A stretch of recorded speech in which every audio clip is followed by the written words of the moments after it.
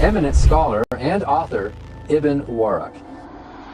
You cannot leave your religion. It's a one-way ticket, you know. You cannot leave Islam without being punished for it. Clearly states, you know, that apostasy is punishable by death.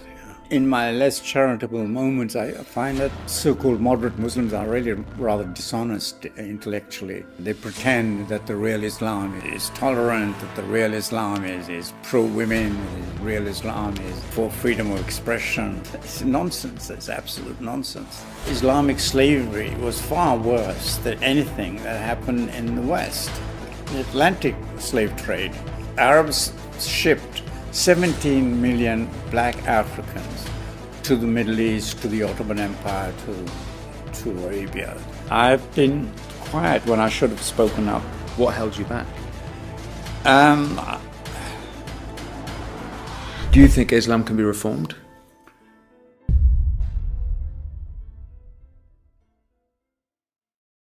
Hello and welcome to the Winston Marshall Show with me, Winston Marshall. I had the privilege of sitting down with historian, scholar and author Ibn Warraq. Ibn has been writing about Islam and Muhammad for a long time. We took a deep dive into the history of Islam, the history of Muhammad, the evidence in the scripture, what the truth might be. We looked at previous guests, what they've said on this show. As you've been following, you will have similar questions to me.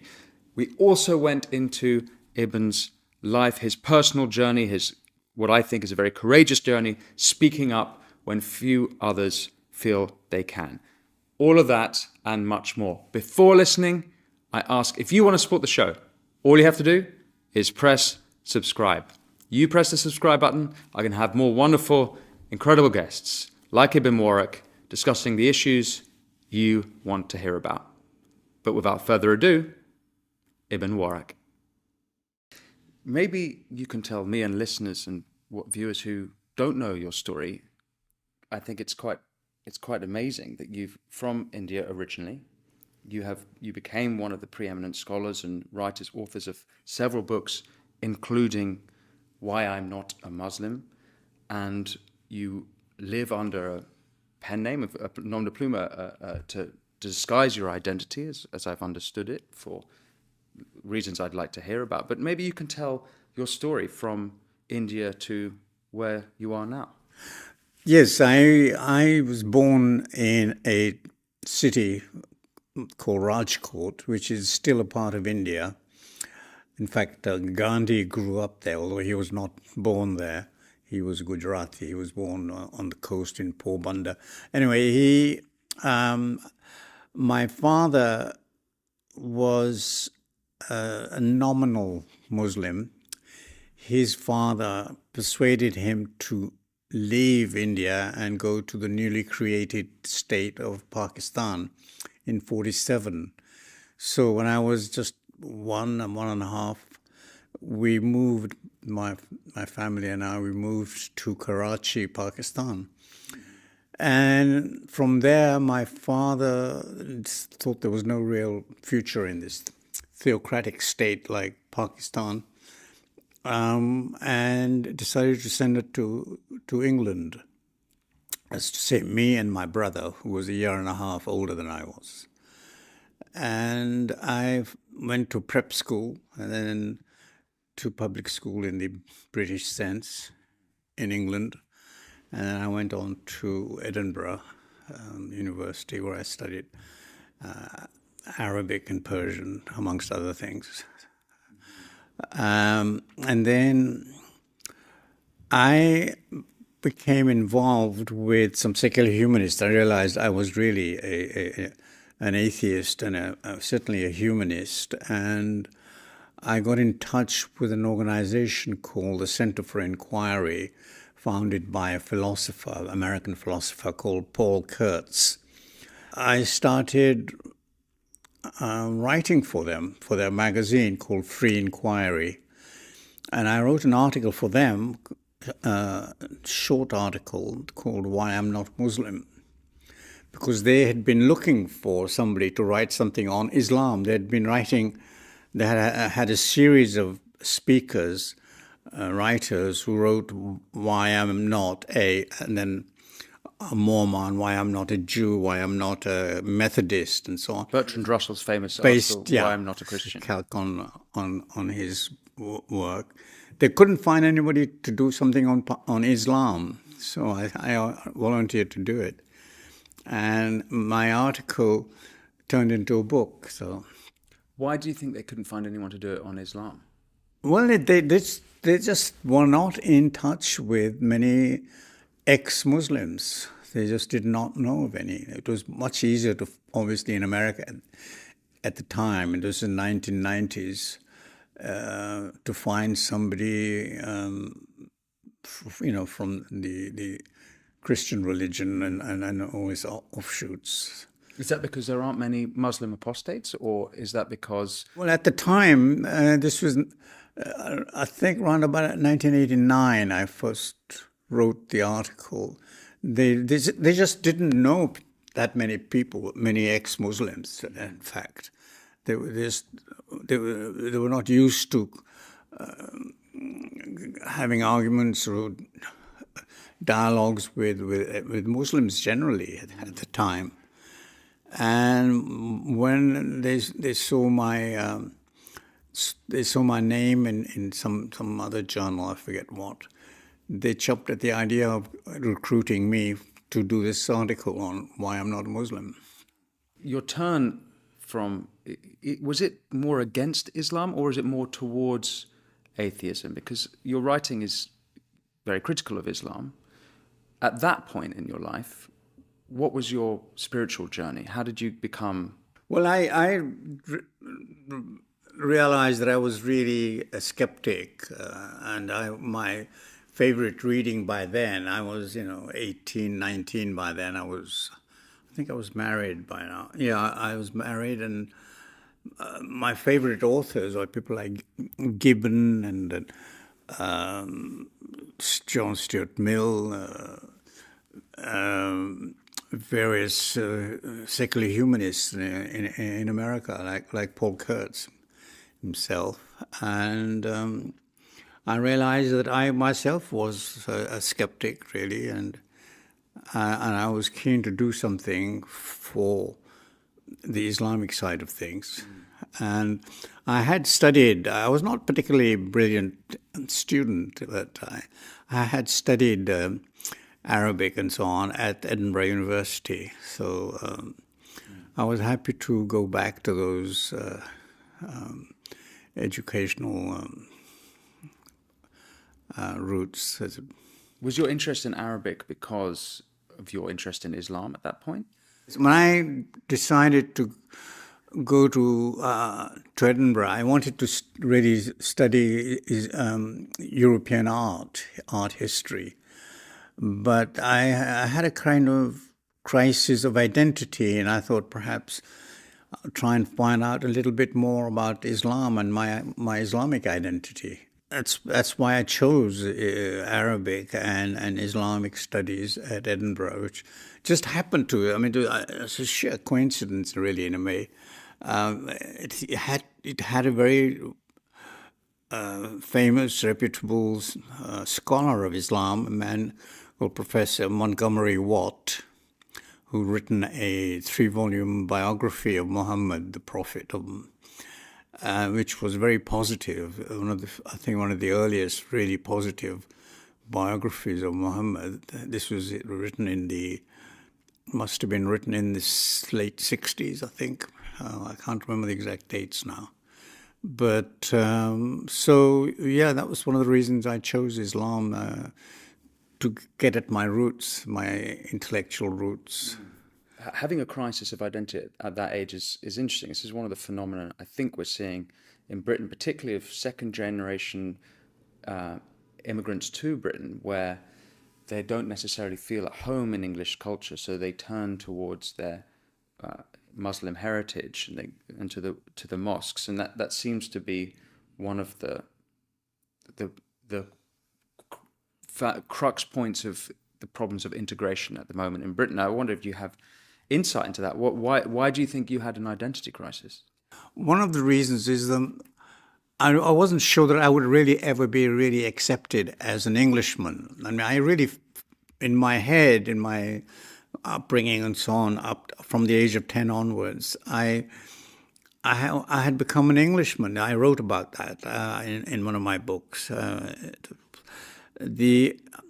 I was, above all, when I was coming back into England from a trip abroad in France, for example, I remember arriving at Dover with I think I still had a Pakistani passport at the time, and being asked, where I was from and so on.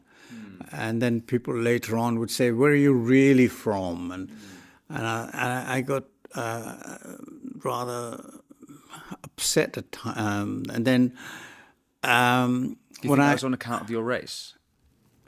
Or because of my looks, I didn't look. Yeah, exactly. It was based on looks essentially.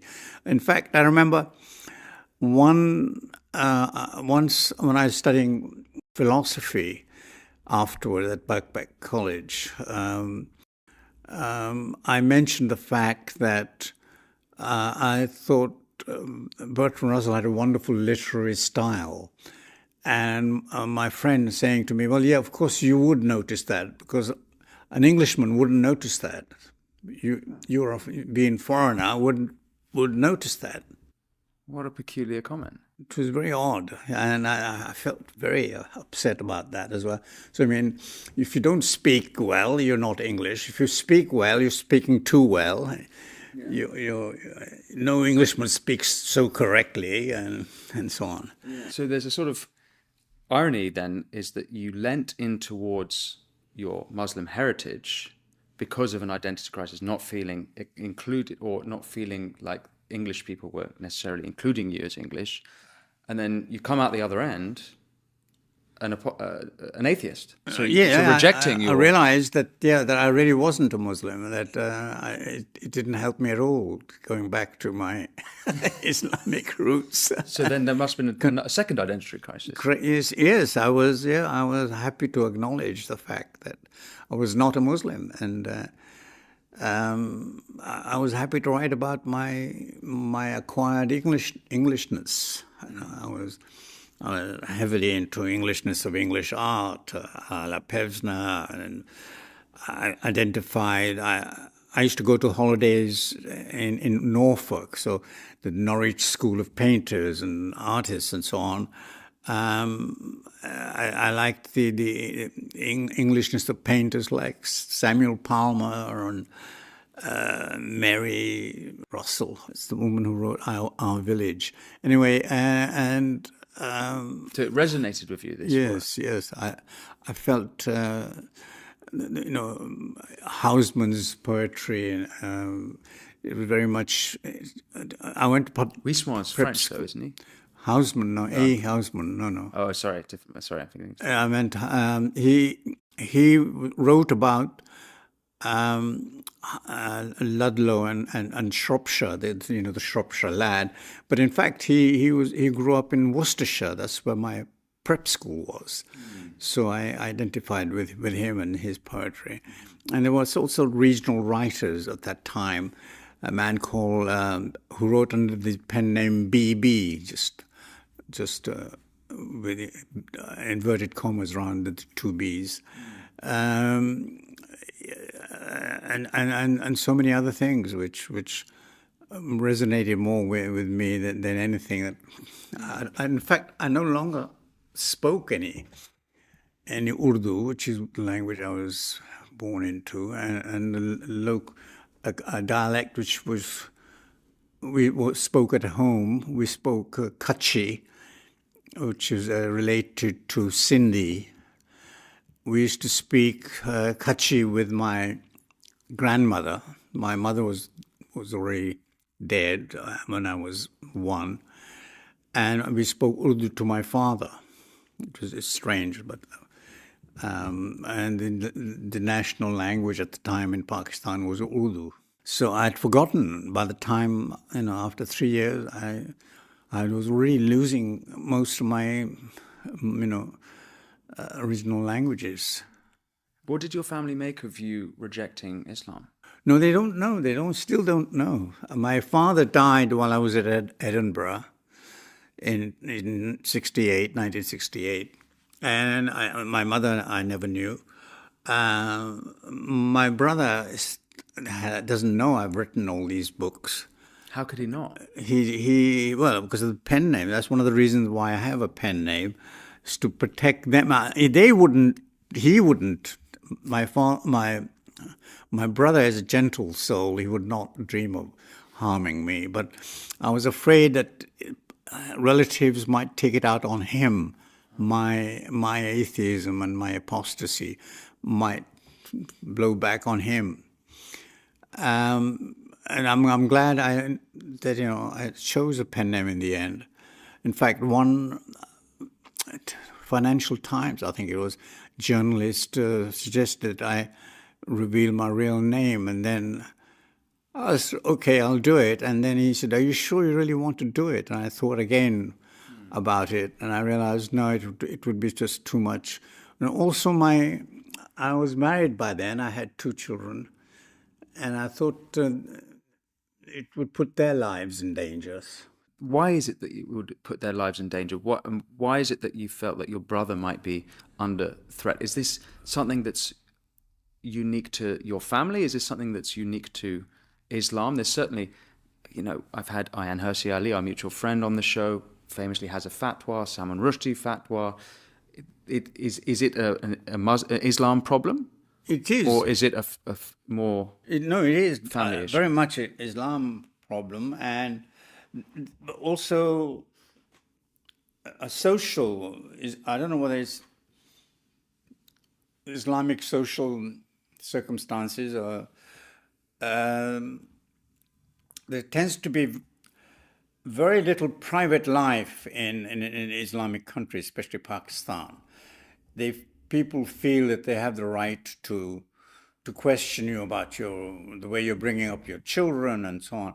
In fact, amazingly enough, when I was going through Pakistan, almost exactly to the day, 30 years after I'd left, I was working for a French travel agency called Fram Voyage, and I was taking French tourists to Bangkok, and we had to pass through Karachi.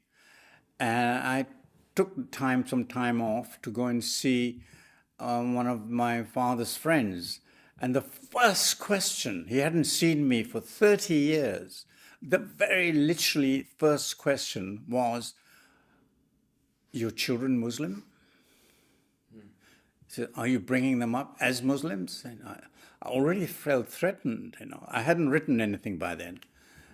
This was about 1986. I left Pakistan at 1956, so exactly 30.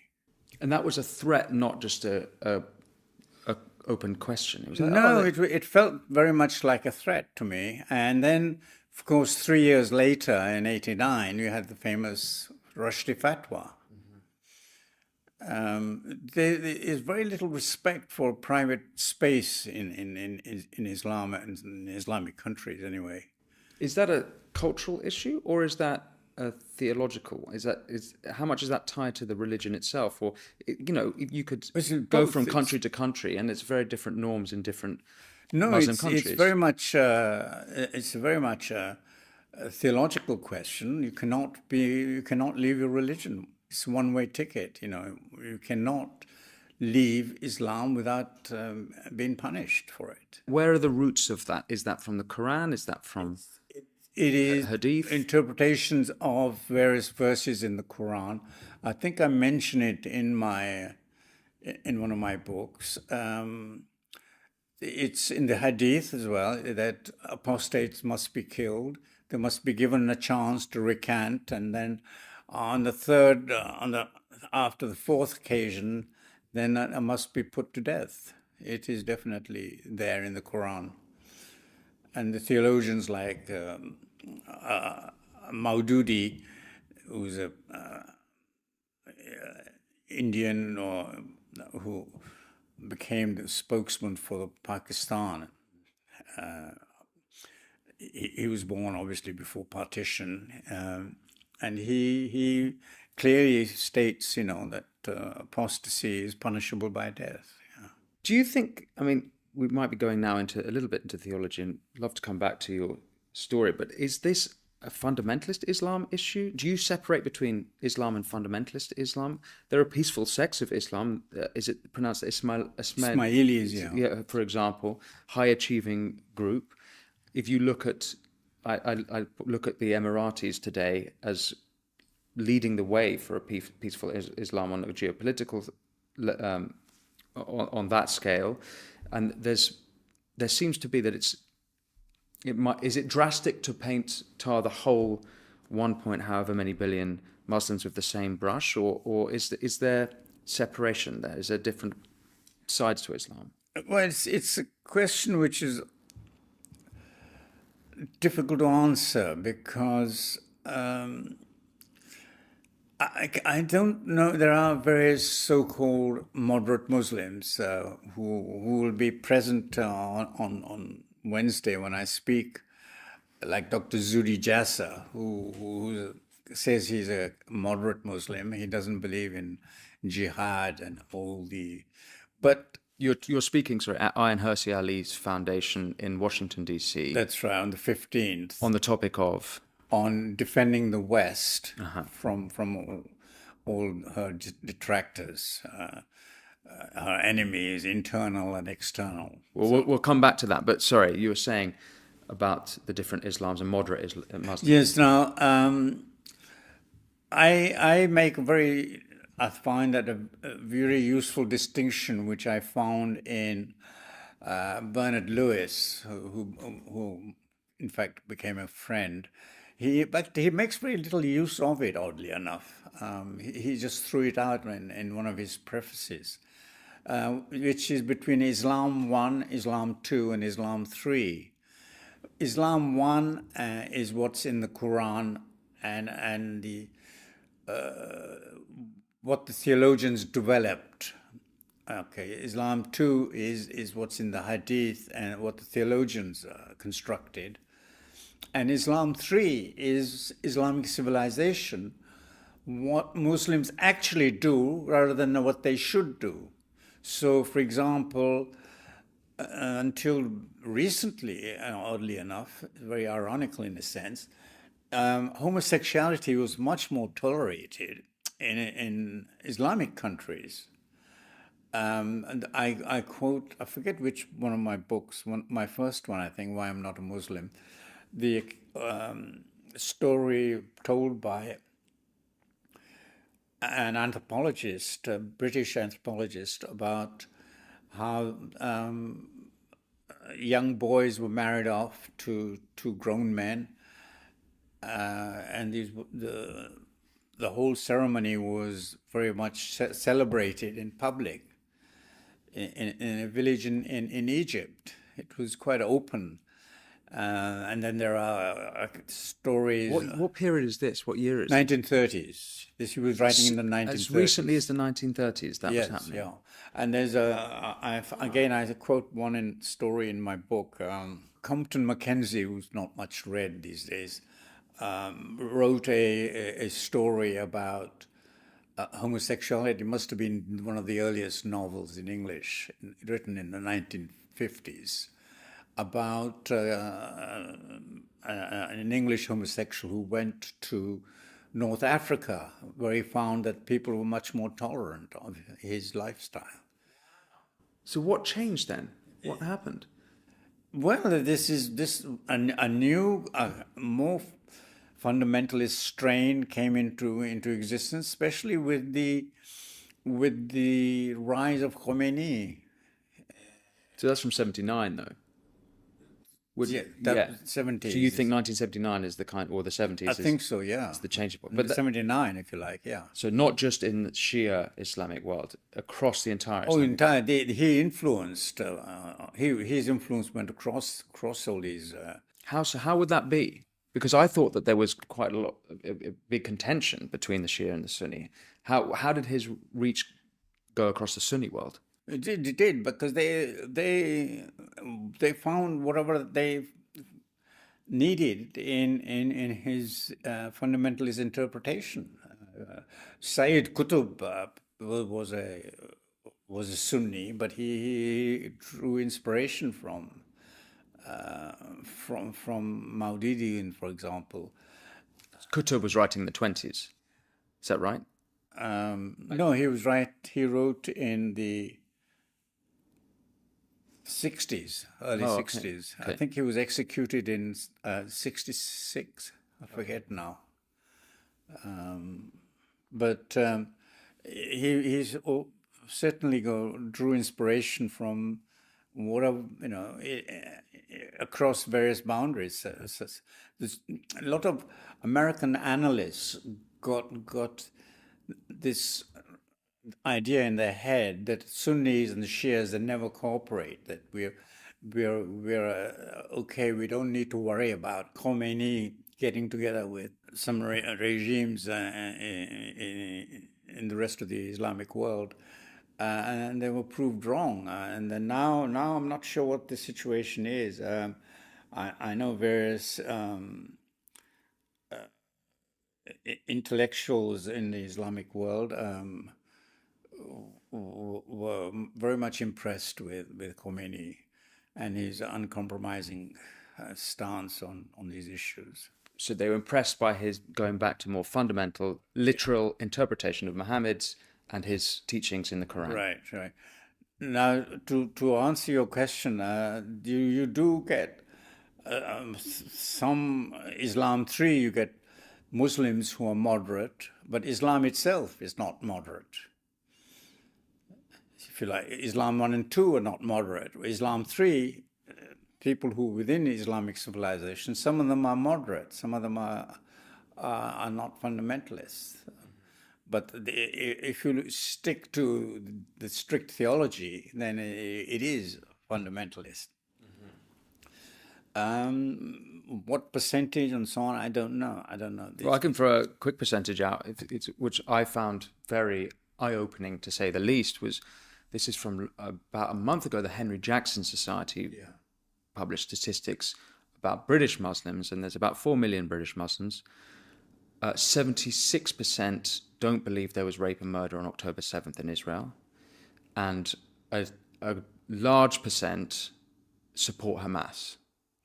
So I'm quite curious, and I've asked previous guests about the moderate Muslims and who represents them. Where are those voices? I had Ed Hussein on the show, and I think he is one of the great moderate Islam voices or moderate Muslim voices. But I'm trying to get a context of how far spread or how widespread his version of Islam is. I wonder if you had insight into that. No, I find that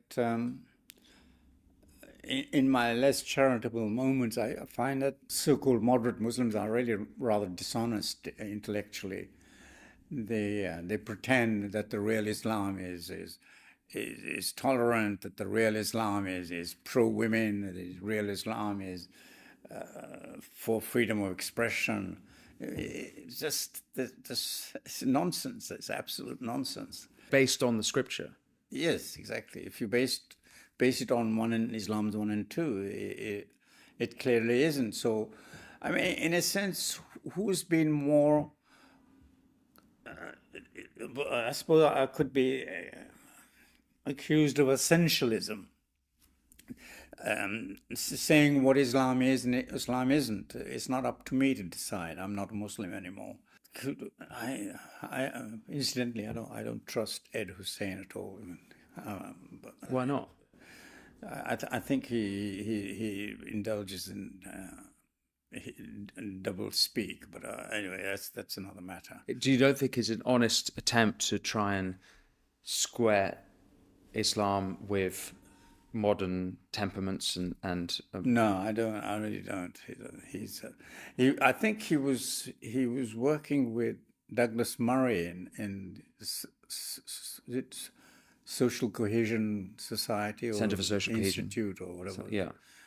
Was he working with them? I think so. I'm not sure, but I know that Douglas is involved in that. Their very presence in that institute inhibited many of the people there because of their Muslim presence. Even now, I'm going to be speaking on the 15th in Washington, and I know there will be Zudi Jasser in the audience and a couple of other. Who's Zudi Jasser? He's an American of Syrian origin. He's a doctor. He's standing for. Oh, I've heard him speak, but sorry, go on. For listeners who don't know, yeah. He's going to be present. His very presence has made me inhibited, has made me embarrassed because I say I'm talking about, for example, slavery. And the fact that Islamic slavery was far worse than anything that happened in the West. The Atlantic slave trade, the Islamic slavery, they shipped 17 million, the top figure. Arabs shipped 17 million black Africans to the Middle East, to the Ottoman Empire, to Arabia, and further afield. Over what period? That was centuries earlier than anything that started by the Europeans. Starting from before the 7th century when Islam set in. And there was a higher death rate because it involved the castration of young black males. And there was no anesthetic. And thousands died, millions died on the way. So it was gruesome, and and abolition movement did not take root in the Islamic world. In the Ottoman Empire, there was firm resistance to it. Whereas it's very much a Western concept, abolition. It was very much a Western Christian initiative. People like William Wilberforce and Henry Thornton and so on. The Quakers especially, but it did not resonate with the Islamic world. We'll come back to your point about why you feel inhibited from speaking today, but I kind of want to explore this history because I think some listeners and viewers might not really have a very good understanding of Islamic history necessarily, and we can go all the way to Muhammad, and maybe we'll come to that later, but seeing as we're on slavery, it seems to me that post-Muhammad, up until the slave trade and beyond, it's a very bloody history. And if you look at the Islamic wars moving from the Arabian Peninsula and or the Islamic, I guess, colonialist imperial project, all the way to India, where 110 million Mughals, have I got that right, were killed, i.e. the biggest genocide in human history. 110 million Sikhs were killed under the Mughal Empire. Can you paint a bit of a picture that for people who don't necessarily know Islam history? The traditional dates to start the Islamic Empire began really at the death of the Prophet Muhammad. It was 632 AD after Christ. And it spread very, very quickly to North Africa, then the Byzantine Empire, which was slowly taken over. And then they got as far as Poitiers in France, and they conquered most of Spain and so on. By the time that they overran, there were the Berber dynasties in North Africa, and then they arrived at the gates of India also in the 8th century with Mahmud of Ghazni and so on. And then later on, the Mughals didn't arrive until late 15th century. But soon, there were overrunning most of what used to be the classical world, Rome and Greece, and so on. I made a mistake earlier. It was actually the Hindus as well as the Sikhs. I didn't, but sorry, in India. But forgive me. So it was the genocide of the Hindus in India. I made a mistake earlier saying it was the Sikhs, but there's a bloody history that doesn't seem that we have either completely forgotten or never really knew about in the West. There's an amnesia or something that's going on that we in denial of it. I wonder even if Muslims today are aware of the bloody conquest of Islam. The most tolerant Mughal emperor was Emperor Akbar. He actually turned against Islam. He was an apostate emperor. He encouraged Hinduism. He had lots of Hindu wives and so on. He renounced Islam, but he was followed immediately by his grandson, it must have been, I guess, Aurangzeb. I forget the dates now. In the 17th century, he was the most intolerant of all the Mughals. This is following Akbar, who was the most tolerant, to Aurangzeb, who he destroyed. I have lots of statistics for the number of temples, Hindu temples destroyed. This was known as the Furor Islamicus to Indian art historians. Destruction committed by the intolerant Muslims who didn't want anything to do with the idolatry, as they termed it, of the Hindus.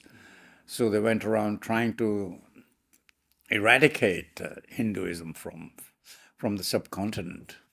What about then slavery? Coming back to slavery, is there a sense that Islam has dealt with that? You know, in the West, the last few years, the issue of slavery has been brought up, and the part played by the West and the slavery in America, trying to atone for those sins, has become a very important part of the discourse. Is there any such discourse in the Islamic world? Not at all. Not at all. Not an ounce of self-doubt or self-questioning. There's no self-criticism in Islam. It's considered a taboo subject. The United States, the total number of slaves who came, 12 million were shipped across the Atlantic. Do you know how many came to the United States? About 200,000 or 300,000, right? 388,000, exactly.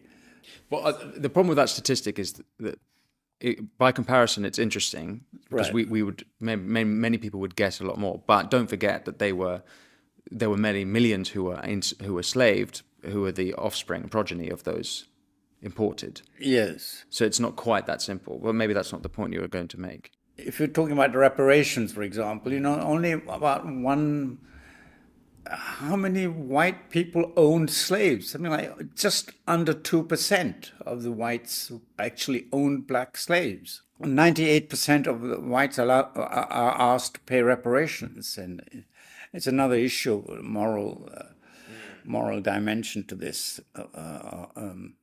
But the thing is, Islamic countries have never, ever been asked to pay reparations. And yet the United States, it had only 388,000 shipped over originally. Far more was sent across the Arabian desert. And then the West has poured in more than $400 billion into Africa since, out of a sense of guilt. $400 billion. What happened to them? Still, Africa, south of Sahara, contains some of the poorest countries. Level of education, level of healthcare, and so on. So, I mean, that's not the answer to their problems. Now, more and more African leaders are recognizing that we can't blame everything on slavery in the way that African Americans attribute all their present failures to slavery.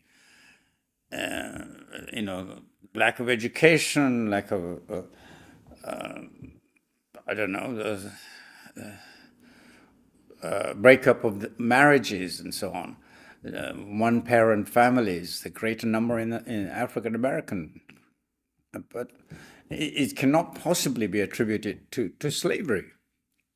But in fact, you know, blacks generally before in the 19th century there were more black marriages than white ones. In fact, Thomas Scholl shows that it's bizarrely so what one might think it's from the civil rights movement later that the fact that black African American families, there's the breakdown in families, but before then there's actually quite high marriage rates. right. So, okay, back to the issue of slavery in Islam.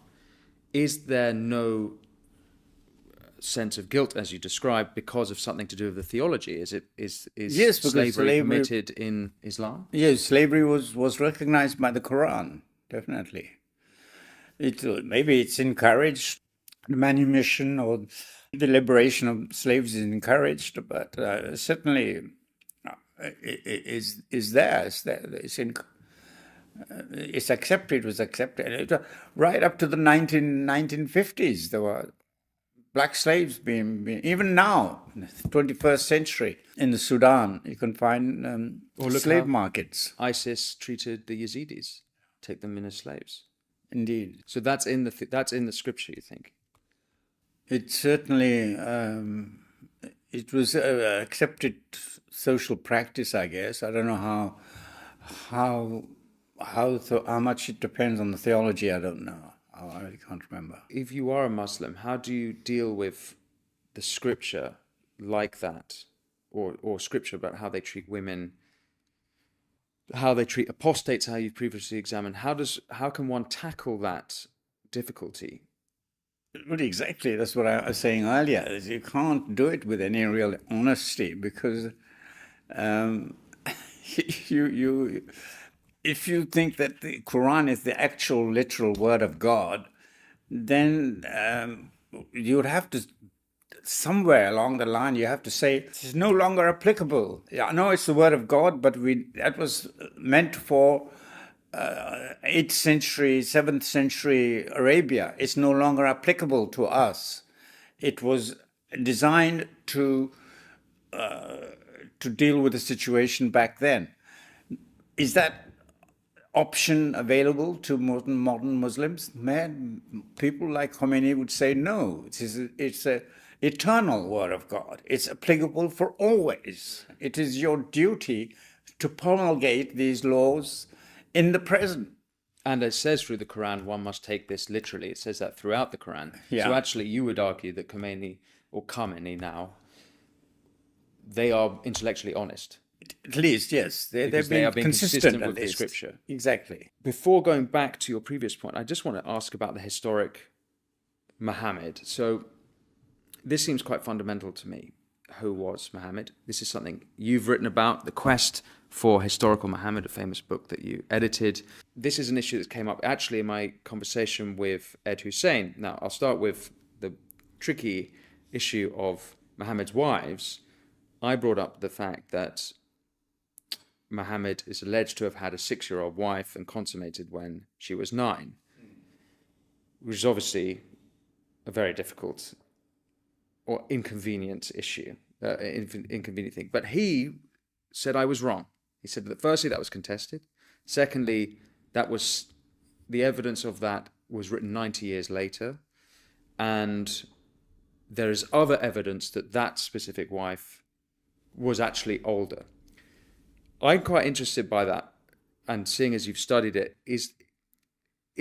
do you think Ed is right in saying that, or is there more to the story about? No, that just shows you the kind of dishonesty you get involved in.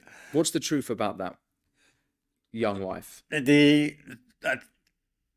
One thing is true, that all our knowledge of the lives of Muhammad, the Prophet of Islam, are based on literary evidence, which some of it dates more than 300 years after his supposed death. So there are no surviving extant, some documents which are contemporaneous with Muhammad, including the Quran. including the Quran. We don't know what the origin of the Quran. In my view, the Quran has very little to do with somebody called Muhammad. But that's another issue. We'll come back to that. Come back. So our knowledge, Hussein is right in one sense, that our knowledge of all the his wives, what he did, and so on, are contained in the Hadith. The Hadiths were written over 300 years after his death. So how can but see, somebody like Hussein will argue about the details of his life, but when it becomes inconvenient, he will bring up the idea of lateness of the sources. But if they're late, they're late for everything. I mean, not a single aspect of his life is authentic. It's all made up centuries later, and it's true that in order to sanctify, to justify a current practice, many people invented hadith and then retrojected it to this mythical past to justify present practices. So if you had somebody who was into young girls, he comes up with this story that Muhammad was married to a 9-year-old, or 8-year-old, consummated when she was 9. Well, I forget the detail. And this is true for all these things, like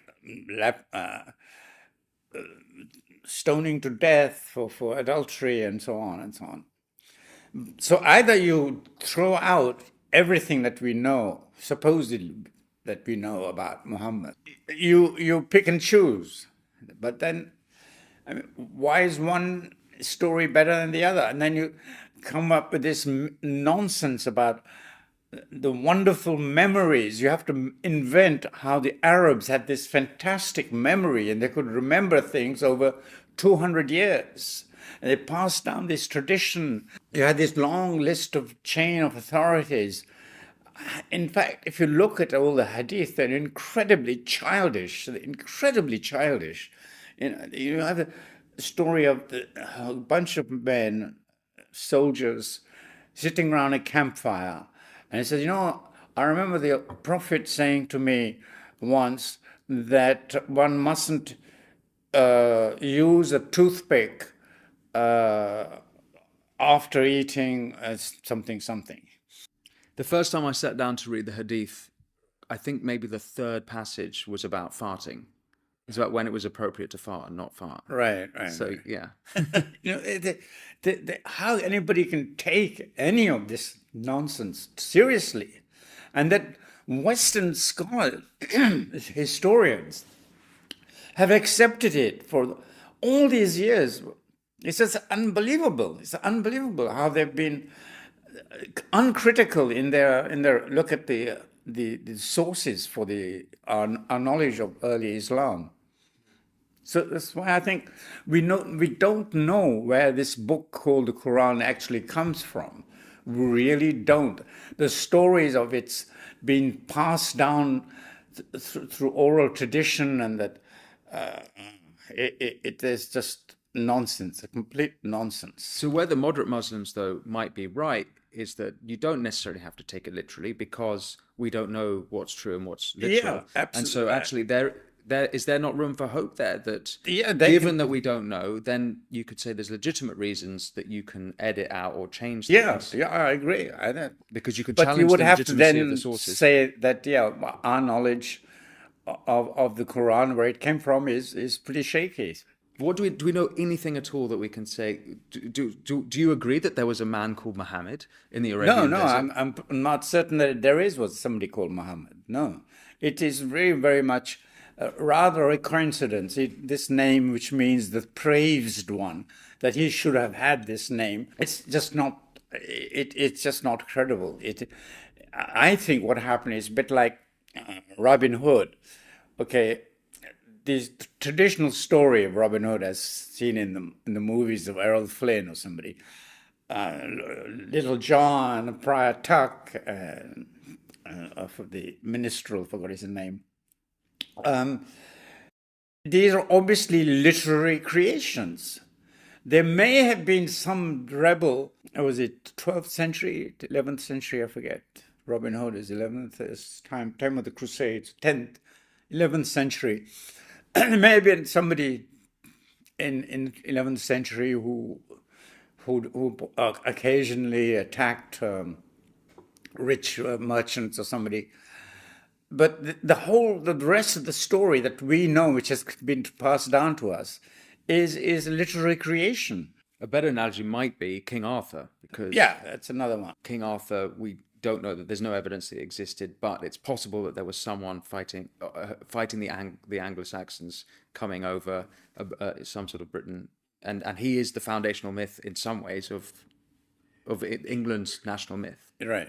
Yeah, yeah. Okay, so Muhammad, you don't accept that there's necessarily a real Muhammad, but what happened immediately after Muhammad suggests that there was some sort of inspiration, because straight away you have this conquest from that region that spreads out across the world, as you described earlier. So something happened that inspired that.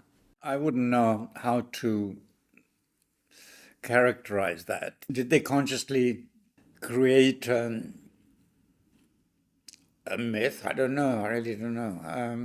As well as speaking to Ed Hussein, I spoke to Ayan Hirsi Ali, our mutual friend, and her take on it is that there was Muhammad at the time of Mecca, a peaceful man trying to spread some good messages, and this ties in with Ed's version, is that after a period of time his message wasn't getting anywhere, so you get the Medina version of Muhammad, who is a fighter, a warmonger, and with the Medina version of Muhammad, we have associated all the parts of the Quran which are far more anti-Semitic, far more brutal.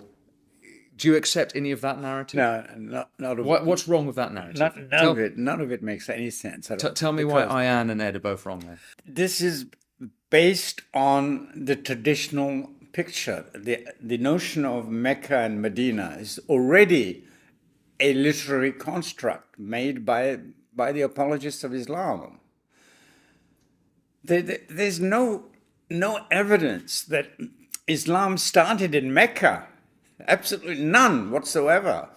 It's all based on literary sources 200 years afterwards, including the Mecca and Medina business.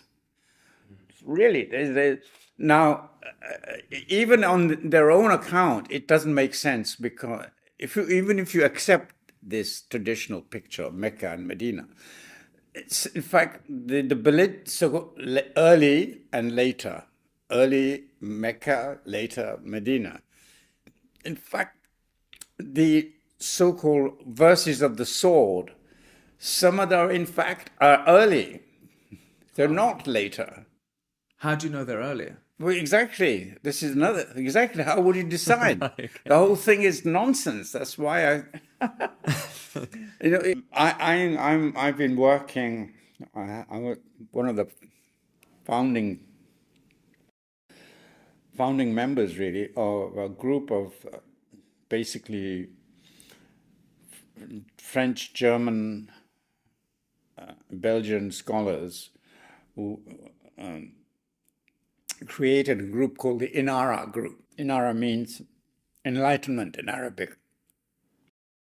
And they've been the only group which has been critical of the sources, critical of the traditional picture.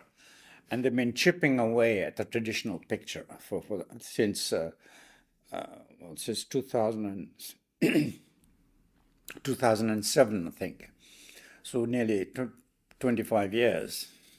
And one of the things they established, if the language of Arabic had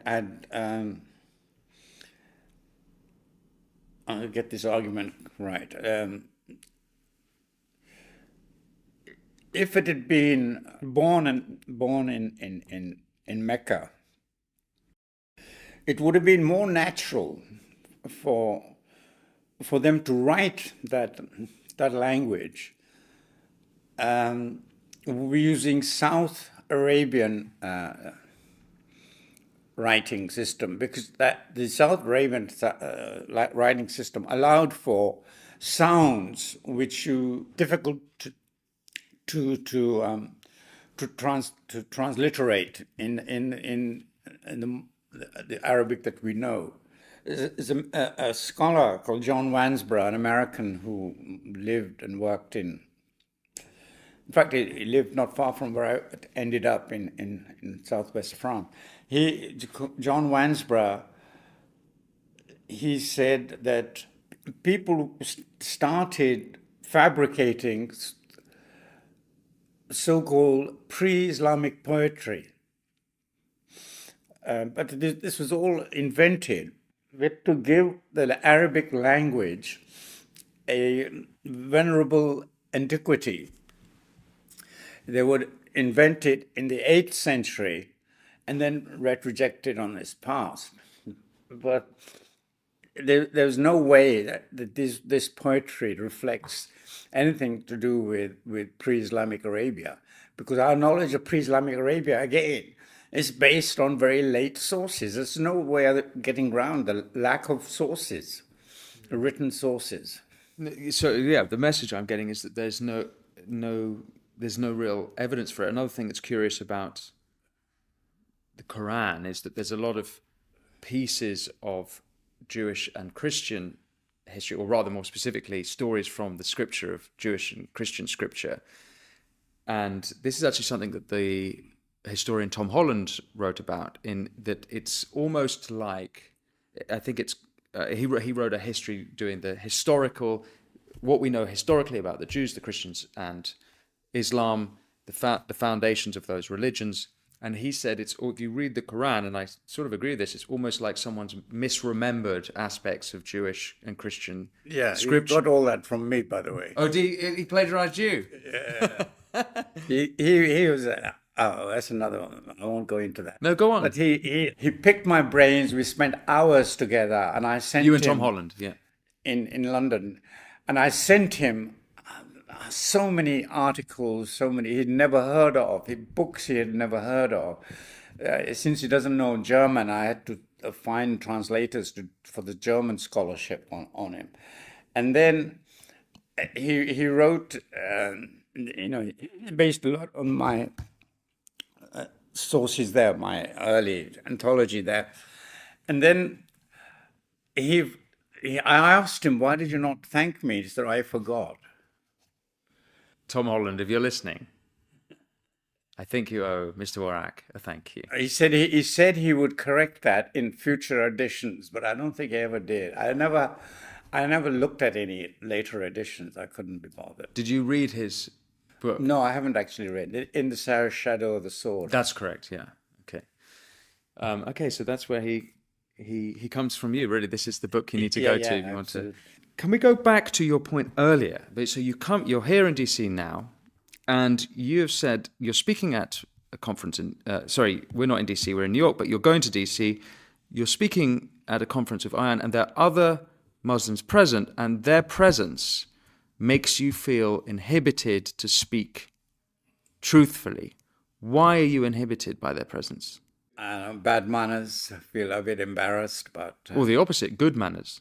You're too mannered to speak how you feel or what you think. Yeah, I'm too...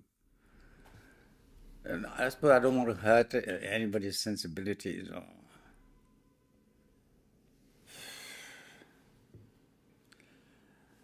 I mean, I'm not going to censor myself. I'm going to speak exactly what I wrote down, in fact. And we'll see how it goes. We'll see how they react to it. There's some women there even some women who with their hijab. Why she's been invited, I don't know. Anyway, Do you think Islam can be reformed? no, I don't think so. You don't. I think that people, in my last book on atheism and free thought in Islam, it's called Losing the, what is it called? Losing the Allah delusion. Oh no, Leaving the Allah delusion behind.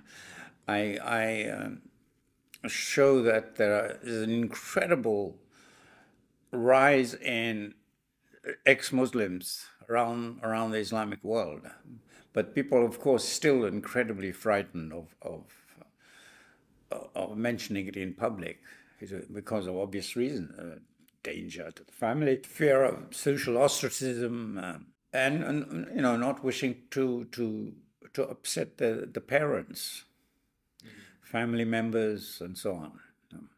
But it's an enormous, it's a huge movement. It's an absolutely huge movement. It's not just a few people here and there. It's now a real tsunami, you expressed. Of Muslim Cliche. apostates. Yeah. Where I don't see that. Where is that happening? It's online. It's online. It has to be for various political and social reasons. Across the world, across the West. No, across the Islamic world. You'd have to look at my book, and it's called "Leaving the Allah Delusion Behind." So one would, since October 7th, one would be forgiven for getting quite a different impression because, as we've seen, I'm from London. Almost, not every weekend, but many weekends since October 7th, we have mass protests. It's not just Muslim groups, but it's also, there's, I guess, leftist, white British groups, but there's a lot of Muslim groups. We've already talked about what British Muslims think about October 7th in this conversation. And at time of speaking, last night was the Eurovision contest in Malmo, Sweden, which is now 1/5, I think, either Muslim or immigrant population. Tens of thousands of protesters outside of the stadium where the Israeli singer was singing. Inside the arena, while she was singing, you can see footage where everyone's booing and hissing her. We're seeing this across Europe. It actually looks like quite a different story, that actually Muslims are very confident. They have a very different worldview to Westerners. And we have an issue of assimilation and integration with these two groups living beside each other. And you live in France. We've seen a lot of that in France. We've seen a lot of the Islamist attacks. So you say, on the one hand, there's a tsunami of apostates, but that doesn't really look like it if you follow the news. No, because the reason I say people are scared of revealing that.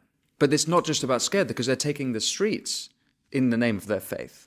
I'd had to put a figure on this. I don't know how many in terms of numbers. I've no idea. But I think you would get a different picture from what you describe if you read my testimonies of people who left. The number of people who are no longer afraid to speak up. But it's still a minority who speak up. But I think the actual number of who actually are is greater. I have no way of proving all that. What do you make of what you've seen in Europe since October 7th? What's your impression of the protests? Yeah, I find it very, very frightening, very disappointing. The politicians haven't been firm enough. They have not stood up against this barbarity. But I'm a little bit isolated where I am. Given your personal story is one of coming to England and really feeling like an Englishman before feeling rejected by others. So your life is one where you've contested with the issues of integration. It almost felt like you were rejected. You felt rejected at some point. But given the huge demographic changes in Europe through mass migration, this is a question I think we really need to address. We really need to talk about. Politicians need to talk about it for social cohesion, if nothing else. I wondered if you had insight, not only on a personal level, on a societal level, and how we should approach these two worldviews of people living side by side. I think it won't help if you pretend that the situation isn't what it is. You must speak up, and there should be zero tolerance of imams, religious leaders in the Islamic world in Europe who spout hatred of Jews, of the West generally. Nobody wants to speak up. I give examples in my, I forget, there are all sorts of complacent, especially left-wing, this is a left-wing phenomenon. What I was going to say my friend, I've never actually met him, writer called Michel Onfray. He wrote a book called The Art of Being French, in French. And he has a chapter which I translated and had published on Jihad Watch. It's called Islamo-Gauchism. Oh, yes. I don't know whether you saw that, but it's very much left-wing defense, basically, of Islamic barbarism. The refusal to criticize any aspect of Islam whatsoever. It's just unbelievable what they should read this article, that I've translated. It's quite frightening. These are how they're totally inconsistent. Well, how can you expect a Moroccan Muslim to integrate into a society which has been taught is in corrupt and filth and it's sinking? Who wants to integrate into a sinking ship? The left-wingers have been teaching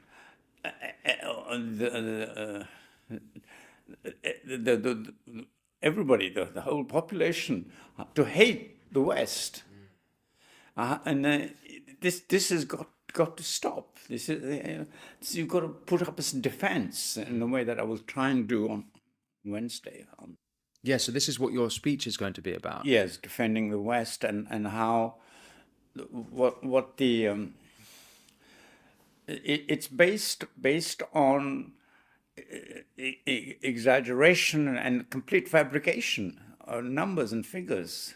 Like Ward Churchill, who was at the University of Colorado, who actually was thrown out for for fraud. He said something like 32 million. I'll have to look at my notes. I can't remember the figures, but he plucks out of the air. It's all in his book. So many million Indians and indigenous people were massacred by the Europeans, whereas in fact, for example, there's a website which says that 7 million, funded by the U.S. government, 7 million Taino Indians on Hispaniola, the island that Columbus landed on, 7 million were exterminated. The total population of this island was 250,000. How could this is the kind of exaggeration. In North America, the estimates now is 10 million were killed of indigenous Americans. Yeah. But something like 90% of that, 95%, was from disease that went ahead of the people, Right. before the people even horrendous, obviously, but we don't get the right picture of what actually happened. In fact, there was a series of articles in The Spectator. Did you read those in the London version by Finn Paul? I didn't see it. Jeff Finn, and I rely a lot on his book for. Unfortunately, he's frustrating. He doesn't give the proper references. I wrote to him about it, and he was very blasé about it. But anyway, So you like your references? You check everything, and yeah, oh yeah, I have to. I can't rely on a real historian. If somebody says those, I have to check that this is in fact. If only everyone was like that. That's a good way to be. So you're going to talk about the threat to the West, and part of that is that an undermining of Western history. We talked earlier about slavery. You're mentioning now a rewriting of history that's gone on, and the founding of America and what really happened there. We've talked about Islam, although that's perhaps more of a European issue at the moment rather than it is North American. What are the other threats to the West that you see? It's the clue to everything. It undermines the confidence of ordinary Americans to hold their head up high. You know, if they've been told that your ancestor did this and this and that, when it's not in fact true, it's bound to undermine confidence in your own civilization. I think just setting the record straight alone would count for something. But it's amazing how if you have a mindset which is already predisposed to believe in your own iniquity and degradation, then you will accept. You will accept anything that's said. You know, they say yes. You know, please beat us a bit more. You know, and it's that certainly seems like one of the other things. It's a loss of confidence in civilizational self-confidence. Civilization, which is get back, yeah. Which is very concerning. On a personal level, if you forgive me, and this is, I perhaps pry, but your life seems to be one of tremendous courage. You not only risked physical danger from the wider Muslim community, but you've also explained how it has split up your family a little bit. Where do you think that courage comes from? Why do you care so much about the pursuit of truth? You also describe wanting to check every bit of detail in history, check all these facts. Where does that motivation, where's the drive from? If you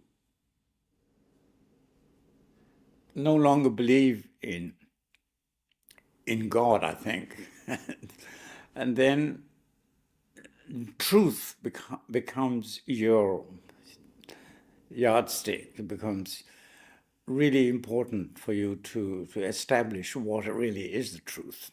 I've sometimes, as I said earlier, I sometimes compromise myself. I back down. I don't speak up when I should have spoken up. I feel I haven't been courageous enough, really. Not unlike Ayan, who's been very courageous on every occasion. I've been quiet when I should have spoken up. What held you back?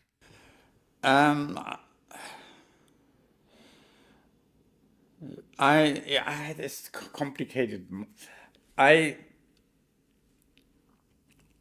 was a moment when I wanted to be my more technical research to be taken seriously, and for that to happen, I had to make sure that I'm not considered a bigot or an Islamophobe or whatever. So I had to stay neutral so that I can actually make the point about what really happened and so on. That seems like a good thing then. It's a considered approach because you have a greater objective, which is to be the historian that you want to be and to examine this seriously. It doesn't really seem like anything at all to regret. I'm a bit muscle bound, and I think I was asked to speak at the Oxford Union about whether Islam was religion of peace or not. This is before I'd actually written this book, The Islam and Islamic Terrorism. It was long before. This is several years ago I was invited. And one of the reasons I turned it down was that I hadn't done all this research. I just hadn't written them. I mean, I knew roughly, but I wanted to be really, really watertight. I wanted all my arguments to be soundproof. So I just wish I'd been a bit more courageous at certain times. You say that once you give up God, truth becomes the new yardstick. I'm sure you must have seen Ayaan Hirsi Ali's recent conversion, her move away from atheism to Christianity. I wonder what you made of that.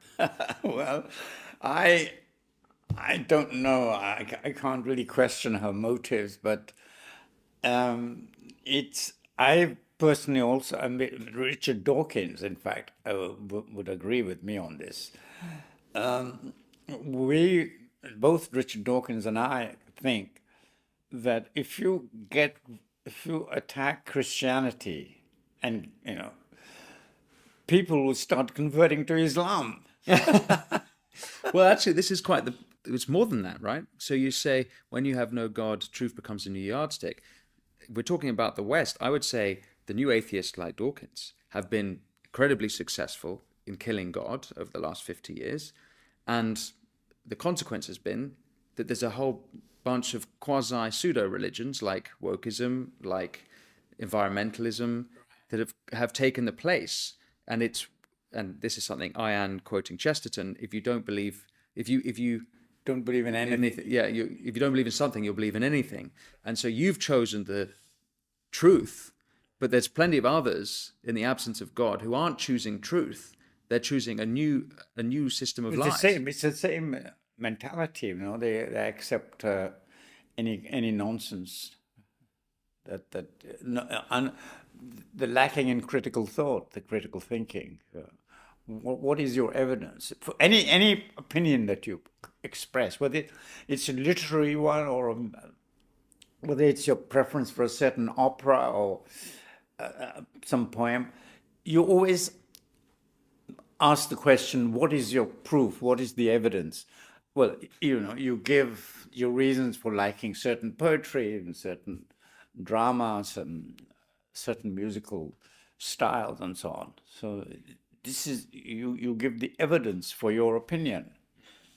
So you've got to have a critical spirit. But given how costly the pursuit of truth has been in your life, actually, there's a compelling argument to say that maybe pursuing the truth isn't always smart, and sometimes pursuing what's nice to stick in, to fit in a community, there's value to that as well. And maybe that's... I would like to be a bit more popular than I am. But it's just not going to happen. One of my former girlfriends, her one big desire in life was to be liked by everyone. Unbelievable. Anything to be liked, That is not what I... Yeah, that can be difficult. Why was that bad for you? Does that mean the truth was... Yeah, then just... why should you want to be liked by fascists and who... It's a very good point. Well, that's precisely how those ideologies become so successful, is because people care more about fitting in and being part of a group and community and conforming than standing out and risking shame, risking even their lives, if we're talking about the fascists. Yeah. Incidentally, one other argument that sometimes people come up with is that you're no longer a Muslim, so you can't criticize Islam. You have to be a fascist to be able to criticize fascism.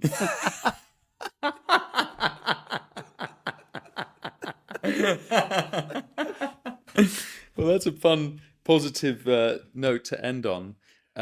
Is there anything else that you'd like to discuss that you feel like we didn't touch on that is important to the audience to hear and to know? No, I think I've lost my voice. Well, it's a great pleasure to speak with you. Finally, I think was that 2018 that we first met? I think it was. So 6 years ago. 6 really. That I was hoping to do this, Wow. and we've managed to finally do it. Thank you. Okay. People who have not read your books, not this one, but and I actually have your other book, Why I'm Not a Muslim. It's in London. I don't have it with me. Where's a place for people to start? Where do you think's the best entry point into your work? I think Why I'm Not a Muslim is probably followed by probably this one, and then my collection of essays, The Virgins, What Virgins. Fantastic. Well, on that note, Ibn Warraq, a pleasure, a privilege to speak with you. Thank you very much for inviting me. Thank you.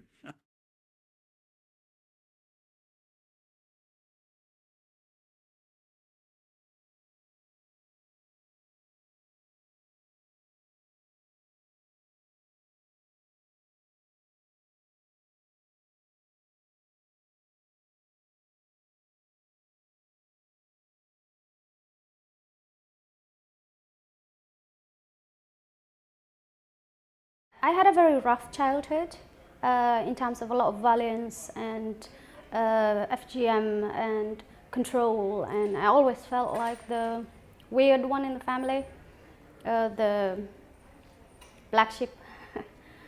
I was born a Muslim, raised a Muslim, and now I'm an ex-Muslim and an activist for women's rights, especially ones that have left or are still in the religion of Islam.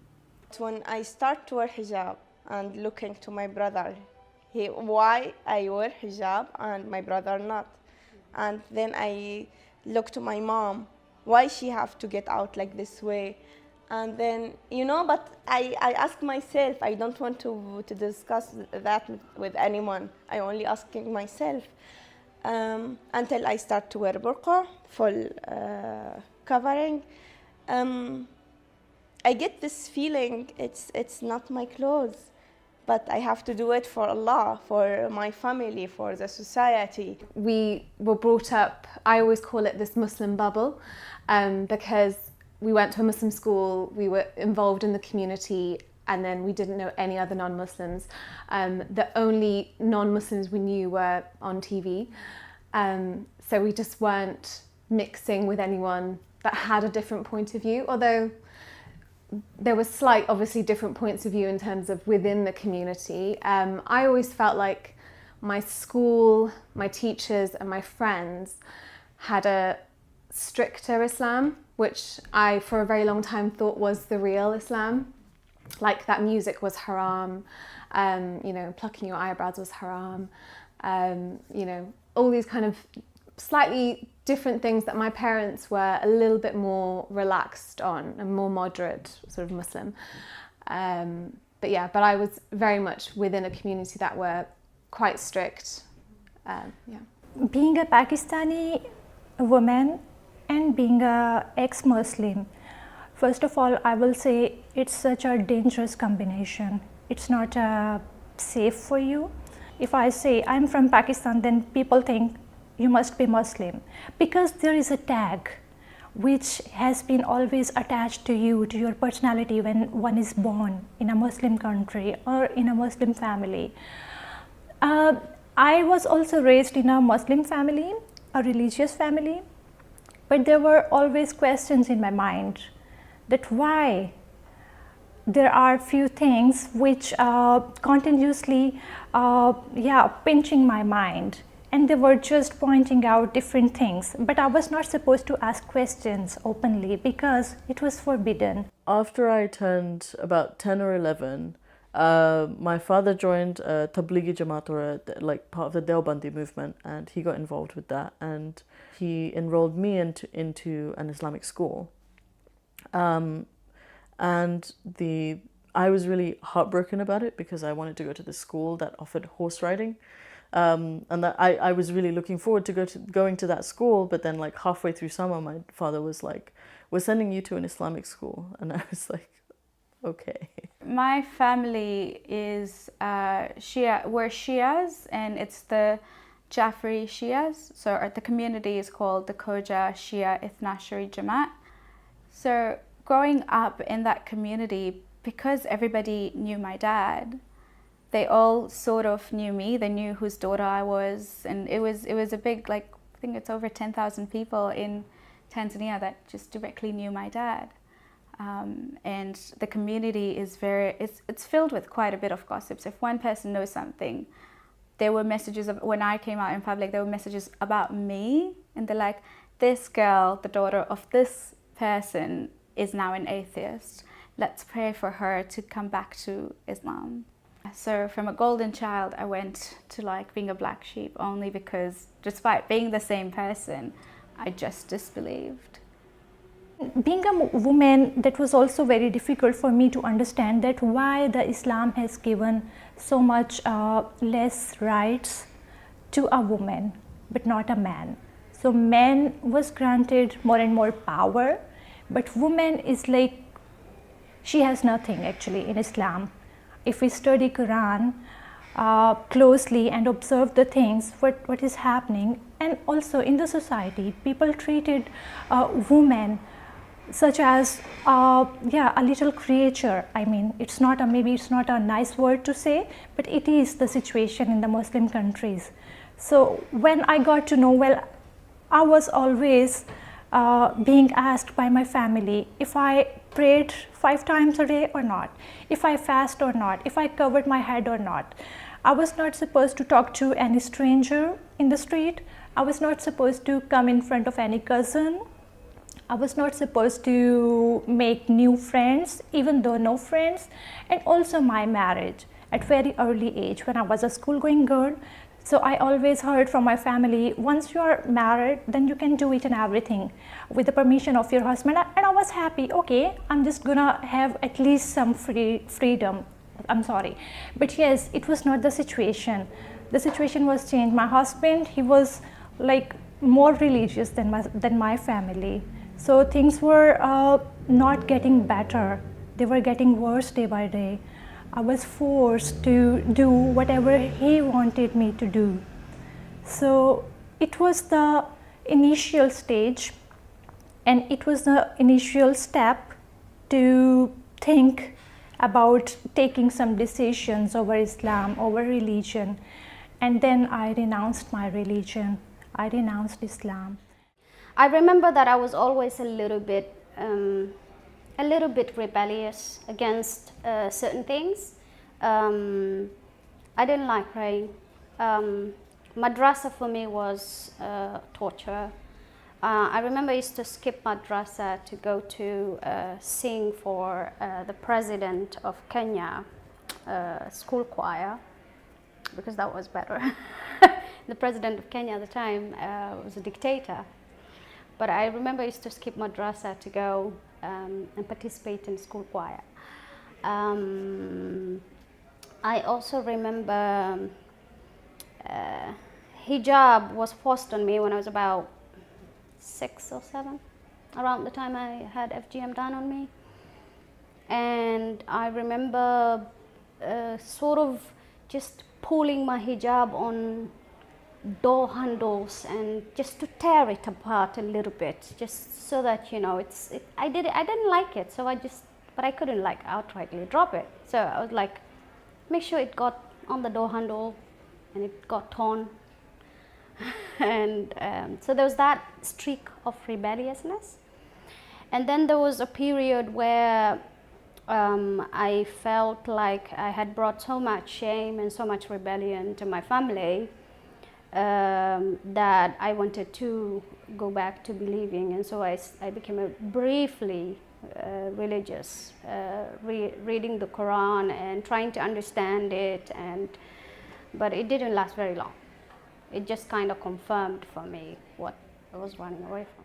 Islam is like part from your life, because we study it like something really important from when we are like 7 or 8 years.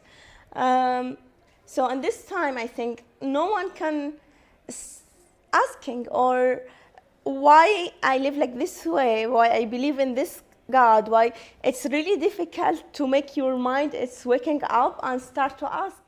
I started wearing a headscarf when I was 8 years old. My parents never forced me, but it was expected of me that when I turned 9, I had to wear a headscarf. So I wanted to be a good girl, and I was like, I want to be a good Muslim. I'm going to start wearing the hijab at age 8.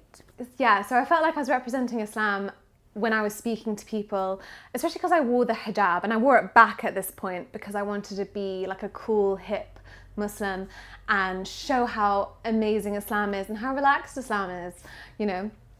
And you can interpret it a different way. I definitely, by that point, interpreted things, as I said, a little bit more Sufi and a little bit more spiritual, and it's metaphorical.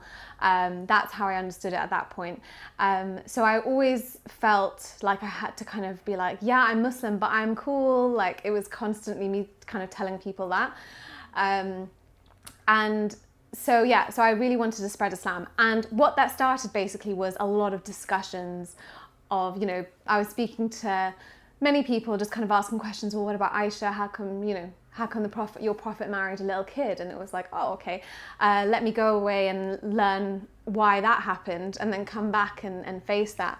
And then it was kind of, I would come back and say, well, actually she was 18 and, like, you know, it's just wrong. You know, there's lots of kind of counter arguments that I would come back with. And I think after saying all the counter arguments many times, I'd rehearsed them pretty much. They started to kind of, I started to say it to people, and then as I was saying it, realized how stupid it was. The other thing that was alien to me while I was like this practicing as a child was that I didn't really have a concept of love or what love was. I just thought it was, you know, this thing that kept you in a family. You know, it just, your family loves you and that's it. And I remember writing things like that because I was quite an avid writer. I used to post on writing sites. I used to write a lot of poetry. And I wrote this long monologue about how I don't think love exists. And I think that love is just a condition that people make once they're put together. And I didn't have that concept until I left. And it was, once I felt it, it was such an uncomfortable experience for me because I didn't know what was going on. I didn't know what it was or how to handle it, and all of my friends kind of, because when I felt it, it had visibly changed me, and all of my friends were looking at me like, this is normal. But for me, it wasn't normal at all. And I had never experienced it, and I didn't know that was something that I was missing out on. When I was in Kenya, I was aware of Council of Ex-Muslims of Britain with Mariam, and I used to follow Mariam's work. And also, you know, I was aware of Ayan Hirsi's work as well. And then when I moved to the Netherlands, I remember searching if there's a similar thing. I saw that there's a humanist alliance here called the Humanitische Verbond.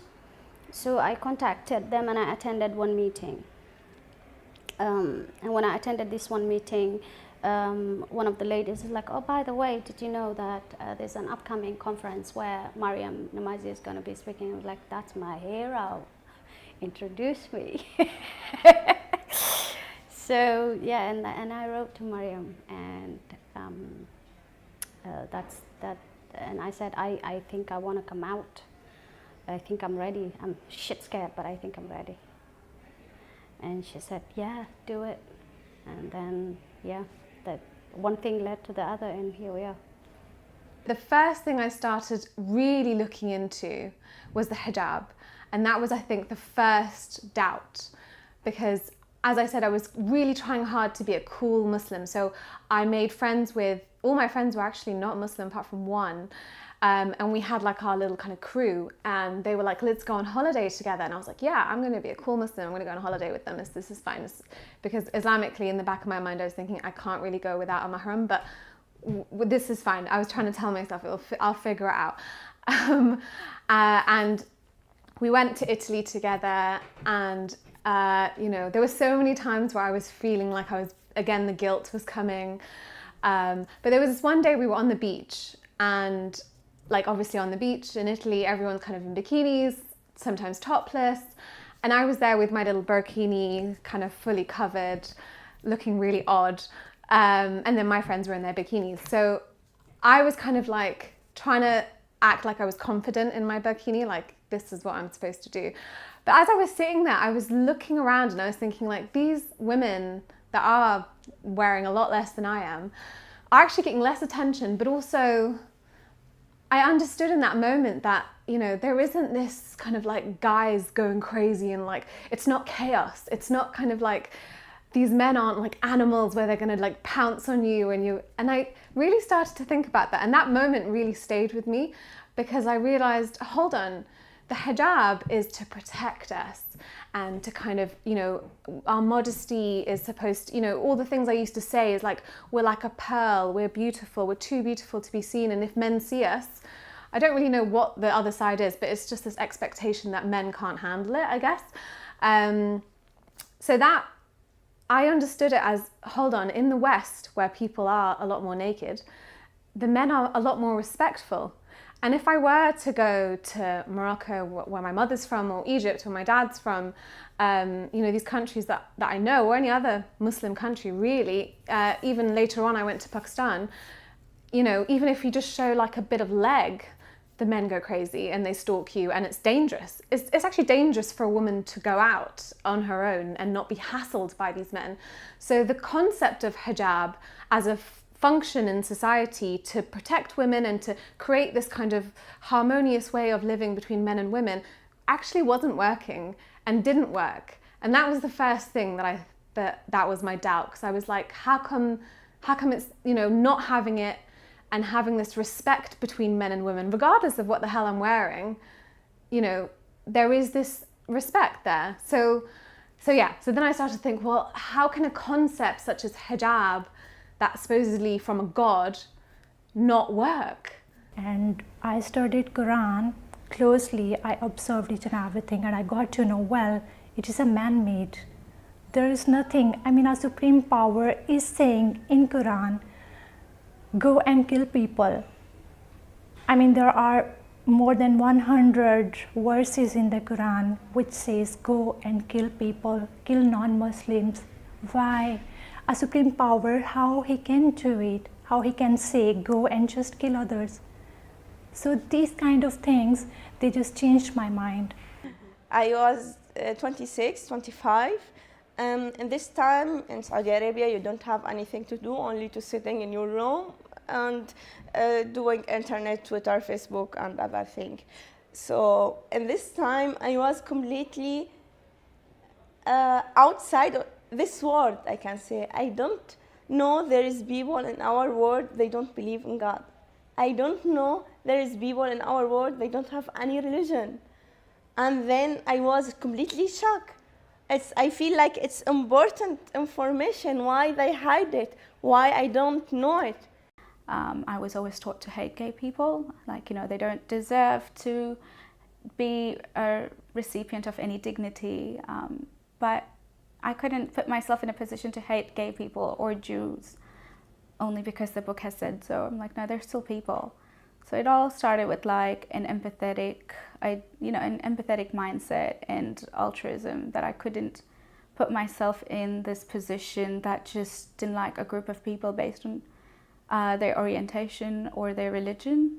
I was really taken aback by the size of the school. It literally was like it was like ground floor, first floor, and there were like 3 classrooms, when really they were like bedrooms. There was 1 toilet, and we had like a little granite outdoor area that we called a playground. And the school was really excited that we had 1 interactive board, like a whiteboard. They like even put it in the letter that they sent us, like my acceptance letter, which I found really interesting. But I went along with it, and I thought, you know, my dad knows best for me. So I went, and I was a daddy's girl as well. So I was going to do anything to make him happy. So I went along with it. There was no uniform except the jilbab and like a headscarf. But one of my teachers, she was an Islamic studies teacher, she used to cover her face, and I thought that that was like really cool as like an 11-year-old kid that couldn't express anything. So I like looked, and I used to ask a lot of questions about it, like, is it uncomfortable, like you know, can you take it off anytime? And she would give me answers. She'd really put up with me, because she was my Islamic studies teacher through all my phases of being as like a young Muslim. She really put up with me because I would really haze her with questions. And some days she would just get so fed up, she would literally sit me in a corner and say that you need to just be quiet. But I used to see her wearing the niqab, and it like interested me because I knew I couldn't take off my, you know, my headscarf or my jilbab, but I could put on a niqab. It was an option for me. As like, and I had said this on like other podcasts before, where people asked me like, were you ever forced to wear it? And I always said that no, I feel as though I made the choice to wear it, but not for religious reasons. I did it because I thought it was like an identity marker. Like I would have been the only girl in my school to have worn it, and I would have been the only girl in my family to have worn it. And I didn't really have like many other ways of expressing my individuality besides that. But obviously, like when I was an 11-year-old girl, I would have said, oh, I'm doing it for God, whatever. It wasn't until I turned about 14 that I just continued asking a lot of meddling questions. So within the Deobandi circles or within Tablighi circles, Sunnis have like 4 different schools of thought that they adhere to, you know, Hanbali, Shafi'i, Maliki, Hanafi, you know, all of those different schools of thought. And I became aware of a movement that rejected all of these ideas because they were constantly contradicting each other. And my teacher had this idea, so the one, I don't know if I'm over explaining this, but the one concept that my teacher had introduced to me was that when Shafi'is go to Hajj, they actually become Hanafis because they can't do the tawaf without touching a woman. And in the Shafi'i school of thought, if a man touches a non-mahram woman, his purity breaks, and you can't do the tawaf without being pure. And I thought, but they're already Muslim, so why would they need to convert to another school of thought? That doesn't make any sense. So that was like the chink in that armor. And I thought maybe I need to go to a more literalist interpretation. And like when I brought it to my father, it just, you could see the sort of psycho spinning in his head and just being like, there's something wrong here. And he took it to the masjid, and he would constantly have arguments, and then he would just constantly find other contradictions. And he saw all these like contradictions, and he was like, we should definitely move to a more literalist interpretation. And then both myself and my father brought this Salafi hell onto my family, and we more or less radicalized everyone to this new school of way of thinking. Our societies like Pakistan and Saudi Arabia and other countries as well, the Islamic states, they give such a little space to women. They think the man is a master of a woman. So a woman, she is always obliged to do what her husband, her father, her son, her brother is saying. And if a woman, she does not follow, then she was, in several cases, she was killed in the name of honor. You heard about the honor killing as well. It is really, really normal in Pakistan, in the society of, Pakistan.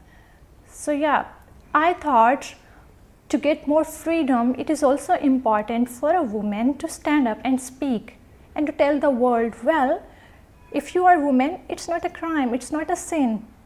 A lot of the reason why I kind of became very religious was definitely to kind of close up that feeling of guilt, because of the guilt that I mentioned. Definitely it was kind of like, well, the only way for me to get rid of that is to do this properly. I don't want to go to hell. And especially if you're brought up from a small child, we'd have very scary teachers. In retrospect, I'm like, wow, they were really scary people that would teach us at like 5 years old. You're going to have your hair hung, every strand that you show, you're going to be hung from that. if you show your hair to men, you know, you're going to burn, just all the horrible descriptions of your skin burning and then coming again, and you're going to have like hot lead poured into your ear, and all these weird, horrible things. When you learn that as a child, it's so scarring, and I think it really stays with you. It really does stay with you and it kind of goes into your unconscious, I feel like, because it's so traumatic and so dramatic that it's like, it kind of embeds this fear in you because you've learned it from such a young age as well, when you don't know anything. So definitely that was something that was in the back of my mind, kind of like, well, let's avoid that. I feel like the more I get the information, the more I have to be careful, because I know I am now different and I have something different in my mind, and it will be really dangerous from my family, from the country, from all the society, if someone know what I am going through. 2014, my mom wasn't always not happy what I am doing in my room all the time. Why I am sitting long? What's going on with Rana? I think my mom in this time, and she said, let's go to Mecca and you will do Umrah with us.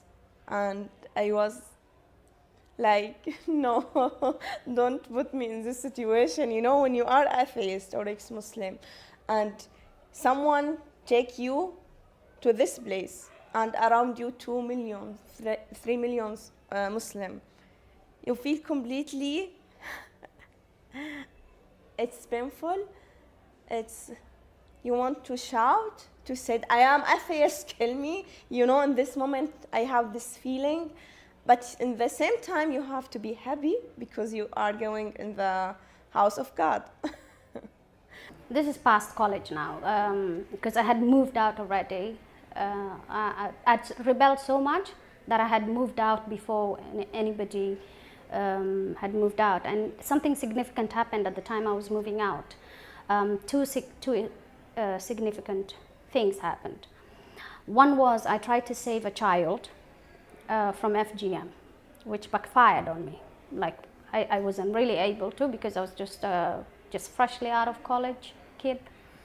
And so my family thought that this was, I was possessed, and I needed Ruqya exorcism, that I was possessed by evil spirits, and those sheikhs were called, imams were called, I was beaten up, I was tied up. I am tying the moving away and this Ruqya incident and trying to save the FGM from a 4-year-old child, because they happened so fast together. I tried to save the child. My family was convinced I had demons and I needed to be exorcised, but I also was trying to negotiate to move. And so the negotiating to move and trying to save the child, I think caused or metamorphosized into me, Ruqya being performed on me. 4 days later, I just walked away and I never looked back. It took me a long time to actually come out of the mentality that, you know, my body is aura, or is in some way shameful in some way.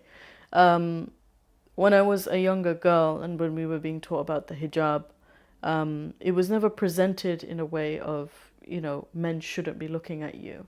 It was always presented in a way where your body is of so much value that men can't look at you. And I think I bought into that, especially as a young person who wanted that kind of empowerment.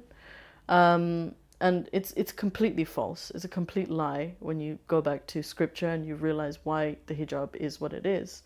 But when it was first presented to me, I think it was first my Islamic studies teacher, and then later through like different lectures by Zakir Naik, who would talk about precious diamonds and how you lock them away and wear precious diamonds. And it's just so misogynistic.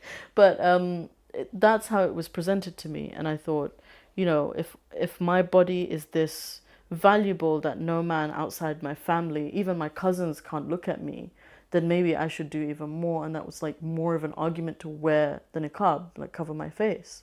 Even though initially it was a statement, after a couple of weeks I was like, okay, I've made my statement, can I take it off? And then like both my father and my Islamic studies teacher made the case that, oh, you know, it's so much better because you're hiding even your face, like even your face is valuable. So that just made the argument stronger, and I was like, yeah, I mean, it's not hurting anyone except me. But yeah, and that's how I had fallen into that mentality. But even after I had sort of, because once I became a fundamentalist and I realized what hijab was, even after that, after I'd let those ideals go, that it was like a symbol of women's empowerment, which it absolutely is not, I was still in the mindset that this was something that God wanted, so it was something that I did. I was broke, so I went to live in a sort of slum area in Nairobi, renting one room, sharing bathrooms with other people. I had a small income of a sales job or of some sort. I hadn't really gotten into journalism yet.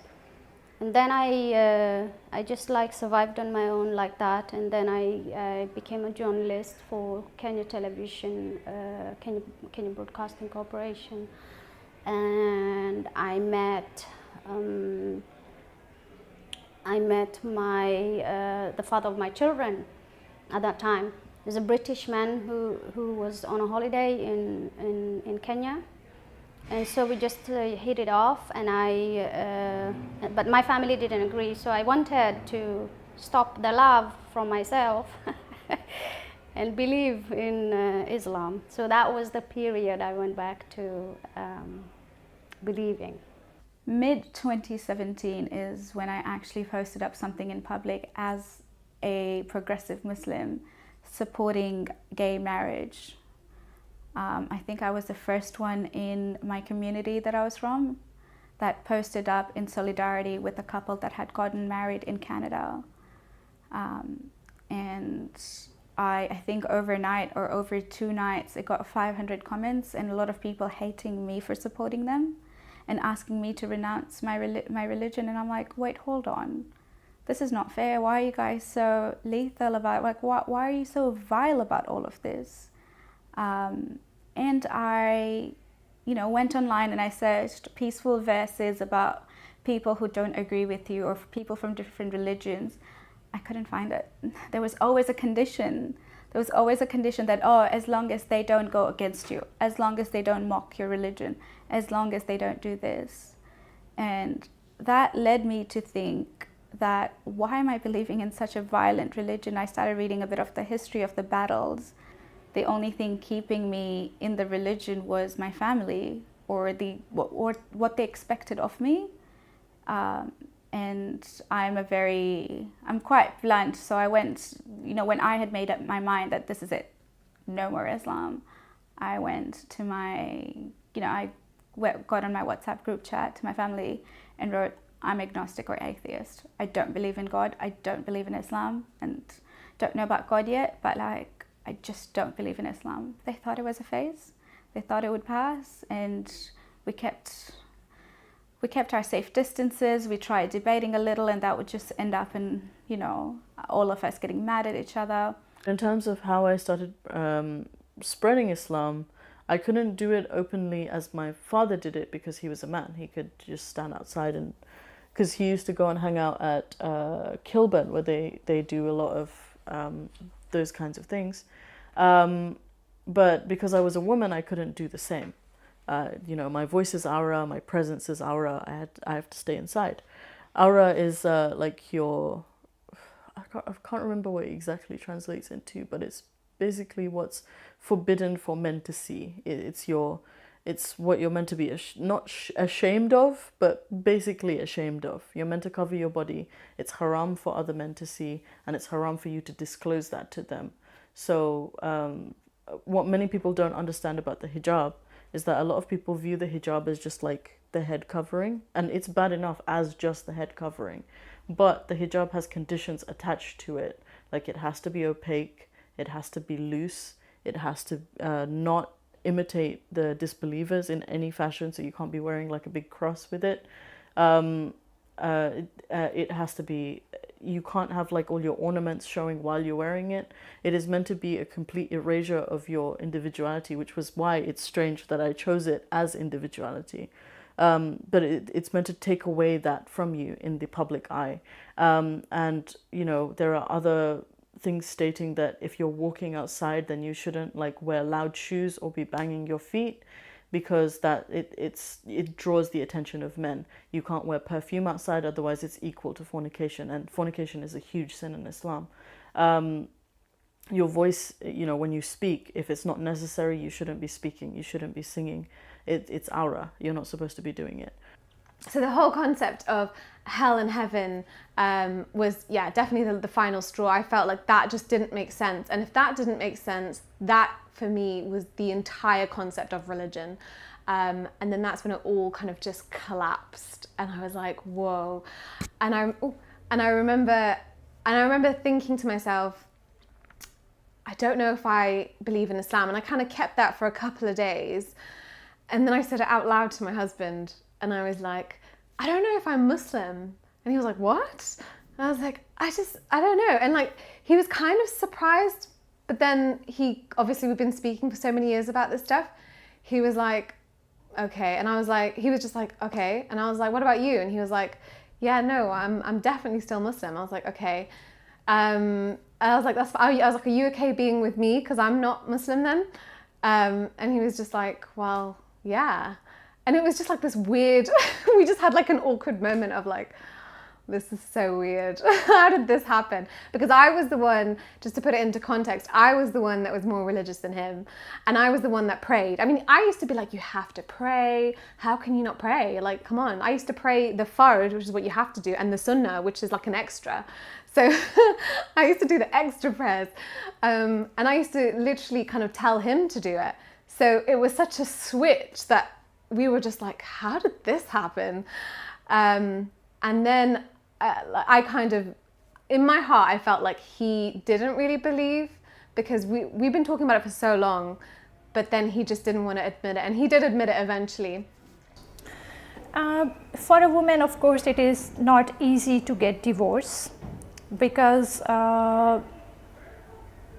again, the religion has so many boundaries for several things, for women especially. So it is really easy for a man to say 3 times, talaq, talaq, talaq, means divorce, divorce, divorce, and the relationship ends. But a woman in Islam, that was something, you know, it's not normal. So she needs to ask her husband that just give her a divorce. But my husband, in that situation, my ex-husband, he was not agree with that, because he wanted to be with me. So he could torture me. So he could be with me, and he could accuse me in blasphemy law as well, because he got to know that I am no more Muslim. I am ex-Muslim. I spoke things about Islam which were not allowed. But then I decided, no, I'm not gonna tolerate all these things. I was educated, even though I was stopped to go to school, but then still I had my mind, there were several things in my mind that yes, I could do. I'm a woman, I'm not weak, I'm a powerful. So I thought, it's enough, I'm not gonna bear it at all. I'm not gonna tolerate it anymore. And then I just ran. I went to court and I asked them, I'm not gonna live this man anymore. And then I got divorced from the court. But then again, he tried to prove several things against me in the court, and he said, well, I am characterless, my character is loose. And he also said, I am an ex-Muslim, I spoke things about Islam, and I'm a blasphemer and everything. So it was something really difficult for me, because by using those kind of arguments, he just took the custody of my daughter. She was only 3 years old at that time. And then court granted custody of my daughter to him. So it was a plus point for him, but it was really difficult for me, because after that moment, I was not able to meet my daughter. I was not able to see her anymore. I was not supposed to talk to her. I was not allowed because he had court orders and I had nothing. I tried to fight again, but yeah, I didn't succeed. A number of things had happened in my life that I feel as though affected my level of belief at different times. So my mother had passed away when I had just turned 18. My father kind of really broke my, he's like one of the only people who has truly broken me.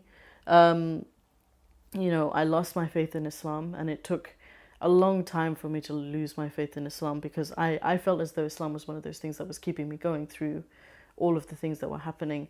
You know, I witnessed someone committing suicide, well, attempting suicide in my house. Thankfully, I don't believe she passed away. You know, being completely ostracized by my family because I had decided to report my father because he was abusive. I had gone through several different stages of part homelessness and full homelessness, you know, losing my siblings, and that's just like the summary. There were like a number of things that affected me, and then like after losing religion, I had just become a walking husk of myself because I thought I was doomed and I was just going to burn in hell. I was 6 years old. I remember very vividly. As much as later on when I read about, you know, how child development and at what points do you start developing, you know, I don't remember much else about my childhood up to maybe 10, but I really remember FGM. And what happened and what happened that day and what I was told and how you're kind of scared, but it's so normal where you live. And at that time, my 6-year-old brain, it was the normal what happens. Like nothing of the other metamorphosis that happened to my brain later had already had happened. So it was like I was only scared of the physical pinch, because they tell you it's a pinch. But I remember the emotions that went through me as I grew older and realizing what was taken from me and why was it taken from me. And having these questions and this anger and this emotion and saying, why the hell did they do this to me? And trying to understand it and trying to understand whether it was culture or whether it was religion, and so many people saying, no, it's just an African culture, and finding all these hadiths and that justify it, and me saying, no, this is wrong. I don't like a religion and a society that tells me that this is okay for this to be done to me. Yeah, so that I guess that then led to the completely just, I remember for me, rejecting Islam was in phases of rejecting certain things that had happened to me. I rejected violence, I rejected FGM, I rejected all these things, and all of them I thought that they were wrong, and then finding that they have something to do with my society, my culture, my religion, my upbringing, and going and saying that no, it shouldn't be like that. We started this organization, Atheist and Agnostic Alliance Pakistan, in 2012. After divorce, I got to know my husband now, Syed Gilani. So we got to know each other. I was working in an office.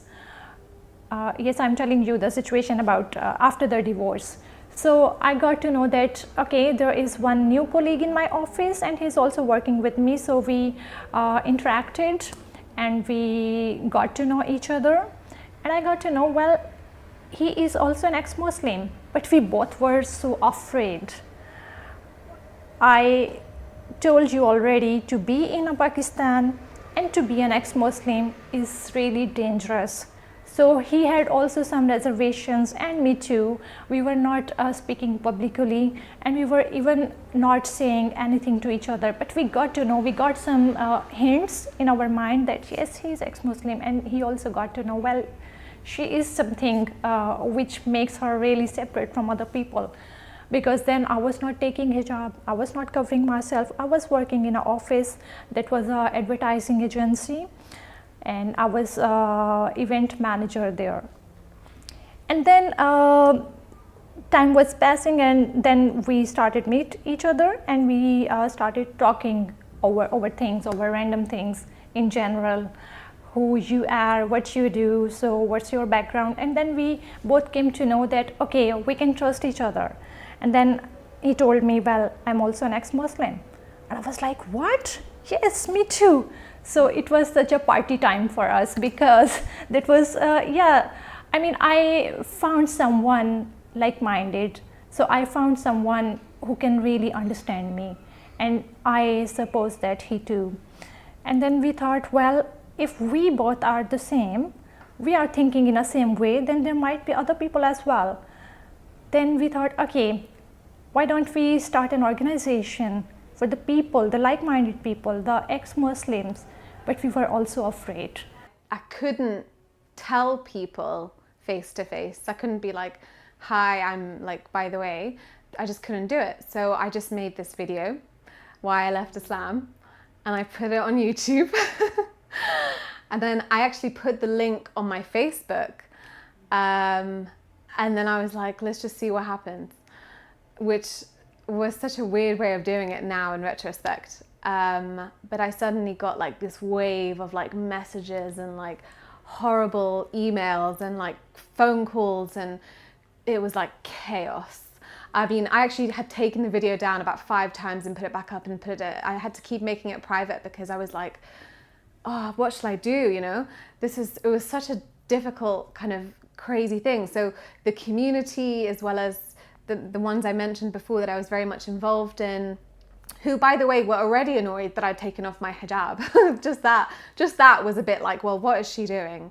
You know, maybe she's going through a weird phase. So they just never expected that it would be I left Islam. So I had different reactions. You know, some people were thinking maybe she's having a breakdown like her dad did. Maybe she's just copying her dad, you know, because whatever. And a lot of people, including my mum, kind of thought it must be kind of magic. You know, there must be, you know, I mean, depression anyway, because my dad was depressed, and she had this image of like he had a magic on him. So that's how she understood my dad had magic on him, and he became depressed, and that's how he left. So she thought if he had magic, my daughter must also have magic. So somehow that made sense to her. I want to cry, I can't, because they hear me, they are around me, my family. I want to shout, I want to do anything to make any reaction, you know, when you are really sad, but someone put something uncovering and close it. You can't do any reaction, you can't cry, you can't do anything, because you will be really killed if someone know you are atheist. And I decided in this night I will do this paper, but I was not really sure, you know. I know it will be really dangerous, but I want to do that. I bought the paper and I bought a pen in my bag, and then we go to Mecca. And when we start to move around the Kaaba, I told my mom, I am going to toilet, I have to go, and I will back quickly. And she told me, yeah, we will meet in this place. I try to find place where I can write it quickly and take a photo and notice where is the camera. I walk like from the people and no one notice I am doing something not fine. And I found place, they are building this place, something broken or something like this. And I write it quickly. And I take it from the notebook and I do it like this in my hand. I remember this moment when I took this photo. I was shocked from myself what I did. No one should have to go through the same experience as I did, you know, with the the physical abuse, the verbal abuse, the ostracism, you know, the homelessness, and, you know, the constant mind games of being like, oh, you can be with us, but you can't be with us, but you can be with us, but you can't be with us. You know, the manipulation tactics that I had to use just to go about my day, living two lives. Actually, one day, few people, a mob actually, you can say, they just chased us. They reached to our location and they got to know where we are living, me and my husband, Gilani, and they attacked on our home. So they just, yeah, it was such a scary situation. I still remember. So we ran away from the home without knowing that where we are going. Because yeah, at that moment we were just blank, and we got to know that it's really gonna be difficult and risky for us. It's a dangerous situation, but we just ran away, and we went one of our friends' home, and there we stayed. And to be in the Netherlands, it was really accidentally, because I was not knowing at that moment where I am going. But yes, there was no other way for me except to get out from Pakistan, because if I just stay there, they could be, assassinated me. So that was really scary situation for me. But we managed, and then I left Pakistan with a heavy heart, of course, because that was my hometown. I spent my childhood there. There were a lot of memories. My daughter, she was also there. My husband, Soyed Gilani, he was at that moment also there, because we couldn't manage to flee together. But yes, it happened, and then I just reached here to the Netherlands. I asked my manager, and this time I work in the school, and my manager, he can give me the allowance, permission to travel. So I told him that my mom wants to travel to Lebanon to visit someone from our family, and I need you to sign the paper. My dad is not here. And he believed me, and he signed it, and he gave it to me. And even though I did this plan, the immigration office, they sent some paper to my school, because they need also the sign from my father. And I did it, and I signed it, and I signed it. You know, I want to go to maximum. Even if I die, I try hard to get out. And everything worked. And now I have my passport, my ticket, everything ready. I remember the last week. I remember the last day with my family when my mom cooked the lovely the essence I love, it's kabsa. She cooked it before I leave, before one day. And I was sitting with my family, my father, my brother, all they sitting and eating together. I was eat and say, bye-bye. I will miss you, Mom. And then I eat, I will miss you, Dad. And then I eat, I will miss this time. I want to cry, but I have to be really normal, really someone different in this moment. Not doing anything with my feeling, keep it secret. It was hard for me, but I have to do it like this way. Because she was so beautiful, you know, she was such a cute little cuddly thing. And she was 4 years old. And they had already arranged the circumciser to come to the house. And I just couldn't put myself, I think I was subconscious, it was a subconscious decision. To save her wasn't a calculated, to try to save her wasn't a calculated thing. It was more like, I just want to take her out of this situation right now, without knowing, like, I didn't even think of like to call the police, because FGM is also illegal in Kenya, even though in practicality, there's a lot of problems. So I just took her out of the house, and I went, I was gone the whole day, brought her back at around 7 p.m. Everybody was pissed off with me. The mother was pissed off with me. The entire flat, I could say, was pissed off with me. It was a big deal. I was there was violence towards me because of that. And the child got done in the end, and that fucked me up because I couldn't save her, and the picture of her is traumatic for me because I don't know how I moved around with this picture, to be honest with you, but I found it in my old stuff, and she's now an adult. I don't have contact with her, but it haunts me and it keeps on bugging me, and I do beat myself about it a lot, even though as an adult I know in the situation I was in, I really couldn't save her, but I don't know, it just has that effect and emotion attached to it, I guess. In the year of 2014, 2015, he had gotten married again. And like the first week or so, everything was fine. But I'm not sure what was the instigator, but the second week, he just constantly complained about her. And by that point, I was used to him rambling and I was kind of just zoned out of it.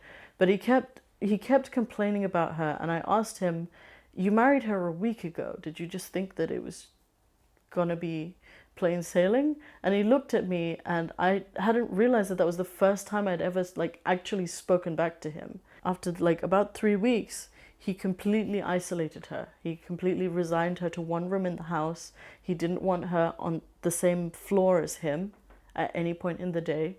The only time that she could come down was when he was out of the house, and I would like make her food and bring it up to her room.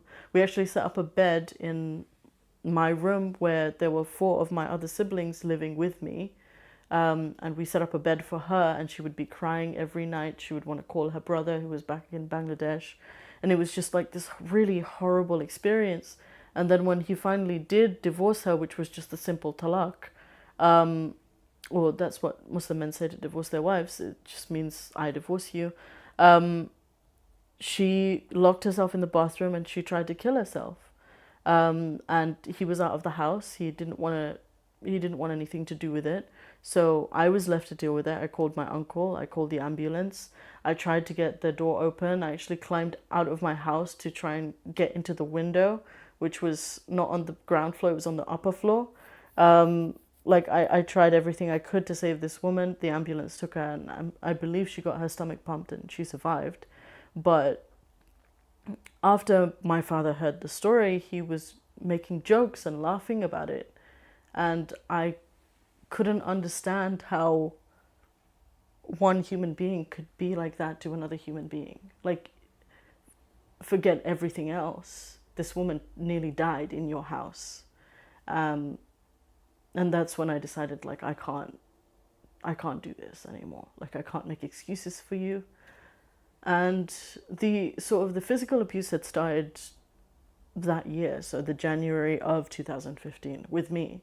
So he would hit me for tiny little things. Like there was one time where I was cooking fish and I'd like put too much oil in the pan, and he had slapped me so hard that I fell on the floor.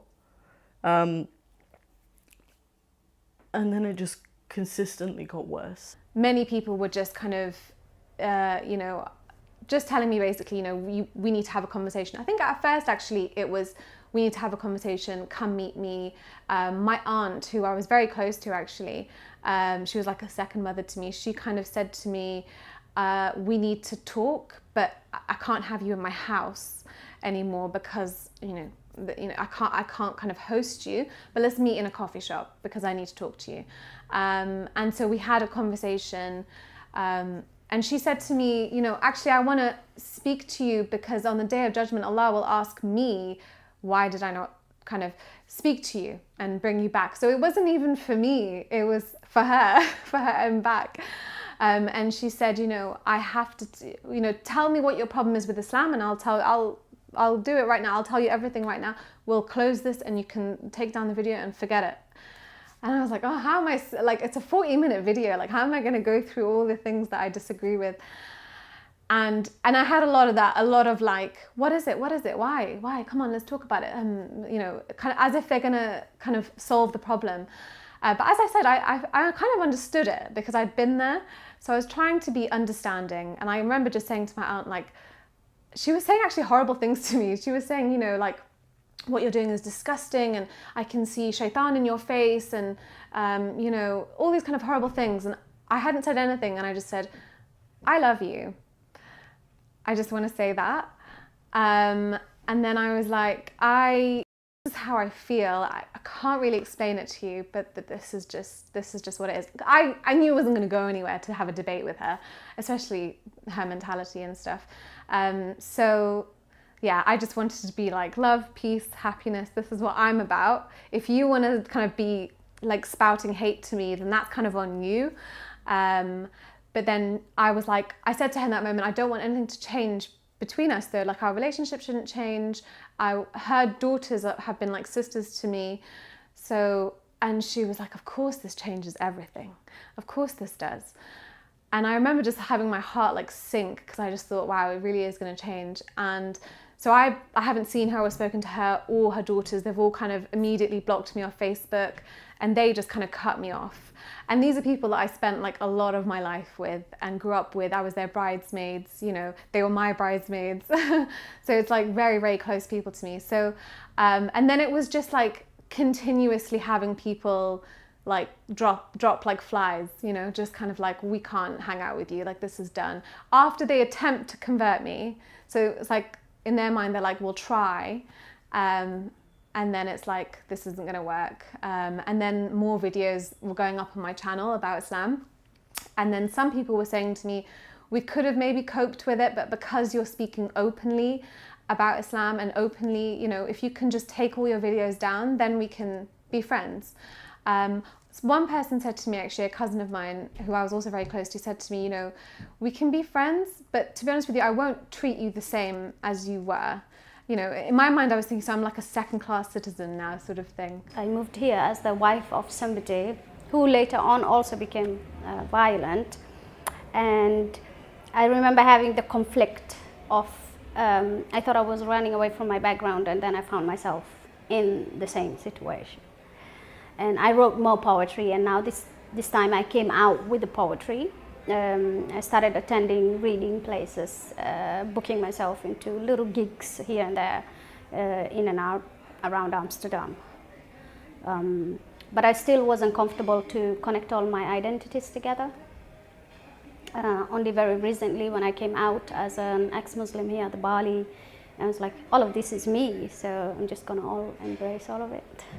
Yeah. I was living in the asylum seeker center. Our case was in the process. We need to tell each and everything what has happened with us, what was the situation. The asylum seeker center was also not a safe place for us. We faced many questions because at that time, I remember the asylum centers were also full of Muslim people, the religious people. They came from different countries, and they were also, if they confronted us, they asked us questions when they got to know, I am from Pakistan, then I must be Muslim. So they asked some, different questions. And when I tell them, well, I am from Pakistan, but I'm not Muslim, then the reaction was quite dangerous for me, because people, they just look at me from head to toe. Well, you are from Pakistan, you must be Muslim. This is the mentality, this is the ideology. So the kids were watching cartoons. I was sleeping on the sofa. There was some mess on the floor. There was like cornflakes on the floor. And I was just, it was like I was up since 5 a.m. in the morning.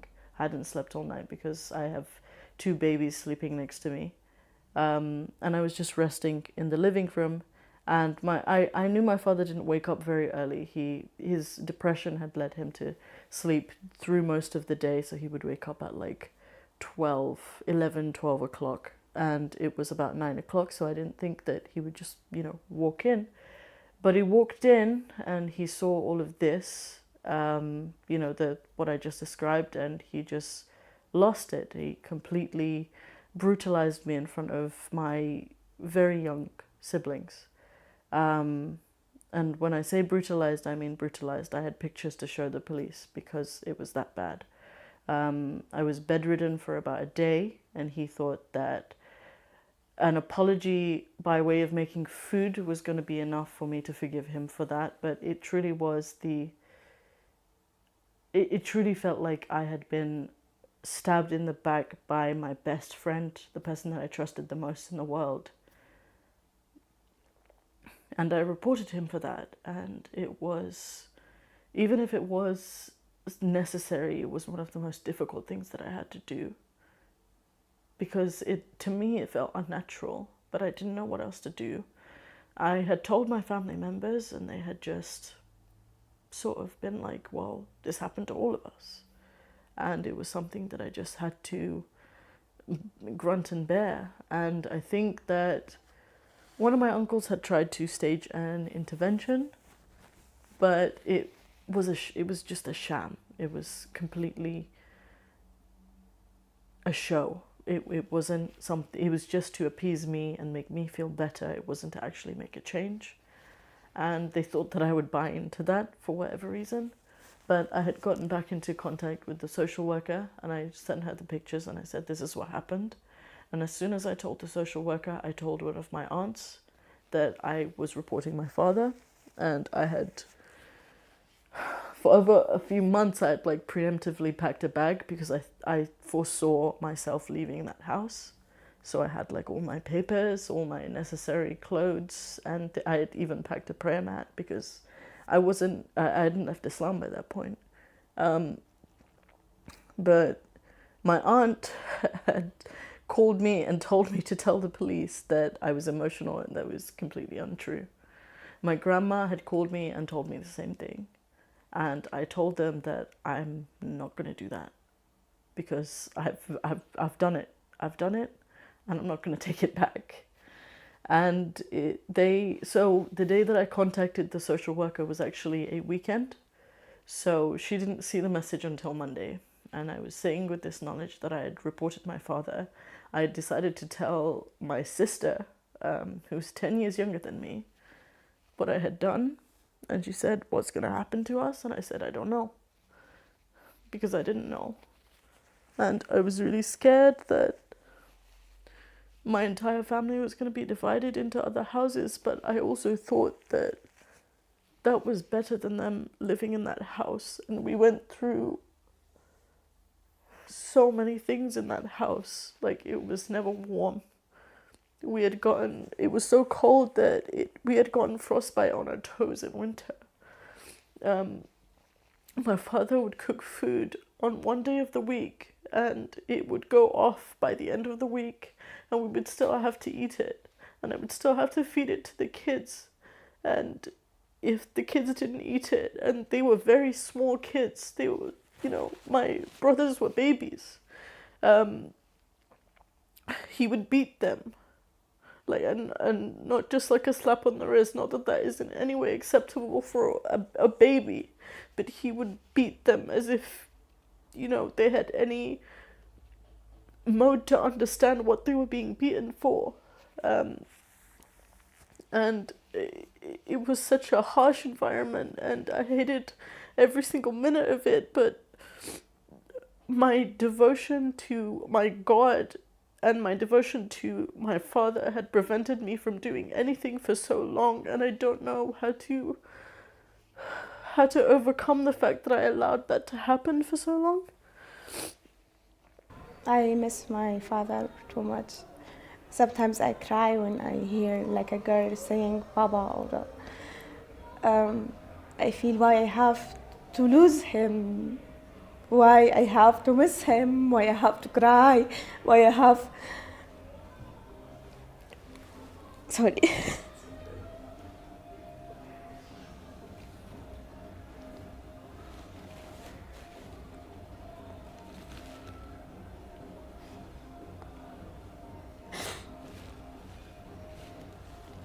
It hurts.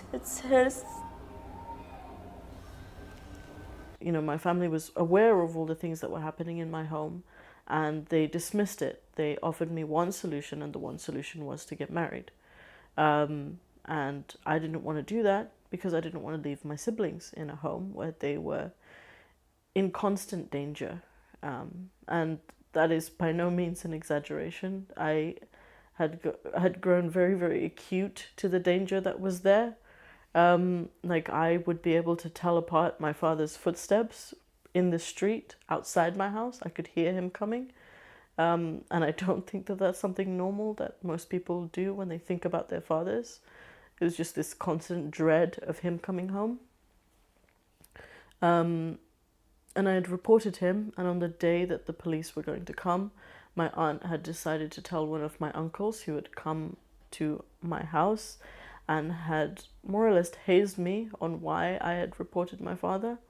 And I told him I did it because he had severely beaten me, and these beatings have been going on for a while, not just with me, but all of the kids.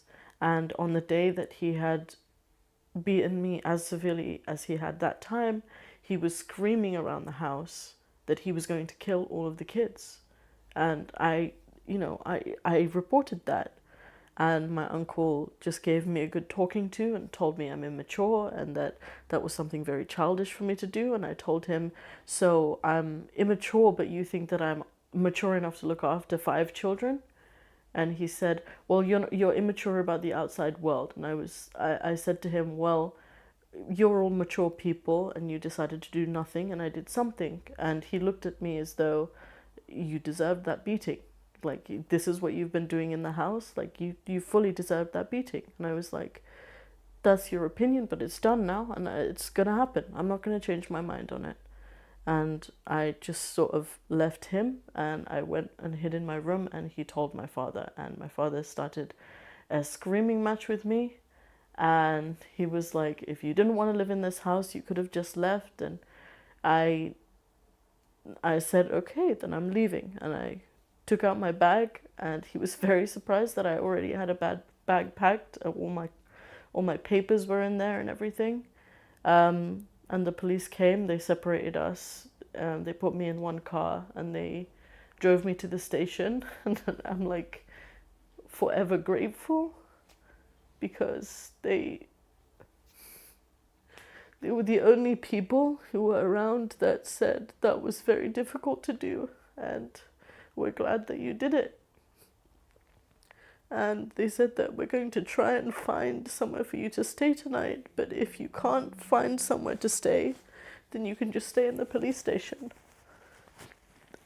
No one really from the West country can imagine how Islam can hurt you and hurt your family and completely damage your life. And that's what happened to me.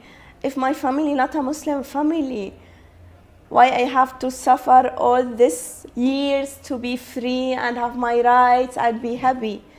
Why I have to live with my family with this feeling? I am afraid from my family because I am not a Muslim anymore. How you can describe this moment for the West country when they are not a Muslim, when they don't live in the Muslim society, when they are not growing up there, how they can understand what we are saying? It's like what happened to me. They are really in other world and they don't want to hear us.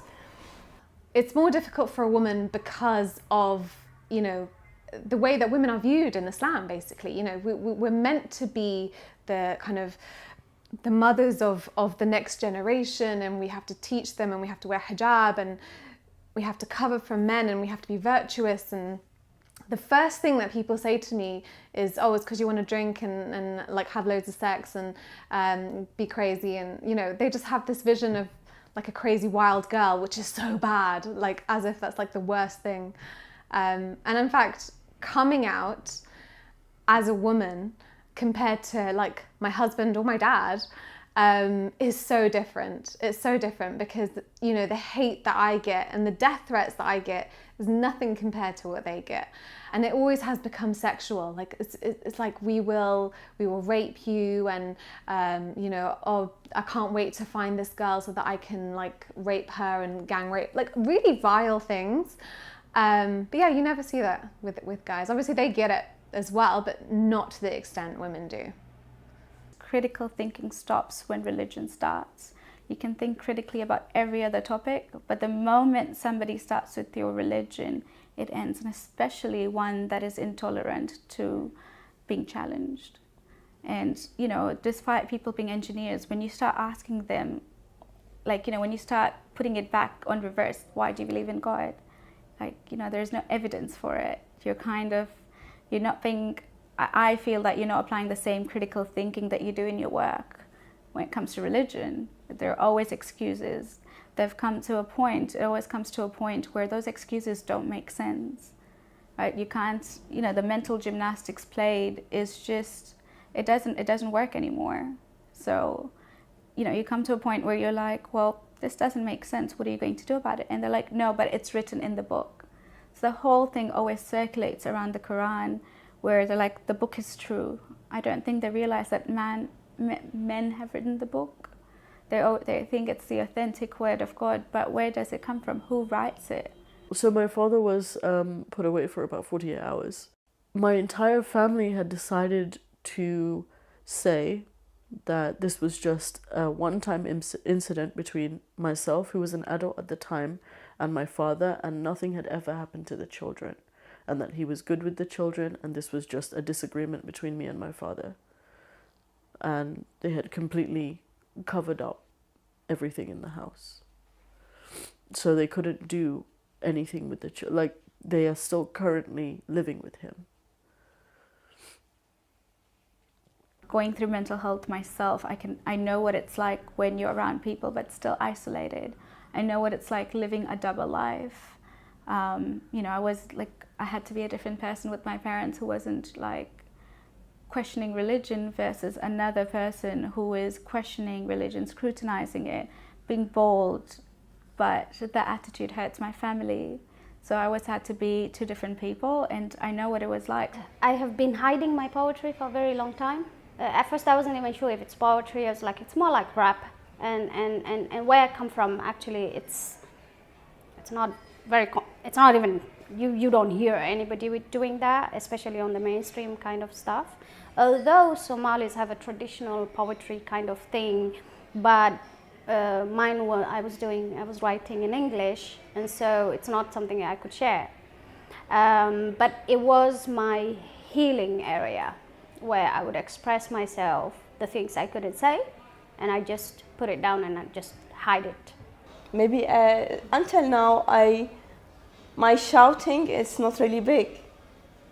You know, everything I did it until now, all my activists, I think, until I feel I change something in my society, I will not stop. I will not be happy. I will not feel I did something. I want to stop them to hurt the women and the kinder and the children there. I want to remove the Islam from the law. I want really to separate it. I want to give a right for the women. You know, after I come to Germany and I start to have a simple rights, like going to police if something happened to you, going out, do your work, your study, traveling. Like now I am in Amsterdam, it's easy. Only you take your stuff and you go out. It was dream. Can you imagine it's a dream for some girl? Because they have this Islam, this shit, sorry.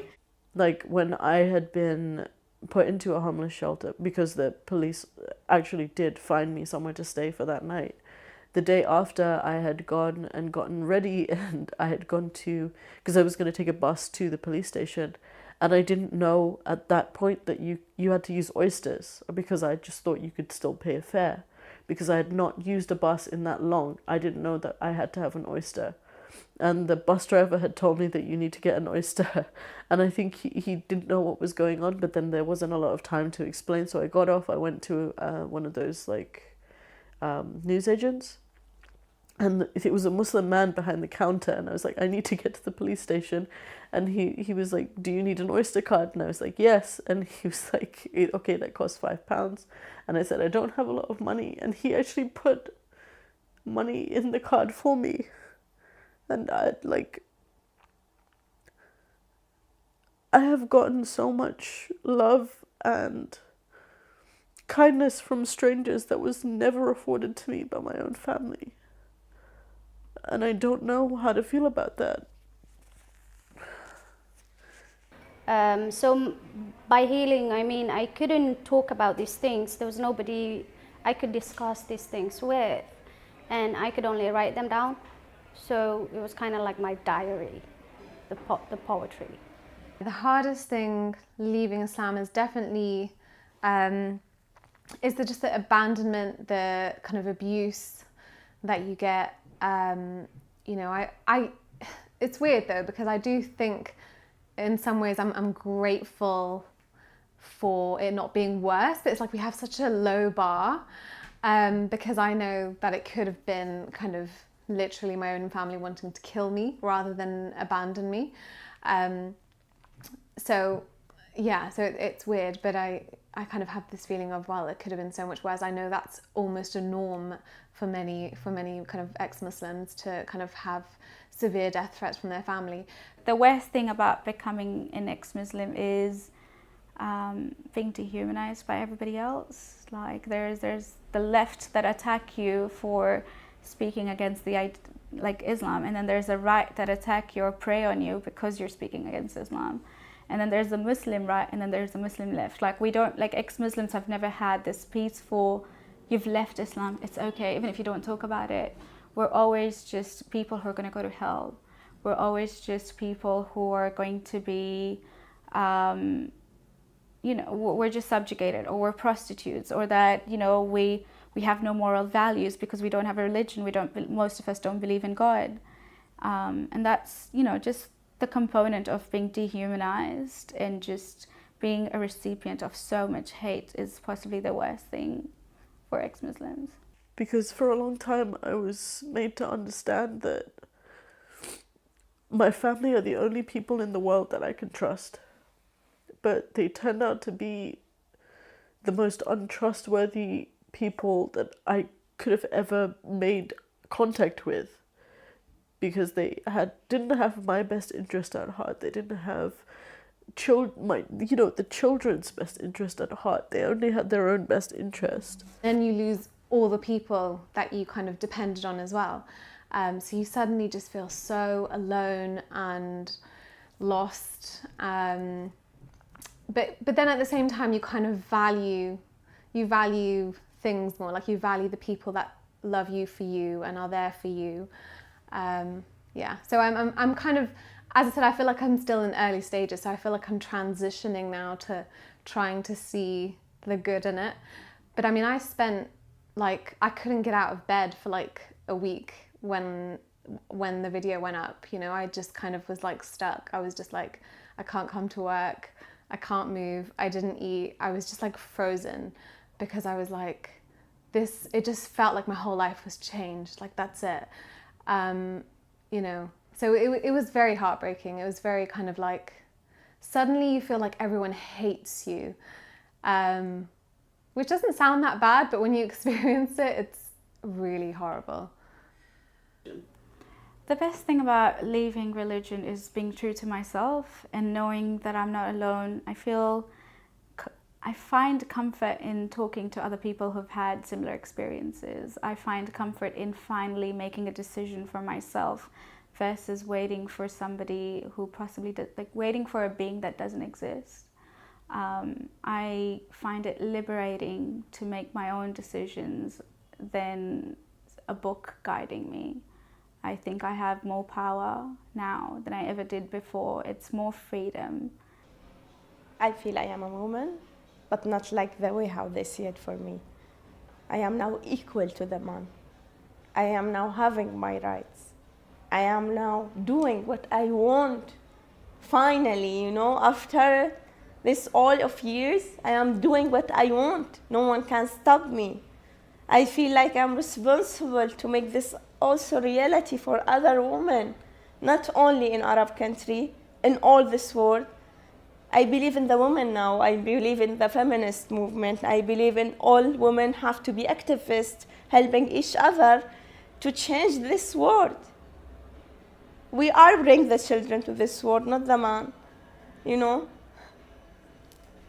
The best part about leaving Islam is just the feeling of freedom, in the sense of I finally feel like I can be good to people. I know it sounds really weird, but like as a Muslim, I kind of felt like I had to not like gay people or like them, but just say to them that it's wrong.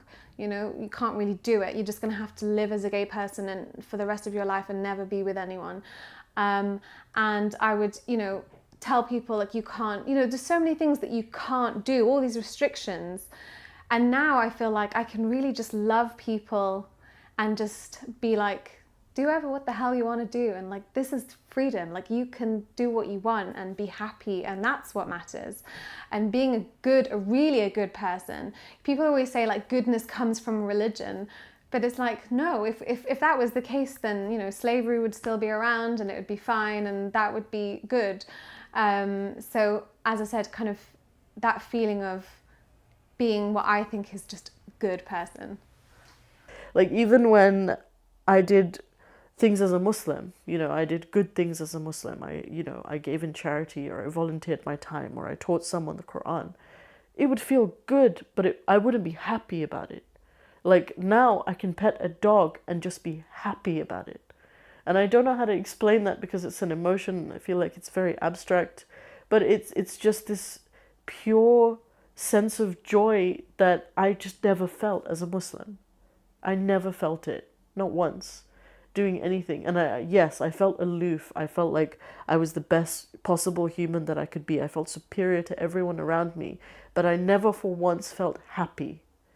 And I think that says a lot about being indoctrinated from a young age and just not knowing a lot of the world. Obviously, if you're in a Muslim bubble like I was, you're just hearing back, you know, it's like an echo. You're just hearing back the same, they're like, yep. In fact, most of the time I heard kind of more extreme things coming back to me, like, oh, well, you can't do that, or you have to wear socks when you pray. It's like, oh, okay. It's another kind of extremist thing. But yeah, when you go to university, for me, and I've heard this actually for quite a few people, that you suddenly see all these different kinds of people. Living in Australia was quite liberating because there were people who didn't expect me to wear hijab. It was a new identity that I had formed. People had never known me to wear hijab before.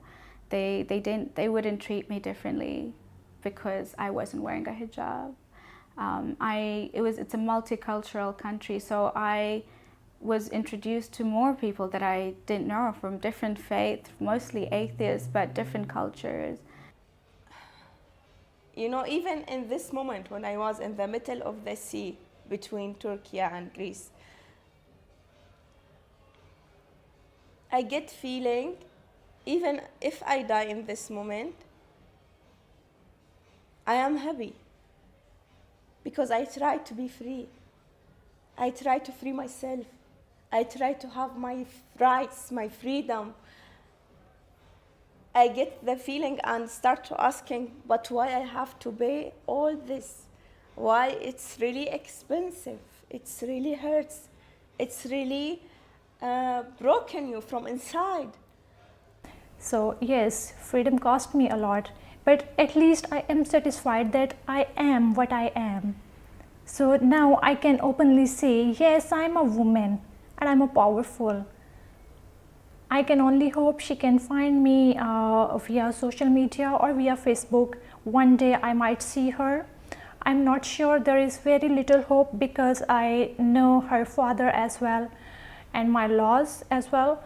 So I don't know if they are letting her go to anywhere in order to meet me or search me from social media, because they are really religious. I'm not sure if she's supposed to use social media or Facebook as well. But yeah, there is still a little hope to meet her, to see her somewhere, so a mother can just see her daughter again. I feel now I don't care. I am not afraid anymore. I can go to maximum limit. No one can stop me now. You know, I feel really I can be even in politics. I can do something big because I believe now in myself. I am not afraid anymore.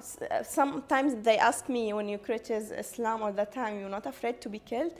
I told them, if you get afraid for 1 year, 2 years, 3 years, it's come the moment this feeling it's dying from inside. And that's happened to me. I don't have any regrets. No, I'm okay with how I did things. I'm obviously okay with leaving Islam. I have my many reasons why, and I'm happy that I'm able to be a voice for people that aren't. As I said, I feel like, I feel grateful in a way that I'm kind of not having people in my family who want to kill me. So I feel like because of that, I kind of have a duty to speak for people who do have that situation. I think it's made me more happier than I have, but it's always challenging. So I've been more content, and I find that to be more valuable than a temporary happiness, because when you receive all the vile attacks, it always puts you down. I'm currently doing my bachelor's degree, so I'm currently studying and working and doing all my activism, again 0 to 100 or nothing at all, but I'm doing my degree currently in social psychology, and I really want to work with young people, and I think my ideal role would be to work with either young Muslim girls or young Muslim boys. And I don't know how far I would get with young Muslim boys, but I also want to try my hand at de-radicalization. Like, I want to know how that works, because I mean, my process of de-radicalization, I feel like, wasn't conventional, even though that's not a conventional thing, but it wasn't conventional because it was just strangers asking me the right questions and making me think. First of all, when you realize, when the guilt drops and you realize, okay, now I actually don't believe in it and there's nothing wrong with me not believing in it, then it has a freeing effect. And then that's the time now you want to do activism and you want to do something about it. I was already a journalist, and so when I came to the Netherlands, I'm like, I'm going to find out. I'm gonna still do my poetry. I'm still gonna be doing ex-Muslim activism. I'm still gonna do something about FGM, and I can't talk about it too much, but I'm very busy with a very big research right now. Yeah, so. I can't go back. But now here the situation is getting better. We are here in the Netherlands. I'm studying now. I'm studying international and European law. And I'm in my second year now. And my husband, he's working, he's a IT consultant, So he's working. We have a daughter now. We are getting back to the normal life. Things are getting better. Even though we can't forget our past, that's still there.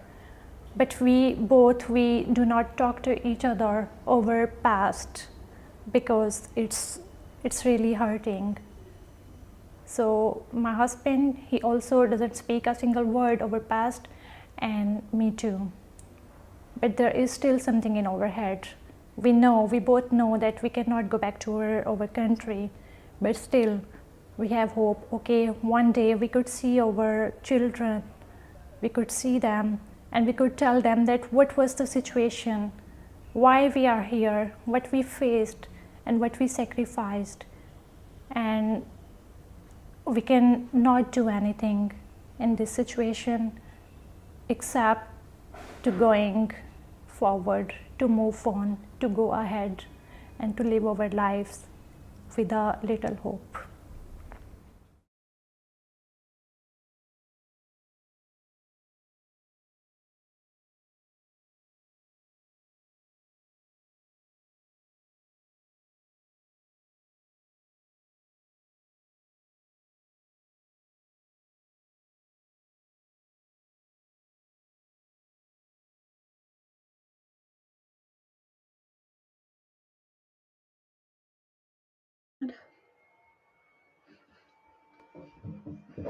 Hello. Oh my god. Hello. Oh my gosh, I look crazy. Hi guys. Hold on, I need to fix the camera. Sorry, I had to set up another video, so I hope you guys can all make it to this one. Sorry, I should put that up slightly. Oh, there is a bit of a thing with my glasses. There we go. If I look down, it might be okay. I'll just wait for a minute so people can join. Oh my god, this is like curly girl hair problems. Like, even when you straighten your hair, it wants to be curly. Hello? Has everyone figured out to come to this video? Sorry guys, technical difficulties. We live in the middle of the countryside, and yeah, we've just been having a few problems with our internet. So I don't think so. Oh my god, I'll be disheveled. I'm like on soccer mum duty today. So oh dear, everything's shaking. I've got my tea, by the way. I love how everyone in the chat was like, I think she's probably gone to get a cup of tea. Apparently I'm world's greatest dad today, but I couldn't find my mummy mug, so hi, ¿cómo está? Did I say that right, Mimsy? Driving and heading to the gym. Oh my god, take me to the gym with you. My bestie likes to listen to my live streams, who is Jimmy, who actually, Jimmy really wanted me to mention him. Also, I have multiple besties before my besties will come for me. But yeah, Jimmy likes to listen to me at the gym. So this could be like a new thing. You guys could just, you know, put your headset on and oh my god, I think I just got a message from Jimmy. Is he watching? That's so funny. He got upset with me when I was talking about my OG fans. He's talking about something else. Right. He's probably going to watch this later. But anyway, I just wanted to say he really wanted me to mention that he is my biggest fan. And yeah, I do appreciate him. And I appreciate all my lovely friends. You know, guys, I always talk about like when you, especially when you're an ex-Muslim, but just generally in life, like you need your people. And like I kind of, yeah, do you know what? We had a really big bonding experience over, oh my God, why is this such a, I don't know how to, the glare is a bit intense. Maybe if I don't know. I don't know how to stand or sit even. Sorry guys, there might just have to be a glare so I can see. Or should I just take it off? Then I'll do a lot of this, but maybe I should just do that.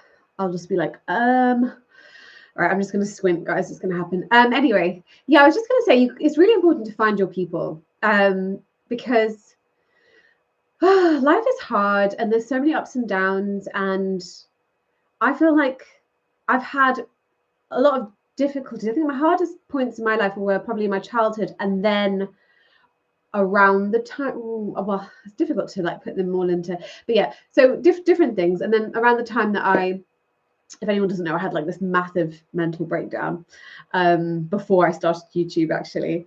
So that was a really hard point. And then I kind of felt like after that mental breakdown is when I actually went into the world of mental health and became a counselor and a coach. And that's what really kind of opened up my eyes to a whole other world. But also I had like dips of moments, like for example, when I was just about to have a baby, I was really worried because if anyone doesn't know, I didn't really have a good relationship with my own mum. And I was raised by a single dad.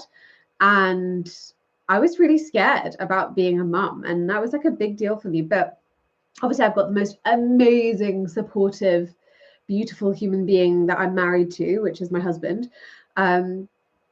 But also, by the way, can you guys hear me okay? But also, these friends like that came into my life, like, you know, Jimmy Bangash and Zara Kay and Ali Malik and Kieran Nawaz. Honestly, they're amazing.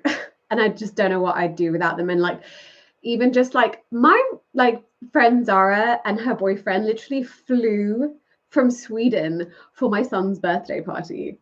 And I was like, this is love, guys. This is love. But yeah, I just think anyway, I'm kind of going on a rant, which has nothing to do with this live stream, but Jimmy was just making a joke, as he does. If anyone knows Jimmy, what he's like, but he was just like, you didn't mention me in your live stream, and I'm like your biggest fan. So apparently he was a really big fan of mine before we became friends, which is really funny.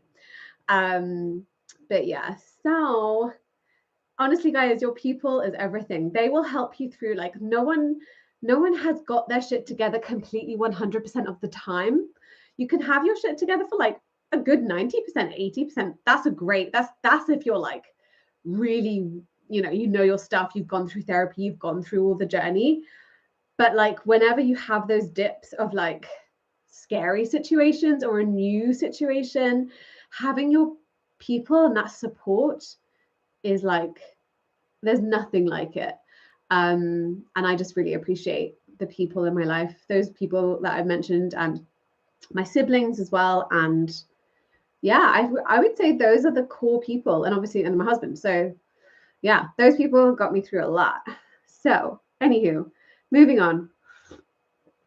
Hi people, I hope you guys have made it over here. Sorry about the delay.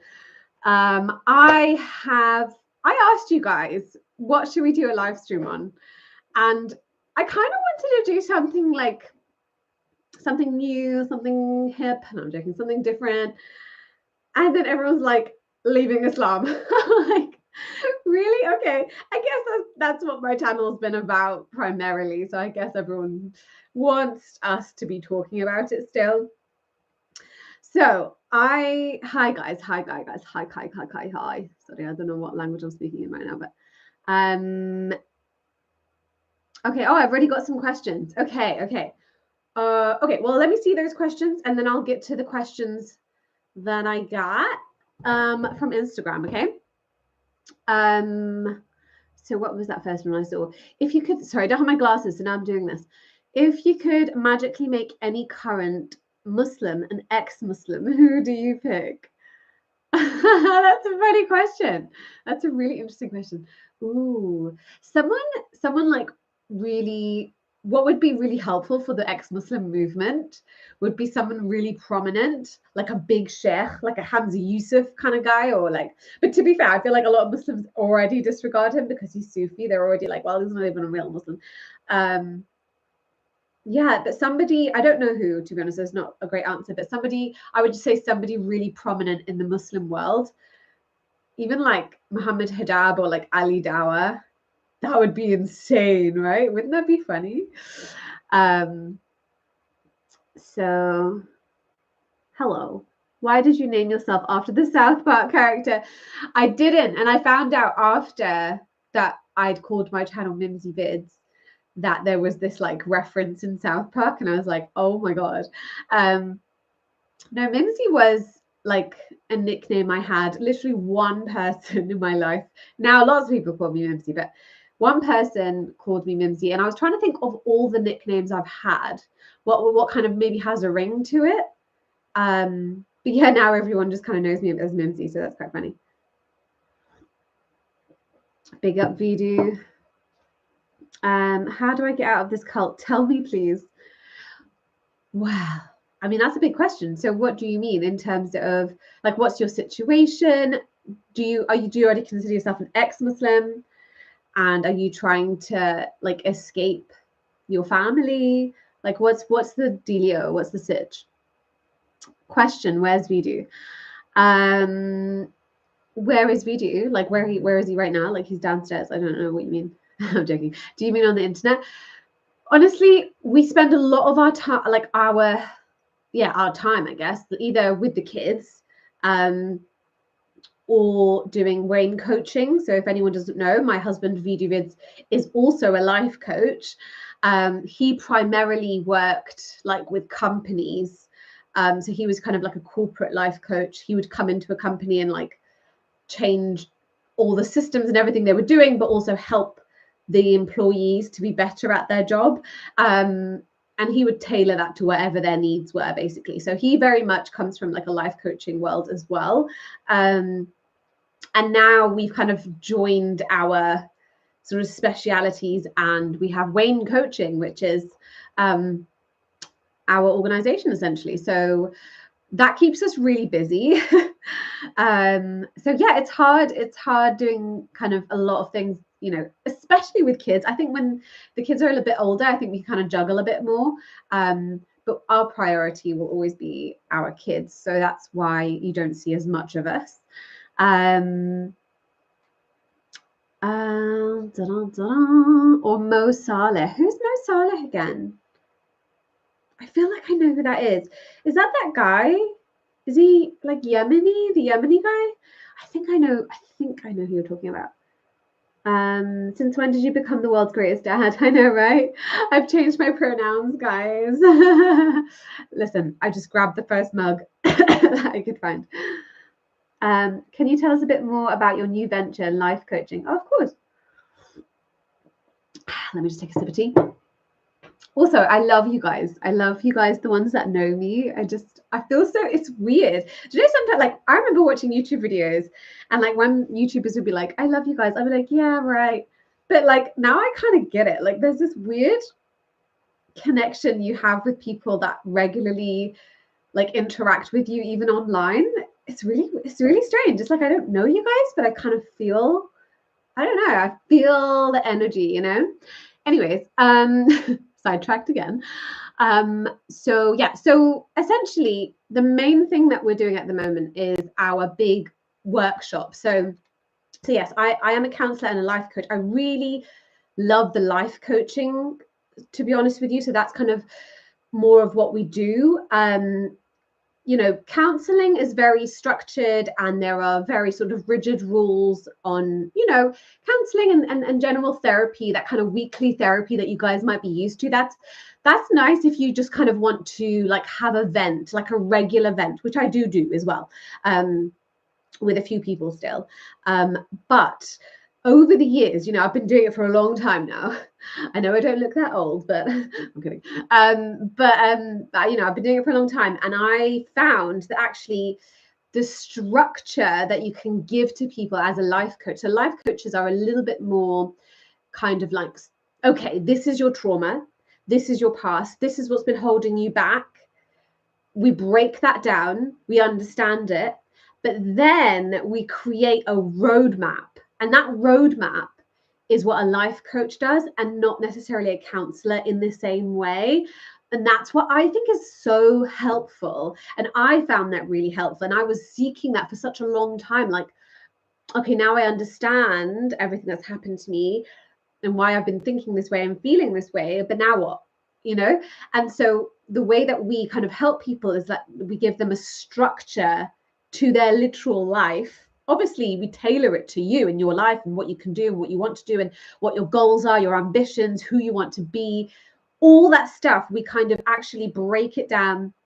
It's very, very structured. So it's hard to describe to you because the workshop is 6 hours over 2 days. And we literally break down every part of your life. It's so detailed and it's so intense. And everyone that's done it feels like it's like 20 years of therapy just in these like 6 hours. So it's very intensive, but you come out of it being like, oh, now I know which direction to go in. Now I know who I want to be. Now I know so much about myself. But the main thing is it saves you that time as well. Like the time that you would have had doing therapy, like week by week by week, over maybe the same amount of breakthroughs you could maybe have in a year, sometimes 2 years, depends on your circumstance. So we really kind of, you know, solidify those things for you in such a short amount of time, which is really helpful. So that's to answer the question about the coaching. Oh gosh, I don't know if I'm going to get through this. Shall I start on these and then okay, let me just quickly, while there's not a lot of people here, let me just quickly go on Instagram because I've got a lot of questions from Instagram, and I did, to be fair, ask one. By the way, if you don't follow me on Instagram, please do.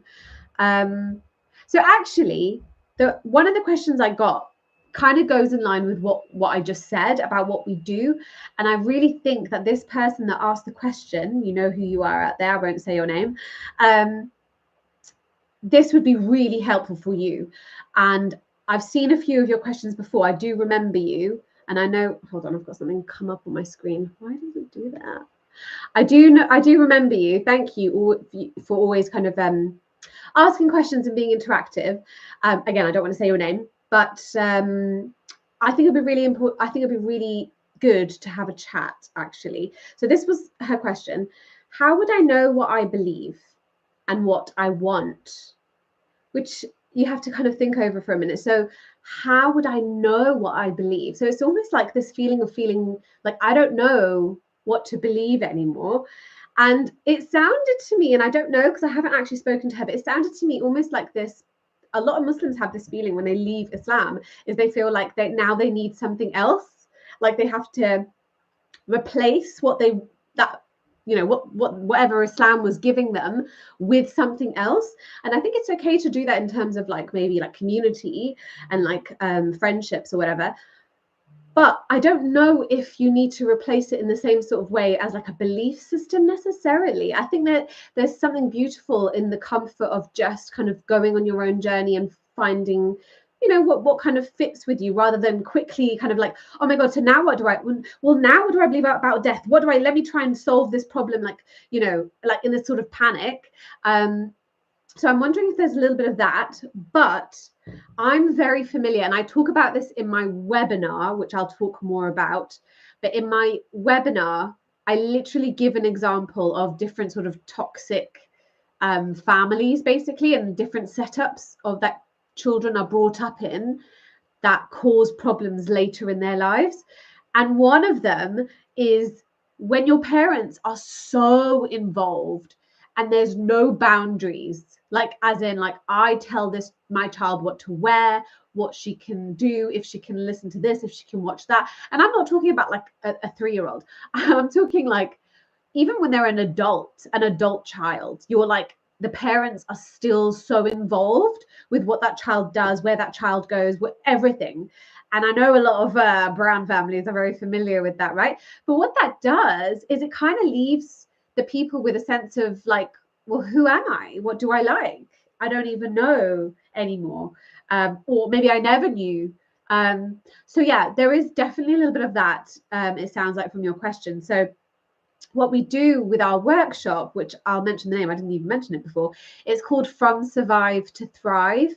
And essentially in that workshop, we, you know, I kind of briefly mentioned it earlier, but it's helpful for this, you know, for many things, but for this especially, because we kind of break everything down and then we create, almost like creating a new identity from it, because we understand your trauma, what's been holding you back, what you're triggered by, you know, all the things that are kind of the negative turning points in your life that have affected you. We then go on to this point, okay, but who do you want to be? And what kind of things do you aspire for your life? And what are the goals? You know, all that stuff we map out, as I said. And that is where we go in really deep to find that in you. And so there might be things that you don't even realize. And then actually, because it's so structured, we're able to kind of bring it out because we have very specific questions. And then we look, you know, I'm not going to go through the whole way of doing it, but basically the way that we do it, we're able to actually bring it out of you, what your strengths are, you know, what the moments in your life where you were like, oh, this is my element, like this is me, you know, those moments will be able to kind of draw out of you. And that will help us to navigate who you want to be, what you want from your life, how you want your life to look. So my advice would be, let's have a conversation, because essentially that's what you need to do, is break everything down and start back up again, rebuild all that foundation. Yeah. Somebody said, how can I support somebody as a non-Muslim who is leaving Islam? That was an interesting question. So this person is a non-Muslim. They obviously have a friend who is leaving Islam. And yeah, I mean, basically, it's kind of like supporting with anything, any sort of transition, any friend that is going some sort of change in their life, whether it be like a, you know, breaking up with somebody, or like, do you know what I mean? It could be kind of similar to many aspects or many other things that happen in your life. So I would just say, being that support system that they can vent to, that they can talk to, but also feeling understood. because when you leave Islam, you feel really lonely and misunderstood as well. And you know, I don't know the whole situation of this person leaving, so I don't know what their particular struggles are, but I think finding out what their particular struggles are will, you know, just being that person that can listen as well, because that's another thing as well. It's like when you're an ex-Muslim, if you're in a family and a community that's very heavily Muslim, or very religious and cultural, it's very hard to just be heard, like really heard, not just like actually heard, but like just like, okay, this is difficult for you, this is what's going on. Yeah, so just being a supportive friend as you would. I don't think it's any different to anything else, but I think feeling like you know, as I said, feeling understood is a big thing. Sorry, I'm just reading those questions as I talk.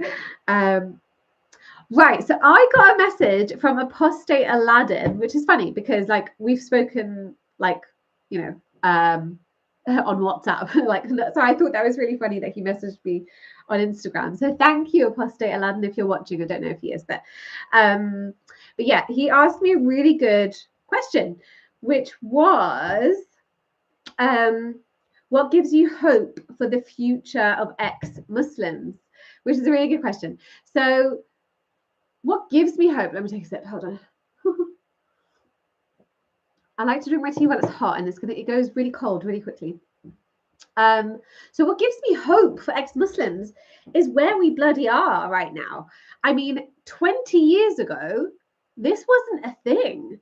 Like, you know, the internet has created this space, and I think my dad was one of the very first people on YouTube actually that really was talking about this and making ex-Muslim videos. I'm pretty sure he was like the pioneer on YouTube. So I'm very proud of him for that. Although I wasn't at the time. At the time I was like, but yeah, so no, he definitely started that on YouTube. And I really think now, that was what, 10 years ago, more than 10, 15 years ago, something like that. I don't even know, 10, 15 years ago. But now look how many ex-Muslims are on the internet. All like, we're so diverse in how we do things, and but also just the term ex-Muslim is just well known. Like before, it wasn't a thing. Like nobody knew what do you mean ex-Muslim? Like, I feel like it, you know, definitely you get that still, but there is so much more people in the know, especially people that are online and kind of in the online spaces, social media, all that jazz. So I just think if you look back 20 years ago, we're in a whole different place, and I just see it getting more and more. And I'm really excited. I think that we are doing what we kind of want to do, which is normalizing the discussion around Islam, normalizing the fact that people can leave. And don't get me wrong, though, there's a lot more work to be done. Like, we're definitely not at a place where it's great. It's just an improvement, right? So we're moving in the right direction. I wish it would happen quicker, but we're definitely moving in the right direction. And I do think it will continue that, just because I think more and more people are doubting as well, because of also the internet, because I think the internet allows you access to way more information than we'd had before. You know, before it was like, oh, my sheikh told me this, so I'm just going to go with that, or like my parents told me this. Whereas now it's like, let me just read it for myself, you know. And then obviously access to all the YouTube channels. So yeah, I definitely foresee good things. I feel positive about the whole ex-Muslim movement. Okay. Someone asked me a question, which I'm so sorry, but I have no clue. Thoughts on Hindu fundamentals and Muslim fundamentals? I don't really know. I don't know anything about that. I'm so sorry. So what is your view on Palestine after leaving Islam? I thought that was an interesting question about the way it was phrased, because it's after leaving Islam.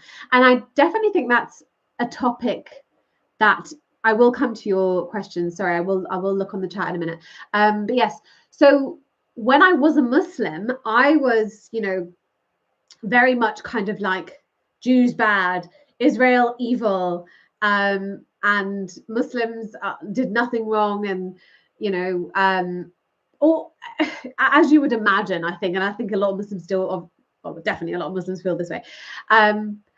actually, funny enough, okay, funny story, also true story. I literally had a chat with somebody who's actually like a really old friend of mine. I won't name any names, obviously, but it's just so funny to me. I was having an Israel-Palestine brief conversation, and I knew that they were somebody that I could, you know, it wouldn't get too heated. Sometimes you speak to people and they're like, I'm never going to speak to you again because of your views. And it's a bit like, come on, we can disagree. And, you know, I disagree sometimes with my best friends and with like literally the closest, you know, we could ever be. So I knew this person would be a little bit more like that. But what they were saying was really interesting to me. You know, I was kind of talking about I mean, we won't make this a whole Israel-Palestine video, by the way, but just briefly. I was saying that, you know, there were things when I was a Muslim that I didn't know about. Like, I didn't know that money was given to Palestine as aid, and it was used to build a tunnel rather than feed people. I didn't know that, like, the amount of times that Israel's tried to make a treaty to try and, you know, be like, okay, can we just make some sort of agreement? And that those were denied continuously, and that Palestine are just actually refusing to accept Israel as a state. So there were things that I didn't know. It's not even that, like, I was obviously on the side of Palestine, and I think anything that I did think or hear, I just thought was like lies, because Israel are evil and Jews are evil. And that's just how I understood it, to be honest with you. And this person was like, well, you know, that Hamas had built that tunnel. Hold on, this is really funny. Hamas had built that tunnel because the Jews basically told him to do that so that the Jews could be like, look how bad Hamas is. This is why we have to continue to bomb you. So I was like, so even the bad things that Hamas has done is still Israel's fault. I was like, wow. I'm talking to a Muslim person, by the way. And I was like, this is so, like, so there's like Hamas and like basically Palestine as a state, you know, political state, have done nothing wrong. Anything that they have done wrong is also Israel's fault. I was like, this is funny. And then I was having a chat with somebody else, and they were like, oh, they talked about something completely different. And they were like, yeah, all these Israelis, like, they bought these companies and they're like doing this. And it's to do with like another country, not to do with Palestine. And I was like, so everything is Israel's fault. Everything is the Jews' fault. And I guess I didn't think about it too much, but I guess I kind of would have believed that, because Jews are evil, apparently, when you're Muslim. But then obviously when I left Islam, I was like, hold on, we can't think like this. You know, it can't be that black and white. It's not like good, evil. I just don't think it is that black and white. But also, I don't think, yeah, in the same way, I don't think Israel's all good. I think they fucked up in many, many ways. And I think they've done crazy shit. But I feel like what we need to do is come to some conclusion, some kind of ending, like something needs to happen. Like, we're here now. You know, also something I didn't know is that there was a war. That's something I really didn't know as a Muslim, that there was an actual, like, you know, I always used to say, well, Israel took Palestine because Britain, and after the World War II, they gave it to them. Like, how is that even fair? It's not their role to do that. That shouldn't happen. Which, by the way, a lot of countries have that's happened all over the world for many countries, which it isn't good, but it's not like the only one. So I used to say that a lot.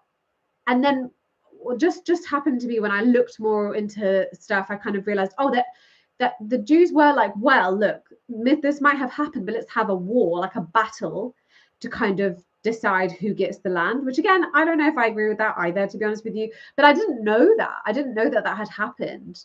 Like, that wasn't something that wasn't information that I'd had as a Muslim supporting Palestine, that there was like an official war that Egypt and Jordan and like they'd actually helped and supported, and Lebanon as well, and that Israel won. And then they were like, okay, cool, we've won. And they're like, nope, you haven't. Still ours. So it's tricky, because the person I was talking to, I was like, they were like, you know, they came and took the land. And I was like, oh, it's kind of like, because they're Muslim, right? So I'm like, oh, it's kind of like Pakistan, right? And they were like, well, kind of, but no. You know, how the amount of people that died in India to take that land. Anyway, I don't want this to be the Israel-Palestine conversation. But here we are. Okay, so a massive question that I got so many like comments and things of is, why did I leave Islam? And I'm like, guys, I made a video on this, but then I thought, you know what? Maybe people just don't want to go back and watch that 40-minute video. So I will summarize as well as I can, because remember that it's really hard to summarize everything. There's a lot of detail. I will try and summarize why I left Islam, essentially. But let me first just, oh, sorry, that mouse isn't working. Let's use it. Let me try and have a look at what you guys are saying in the chat. Hi. Ba-da, ba-da, ba-da. Okay, let's have a look. Where are you? Here we go. I think this is where I left off. I think so. What? Okay. Okay, since you left Islam, would you consider Messianic Judaism? No. Why don't you put your glasses on? They look great on you. Oh, thank you. I want to wear my glasses. The only thing is there's a bit of a reflection, but actually, do you know what? While I'm reading the comments, it might actually just help me out a bit. Sorry, guys. Yeah, I haven't got great eyesight right now. Mimsy, so will you coach an ex-Muslim who needs a job but can't apply because of death threats? Oh gosh, where are you that you can't apply because of death threats? And absolutely, I mean, that's part of what we do. We coach people to start their own business, to get their own jobs that they want. But even like, sorry, I'll take these off for a minute. Even like finding the job that you want. Sometimes people are like, I don't know what kind of job I want. So what we do is find out what you would really, and that's like a deep dive into like, you know, what it is you really actually want to do, essentially. Because sometimes, yeah, like I said, you don't know what your passion is. So it's just kind of finding that, because it's there inside of you. We just have to bring it out.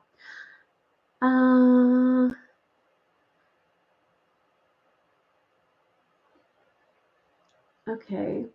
Are you still friends with Muslims? Yes, I do have some Muslim friends. Not as many as I did, obviously, because I had a lot. But there are a few people. Our relationship isn't necessarily the same, but yeah, I still have Muslim friends. But I'm not as close to them, I have to say, just because, you know, it's well, I suppose a couple of them I am, but it depends. It depends on so many things. Because sometimes it can be tricky, especially if they're always trying to bring you back. It's like they're like, oh, did you hear that, like this amazing verse? I'm like, yeah, I'm good, B. Have you heard anything from Lubna after your video? Yes, I am gonna be doing a video with Lubna soon. She reached out actually, which was very lovely, and I just haven't had the time. It's been really crazy over here. So we will be doing a video very soon, I believe. I don't know when she's going to upload it, but we're doing it very soon. Which will be fun. So I hope you guys tune in for that. I don't know if it's going to be live, actually. I think she's going to pre-record it and then play it. I think, or then upload it, whatever. Have you heard it? Yeah, sorry, I would swear that one. Oh, I didn't put my glasses. It's fine. Yay, one of the world's smartest. Oh my God, you're so cute. Wow. Thank you. Please discuss your experiences of spirituality. Spirituality is a really interesting one. I don't know if I can. Oh, do you mean your experience? Oh, okay. What do you mean? I don't know what you mean. So just clarify before I go on a tangent and it's not what you're talking about. Oops, daisies. I'm just going to pin a message that I didn't mean to. Oh, you thought I was going to go on a live stream with Lubna tonight? No. But I know, I didn't mean to book at the same time as her. And then I was like, oh no, I want to watch her live stream. But I did see bits of it in the end, actually. But I'll watch it back. But yeah, we're gonna do something together. It's my fault. It's not hers. It's my fault. She reached out and I was like, I'm kind of busy. There's so much going on. Also, I was really sick the other day. Anyway, not that you guys need to know. A question: if you only have two choices and you must choose one, which you choose for society? Oh, Jesus Christ's teachings in the Gospel or Muhammad's teachings in Sahih Hadiths? Oh no. The thing is, I don't know if I could do this justice because I don't know the Gospel that well. So I don't know if I could answer that question properly. That's a tough one. My gut is saying, the only thing is, my gut is saying Christianity, but only because if you look at Christians compared to Muslims, but if we're talking about the books itself, I feel like I can't answer. But if we're talking about like Christians who, like, let's just face it, like they don't follow everything to the T the way that Muslims do, right? So sorry, 1 second, I'll be right back, guys. I just have to get something. Sorry, one sec.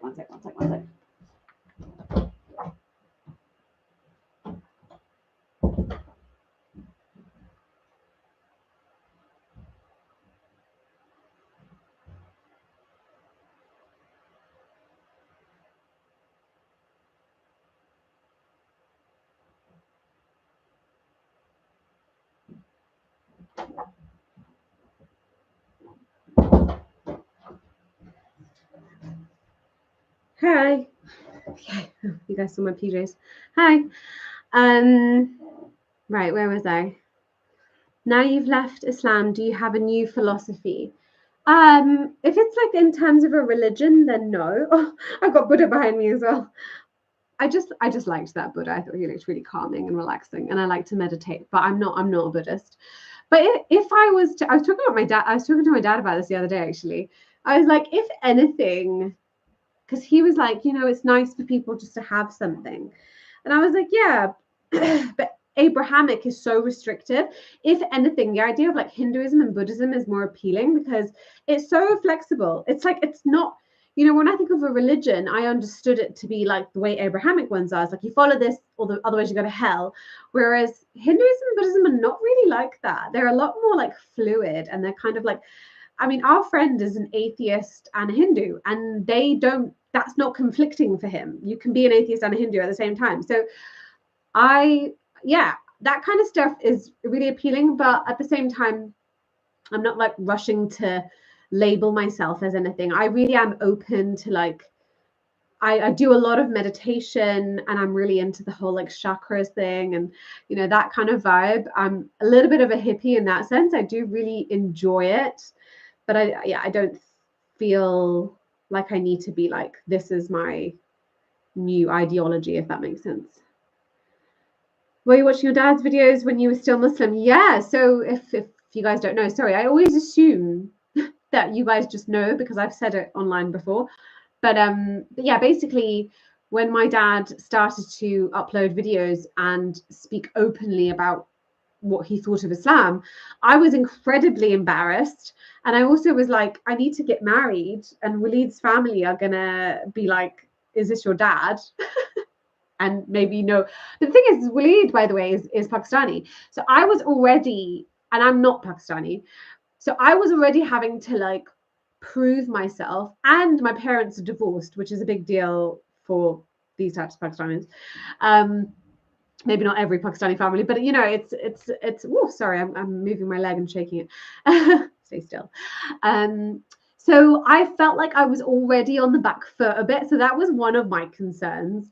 I was like, Waleed and I want to get married, and I feel like, they're just going to be like, nope. And then we're going to have to elope because we're going to get married either way. But I'd really like his family's like approval. So I was so scared about that. So I did make him take them all down. And that was the main thing that he actually took them down at one point. He put them back up later on.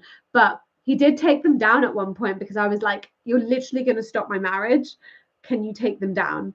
And then he was like, oh, okay, fine. But I also felt like, I remember commenting as well and having, it's so funny because those like haters that comment on ex-Muslim videos, I remember commenting and being like, well, you're supposed to see it in this way, and like Allah has blah blah blah blah, like Allah knows best, and I don't even know what I said, I can't remember, but that kind of thing.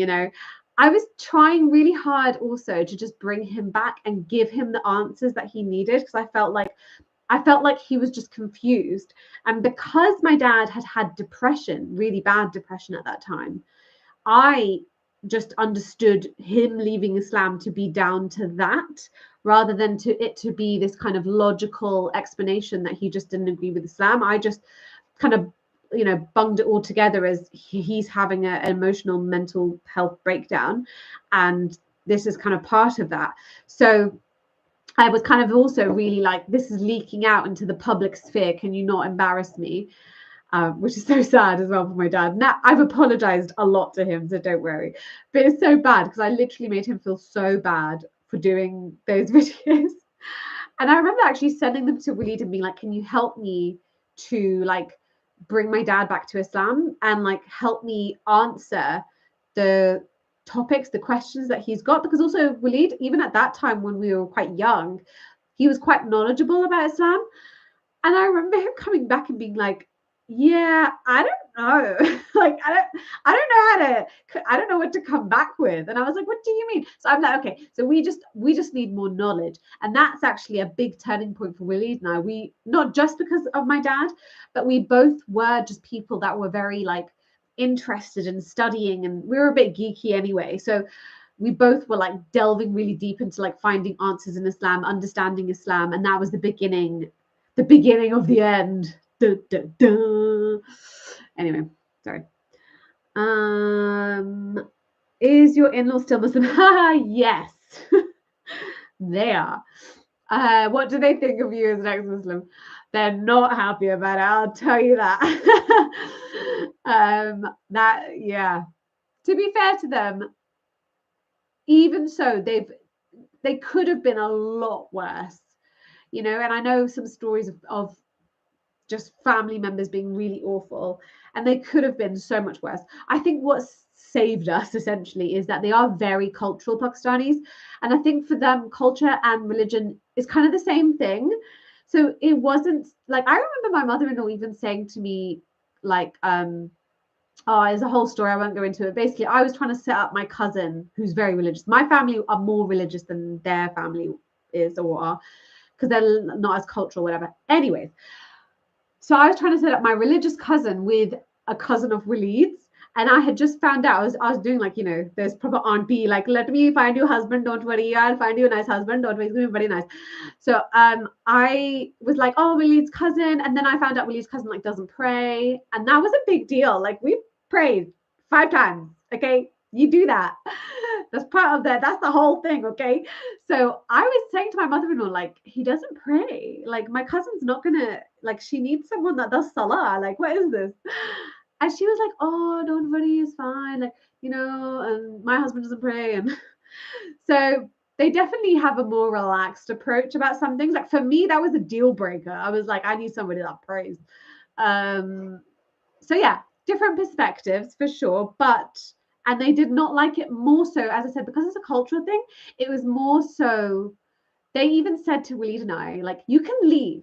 You don't have to be Muslim, but don't tell the freaking world about it. Can you just shut the hell up? That was what it was about. It wasn't even about us not being religious. It was about us going online and being like, hi, we're ex-Muslim. Hi, guys. We're the ex-Muslims. They were like, beta. So it was a little bit more like that stuff. But to be fair, they've still been like really cool in some ways. You know, we're not gonna go into the deep too much. Oh wow, okay, I've missed so much. Oh, here we go. Will you be voting for the Reform Party? I don't know. Sorry, that's not a very nice answer for you, but I don't know. I need to look more into stuff. Look up Pallywood. What's Pallywood? No idea. I feel like I've been really out of the loop. Do you prefer Feiruz or Kulthum? Oh, Kulthum, definitely. Yeah. Definitely, 100%. I do like Feiruz, but I'm sorry. She's the queen. I like how Israel is an apartheid state because because they don't give Palestinian citizenship. But these same people don't want Palestine to be part of Israel. Okay, I don't know if I'm tired or My brain's not comprehending what that said. I am tired as usual. Hi, don't follow you, but good luck with your future. Oh, thanks. That was really sweet. I love it when people can just give out positive energy like that. Beautiful. Thank you.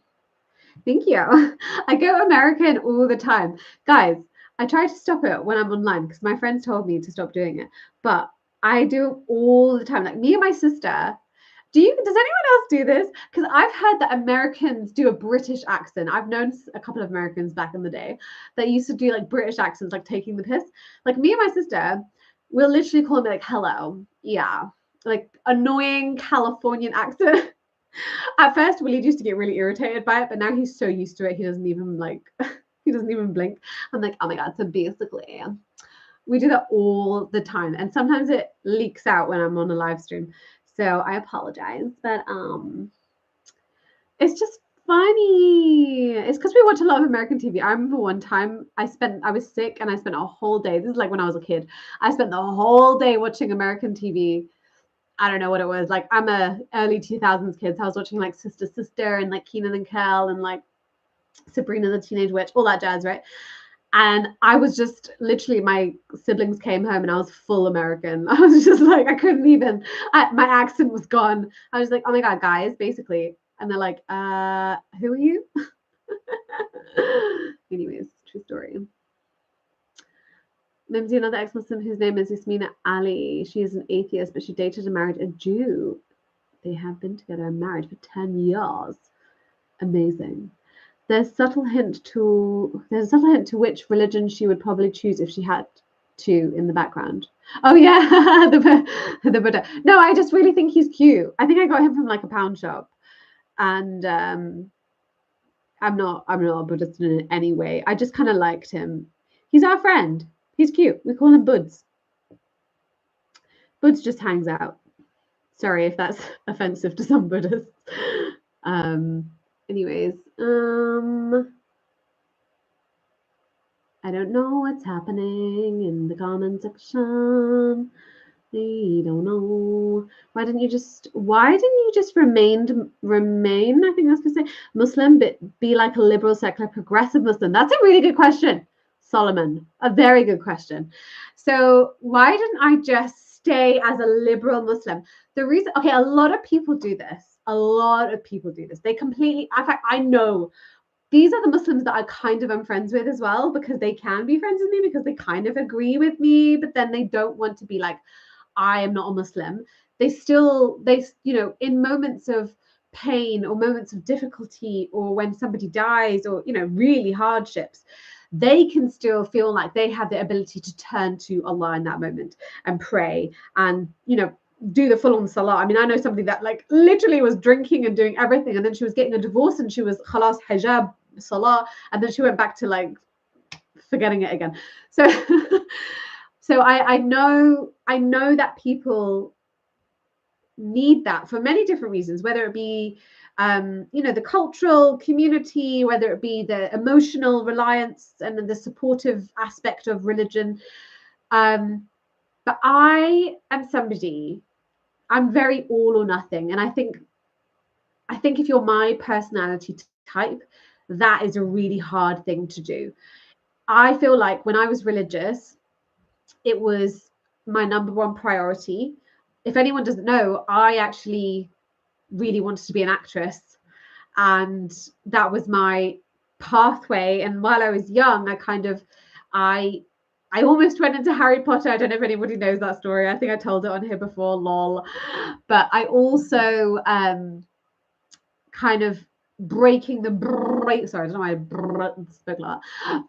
rules. I cheekily, as a teenager, joined this like Shakespeare play company thing, and my dad was really easygoing, so he didn't really care. I don't think he thought anything of it, and but I was kind of not telling everyone in my family about it, and I was really, really into acting, and I ended up doing acting GCSE and then acting A-level. And when I did acting A-level, I put on my hijab again because I was kind of going back and forth with the hijab for a little bit.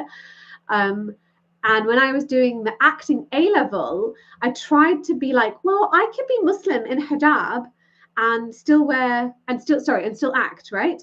So, but I had to then accommodate my plays, because I don't know if anyone's done theatre as an A level, but you do have kind of the creative space to choose your character a little bit more, unless you're doing a fixed play, but we didn't. We kind of we wrote the scripts and everything. So when I was doing that, I became an Arab man that had a turban, or I became I had to accommodate my hijab into the role that I was playing, which didn't give me a lot of flexibility. And I very quickly realized as well that I still probably was breaking rules. And I was so sad, because actually I, got invited to be a part of, I basically could have I could have been in Hollywood, guys. No, I'm just kidding. I don't know. I think I was going down more the theatre route anyway. But yeah, I mean, I could have been on a whole different path, but I chose to not go down that path, because I felt like I'm doing a disservice to my religion. And the truth is, I don't think Islam has a space for women to be actresses. So I chose not to go down that path. And that was a really painful thing for me to let go of, because I was like, this is such a big passion of mine. And I really, really enjoyed it. And the stage just felt so fun for me. And it was just, it was such a creative space. And like, I was that person that could just, anyway, blah, blah, blah. I'm not going to go into it. But anyway, I am that person that I have to do justice by what I stand by. And I can't hide. Like, I feel like I'm someone that just can't lie. Like if also my friends laugh about this as well, because, and my siblings so much, because it's so true. Like, I can't fake a reaction. I'm just so like, even though I'm an actress, but if I'm a different character, it's different. But if I'm me and I'm not playing a character, I can't lie. Like, I can't just be like, you know what I mean? I can't just be like, oh, anyway, I'm going off the point, but you get it. I can't just be like, oh, I'm going to do this religion and follow this religion and be a Muslim and then do haram. I just can't do that. And I think a liberal Muslim is just lying to yourself. Honestly, that's my perspective on it. You can do it if it makes you feel better, but I wouldn't be able to sleep at night, because I'm like, I'm not doing what I'm supposed to be doing. Sorry, that was a really long-winded answer to that, but basically I can't do it. Having a separate discussion. What is this noise? What is happening here? Sorry. I don't know. I don't even know what that noise is, but sorry about it. Anywho. Where was I? Oh, okay. Right. How did you feel brave? Oh, sorry. Did I miss a question? Oh, sorry. I have missed a question. Hey there, Mimsy. How are you? I'm really good, thank you. How are you? Did you ever use the killing one person is the killing all of humanity? Yeah. Of course. Yeah, all the good lines. Also the line, oh shoot, what's the amazing epic line? What the hell is that noise? Sorry, my laptop is making weird noises. This is why you shouldn't keep like a bunch of windows open at the same freaking time, which my husband loves to do. I can't do stuff like this, right? I think it's this. Let's close all these bloody windows. Who can function with like 500 windows open? Tell me who.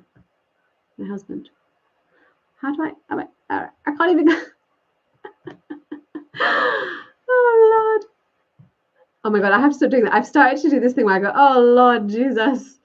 And all the Christians are going to be annoyed at me, but I sometimes say it in really inappropriate settings, so I need to stop doing it. Okay, what was I saying? Oh yeah, the line. There was a really good line in Islam and in the Quran that people love to use. It's something about you can. Oh my God, my brain's too tired for this. What time is it? It's only 10. I've forgotten it. It's something about like you can basically do what you want. There's no. Oh, I'm close to it.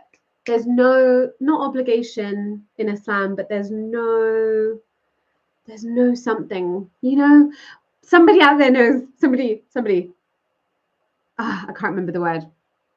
Anyway, but yes, I did used to use that. Did you get a chance to see the Richard Dawkins? Yes.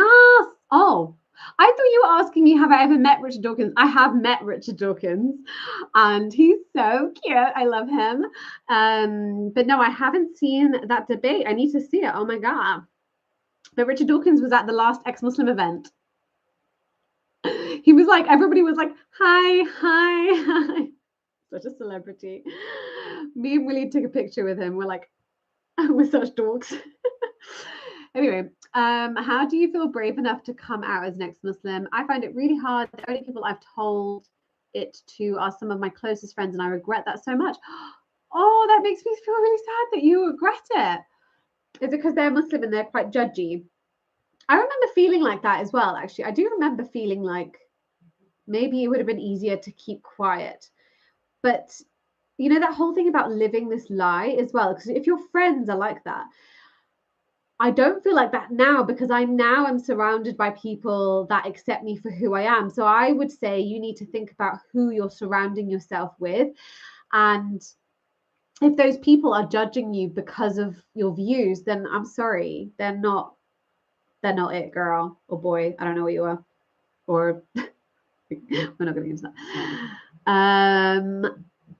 And then he watched the videos and left Islam. Wait, who? Did I miss something? Who was I talking about? I don't know what that's referring to. Ah, went to the bottom. Haram Potter. Okay, you know what? Let me go down, because you guys are talking about what I've just spoken about. And now I'm going too far. Okay, no. I feel bad. I don't want to miss your questions. I'll go back up. Hi, welcome to my live stream. Oh dear. You know what, guys? It's an hour in, and I haven't even told you guys the main things, like why I left Islam, because everybody wants to know that. Do you guys want to hear that? Because I did get a lot of questions, and I've just always referred to, like, watch my 40-minute video. But I wonder if I could like speed answer that, because I thought, you know what, let me answer it, but like in a really condensed way, which I don't know if I can do. I'm actually just laughing at the fact that I thought I could do it in a condensed way, but let's see, maybe. Okay, Valley Girl. Yes, Valley Girl, exactly. Yeah. Like, I grew up with like Lizzie McGuire and stuff. Love those shows. Oh my God. I love chakra meditation. Ah, yes. Me too. Many Sufis in India do a lot of chakra meditation. Can you describe what it's like? I thought you'd like you. Oh, you're saying you thought I'd like it. Is that what you meant to say there? Yeah. I mean, honestly, just look it up, guys. Just start meditating. It's really just being able to, you know what? I am not as knowledgeable on it as actually the chakra meditation. I do a lot of mindfulness meditation, but my really close friend, who I'm mentioning a lot in this live stream, so he'll be ecstatic. But Jimmy is somebody that is really, really into this stuff. So I will get him on at some point, and he can just unleash. Next time I'm at his house, because we're actually going soon, so we're going again to his place. So when we go, I'll get him to talk about it with you guys. We'll do another live stream, and we'll talk about like spiritual stuff, because obviously you guys are like into it. What's your favorite comedy program? Ooh. I mean, it has to be Friends, guys. I'll be there for you. Sorry, I just had to. Sorry, my bad. I'm really cheesy, guys. So if you don't like it, you can leave. Goodbye. Friends, come on. I actually haven't seen Friends since Matthew Perry, which I'm really sad about.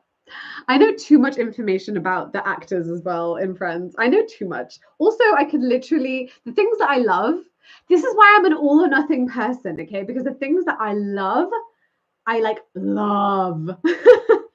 Like, I love Friends so much. I could probably like quote some scenes from like my favorite episodes. And I'm the same with like my favorite movies. Like, one of my favorite movies, I'm like outing myself so much here, but my favorite movies are proper, like, don't judge me, guys. They're like proper cheesy girly films, okay? But that's like how I am. One of them is like Legally Blonde, for example. Do you know what it is? It's nostalgic, okay? When I grew up, I probably liked like deeper, like more intellectual, psychological, like, you know, adult films. But those films from my childhood are so much like they're so much cuter for me because it's like when I was a kid, I loved it so much. So, but yeah, my sister literally couldn't even watch the movie with me because she was like, stop saying every word.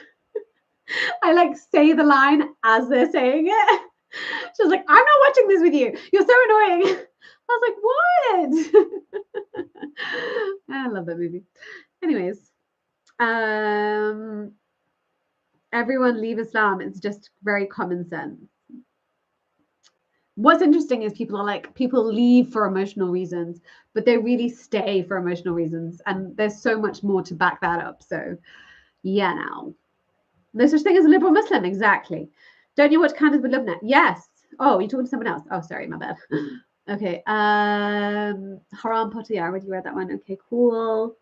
Okay, let me just scroll down a bit more. Sorry if I've missed you guys. If I've missed something, just excuse me. Just write it again. Where are we? How did you get out of the emotions of fear that the religion imposed on you and think critically for yourself? Another really good question. It was a process. It's not something that happens overnight for sure. It's a process. And I think the biggest thing for me was, and again, it's kind of, you know, every character is different. And because I'm someone that's all or nothing, it definitely took me, and I think a lot of people would resonate with this anyway. It took me to like scour through everything. I didn't just leave Islam just because I was like, oh, you know, it wasn't something that was like a very quick decision. It was something that took me, it was over years of like really analyzing, going back, like, okay, let me just, this verse or the sex slaves or the things that I actually have written down so that I could do my brief overview. Those things, is there another way of interpreting it? Is there another way that this could be looked at? Is there someone else that has a perspective that makes sense?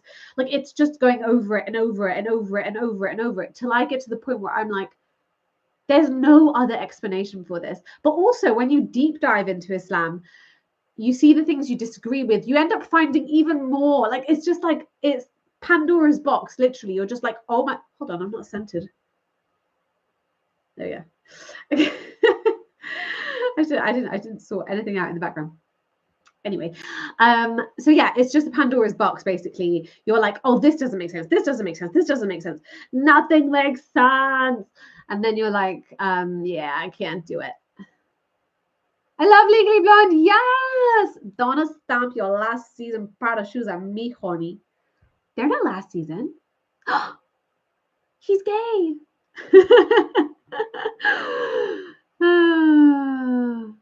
Anyways. There's no compulsion. Whoever said that, who is it that said that? I love you. Compulsion. Someone else said it. Compulsion. Oh my god, you guys said it. Yes, I love you guys. You guys are the best. You guys are actually the best. Thank you. There's no compulsion in Islam. That means you can do whatever you want to do, guys. Did you know that one tiny little verse is taken out of context? But anyway, don't take anything else out of context. Like, you can kill whoever you see, but that one can be taken out of context. Woohoo! Love it. Thank you guys for saying that. Sorry if I saw it a bit late. You guys are awesome. I'm just kind of like scrolling everywhere right now. Just I don't know. I don't know what's happening. How did you get out of it? Oh, I already read that. Okay. I'm not very good at this live stream, guys, but thanks for hanging out with me.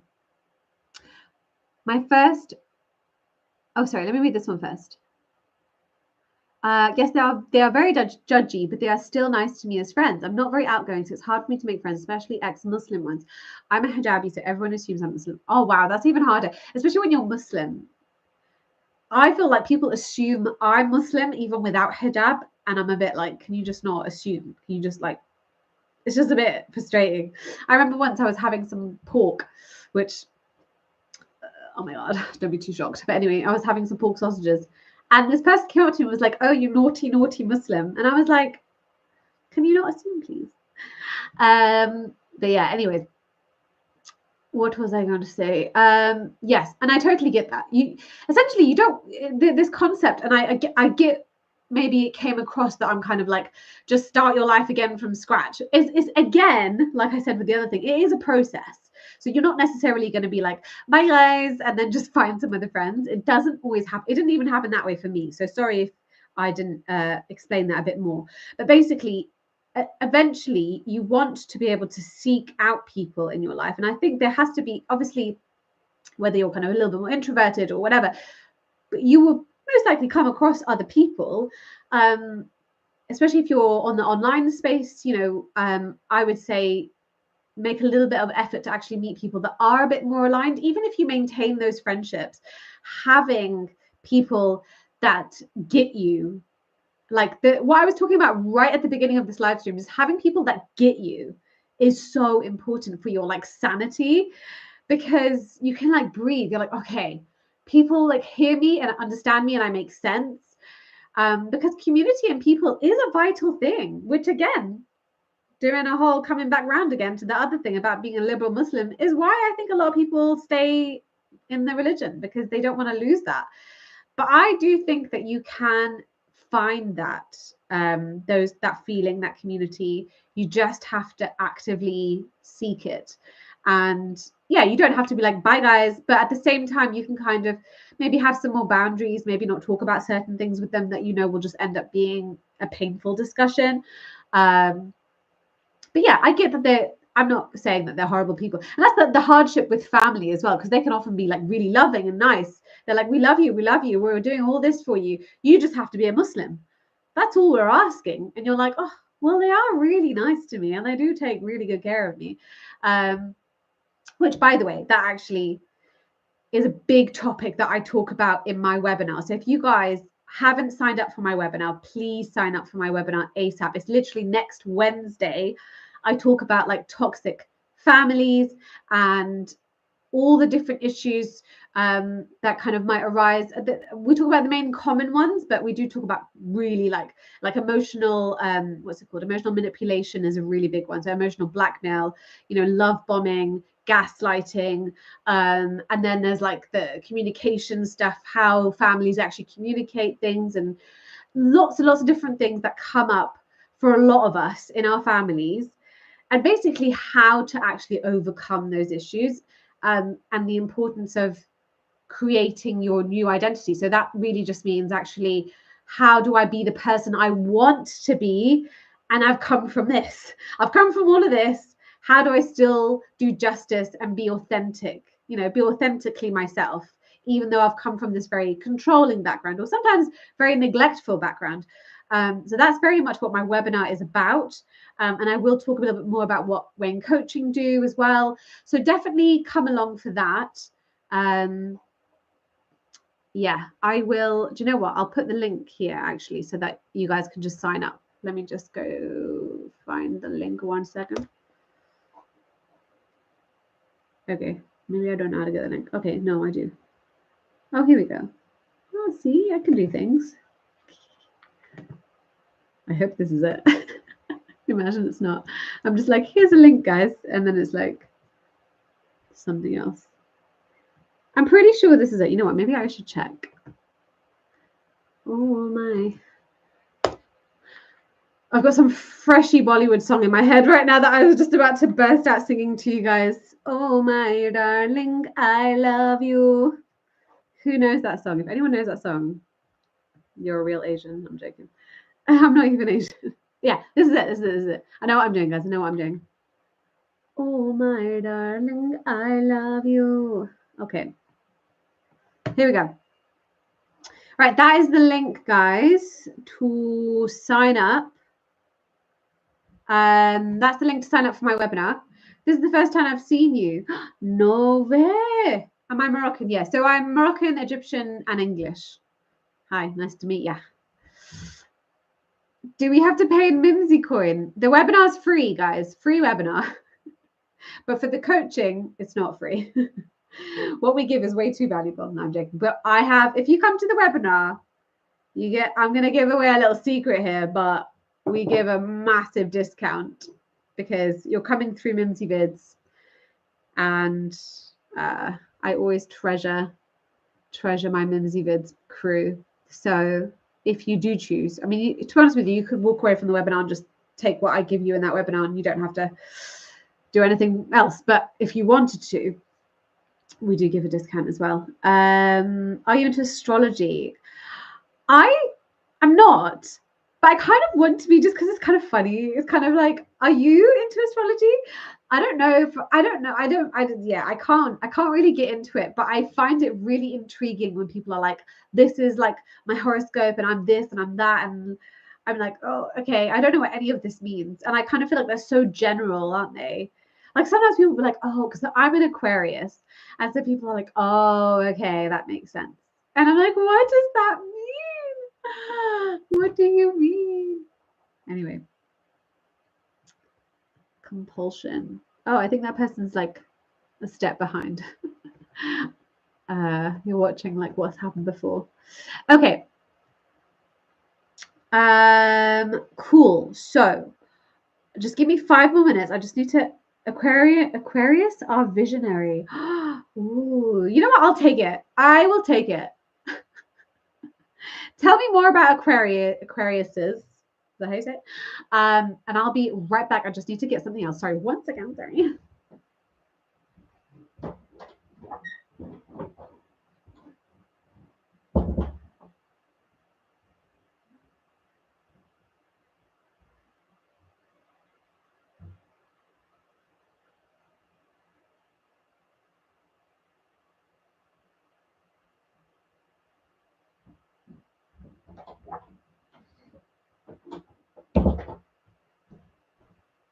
Sorry, guys. Hi, I'm back. I'm Pisces. Excuse me. Okay. So it's been an hour. I'm gonna go soon. Although I love chatting to you guys. I always get carried away. I just have so much fun. I've written notes. Okay, so let me see if I can speed through. I'm laughing just as I'm saying this. I don't know if I can. Let me speed through why I left Islam. I'm joking. Why I left Islam. So sometimes I go Australian as well. Right. What did I even write here? I just wrote some random stuff. Okay. I think I know what I said. So, okay, the biggest thing for me was the stories of the prophets, okay? The prophet mainly, but just the random ass stories of the prophet. So, I spoke about how I've mentioned all these before, but the Prophet Muhammad, the wife Sophia, how he killed her husband, dad, and brother, and it was a war situation. I think they were actually a Jewish tribe as well, and that was always glorified as like, look, he even married a Jew, even a Jew, which I thought was funny. So anyway, the Prophet Muhammad married Sophia, and he consummated the marriage that night. So and that was quite a big deal, because even his companion, I can't remember which companion it is it Abu Bakr? Does anyone know? One of his companions was really concerned that he had done that. So they were sleeping together in the tent, and he was actually going around the tent. So this is all hadith sahih. He was going around the tent because he was so scared that somebody was going to attack him for doing that. So even for them, that was quite a big deal to just, on the night of the war, just sleep with this woman, like marry her and sleep with her, which in my view, I think I was like, how is this consensual? And so that really changes the vision that you have of your prophet, because I'm like, this is actually quite gruesome. And I can't imagine this woman. I actually asked my mom this question, and she was like, yeah, well, she just fell in love with the prophet. Like, she just loved him so much, and she just loved like Islam, and she was happy to become a Muslim. Like, she was like, yeah, let's do it. Which actually, she didn't actually become Muslim. She stayed Jewish, but maybe later on. But at that point, she was still Jewish. As far as I know, she didn't do Shahada. So, but anyway, that was my mum, who's still Muslim, her explanation of that. And I was like, that's weird. I'm sorry, but there's no way that this woman's like, thank you so much for killing my whole family. Let's have sex. Like, there's just no way that happened. So, hi, welcome to the show. Sorry, I laugh so that I don't, get too emotional about it. Sometimes I have to stop myself when I'm on a live stream. So that was a big story that really was like, as well as, since we're on that kind of topic, as well as the sex slaves. And there was a big story that I delved into about Maria. Does anyone know the story about Maria, the Christian, but she wasn't a wife. She wasn't, she didn't get to that level. She was exactly Maria the Coptic. Yeah. So she basically was one of his sex slaves. And if anyone knows the story, I actually talk about it again in my Why I Left Hassan video. But basically, he really wanted to have sex that night, and his wife Hafsa, who he was supposed to be with that night, because he took every night he was like with a different wife essentially, and it was the night that he got to sleep with Hafsa, and Hafsa was like, listen, my mom's sick, I can't do today, like let's take a rain check, whatever. I don't know if that's what she said, but anyway, she couldn't sleep with him, right?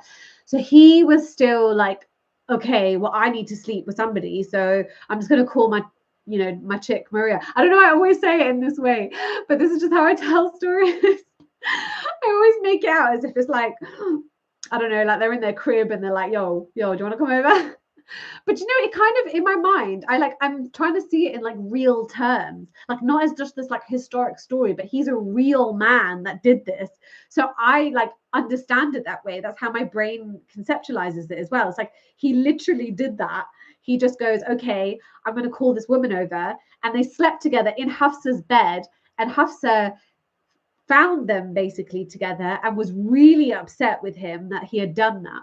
And that was a whole story. That's a very controversial story. And I think that's even more controversial about what happened next, because that's a horrible thing for him to do, and definitely not, the perfect man thing to do. But also the fact that that story kind of got manipulated. So if you see the original older versions, all the older versions say that. But then the more recent versions or the later versions change that story to actually be that she was upset that the Prophet had eaten some honey, and she really doesn't like honey, and she told him to never eat honey again. But that's not true. I mean, there's no way that happened, because it doesn't even make sense, because the way that Hafsa was described as being so upset that he said he was trying to be like, okay, you know what? I'll make her haram for me. I'll never sleep with her again. Very dramatic. I'll never sleep with her again. And the modern version is like, I'll never eat honey again, which is like, okay. But anyway, and then what happened was a verse came out. And this is really interesting, because the concept of like how verses actually come out, like a verse from Allah, the next day he's like, God damn it. Like, now I can't sleep with all these sex slaves. What the hell am I going to do? The next verse, Allah's like, guess what, Muhammad? You're not allowed to make rules. You are definitely allowed to sleep with anyone you want to sleep with. Okay? Just to let you know, you can definitely still sleep with those sex slaves. So don't you can't control what's haram and what's halal, whatever. And he was like, oh, guys, like, this isn't even me. I'm the good guy. I didn't want to sleep with her, but I have to. Guys, this is like, the verse came, I have to sleep with them, okay? I'm just kidding. I'm obviously dramatizing it. But essentially, he basically said, I can't say what's haram and what's halal. If I want to sleep with these sex slaves, I can. So, yeah. What was the name of the Jewish wife? Sophia. Look up Sophia. The tribe. The tribe, the war, the whole sitch. Look it up. Okay, we are kind of blasting through it as quickly as we can. So those stories came up, and when I was doing my research, I didn't know those stories as a religious Muslim. I didn't really know them. I was kind of like, what the. So that was a really big question mark. But then also the concept of war was a big thing for me, like how they actually went to war, how they killed so many people. In my mind, the Prophet Muhammad was this really peaceful, like lovely, cuddly teddy bear that never like hurt people. And like, I used to know, and I talked about this even in that video, that I used to know him as somebody that would never keep money to himself. Like, he'd always give money to the poor, and he was all about caring for others. And he definitely was like that at maybe one stage of his life when he was like recruiting people. But there was this whole other stage of his life where he was so brutal and so like like just horrible. And I just can't align with that. I can't align with the amount of death and torture that he put onto people. And a big example of that is Banu Qurayza. If anyone doesn't know the Banu Qurayza story, it's basically where he went to a tribe, and it's tricky because it wasn't exactly from the prophet's mouth, but he kind of gave authority to somebody else to basically slaughter all the men. And these men were supposedly going to be treacherous and supposedly were going to be too dangerous to be kept alive. So including children. So they would literally see if the young boys had pubic hair, and if they had pubic hair, their throats were slit, and they had built a huge what's the word where you build like a massive hole? What's the word? Do you know what I'm? Trench, a huge trench.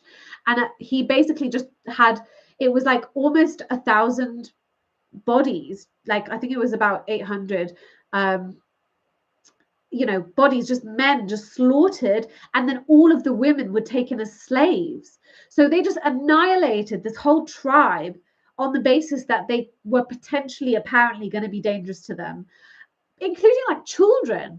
Do you know what I mean? Like as young as like 12 years old, if not younger, 10 years old. Do you know what I mean? Like, so I was like, that's brutal. That's really, really brutal. So stories like that don't show the prophet in like a beautiful, amazing light, they definitely weren't the headlines when you're growing up. They for sure were not the like main stories that we were always told. In fact, I feel like we were told the same nice stories over and over again. We were, oh yeah, we've heard this one before. Like it was just the same nice stories.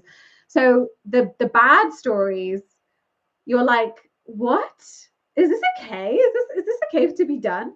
So that was a big thing.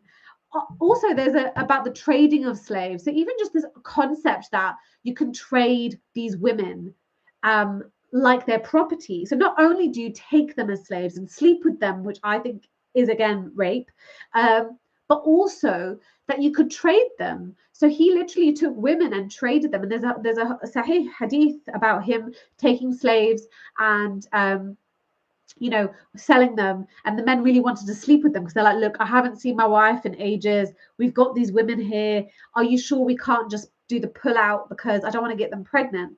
Because the one thing the Prophet Muhammad did do is he said, if you impregnated a slave, that slave would be your child and your responsibility, whereas before it might have just been like another slave that you just ignored. So that's supposed to be a really nice thing. So like if you rape somebody, take care of their kid, great. Okay, well, I mean, maybe don't rape them.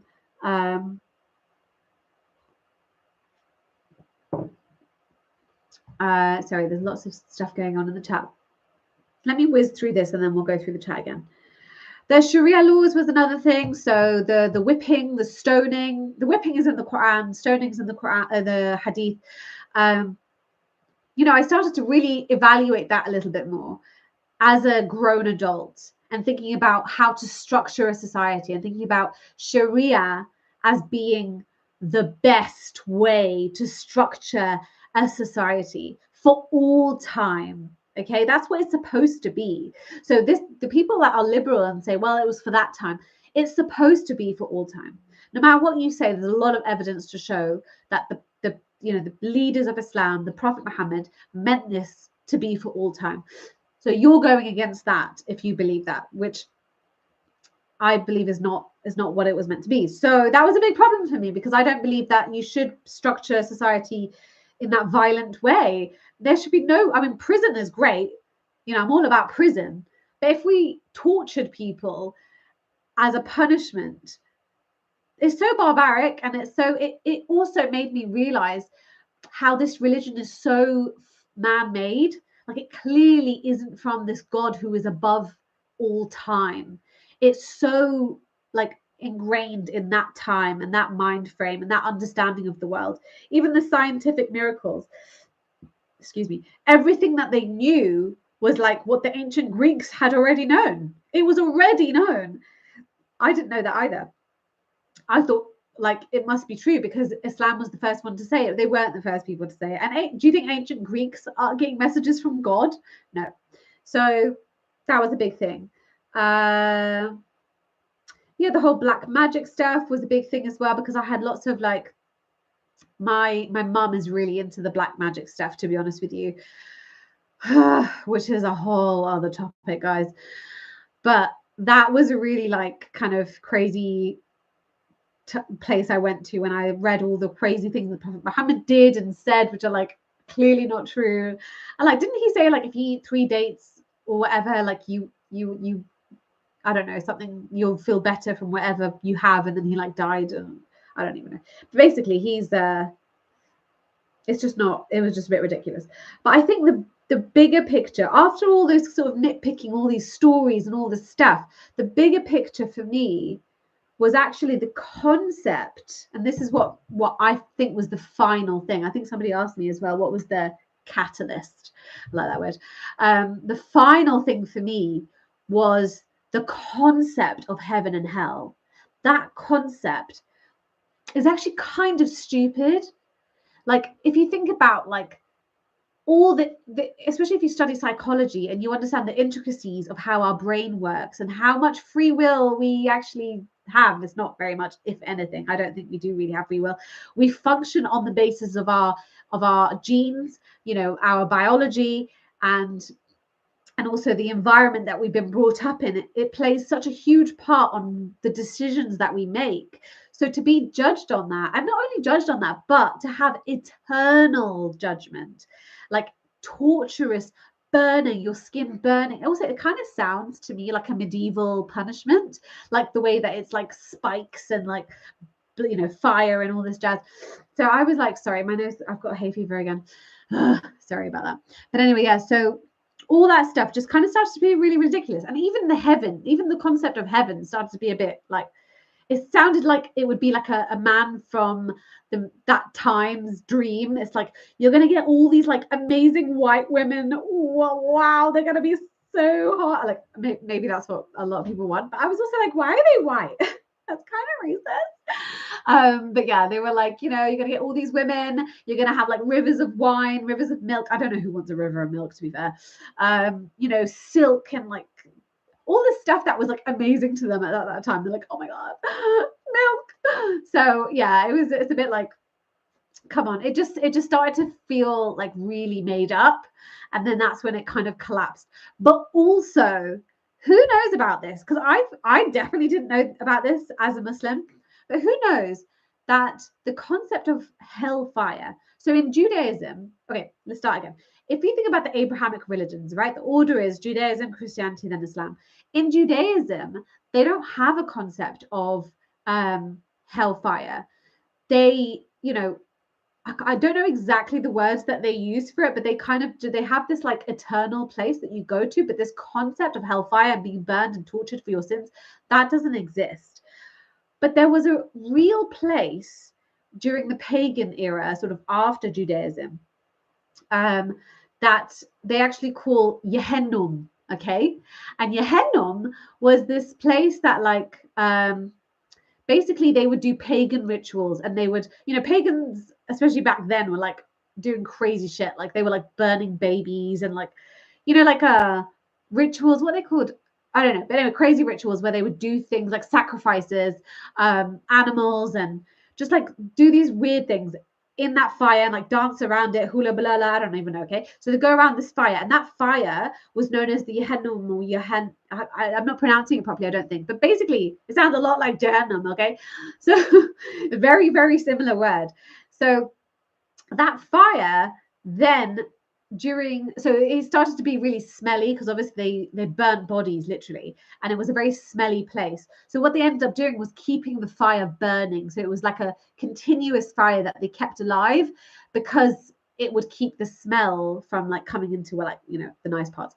So that fire was a continuous thing. And then when the Christians were, sorry, before the Christians, I think, but around that time, right before, they started to actually use it as a place of punishment for the criminals. So they were like, okay, there's this fire, great, we'll just use that. So if there were criminals, like, you know, any kind of thieves or anyone, that was just what they would do. They would just chuck them in this fire. And so that fire became known. So this is like real life, guys. This is like in the real world, like not made up fantasy. In the real world, there was this fire that was known for punishment of bad people.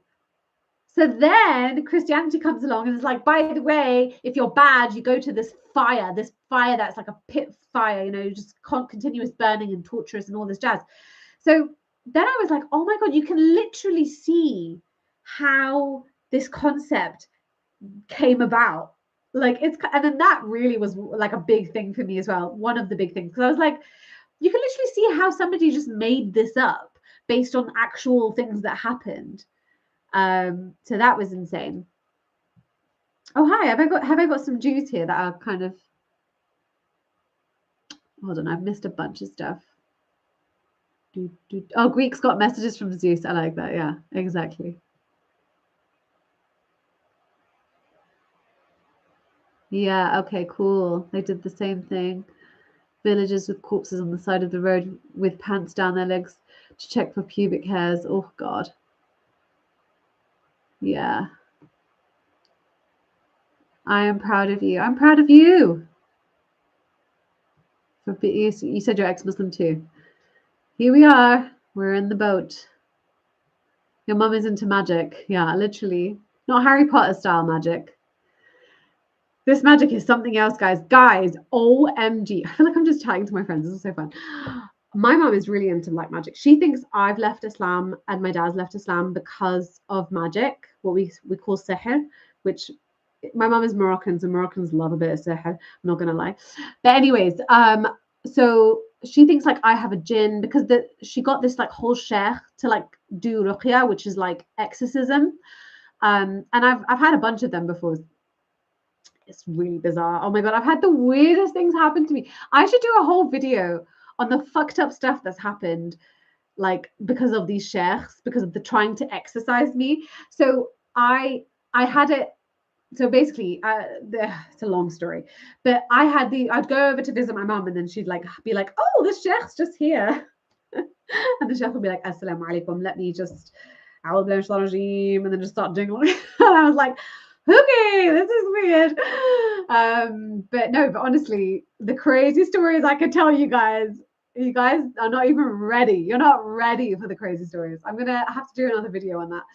But what was I was gonna tell you something. Oh yeah, I recorded one of them. So he didn't do ruqya, but I just had a chat with him, and I literally was like, this is during magic stuff. I really wanted to do like a whole series on like the craziness. This is like a whole other part of Islam that I don't even think people really know about, and the abuse. Like my mum is a very vulnerable person, I feel like, and I think these sheikhs, I know these sheikhs like fully take advantage of her vulnerability, and Islam is a crutch to her, so this explanation is a crutch to her. It's just insane. And the money that they take money, by the way, so it's like a real like crazy shit that happens in for many Muslims. Okay, I need to wrap this up because it's been like 100 years. So anyway, I feel like people were asking, you know what, that kind of sums it up. I'm not going to talk anymore about why I left Islam. You guys get the point. Those were big things for me. Okay, so we can close that off now. I was like, how am I going to sum up a 40-minute video? But I think I managed to do it. I think that was okay. It was like half an hour. That was okay. Oh, wait, that's like the same. God damn it. There's like 10 minutes left. I tried. Night. Oh, are you going? Hold on. I just wanted to read what you said, and then I'm going to go. Yes. Oh, my God. Also, I kind of love you for like knowing me. She's a new mum. This is like 2 a.m. I remember the days where I used to stay up till like 3 a.m. and that was nothing for me. Well, because I could sleep in, I guess. But you literally, my kids wake up at 5 a.m. 5. Sometimes 5:36. But especially if they've slept on time, they wake up at 5. There's that really funny clip that I had on my Instagram from Madagascar. It's like, wake up. Anyway, if you're on my Instagram, you would have seen it. But If you're not cool. Go on my Instagram. I just want to see what you guys are saying, and then I'm going to go. I just don't want to leave you guys hanging. Abu Huraira, oh, I love this, narrated that the Messenger of Allah وسلم, said, use this black seed, for indeed it contains a cure for every disease. Thank you. Yes. Except Assam, and Assam is death. Oh, I don't know what that last bit means. So I'm missing something. But that's funny. Yeah, black seed. Black seed oil is actually really good for you. Habba soda. I like a bit of. I still sometimes take. I still have it. Like I still take it. But this concept of it being like the all curing is quite funny. Also, like drink a bit of camel urine, and then like that will really help you in your life. Don't do it. It's called the Valley of it's not Gehenna though, isn't it? It's with a yeah. Thank you for that, Francis. Francis, are you French?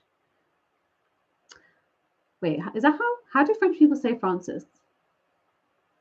I have no idea. When he cut the moon in half, guessing it was an eclipse, just guessing. Yeah, those things are jokes, aren't they? And then everything just starts to feel ridiculous. When you see some ridiculous stuff, then you look at other stuff and you're like, this is all a joke. Like, there's no way this stuff is true. And I feel pranked that people believe in this. I honestly do. I feel like, wow, how can you sit with knowing that he, slept with those sex slaves and like did all that stuff? Excuse me. How can you sit with that and still like love him? And you're supposed to love him more than your parents, which I don't know how you're supposed to do that. Seriously, marrying kids was done by Westerners too then. Oh yeah, sure. It doesn't make it okay. That's the thing is it's one thing being like Henry VIII, but if you're like, this is the perfect man ever in the whole universe, nobody is better than him. He is the example that you should follow to get to heaven. Then maybe he shouldn't be marrying a kid, Gin and tonic. Oh my God, gin and tonic. Do you remember gin? Are they still around? I remember gin and tonic. That was like was it a podcast or like they did like live streams? I remember them. They were quite funny. Oh la la la la. Okay, I should probably go, but I'm enjoying this too much. Pretty much like that. Francis. Is it Francis? No, I'm just like adding I'm making it more Frenchy. Okay, I need to go. Oh, Francois.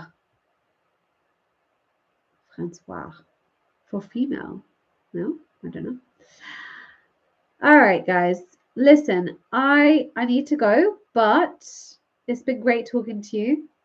Oh, it's still a podcast, but with different hosts. Okay. It's been lovely speaking to you. Absolutely lovely. And let's catch up again. I never know how to end these things. So see you later. No, but let's read that. It's all in capitals. Muhammad started off being married to Cougar. That was because he was a caring person. Yeah, he was really caring. When he had no money and she happened to be a businesswoman, then he suddenly was like, hey, want to invest in me? And then after that, he was like, it's better to marry a virgin, actually. Yikes. Anyways, he actually said that, FYI, if anyone was wondering. If I just made that up, he did say it's better to marry a virgin. Anyway, yeah, it's been great. Have a good night. This has been really long. This is the longest one I've ever done, but you guys asked for it. But also, let me know what other kind of live streams you want me to do. I think live streams is just easier for me rather than like editing anything. So let me know what you'd like to do. If you'd like to come to my webinar, I will paste it again. I think we've called it something else, but it's essentially about sort of toxic relationships that you have in your life, usually with your family, the people you've grown up with, the people that influence you, that sort of thing. Come to our webinar and I'd love to see you there. Yeah, all right, I'm going to go. What is a webinar? A webinar is kind of like a live stream, but a very exclusive. It's not on the internet, it's just us. whoever signs up for it, it's not kind of anyone can just come along. So we try to keep it to, you know, because we're talking about quite personal things. So we try to keep it exclusive, let's just say. But yeah, anyway, also, I don't know if Apostate Aladdin's going to see this, but I did answer his question. I really appreciate his question. He also asked, oh my God, I totally forgot. Apostate Aladdin also asked if I would come on his channel. And I don't know why he asked me on there, but I thought I'd answer on my live stream, seeing as that's what he asked. But of course, Habibi, I will come. Don't worry, I'll come on your live stream, your channel. Sorry, I don't know why I did that accent. Yeah, but yeah, definitely. I love Apostate Aladdin. He's great. And I'm going to be seeing him soon as well, which I'm so excited. We're going to be at Norway, so if anybody is happening to be happening, I can't even speak. Anybody happening to be coming, if anyone's coming to Norway or wants to know about the ex-Muslim event, please come along. I'll send you a link for it. Please come along to Norway. We'll be speaking there. I'm actually hosting it. She asked, Miriam, who runs it, Miriam Namazi, she asked me a few times to host it, and I'm always like, I don't know. I have kid. I only had kid back then, and I was pregnant, so I was like, I don't know. But this time I was like, you know what? I'ma just do it. So here I am. I'll be hosting it. Not hosting it, but like, you know, like coming up next, guys. What's that called? MCing. That's the word for it. Anyways, what else was I going to say? Yeah, so definitely. Also, my son saw Apostate Aladdin. I don't know if he'll get to the end of this, but my son saw me watching Apostate Aladdin and he thought it was Spider-Man, and I thought that was really cute. So I will actually tell him when I chat to him, but it was really cute. He thought it was Spider-Man, and I was like, well, he kind of is Spider-Man to the ex-Muslims, okay? He is. So anyways, much love, guys. Mimsy! Hi, Rick. Sorry, you shouted my name, so I had to shout yours. That's just Venom Spider-Man, yeah. Lots of love. Also, thank you, all those people that stayed here for this entire time. Thank you. You guys are the best. You guys are the OGs. Love you. I can see you there. Thank you. I know you were there the whole time. Love you. Bye. Say bye to Buds. Bye. Cheerio.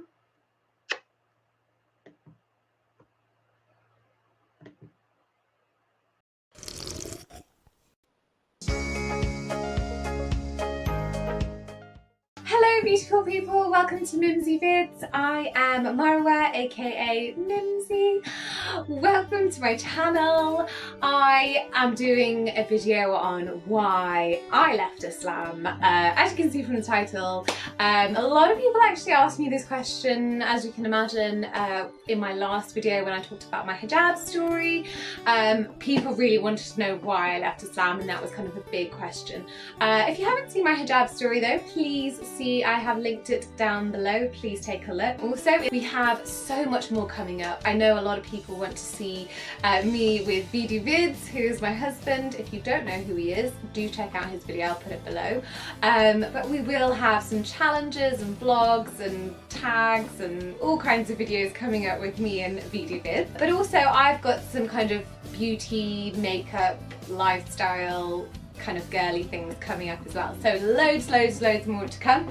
But for now, let's get into this video. So as I mentioned in my last hijab story time, I grew up in a very Muslim environment. I went to a Muslim school, everyone around me was Muslim. I was pretty much in a Muslim sort of bubble. You know, the only non-Muslims I knew were like celebrities on TV. So very much, this is my reality, this is life, this is everything I know since I could speak and understand. So I didn't really think about Islam. Islam wasn't a thought, it was just my life.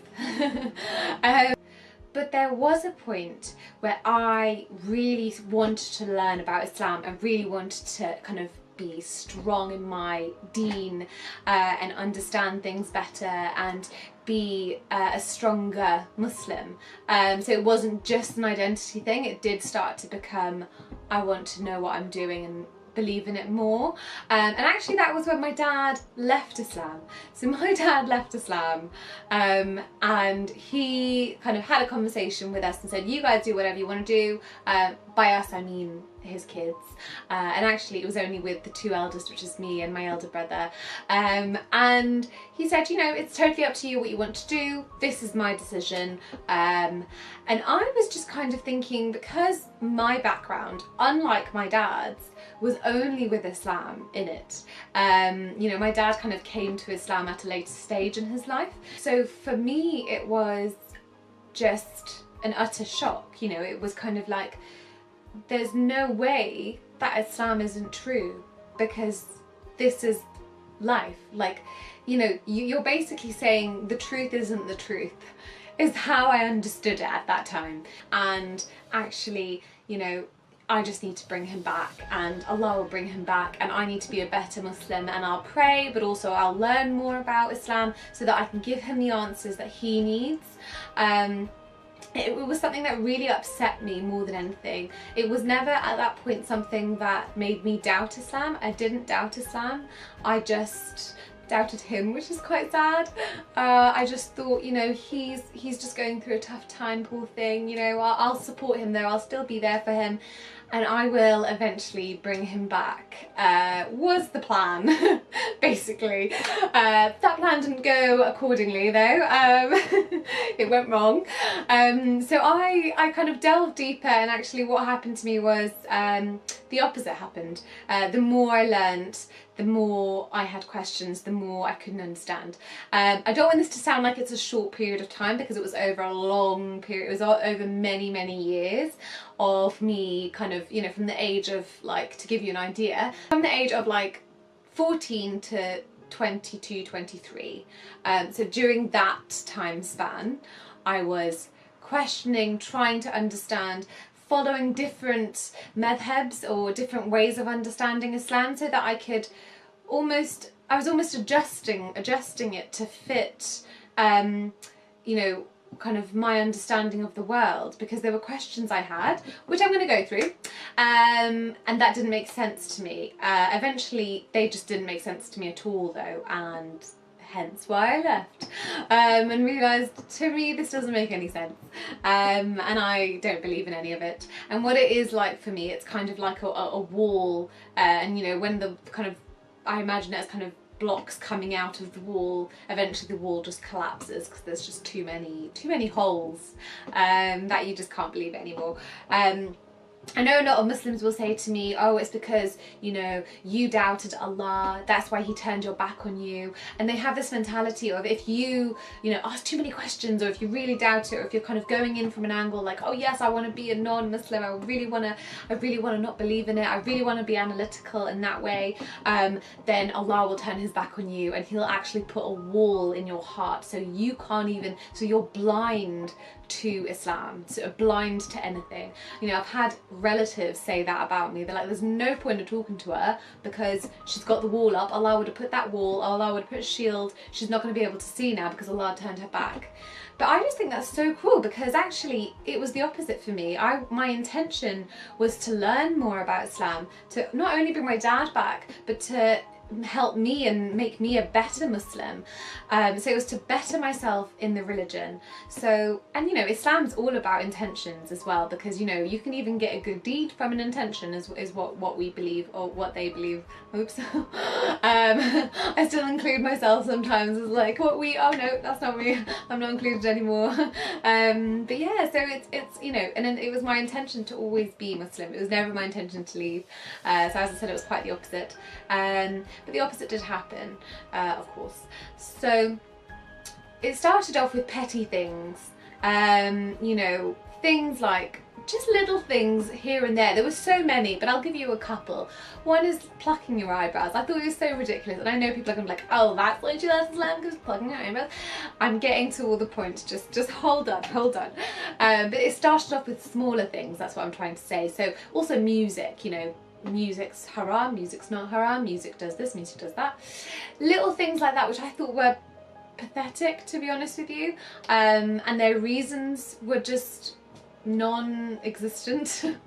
And that's when I started to kind of follow the more Sufi understanding of Islam, actually, because they kind of gave much more you know, kind of spiritual, metaphorical meanings to things. And you know, I mentioned that in my hijab story, that even my hijab evolved because I kind of had a more spiritual understanding of it. So that was fine, but that could only go so far. The questions that came up later that were really bugging me, that I couldn't understand, that didn't make sense, even Sufism couldn't reconcile them. You know, it was just the whole construct of Islam that I didn't agree with. So for example, Sharia law. So within Sharia law, I could literally spend a whole video just talking about Sharia law, so I'm just going to try and kind of touch on a few things. If you want me to go in more detail at some point, I definitely can make a whole video on it, but for now I'll just throw a few things at you. Women's rights in Sharia law are, to me, quite ludicrous. The fact that a woman's testimony is much less than a man's, it actually aggravates me. It's something that I can't kind of understand why that would be, and I feel like it's just so belittling to women who are just as smart as men are, and you know, we know that men are just as smart. Their IQ levels aren't any less. You know, basically within Sharia law, for example, if you were to get divorced, one example, if you were to get divorced, a man can literally say, I divorce you 3 times, and Islamically you are divorced. A woman can't, because women are passionate. You know, they may say things in anger, so men won't say things in anger. Okay. You know, there's so many reasons that people give. Essentially, it's inequality, and it's quite vile, to be honest with you. That you know, however, there's no way of explaining that away. So a woman would have to actually go to a man, so would have to go to like a sheikh or a well-known Islamic sort of leader in that community and tell him, hey, I want to divorce him, is that okay with you? I don't know, that's just the weirdest thing to me. Another one is, for example, when even just simple things like when someone's getting married. When someone's getting married, you have to have witnesses, right? So you can either have 2 men, or if they're going to be women, you need to have doubles, you need to have 4. So that's just because, you know, women, I don't know, they're not able to give the testimony. Their testimony or their witnessing is much weaker, and that goes for even in a crime, in a criminal case. If something were to happen and they have an eyewitness, if it's a woman, it won't be as heavy as a man would in court, in an Islamic court. Yeah, so it's just, I mean, it's actually ridiculous. If this was in Western law, people would be outraged, you know, it's so ridiculous. So that's women's rights. I mean, there's so many others, but I'll put that aside for now, because as I said, it would be just too much of a long video. Also, the things that people often talk about, which I feel like is a little bit obvious now almost. The whipping, the stoning, the cutting off hands, the punishments within Sharia law are barbaric. And I just don't believe that violence should ever be a way of organising society or making it okay. I just don't think... I think it can lead to so many issues within society to have that kind of really violent way. Is it really necessary to kill someone when they've kind of, you know, done adultery or whatever, you know, cheated on their wife? Or it's just to kill someone, to have that in your hands. There's just so many levels to this that are, you know, really upsetting. But also, you know, people will say to me, oh, well, it's more of a deterrent. Don't you know, it's more of a deterrent. You have to have 4 witnesses for the adulterer to actually be stoned. 4 witnesses. And realistically, who's going to go sleeping with someone in bed and who's going to have 4 witnesses that were in the room? That's never going to happen. So everyone's always saying to me, you know, when I have asked people about this and kind of, you know, asked why is this there, you know, it seems a bit harsh, people have been like, oh, it's fine because, you know, it's not really going to happen. But then it just seems even more ridiculous. If it's not even going to happen, why is it there? It's kind of putting violence into a person's psyche, that actually there's, you know, you can punish someone violently if they do something wrong. I just feel like it could lead to violence, which obviously if you look at ISIS, if you look at whatever's going on in the world, it's, you know, it's very obvious that those things in there will lead to someone thinking that actually violence is okay in certain circumstances. And stoning someone to death, what a vicious, horrible way to die. It's just never okay, and that's never going to be okay in my mind. So the punishments in Sharia law, definitely something that disgusted me and I could never make okay. This also leads to what I found out about gays and lesbians. So gays and lesbians in Islam, their punishment in Sharia law is to be dropped from the highest building in that town or village or city or wherever they are, dropped from the building. If they've dropped and they've happened to not die by the drop, then they must be stoned to death. So as you can imagine, I was absolutely, I mean, that's shocking. I don't know if no one's shocked by that. I almost feel like they're maybe desensitized to it, because that's shockingly disgusting, like shockingly disgusting for that to be done to any person.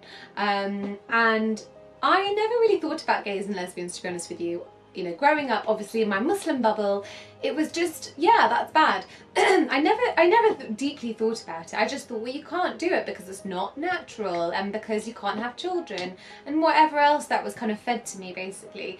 As I grew up, you know, I did really, and I met obviously some gays and lesbians kind of as I grew up at university, and I just thought about it more. You know, when they're in front of you, it's quite different. Obviously, in my bubble, I didn't really meet any. Well, not that I knew, but yeah, when I went out into the real world, I was kind of like, gosh, you're a really nice person.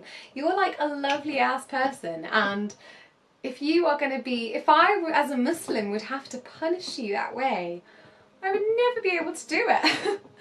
How could I, you know, I just envisioned men just being like, yeah, that's why women don't do it and men do. But I wouldn't want my husband to do that. I wouldn't want my dad to do that. I wouldn't want anyone to do that to a person. It's disgusting. So it really, really upset me. And the more I thought about kind of, you know, I love people, and if they want to love, you know, another, you know, the same sex or another sex or whatever, that's like their decision. And the fact that really bugged me is, you know, they are born that way. I know religious people love to have this idea of they can be cured, and also, you know, that it's because of something. It's not, you know, a lot of the time they're born with it. They are born the way that they are, and it's a natural thing. You see it in nature. There are animals that are gay. You know, there's been gay and lesbians since the beginning of time. People always say that as well. They're like, oh, they're just recent because it's fashionable.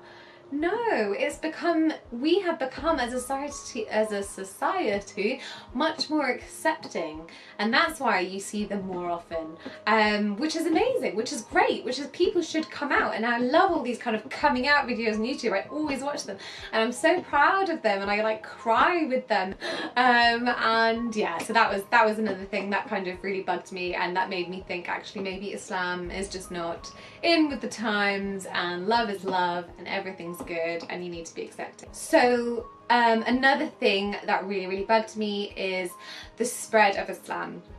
There is a slight theme here, actually. I've just noticed it myself. It's all coming down to kind of violence, violent things that kind of turn me away, because there's a lot of violent things in Islam. There really is, and I obviously don't find a need for it.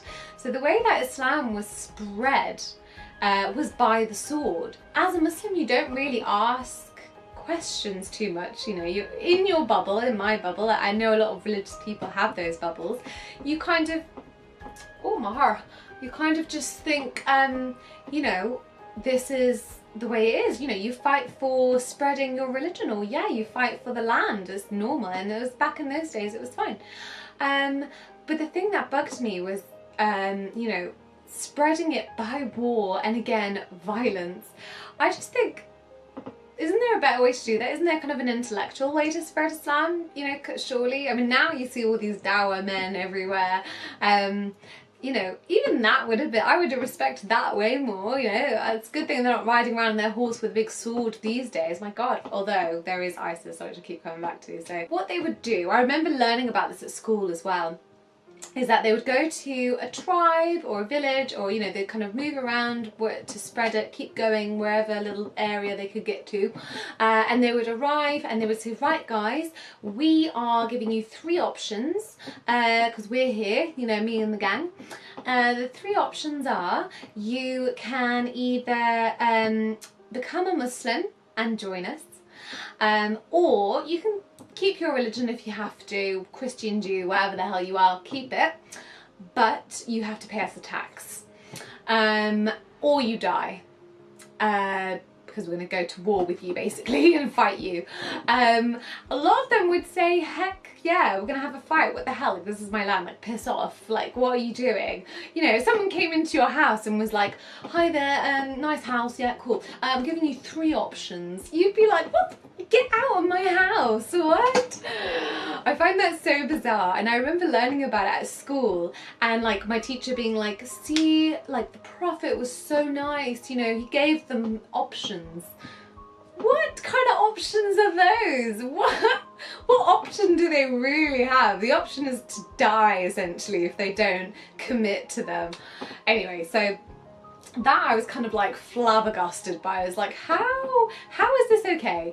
You know, if this is a message from God, you know, who's above societal structure, who's above social norms, a God who is pure and, you know, loving, for a God to be like, yeah guys, actually just go around, kill people that don't believe you, I was like, there's no way that if there is a God that he would, you know, be like, this is okay. It gets worse as well. I haven't even got to the biggest part that bugged me. That wasn't even it. That bugged me. But then there was another part to it, and that was sex slaves. So sex slaves in Islam, and I've mentioned this on VD Vids' channel before, was definitely something that almost kept me up at night. I was kind of like this, how is this okay? How is this okay? This is something I could never make okay. There's nothing that anyone could have told me that made it okay. I was disgusted by it. So basically what they are is that you go to war. Often it was at war, but essentially I don't know how it works really. I mean, maybe if they're just a lonely ass woman that doesn't have like a lot of stature, or she's just whatever on the street, you could be like, yo, you're gonna be my sex slave, come on, let's go, come on, chop chop, let's go, taking you home. And basically those women would, the Quran describes them as being the possession, so it's what the right hand possesses. So that's just one kind of reference to them, but there's quite a few all over the hadiths in the Quran. There's many references to these sex slaves. So basically men are allowed to have up to 4 wives. You know, if that gets a bit boring for them, they can just have kind of unlimited sex slaves as well. So yeah, I kind of suddenly thought that's so disgusting. And then also the men can marry a Christian or a Jew if they so wish, but a woman would only be allowed to marry a Muslim man, which doesn't make any sense. I think, you know, Muslims like to justify that by being like, yeah, but it's the man of the household, you know, but then Jews are like, no, the woman has to be Jew because she's the one that gives birth and brings up the children. You know, there are the 2 arguments, both are kind of whatever, silly, because really, you should decide to marry whoever you want to marry, and for whatever reason, you know, it's just not equality. There is not equality in Islam, and that was something that bugs me. So I delved deeper into learning about these sex slaves. There was the sex slaves thing's fine, don't worry guys, everything's cool around here. Let's just keep it on the down low. Maybe if you took them in, did you have to sleep with them? Do you have to? Couldn't they have created like a women's club and like had all the women that needed help? Something, anything? The money that you provided to feed her, couldn't they have put it into a pot like all the guys that had these sex slaves? Couldn't there have been another freaking option other than taking them to your house and possessing them and then sleeping with them? Yeah, it's just something that was really weird to me. The Prophet had a few sex slaves, of course. He had quite a famous one. I think he really cherished this one. She was supposed to be out. It was a night where he was supposed to have been with the wife Hafsa. So he was supposed to be with her that night. She was like, oh, my mum's not feeling very well. I'm gonna go to my mum. Is that okay? And he was like, yeah, you go ahead, you go be with your mum. Don't worry about it. But obviously the Prophet was feeling a bit like, oh, I need a girl, I need something. I'm gonna hit up my sex slave. You know, he gave her a call. I mean, I do this. I don't know how he got in contact with her back in the days, but somehow, like, you know, sent a pigeon or whatever, and she came over and they slept in Hafsa's bed. To which Hafsa returned and found them there, and was like, what the heck? Who's that?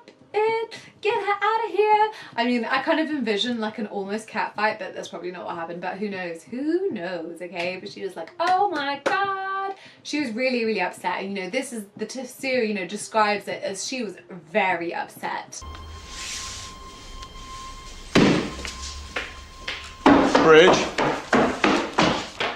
Bridget.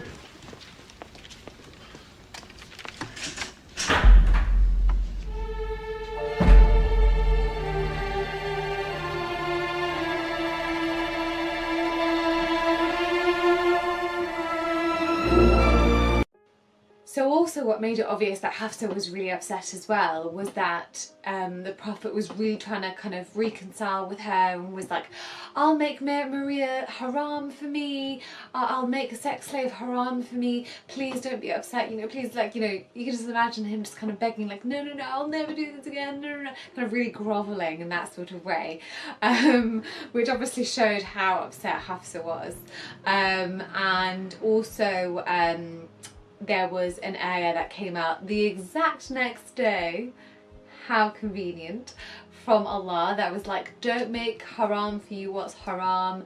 And there was another verse that came out as well to the wives of the Prophet that was like, listen guys, like, you should be lucky that you're the wife of the Prophet, like, shut the hell up, what you complaining about, what you whinging about, and I mean, when I saw that as well, I just thought, wow, okay, so that's how the whole ayah thing worked.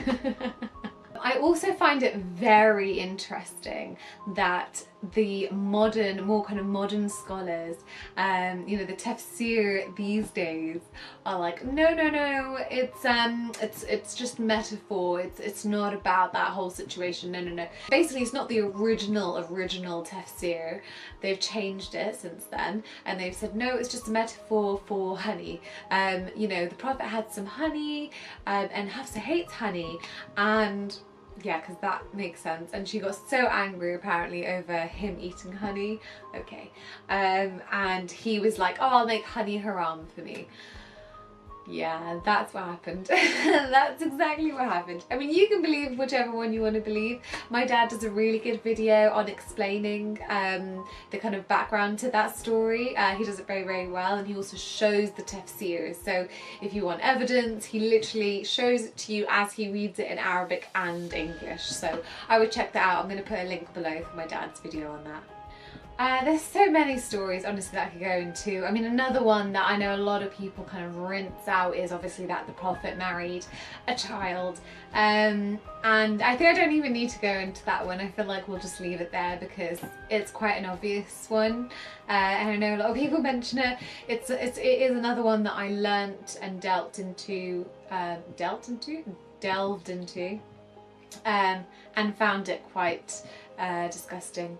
And I just think if these messages are coming straight from God, you know, even just about the societal things within their society, you know, there were many transformations that the Prophet made, but also, you know, there could have been so much that he could have not done that were unnecessary in that society. He could have said, actually, I got a message from God who's above societal norms and above all of this, and he's saying there's no need to do this, actually it's better to do it this way. I know the arguments, you know, that kind of people lived not as long in those days, all kinds of arguments. But essentially, if a person is a child and brought dolls into your house, there is also the hadith about how he kind of masturbated in between her legs before he slept with her. How nice of him. You know, he didn't sleep with her because she was too young, and he just did that instead.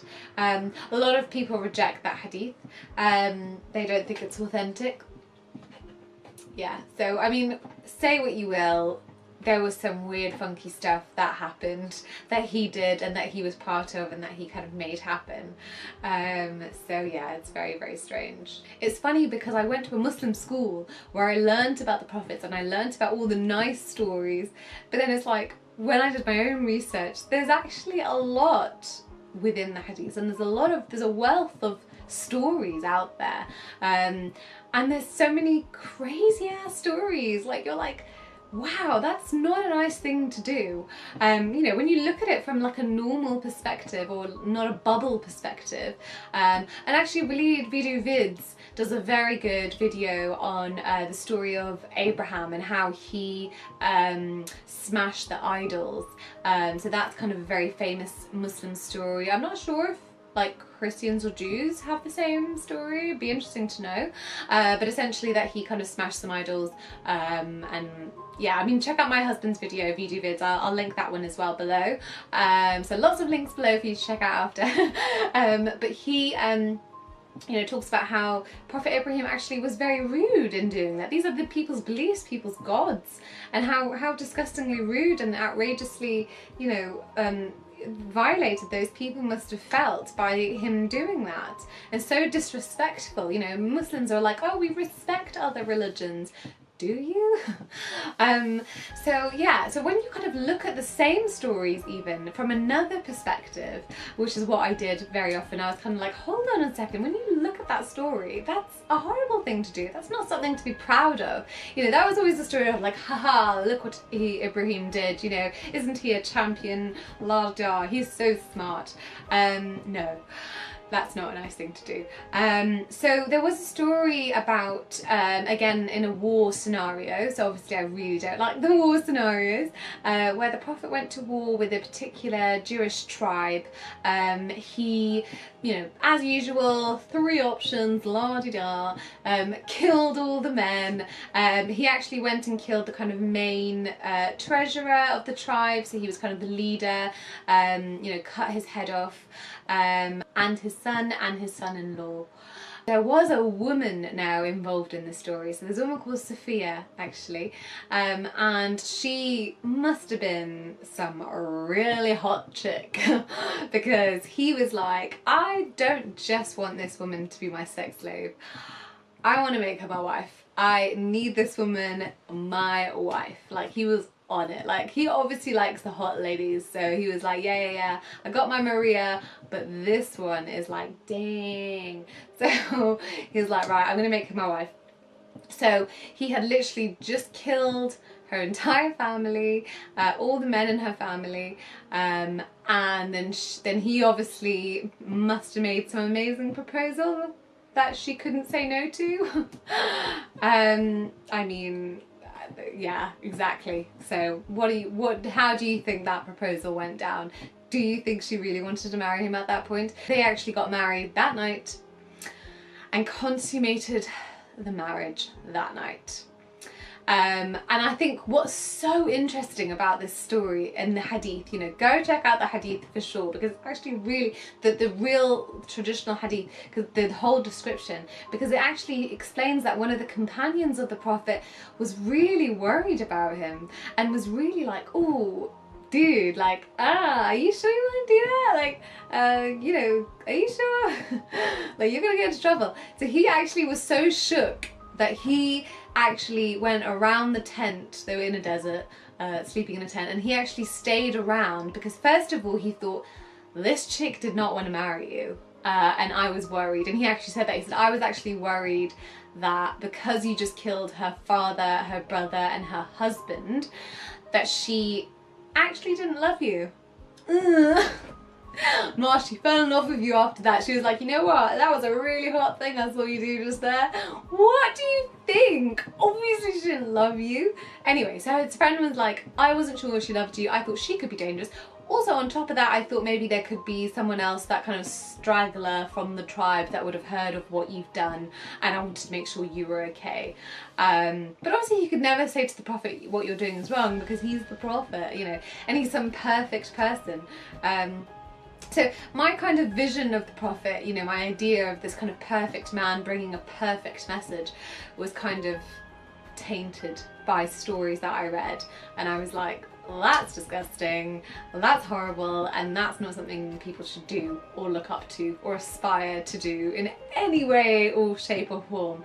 And yeah, it's quite shocking, because I think you don't grow up kind of learning those stories or knowing that side of things. I feel like Muslims don't really talk about those ones as much. I think they may rely on, oh, it's not an authentic hadith or something. That's Bukhari, by the way. But anyway, I mean, Bukhari's supposed to be like the most authentic. I mean, look, you know, is it not authentic because you don't like it, you know? Is that why it's not authentic? I think all these things kind of came down to the main concept of Islam, and the main concept of religion and all Abrahamic religions. So if you're from any religion, you probably relate to understanding, you know, heaven and hell, and those were concepts that I just couldn't get my head around, and I think that was actually the tipping point for me.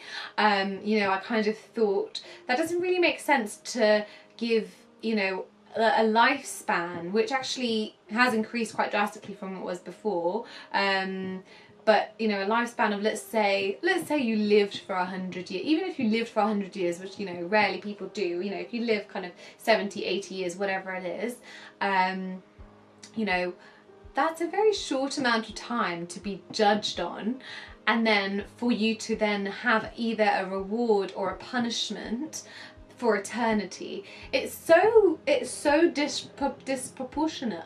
It's completely disproportionate. God damn it, such a hard word to say. It is disproportionate, okay? It doesn't make any sense. I don't know why that would happen.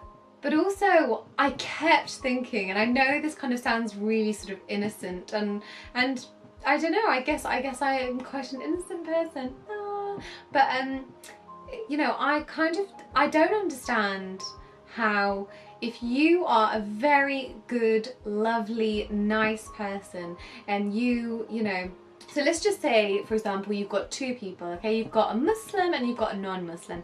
Now, this non-Muslim gives to charity every day, works for a charity, helps people, is loving, is caring, is pure, and, you know, will spend their life kind of just being a kind, beautiful person. And this person is a Muslim who is alright, average Joe, you know, does his zakat, does his whatever, and is just kind of your average Joe, right? So he will be raised way above this person who may have probably actually done so much more for society and people and given so much to them. But because they don't believe, let's say they're Hindu. You know, Hinduism is believing that there is more than one God, which is known as shirk in Islam, which actually is described as being worse than a murderer and worse than a rapist, which is shocking to me. Is, again, I feel like I've been shocking quite a few. A lot of things are shocking to me, guys. So it's just, I find it really, yeah, you know, it's something I can never again get my head around. You know, this person who could be the nicest possible person will be regarded as worse than a murderer. And a lot of Muslims will kind of put this to the side as, no, Allah will be merciful. Allah's most merciful. That's why he says it all the freaking time. Most merciful, most merciful, most merciful. You know, he will forgive them. Essentially, some Muslims, you know, the more kind of Sufi inclined, I feel like, more spiritual ones, they really like to kind of not think too much about it and just be like, maybe they'll be forgiven, maybe they will go to heaven, maybe. But then the kind of more orthodox Muslims would be like, no, they're not going to go. They're not going to go. You know, they denied Islam. They had the opportunity to become Muslim. That's so, you know, whatever. I don't care what you did. If you didn't do it for the sake of Allah, then you're going to hellfire to be burnt for eternity with scalding flames. Your skin will be poured off and your skin will come back again just to be burnt again. You'll have hot lava poured into your eyeballs. Yeah, that's totally fine because you decided, you know, that you found, you know, purity and niceness in Hinduism, and then that's just the wrong one. It's the wrong one, mate. Wrong one. Sorry. Bye. Sorry. I don't care. Everything that you did, all those orphans that you fed, all those beautiful things that you helped people with, you know, all the amazing things you did in your life, it doesn't mean jack crap because you were in the wrong religion. That doesn't make sense to me. That doesn't make sense to me. And I find that kind of way of looking at life is just so simplistic, you know, just being like, you gotta kind of tick the box and then you'll get into heaven. If you do a bit more, you know, there's different levels. It just seems like a video game. It's just so man-made. I just feel like the idea of that is so from a man, you know, it's so kind of man constructed, it's so kind of simplistic. And I just think also punishment, you know, for a God to do to his creation is almost like, you know, he describes sometimes himself as loving us more than our mother loves us. More than our mother loves us. So a mother that really loves their child so much, you know, you're their baby, been in their womb, you know, would you really be able to watch your child be tortured and burnt? Any mother out there, just if you don't have children, ask your mother, like, mother, would you be able to watch me, regardless of what I've done, watch me be tortured over and over and over and over? And if you had the power to stop it or punish me in another way or do something differently, would you?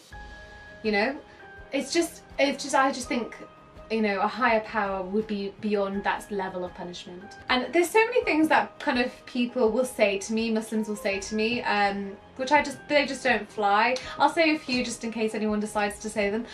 You know, that there is so much more to life, and there's so much that we don't know, and all that we understand is a drop in the ocean. You know, our understanding is so little. If our understanding is so little, and God has given us this brain that doesn't really understand, then why are we going to be judged for not understanding when Allah gave us the brain that we can't understand it with? Yeah, so that was really confusing to me.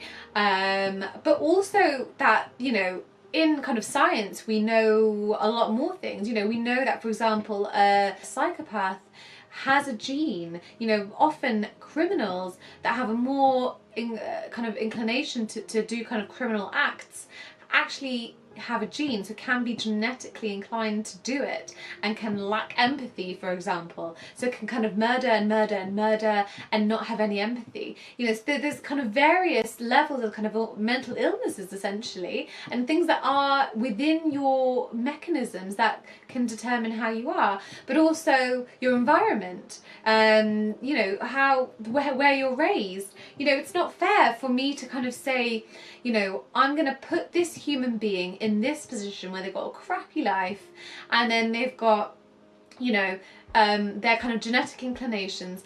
How much free will do you really have? Whereas if I had put that same person in, you know, we'd given them nicer genes and put them into a kind of a normal life, whatever normal can be, but, you know, not a kind of crazy, non-loving, kind of happy childhood or whatever it kind of a normal is.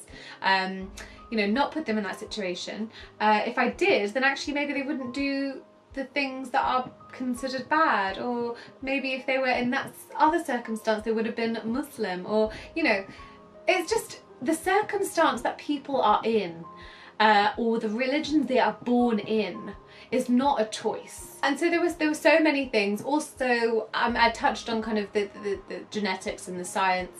There were also things, evolution was a big one, you know, just general kind of scientific errors in the Quran, for example. A lot of Muslims have this idea of like, oh, the miracle of the Quran is there's like science in it, and that, oh my God, look at the fetus is, you know, in the Quran. And how did they know at that time? They knew because the ancient Greeks had already had this understanding of the fetus. The ancient Greeks were amazing.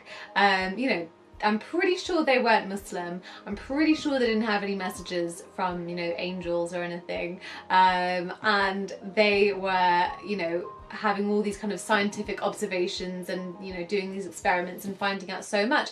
And the reason that actually, if you look at the kind of understanding of the science, it's actually not always exactly correct. It's kind of a gist. So people be like, oh yeah, but they were just giving you an idea. How would they have even known that little part? But they did know a little part because of ancient Greeks, and also the ancient Greeks weren't 100% accurate. That's why they have the same errors in the Quran. So it's the same similarities and same sort of errors that actually shows that it came from that exact time. So anyway, there's so much I could say about kind of, you know, the science and the miracles, and there's so much I could go into. Honestly, this would be literally like the longest video ever. So I kind of just wanted to give you a taster. I think a lot of Muslims are Muslim because they're born Muslim. You know, they're born, as I was, into a bubble. Sometimes the bubble doesn't burst. Sometimes you're in the bubble for life. And then when you get to a certain age, there's no point of bursting a bubble because that is just your life and you've created everything around that.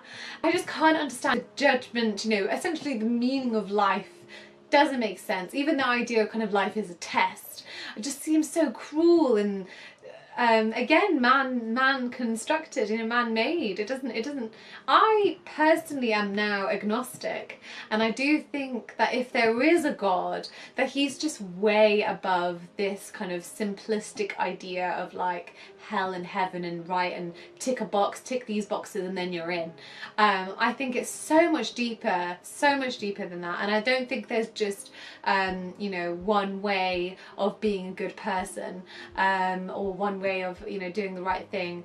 I'm not too sure, you know, as I said, I'm agnostic, so I'm not too sure kind of how it'll unfold. I just don't believe in the concept of heaven and hell at all.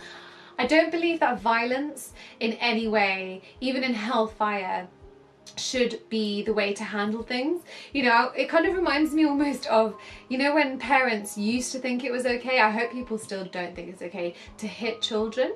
And, you know, you would hit children and you would think that was the best way of handling it. But, you know, now that we've come to understand, actually violence is just reinforcing violence, and actually you're just teaching the child that it's okay to be violent. You know, there are other ways to kind of teach people and punish people. I'm not saying that you know, for example, punishment shouldn't happen in our society, for example, because someone asked me, you know, when I was discussing this with someone, I said that I think we don't have a lot of free will because of our genetics and because of our environment.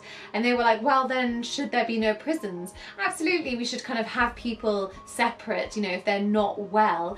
But I just think if there's something above this world that can kind of, you know, is a god, essentially, they would see beyond kind of, you know, beyond the social constructs, and they would be able to know that that person isn't well, and so they shouldn't be burnt for eternity. There's so many reasons why it's just wrong, basically, to have that understanding of hell, and why I don't believe it. So I hope that gives you a picture of a few of the reasons. As I said, I kind of really try to kind of put them as concisely as possible into a little box for you. If you want me to elaborate, if you want to know a bit more, if you have any other questions, please comment below. I'd really like to know. And as I said, I've got loads more to come, so do subscribe, like this video, and yeah, let's stay in touch, guys, and I'll see you guys soon. Bye.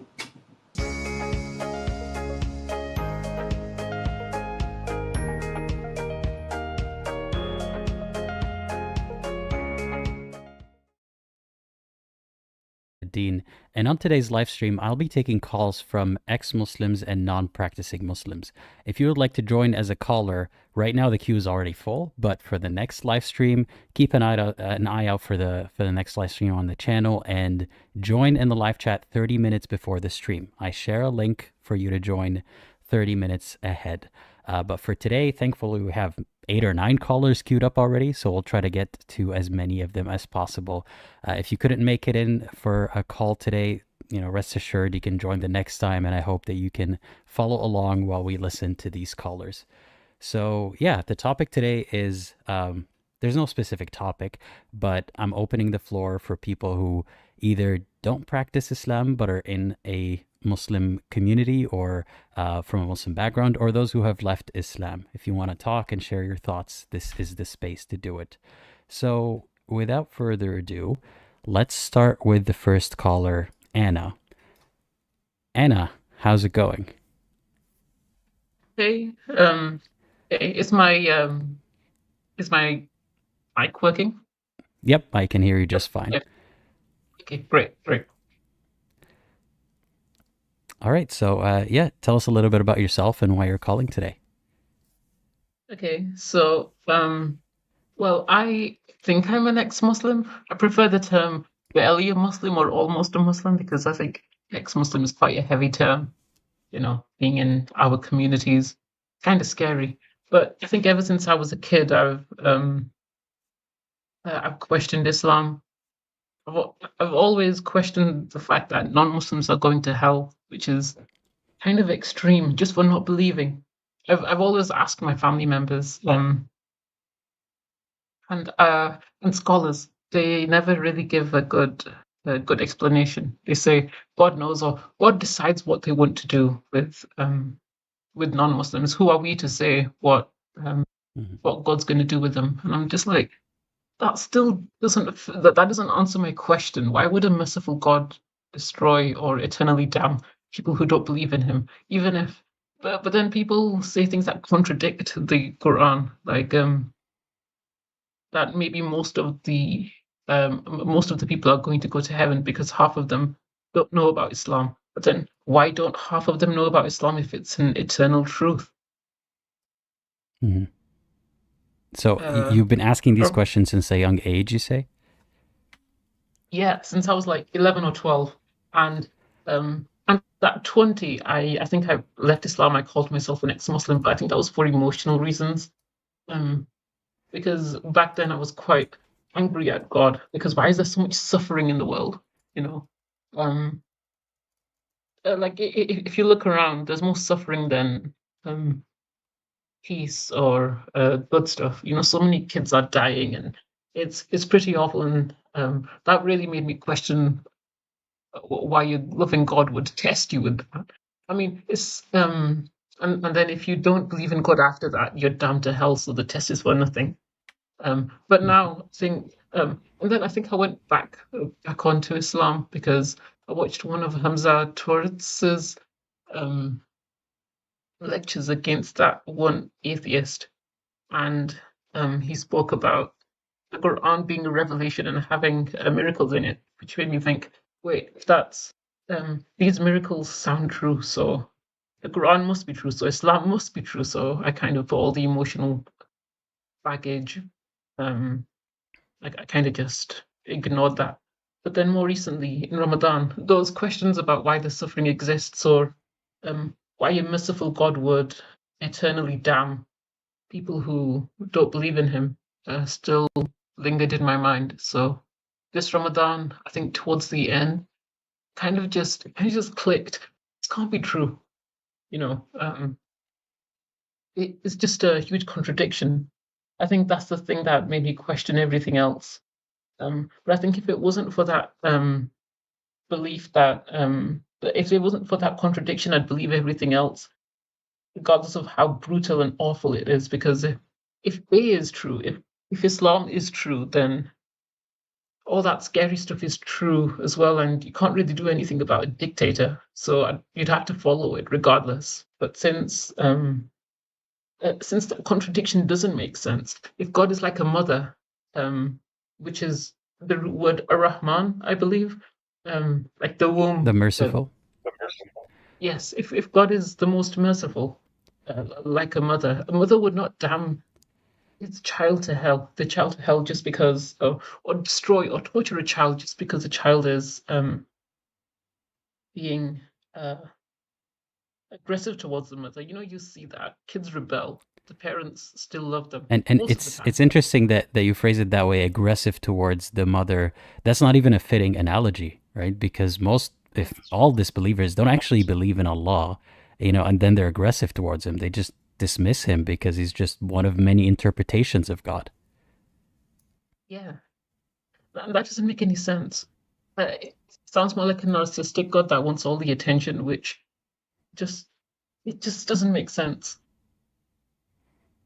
Mm-hmm. And so how did it feel to finally admit that during Ramadan or realize that during Ramadan? I think Ramadan is the most difficult time to do it because then you're fasting for no reason.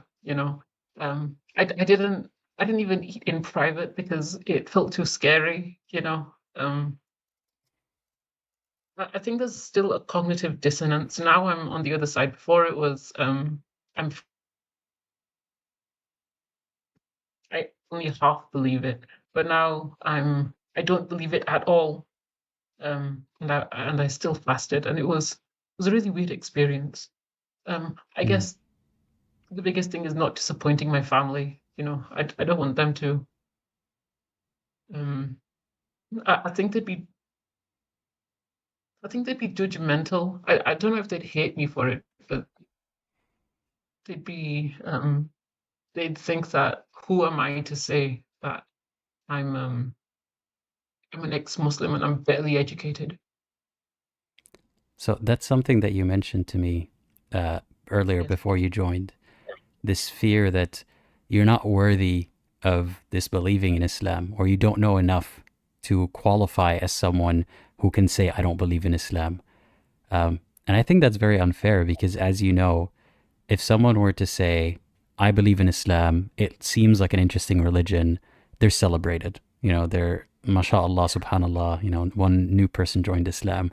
But when it comes to people not believing in Islam, forget about being a critic, just not believing in Islam, you have to qualify that with so much research and studying, and you have to answer the question, do you think you're smarter than all the people who believe in Islam? Which is not necessarily a measure of, believing is not a measure of intelligence. So smart people can believe in very superstitious and very unprovable things, and sometimes even very silly things. Smart people join cults all the time. So it's not really an indication of anything. So don't let that deter you, that question of, am I smarter than every Muslim to ever exist? Yeah. I guess that's true. I see that. But are the people around me going to believe it? I've got some close friends who are Muslim, and I think if I told them, I think they're kind of immature and they haven't really seen the real world. So if they found out I was non-Muslim, I think they'd be devastated. They'd be scared, and I don't blame them for it. Sorry, I think I keep jumping from topic to topic, but I'll try to keep on what you're saying.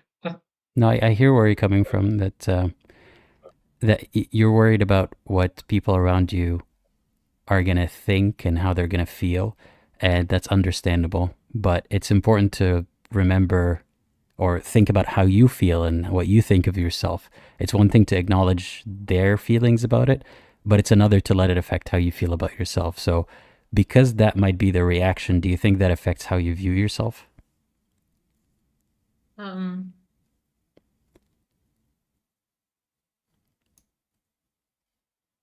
don't think so. I think it's their experiences. I feel like if I showed them the Islam I see, probably change their perspective because it seems like I know more than a lot of my friends. Often I bring up things like Sufism or so some people don't even know that the Prophet married a child, or if they do, they try to justify it, which I understand as well because at one point I tried to do that as well because if you believe Islam is true, then you're going to try to justify everything. it doesn't change my perspective of me. It changes my perspective of them or how I interact with them. So how does it change how you interact with them? Probably keep secrets or keep my theological discussions or ideas to myself. Or if I do bring it up, I notice that they're not aggressive towards it, but they're shocked by what I say. You know, like how could you say that? You know, that's not Islamic, or the Quran says the complete opposite of that. And I'm just like, it kind of gives me an indicator of what I can and can't say. So I can't really be myself necessarily. I can be part of myself, the Muslim side of me, the fake Muslim side of me, but I don't think I'd be able to live with them or be their friends forever unless they're more accepting towards me. Mm-hmm. That's a very difficult position to be in. Did you get any relief at all from from realizing that you don't believe anymore, or from that admission to yourself that you don't believe? I think it's so freeing. It's I can do what I want now, or I can I can talk to people and not feel an anonymity towards them. Like I don't think all the non-Muslims are going to hell, or I don't worry about them. I think when I was 13 and I found out people don't believe in God, I was just devastated. You know, I was like, these people, they're like the polytheists and they're all going to burn in hell forever. But to know that's not true, I can build a connection with people who aren't Muslims.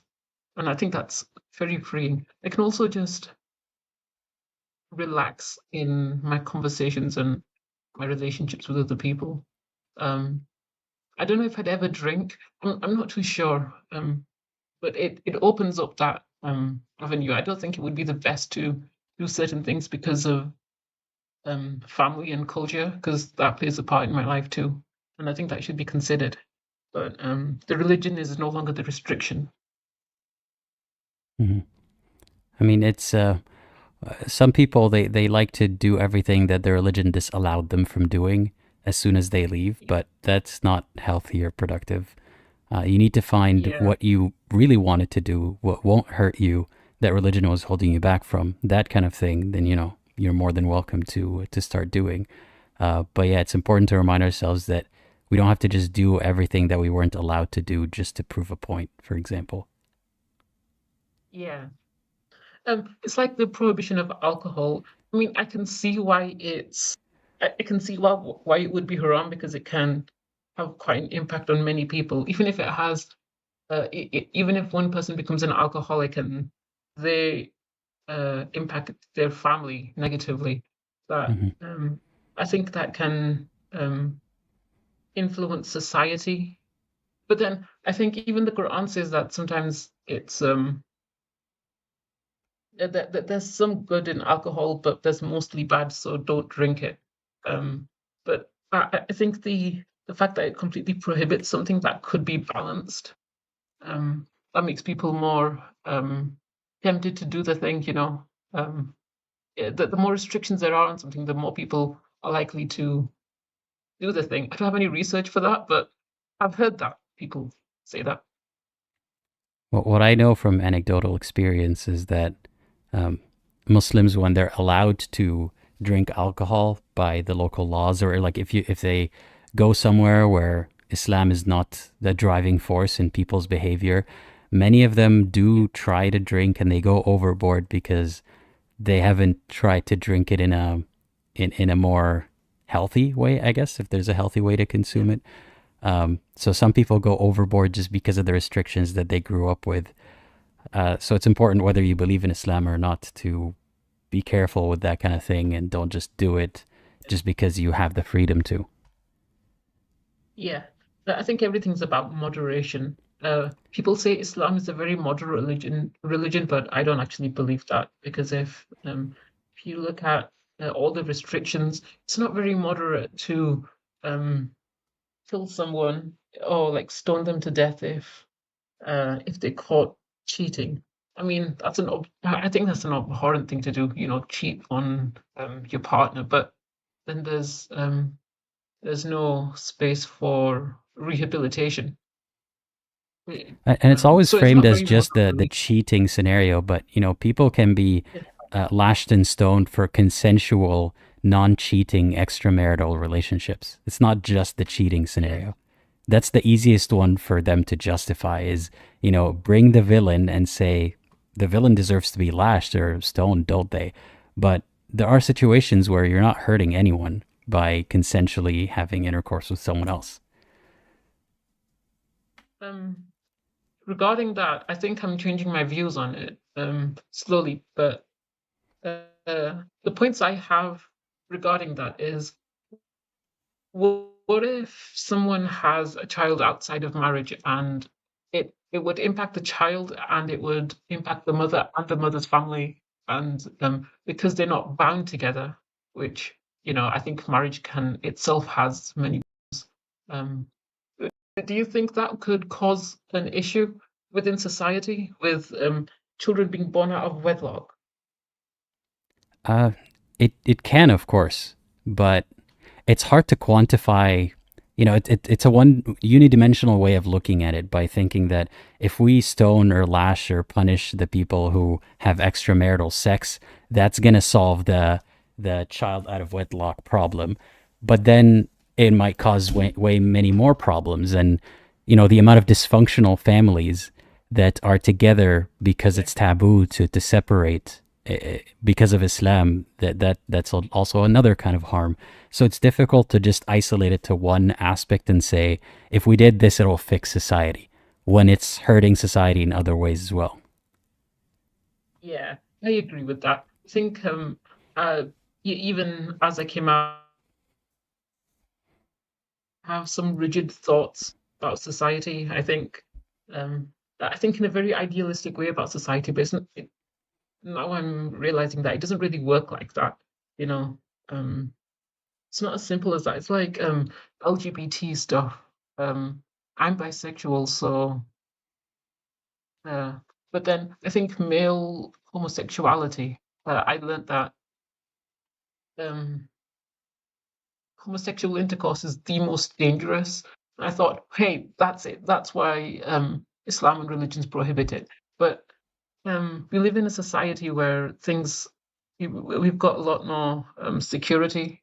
We've got protection. We've got medication to deal with it. So morality should advance with the time. And I used to say, okay, what if our civilization breaks down? Then we're not going to have things we need. But then I think we can adapt to that. Yeah, and why should we live as if we still live in the desert with no technology or medicine or anything? Why should we have to contort the situation so that Islam would apply properly? Why doesn't Islam apply to the situation we're currently living in? Yeah. So there's something else I wanted to talk about. So I for a few years I've been quite interested in near-death experiences. Near-death experiences are, and this has changed my framework of spirituality in life. Near-death experiences are when people are confirmed dead by the doctors, and then they revived. But during that time, they have an experience that could be considered quite spiritual. Now we can say it's thing in the brain, it's chemicals in the brain, or we can say it's a spiritual experience. But the experience happens. There's evidence to suggest that definitely happens, and there's a lot of research done on that. And in that experience, people say that they have a life review. They experience ultimate peace and security, and they leave their bodies. So they see their bodies from outside. So they see their bodies from outside their body. What else did they say? So there's life reviews. The life reviews themselves are interesting. What does knowing about these experiences, how does that change your outlook on life, or how does it affect the way you view life? Well, I guess it shows there's something more than what's here on earth, or there is spirituality, there is a soul, and there is a God. But the people who have these experiences describe this God as not the Abrahamic God, just like the all-encompassing, loving God, or a source or a light. But how does I can sort of see how that could make you think that there might be a soul, right? If people are reporting that their soul exited their body and observed their body, which I'm very skeptical about. But if we say that that's what people are reporting, maybe you can deduce that there is a non-tangible soul. But how does that mean? Therefore, there's a God. Well, it means there's probably something more than this material. I guess if well, people describe it. People say that they come into contact with ultimate mercy, or they are bathing in absolute love, which is a bit like what people experience when they have drugs, but on this on the scale developed in this research, people say that this feels real, more real than real. What was the question again? Yeah, how do you link the presence of a soul or something beyond the physical or material to therefore there's a God? What's your understanding of God? I don't really have an understanding of God. I don't believe in God. So I'm trying to understand what you mean by that God that you now might be inclined to believe in because of out-of-body experiences. I guess just the source of all things, the thing that started it all. And I think the theology or the near-death experience framework is really complicated in that regard. With so people kind of aware that the source that they're looking at, the thing they're looking at, is the creator. They just know because of how the soul works. I don't know if I understand that. So you're saying people just know it's God because some people have out-of-body experiences? Okay, so in these experiences, people, a lot of people describe that it's when their soul is out of their body, they don't experience things like they are when they are in their body. They experience things as if they're real, that they're more real than real, and they can sense things without the other person saying that the other soul or the environment without them speaking it. So it's like a transmission of information. People often use the word that the information is downloaded into their brain, and I think that's because. So let's. Sorry to interrupt. I just want to try to help you get to the link here. So you're saying that some people might have some sort of clairvoyance or communication. How do you know that is God?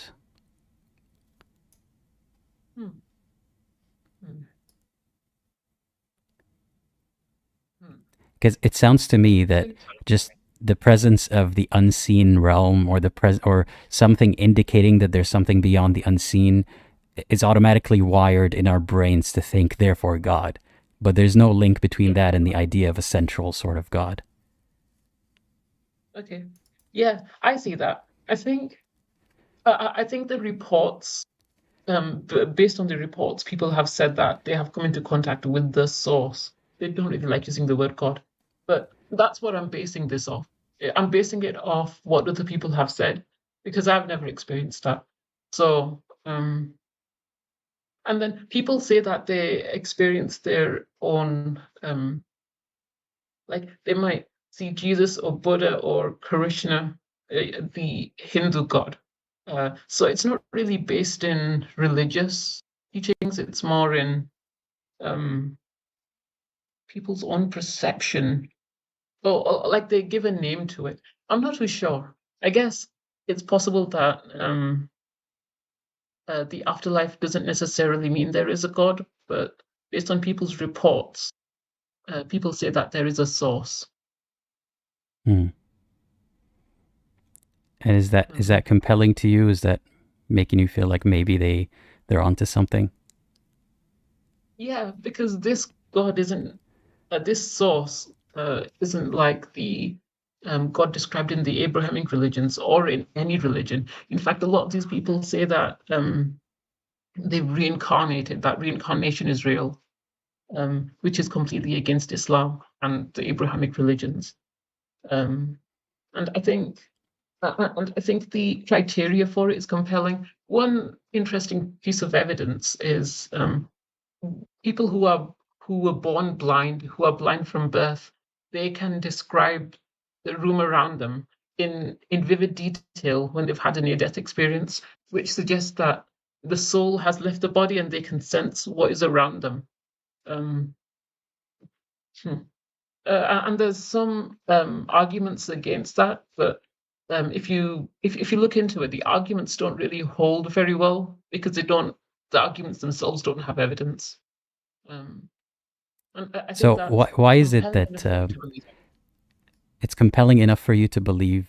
Okay, but you're just saying that it doesn't really hold much truth. So the question that I have is, why are you compelled to believe in something? It sounds like you're replacing Islam with something else, and you're just trying to figure out what. Is that correct? Yeah, of course. But Yeah, you're not because using I any think different methodology. Like you're not. It sounds like it's very similar to the way that people would believe in Islam.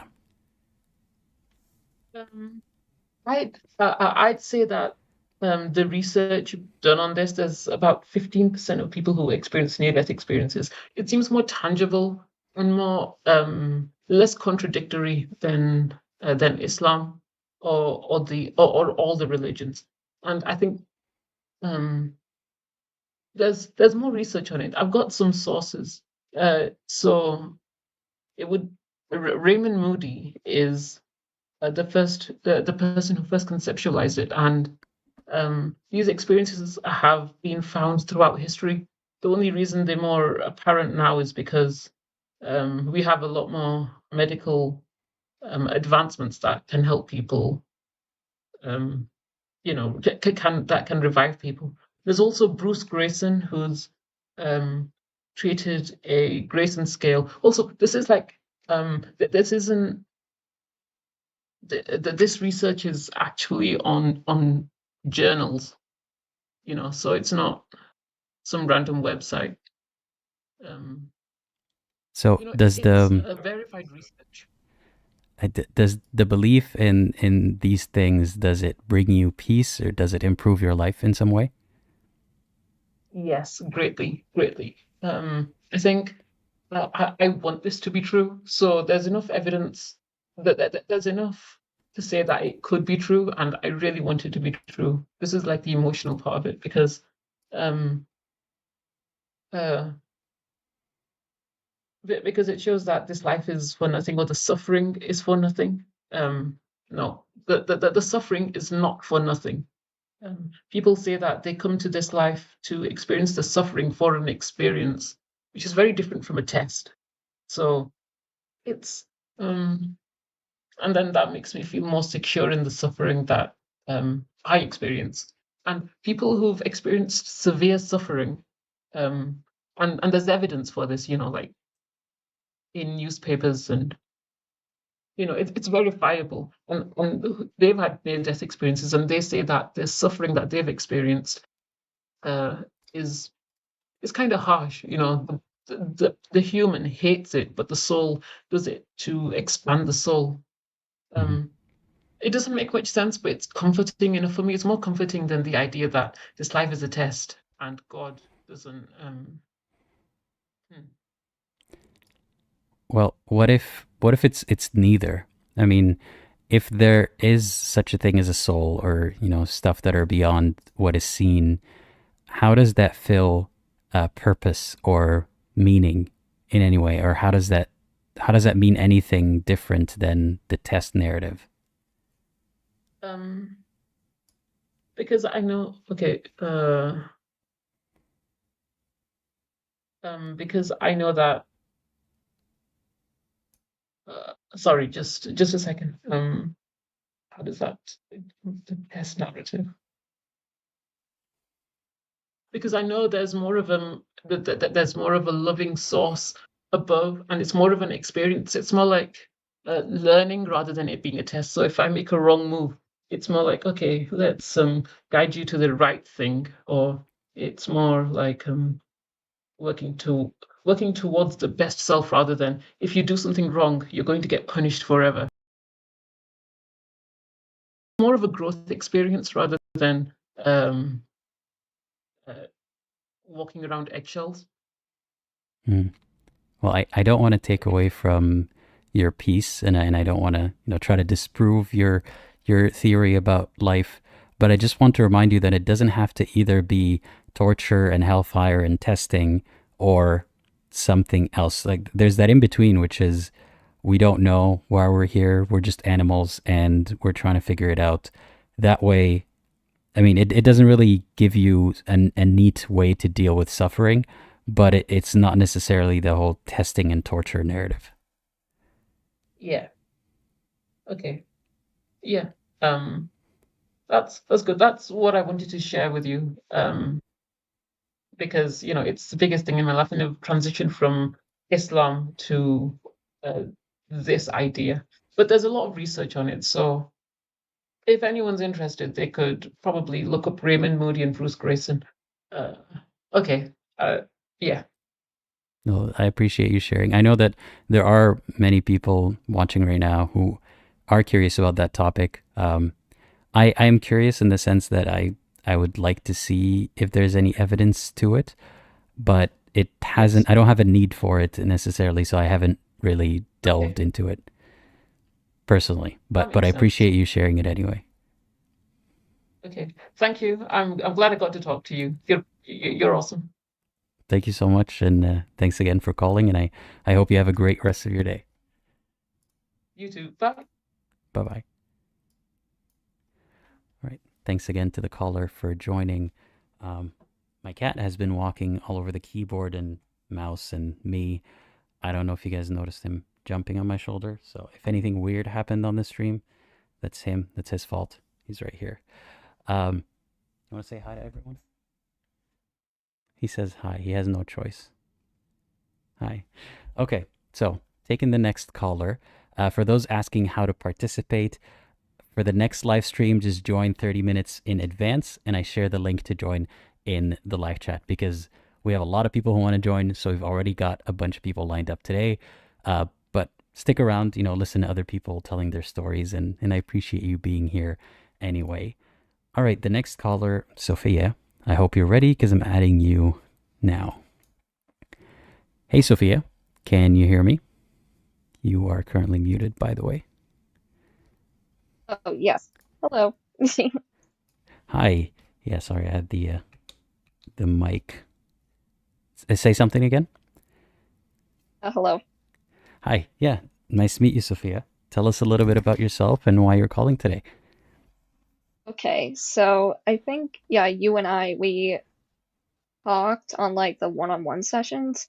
So, like, if you remember me at all, but I do, I guess just to summarize, I'm an ex-convert to Islam. I kind of was like researching in like January of this year, which was like the second semester of my freshman year of college.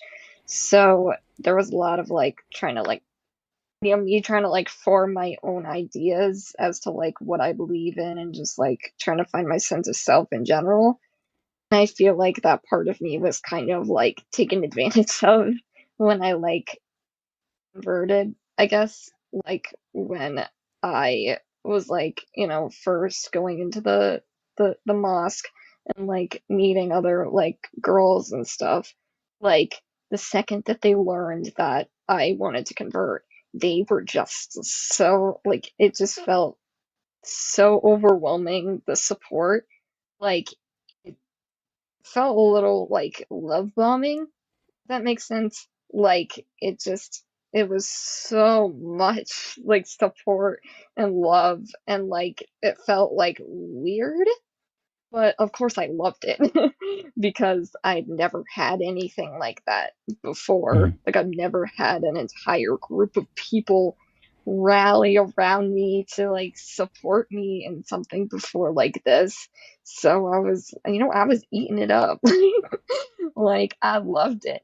But of course, I feel like that all started to die down. Like I converted like pretty quickly into the process of like researching Islam. I mean, you might be aware of like the idea of like trying to get converts in as quickly as possible because like, oh, what if you die before you can become Muslim? You need to, I guess, save your soul, whatever, before you die, so that like, whatever, you can get to Jannah or whatever. So I feel like that gets a lot of converts in, but it's like the second you want to leave, then it's like, oh, but are you sure?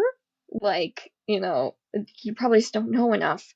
Like, it's blah, blah, blah, blah. Like, now all of a sudden I don't know enough, but the second that somebody, like, expresses an interest to convert, it's, oh my god, mashallah, sister. Like, oh my god, you're so amazing. Like, subhanallah. Like, it's just such an overwhelming experience that I'd never gotten before. And yeah, it was just really weird. When did you first notice that? So you're no longer a Muslim, you converted and then you left. But when did it click that people are behaving differently towards you because you're a convert?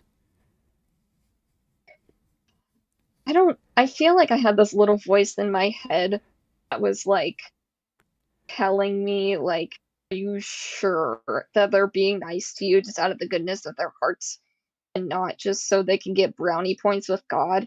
Like, 'cause I feel like in the beginning, like a few days after, like I had been kind of going to like iftars and stuff like that before, like it was during Ramadan, so like, everyone's getting together, it's a whole thing. And I remember like there were these girls that they gifted me like an abaya and like a box of baked goods and stuff, and I was like, oh my god, you guys are so sweet. And like they continued to get me like more gifts after that, and I was like, is this normal?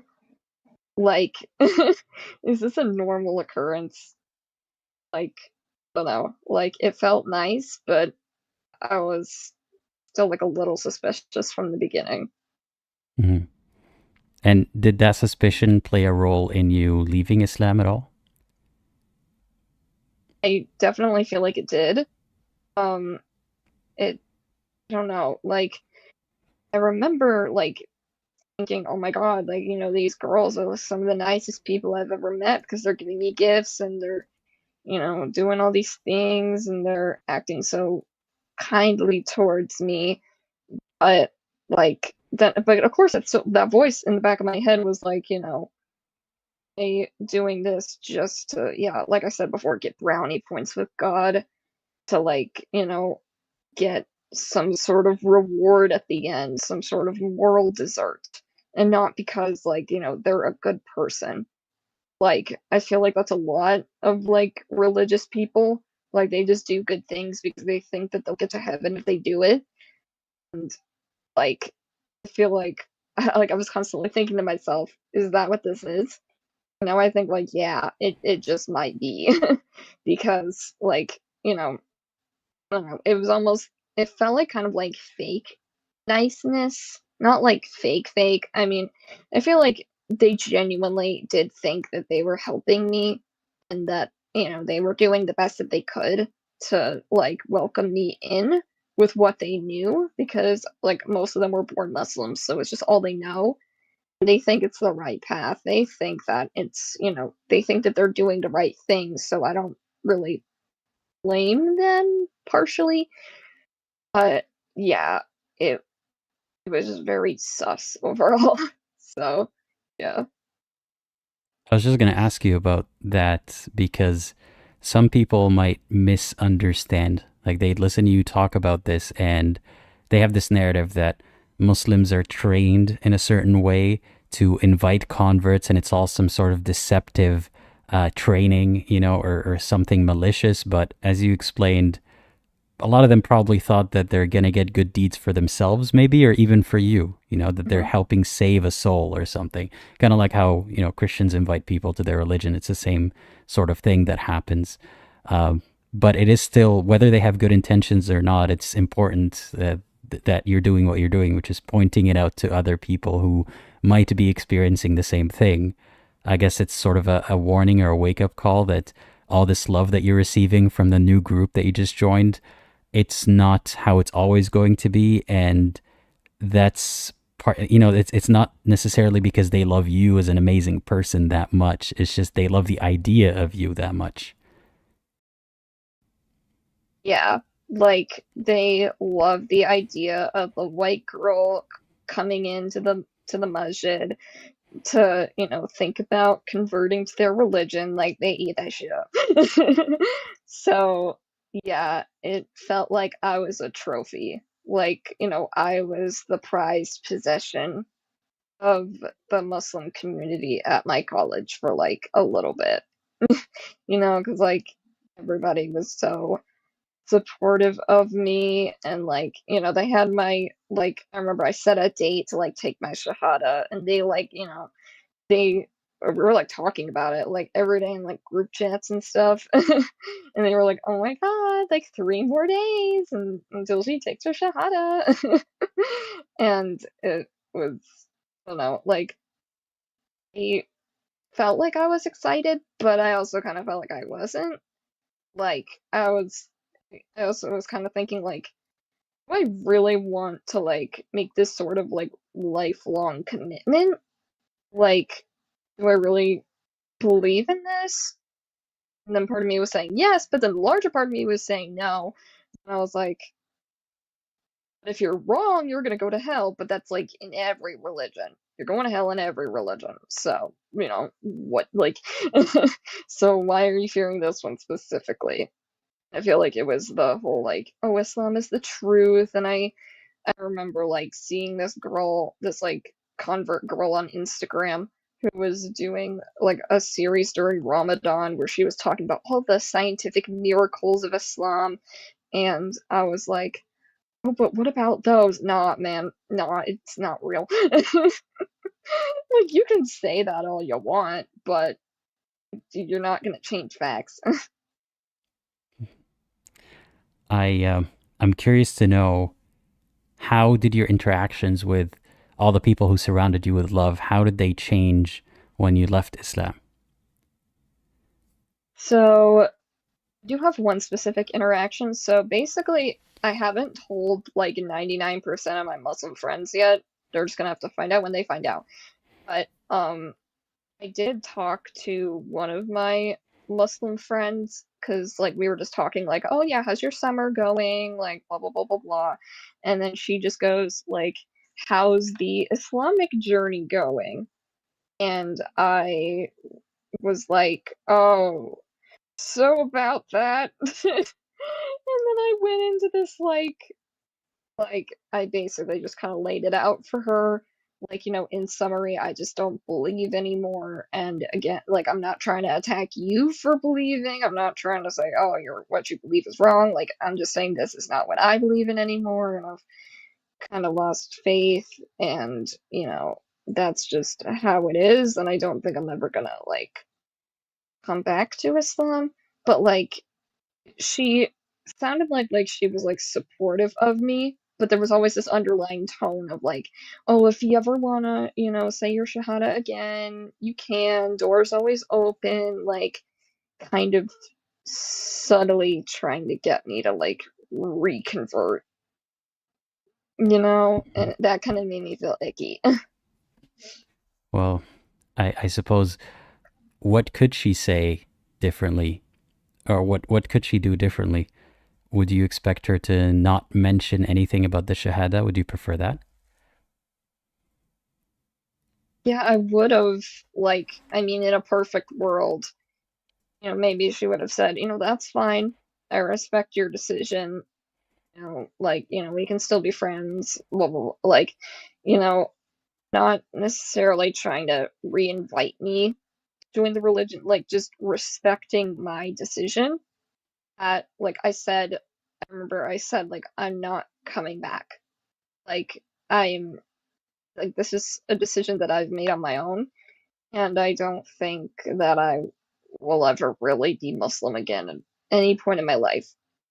And I Mhm. think I did point out like a couple of things that like made me doubt. I mean, of course, I didn't, try to attack her or anything like, oh, you believe X, Y, and Z or like whatever. But I did kind of bring up some things that made me like have doubts. Those two main things being like Islam's view on homosexuality and Islam's view on music. Or like it's complicated, but like a lot of people believe that music is haram and you shouldn't listen to it.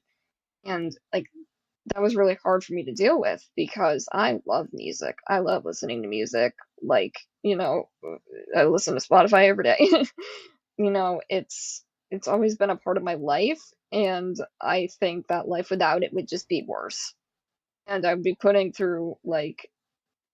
myself through pain by not listening to it for literally no reason. So, yeah, I was like, I can't reconcile with the fact that a lot of people think that, music is forbidden in Islam. Like, oh, no wonder, this high control religion forbids music, which often encourages free thinking and, thinking Well, for I yourself. want to ask you something. So some people might think this, especially believers might hear this and think, that is so silly. How would you leave religion because of wanting to listen to music and so on? So my question would be, if you actually believed in Allah, like you somehow were absolutely convinced, or you really, really believed, and you thought Allah said, don't listen to music, even though you like music, would you do it then? I mean, maybe if I was in it for longer, maybe. Like if I Well, had been around for assuming you longer. actually believe, like you really believe, and you genuinely believe that Islam is the truth and Allah is real, and Allah is telling you, don't listen to music or else you might be punished. Would you stop listening to music then, despite you liking music? That's so difficult. Oh my God. I mean, I feel like if I genuinely believed, I feel like I would have genuinely tried to maybe like, slowly like stop listening to music. Like, over the course of like, days and weeks, I would try and listen to like less and less until it got to like little to none.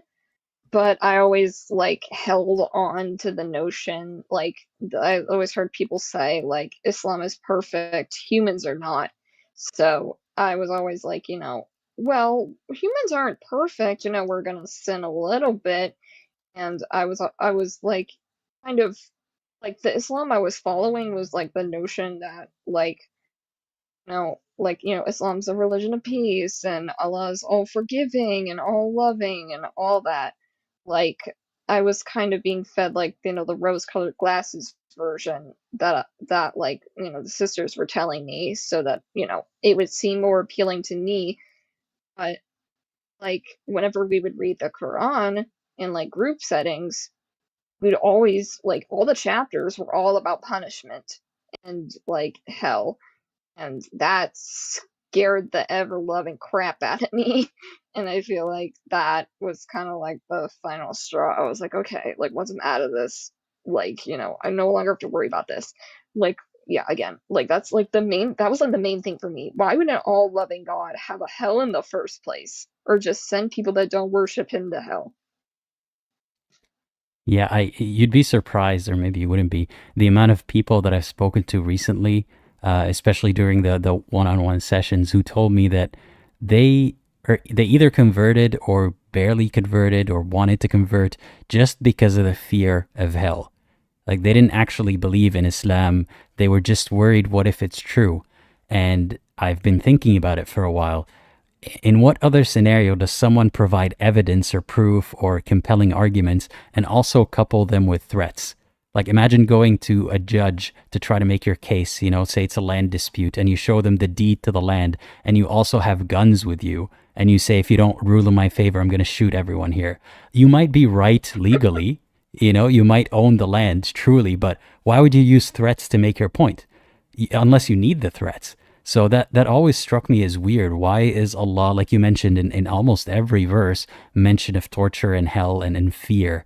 Why can't he make a point without using fear tactics? Yeah. Yeah, it always seemed ironic to me that, like, before every chapter of the Quran, it's always Bismillah ar-Rahman ar-Rahim, which is literally in the name of God, the most compassionate, the most merciful. Okay, but he's going to talk about hell and how if you don't worship him, you're going to hell, and how, if your family doesn't believe, they're all going to go to hell, and how, you need to believe you're going to go to hell, hell, hell, fire, fire, fire. Like, Mm-hmm. But that seems to work a lot more effectively on people who grew up believing in it or have a lot more, at stake, or maybe learned it in a more vulnerable place in their life. But I suppose if someone converts to Islam, it's easier for them to shed that fear because you don't have as big of an attachment to Islam to begin with. Or what was it that way for you, or do you still have some latent fear, of what if hell is real or what if Islam is true? I feel like it was easier for me to deconstruct my beliefs just because, like, my whole life I haven't really been incredibly religious. Like, I was raised Catholic, but even then we weren't, like, too religious. Like, I did, like, First Communion, and I went to CCD classes, and we went to church, like, Easter, Christmas Eve, but that was it. Like, we weren't super duper religious. And I always kind of had that seed of doubt in my mind, like, I don't know if this is real or not. So I kind of like declared myself like atheist agnostic when I was maybe in middle school. Like, that was really when I was like, I don't believe in this anymore. So it's like for like most of my life, I wasn't really like so hardcore like believing in a god. So I feel like it was easier for me to leave because, I had that foundation of not believing before or just questioning, and, I trusted my gut. I trusted my intuition at the end of the day when I said, this isn't right. And I regret not leaving sooner, even though I'm glad I got out of it sooner than, maybe a few more months down the line. Like, when you look at it, when you look at the big picture, I was only Muslim for like a month. Really not a long time. So, like, it was such an ebb and flow. Like, it was a really weird time in my life. So what lessons have you learned from that entire experience that you can apply going forward in your life? I've learned to not trust people as easily. Like, I feel like that was hard because throughout, like, middle school and high school, I didn't really have a close group of friends I could lean on. And, like, maybe I had, like, a few friends here and there, but none of them considered me, like, their best friends. Like, they wouldn't invite me to do things with them, and I always kind of felt excluded. So the one time that I finally got, this big group of friends rallying around me to support me, I was like, yes, I finally found my people. Like, we're gonna be friends for life or whatever. But, like, I feel like now I just need to realize that, like, people, of course, people aren't always what they seem, but of course not to, always assume the worst, but, just take everything with a grain of salt. And also, like, there's no stress to figure out, like, to have some sort of, like, set truth figured out in terms of, like, your religious beliefs. Like, I'm still trying to figure out my beliefs. Like, I'm not gonna say that I don't necessarily believe in anything, but I don't want to pretend like I have all the answers. And I don't want to pretend like, some fucking men from, like, the 7th century had it all figured out. Like, I don't want to, pretend like I can have all the answers because this world is too big for us humans to have all the answers. And like, yeah, like I have plenty of time to like, figure things out, and I'm not gonna figure out the meaning of the world or what's out there until I die, and I'm completely fine with that. Like, yeah, like it's just, it is what it is, and yeah.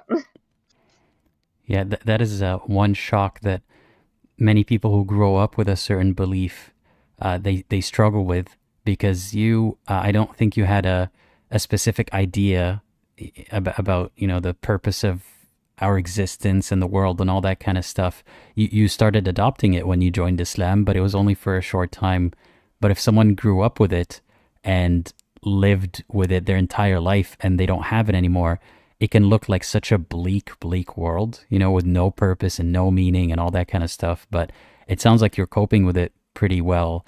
So what words of advice would you have for someone who's struggling to accept that meaning that they thought was real is not real? I think like just, it's gonna be okay. Take a deep breath. Don't need to have everything figured out, because we're all human at the end of the day. We are all like, it's safe to say that none of us have this figured out. And like trying to live a life based off of what like a God like wants you to do is just, I don't know, like it's very restrictive and it's not healthy. Like I realized just how much I was like restricting myself when I was like in Islam, even just like little things like that seem like superficial. Like I was like not eating bacon anymore, which doesn't seem like that big of a deal. Like tastes so good. If pork haram, then why bacon good? That's what I say. But yeah, it was just those little things that I was like, why though? And like, yeah, the justification for pork being haram made no sense to me. Like, oh, pigs are filthy. Okay, I have chickens in my backyard. They take dust baths. Like, what's the difference? Like, all animals like are dirty in one way or another. Like you acting like they don't go through some sort of cleaning process. Like, I don't know. Like, it just, yeah. And also the whole attitude towards like women having periods and that being dirty and impure. Like, oh, I can't touch the Quran while I'm on my period. Like, what does that mean? Like, why though? Am I gonna infect it? Yeah, it's not like you're using bloody hands like to get it all over the Quran. It's this idea of impurity. It's simple. It's similar to how if you fart, right? Like you're not in a state of wudu, you're not in that state of purity where you're allowed to pray. Then I don't think it's haram to touch the Quran, but you're encouraged to go do wudu before you touch the Quran. But if you're on your period, for similar metaphysical filth reasons, you can't touch it at all. Clearly, like it's clearly a religion made by men for men, because a lot of it just seems to revolve around women and controlling them for the sake of men. Oh, you have to cover the women so that they don't tempt the men. Why don't, men just like not be creeps? Like, isn't that easy enough? I know that the Quran says like, lower your gaze for men, but that's like it for like their modesty standards. Whereas for women, it's like, you have to like cover your whole body so you don't tempt men. Like, since when did my existence become just for men? Like, oh, they say like, oh, women have rights in Islam, but like every single verse that like talks about women, it's always like in relation to a man. Like, it's always contingent on like the rights that a man has. And I'm like, why? Like, can we just not talk about men for a second? We're talking about me. I always notice that like when they talk about women in the Quran, it's always like, and the women, like those women, like it's like they talk to men like they talk to them directly. It's like, you do this, when the women, they should do that. Like, as if I'm not even in the room. Like, And it's I'm like right your here. women, you know, to tell your women this, tell your women that. Yeah. Yeah. Like, talk to me. I'm a person. I have feelings. Well, there were some people who are curious, so I guess I'm going to ask you, did you get any proposals? Because some people seem to glorify the idea of a white Muslim convert woman. Ooh, tea. Well, I did not, but the closest thing that I got to it was, so I think there was a Muslim man on Instagram from like another college in my state who messaged me on Instagram. He was like, "Oh yeah, I heard that you converted," and like I was wondering, like, if you had any questions, blah blah blah. And it seemed like friendly at first, like we were just kind of having a discourse about like my experience with converting, and then him like giving me advice and stuff, and it seemed fine at first. Then he just like kept like sending me stuff, and I was like, okay, dude, you're a little obsessed with me. But like I feel like the one day that the one message that made me just block him was he sent me one of those reels that's like, send this to somebody that has beautiful eyes. I'm like, no, no platonic conversation starts that way. So I just blocked him. And yeah, I was like, is he looking for a wife? Oh my god, he might be looking for a wife. I don't know. Yeah, that's. I feel like that's a rite of passage for a lot of converts, white converts specifically. Yeah, but I'm glad you survived all of that and you made it out the other side unscathed, hopefully. So yeah, I'm happy for you. Thank you. Yeah, so you said that you wanted to also maybe warn people who are considering converting. What exactly would you say to them? So I guess I would say, like, I was exactly in the same position as you. Like, I was also interested in Islam. I was also like, given that narrative that like, all these restrictions are somehow empowering, and that, women have rights in Islam and women are respected in Islam. Like, you're being fed that, like, this sanitized version of it, then it's easy to, fall for it. And it's easy to think that, you have all the answers. But, of course, like if Muslims around you are trying to get you to convert quickly, there's a reason why. And it's so they can get you in quickly, join now, question never. I was about to say question later, but they don't want you to question ever. So, but yeah, like, just really, really, really think about it. Like, would this be beneficial to your life at all? Like, I remember before I converted, I was thinking like, I need some discipline in my life. I need, a structured routine. I need some more mindfulness, but like, I can do that in other ways. Like, I can, take walks in my neighborhood. I can play with my dog.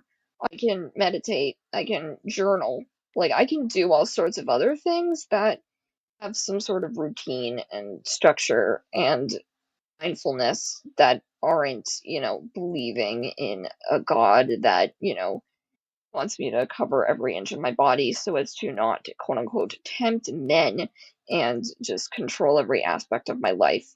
Like, so that, I have this promise of heaven, of an afterlife, of, paradise. But yeah, I would just say really, really, really think about it. Don't let them get you before, like, yeah, don't let them get you in that early stages before you start questioning and before you actually start researching and reading the verses and you're like, I don't like this at all. Yeah, and I want to remind people of a certain story in Islam. I can't remember if it's which hadith it's from, but there is a story of, I guess, let me tell you why I'm telling this story first. Some people might feel the urgency to convert because they're thinking, if I die tomorrow and I haven't said my shahada yet, then all of this ramping up to convert has been for nothing. I'm going to go to hell if I don't say my shahada. No, don't rush it. Like, it's not even that I'm telling you don't convert ever. I'm trying to echo what Sophia is saying. Take your time with it. Learn all you can. Ask all the questions. Don't rush converting, because even if you die, and I'm talking to you, as a Muslim, even if you die before joining Islam, but your intention was to join Islam, I think you're probably going to be safe. And here's a story to explain why. There's this man, allegedly, who killed like 99 people. That's a story from Islam, okay? And 98 or 99, I can't remember, but a stupid amount of people. And he went to a wise old man and he asked him, can I repent? I've killed 90 whatever number of people. Can I repent now? And the man said no, so he killed him as well. And then he went to another village to find their old wise man and ask him the same question. But he died on the way to that second village, and the angels try to figure out what to do with him. It's a very silly story, but the angels wanted to know, does he go to heaven? Does he go to hell? So they tried to measure the distance between the towns, and God moved him to put him closer to the town where he was going to go and repent. It's such a stupid, silly story, but the moral here is that God knows your intentions, and if you wanted to repent or convert, then God might count it for you as if you already did. So if you're a potential convert, take your time with it. Even if you die before you convert, you're fine. But more than likely, if you spend enough time, you won't end up converting at all, and you won't be scared of hell. Yeah. Like, yeah, what you said. I feel like being scared of hell just takes up so much time and energy, and it's just not even worth it. Like, I remember, like, my mom always says to me, worry is a misuse of imagination. I always, like, think about that whenever I'm, like, whenever there's rational fear, which happens a lot with me, but, like, this is definitely a time where it's very applicable.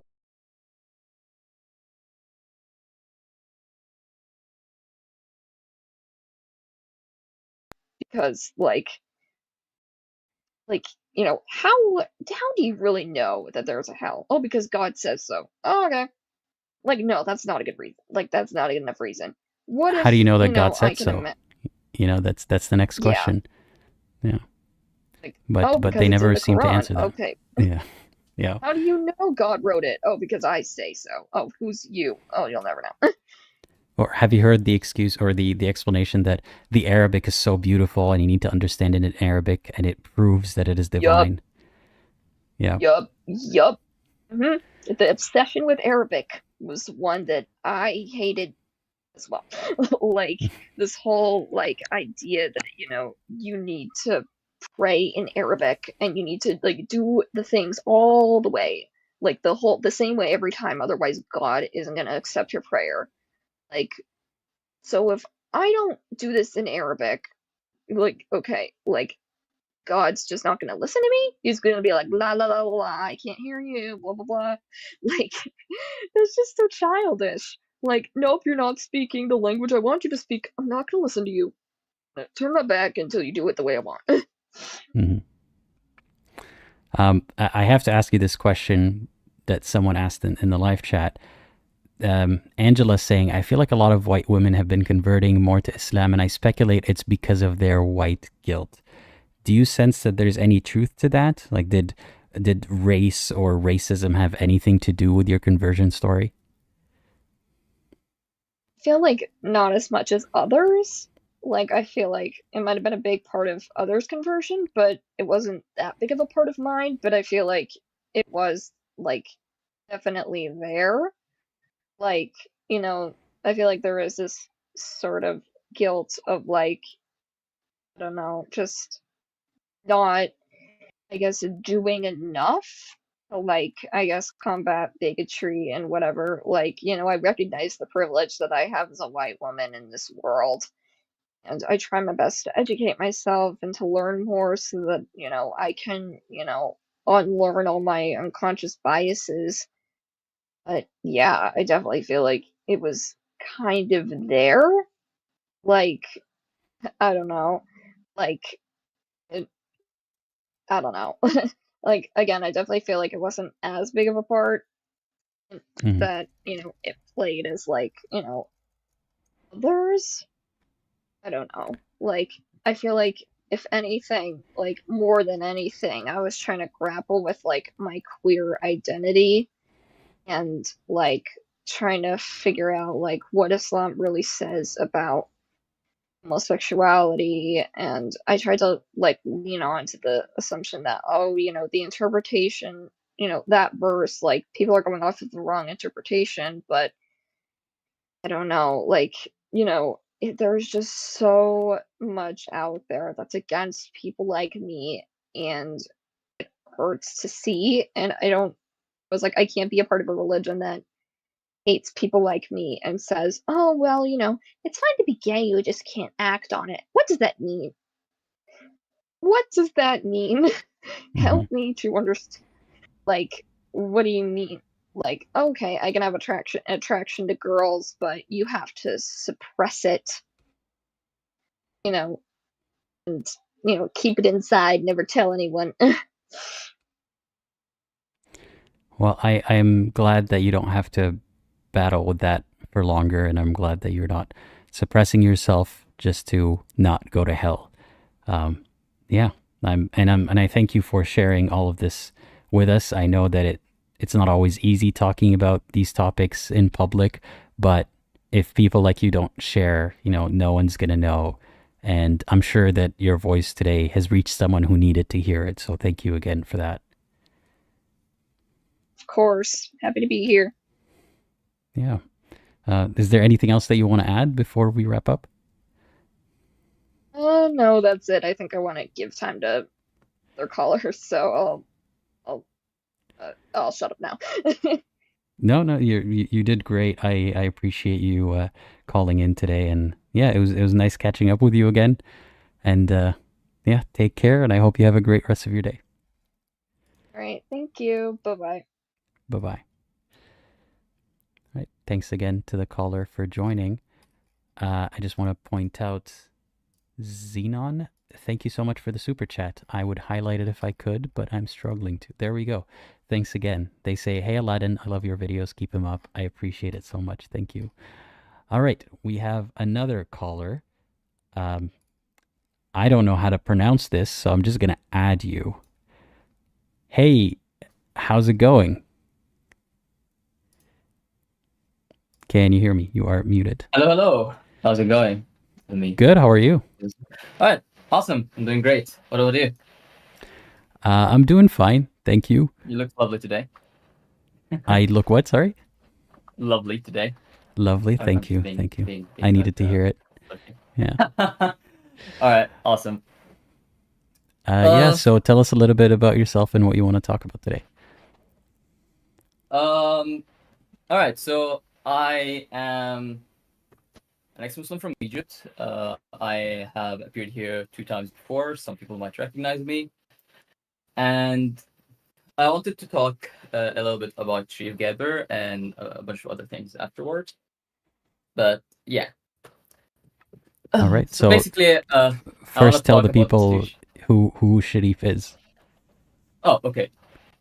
Shreve Geber is an ex-Muslim YouTuber who criticizes Islam. He has been he has a bunch of charges on him to go to jail, which are cumulatively going to be 9 years. Apostle Aladdin has made a video about it, and I think a lot of you have seen it. So yeah, I wanted to expand on the situation in Egypt, especially when it comes to how Egyptian fascism works and how the persecution of religion works. But yeah, on Shreve Geber's charges, in your video you call them bullshit, but I don't think you realize how bullshit they are. So yeah, he recently got a new court ruling that gave him 5 years to jail, 5 extra years, for quote-unquote inciting atheism. But I'm just hold on. All right. So for inciting atheism, and I have read the Egyptian Penal Code. That's not a crime. It doesn't even exist, right? And yeah, his other crimes are actually unconstitutional. If Egypt was a democracy, he would be able to challenge that in court. But it doesn't matter if the regime wants him in jail. who the fuck cares about if the Constitution has free speech, which it does, by the way. So, I want to mention that this court ruling didn't happen in isolation. It came among a bunch of other rulings. There was like too many rulings at once. This has happened several times in different contexts. I don't know what prompted this time, but I think the most notable ruling is against Ahmed Tantawi. So Ahmed Tantawi is the main opposition to Abdel Fattah Sisi, who is our dictator. And he was sentenced to a year in jail with hard work for BS reasons, alongside a lot of his like supporters. So it's a wave of crackdown on civil liberties that expands to Sharif Gaber as well as other people. So now I want to touch on why someone like Abdullah Rushdi, for example, is allowed to spew what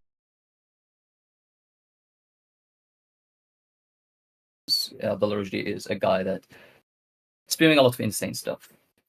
But not someone like give a Sharif little bit Gaber. more context. What does he talk about?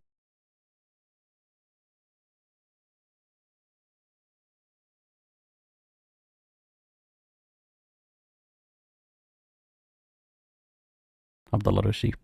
There's no such thing as marital rape, for example. Pedophilia is okay, things of that sort. Usually he So talks a lot he's about an women. Islam apologist, for those who don't know. Yeah, he's an Islam apologist that is basically, I would argue, is a more conservative and Islamic version of Andrew Tate in Egypt. He's the guy that likes to talk about women, and how they're should be treated this way or that way. And this is despite the fact that Al-Azhar, the largest religious institution, Islamic institution in the world, which is based on Egypt, does disagree with him. So he is going against the current by saying extremely misogynistic and other problematic takes. Now, I also want to highlight that when Sisi took power, 7 Islamic channels, I believe the number is 7, were closed on the same day, and later on the number kept expanding. But then there was also atheists who are publicly atheists, like Nawal al-Saadawi is probably the most famous example. She was very big, and Ismail Muhammad were allowed to say whatever they want. So it works in kind of like both.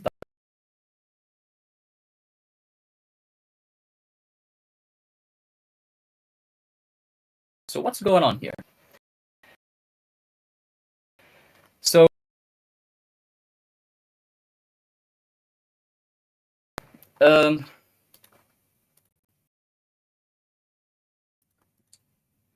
so this is something that affects a lot of people in Egypt, a lot of individual people. It's not just like politics or people who speak out or whatever. But to get there, I'll have to explain a political concept, and I don't want to be too heavy on the politics. I know that this is not a political channel, but I think I'll have to explain this. So there's a concept in politics known as fascism. The word fascism comes from the word fascio, which means in Latin bundle of sticks.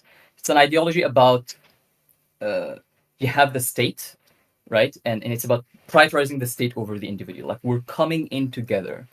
Fascism is characterized by something known as an out-group and an in-group. The out-group are people you blame everything for. So, for example, the Jews, the gays, the Muslim Brotherhood in the case of Egypt, the migrants, whatever group you blame, everything wrong with society is because of those people. And if we get rid of those people, everything will be fine. And the problem is, once you get rid of those people, you're only cracking down on civil liberties, things are not fine. So how do you keep people in line? You have to expand the outgroup. This means fascism is a self-imploding ideology because the outgroup just keeps expanding. You can't have everyone be the outgroup. That's not sustainable.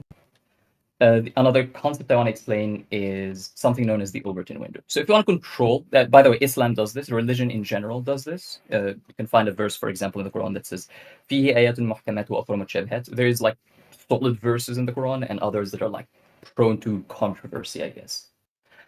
So if you want to force a group of people to think a certain way, the way you do this is not by telling them, here's what you should think.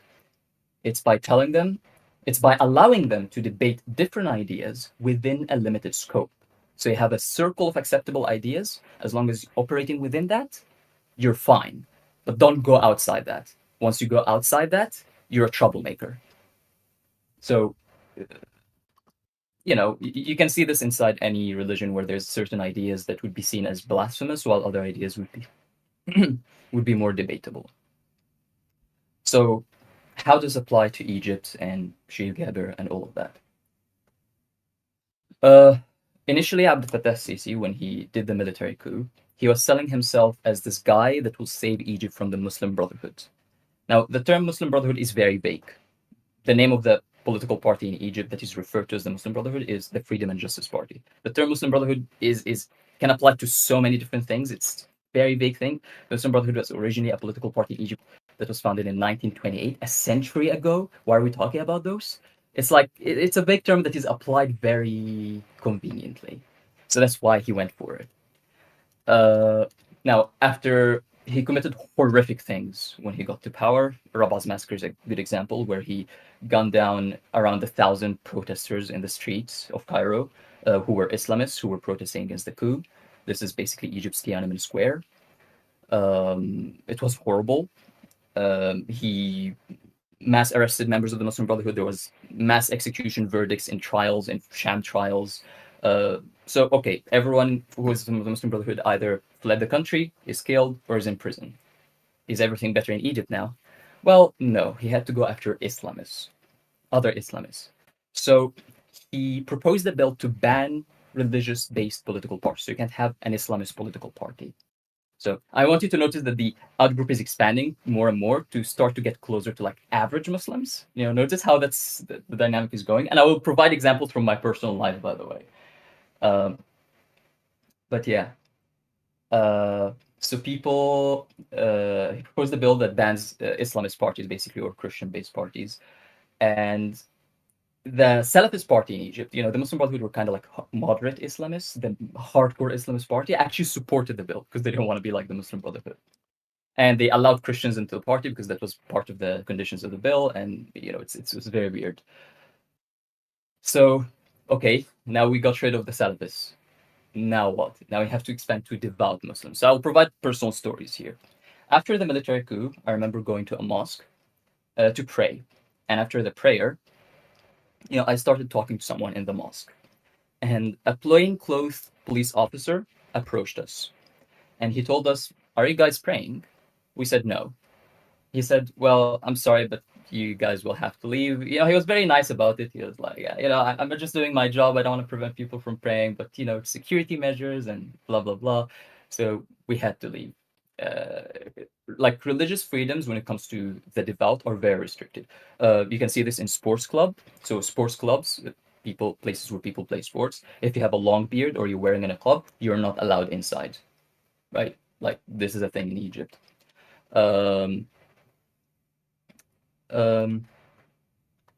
I remember also I was once at an airport. A police officer stopped me, asked me a few questions. To be honest, I think I would have done the same if I was in his place. I was a little bit suspicious. I was walking in circles for a bit. But anyway, I ordered an Uber and the Uber driver saw the entire thing. And once I got into the Uber, he asked me, "Why did he stop you?" And he told me, "It's because I have a beard." Now, here's something funny about Egypt. If you have a beard, it's very often that you will be asked, "مطول دقنك ليه?" Why are you growing your beard? And this is almost exclusively to Muslims. So let's say you have a long beard, a police officer stops you and asks you for your ID card. If the ID card says George, he will give you back your ID card and say, "Oh, have a good day." If it says Muhammad, he'll tell you, "Why are you growing your beard, Muhammad? Are you Muslim Brotherhood?" Right? It's very weird. And I know Muslims, I know religiously devout people. I used to be religiously devout myself. I can see this happening. I can see how hard it is to be in their position. Not just that, even the khutbah, the speech that is given during Friday prayers, are also limited. Every mosque in Egypt always will have a police officer who's like, basically his job is to censor the khutbah, to be present and make sure it's like done the way the state wants it to be. And sometimes, because the problem with mosques is that they can be used as places of assembly, so they can like contribute to protests and whatnot. So if there's like a tumultuous period or the regime thinks that there's a risk of protest, they will straight up like skip the khutbah. It would be like 2 minutes, right? Like I don't think you've ever heard of that happening. So yeah, I remember it sounds to me that sorry to interrupt, but it sounds to me that what you're saying is Egypt oversteps people's rights so often, and it's not just about them criticizing religion, but the sad thing is people are so preoccupied with who they're supposed to hate that they're not noticing that they could be next. They could be in that outgroup. So they're happy to demonize the outgroup that Egypt currently has their target on. I don't really agree with that, because the outgroup is starting to reach a point where it's including more and more average everyday people. Like initially, yes. Initially, the Muslim Brotherhood were very demonized. The regime was blaming them for terrorism, even though when the government was gunning them down, they were saying, our peacefulness is stronger than bullets, which is okay. And they were getting killed by over 1,000, by the hundreds. And yeah, like they were sure, there was members of the Muslim Brotherhood who retaliated, obviously, after these things happened. But the group as a whole, I'm not a big fan of them, by the way. I wouldn't vote for them. I think their governance was horrible. But I don't think they're a terrorist organization. Like by the way, by the Muslim Brotherhood, I'm specifically referring to the Freedom and Justice Party, just in case like there's any. I'm not referring. Yes, the Muslim Brotherhood 100 years ago was a terrorist organization. I believe that. I'm talking about the Freedom and Justice Party in Egypt. So yeah. But don't you think? So I've seen a huge amount of animosity towards Sharif Gabir and celebration and glee and that kind of stuff. Don't you think that that's just people being distracted by, like, people are okay with what Egypt is doing in that situation, but they're not realizing that they could be next? Absolutely. I think there's a degree of truth to that. However, I also think that there's other variables at play.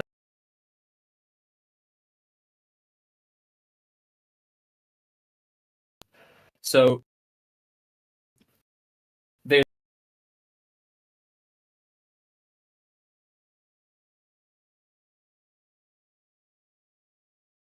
theremin trees to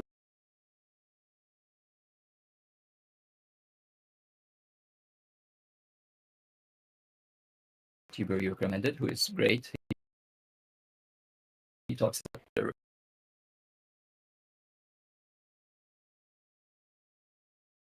psychology of religion.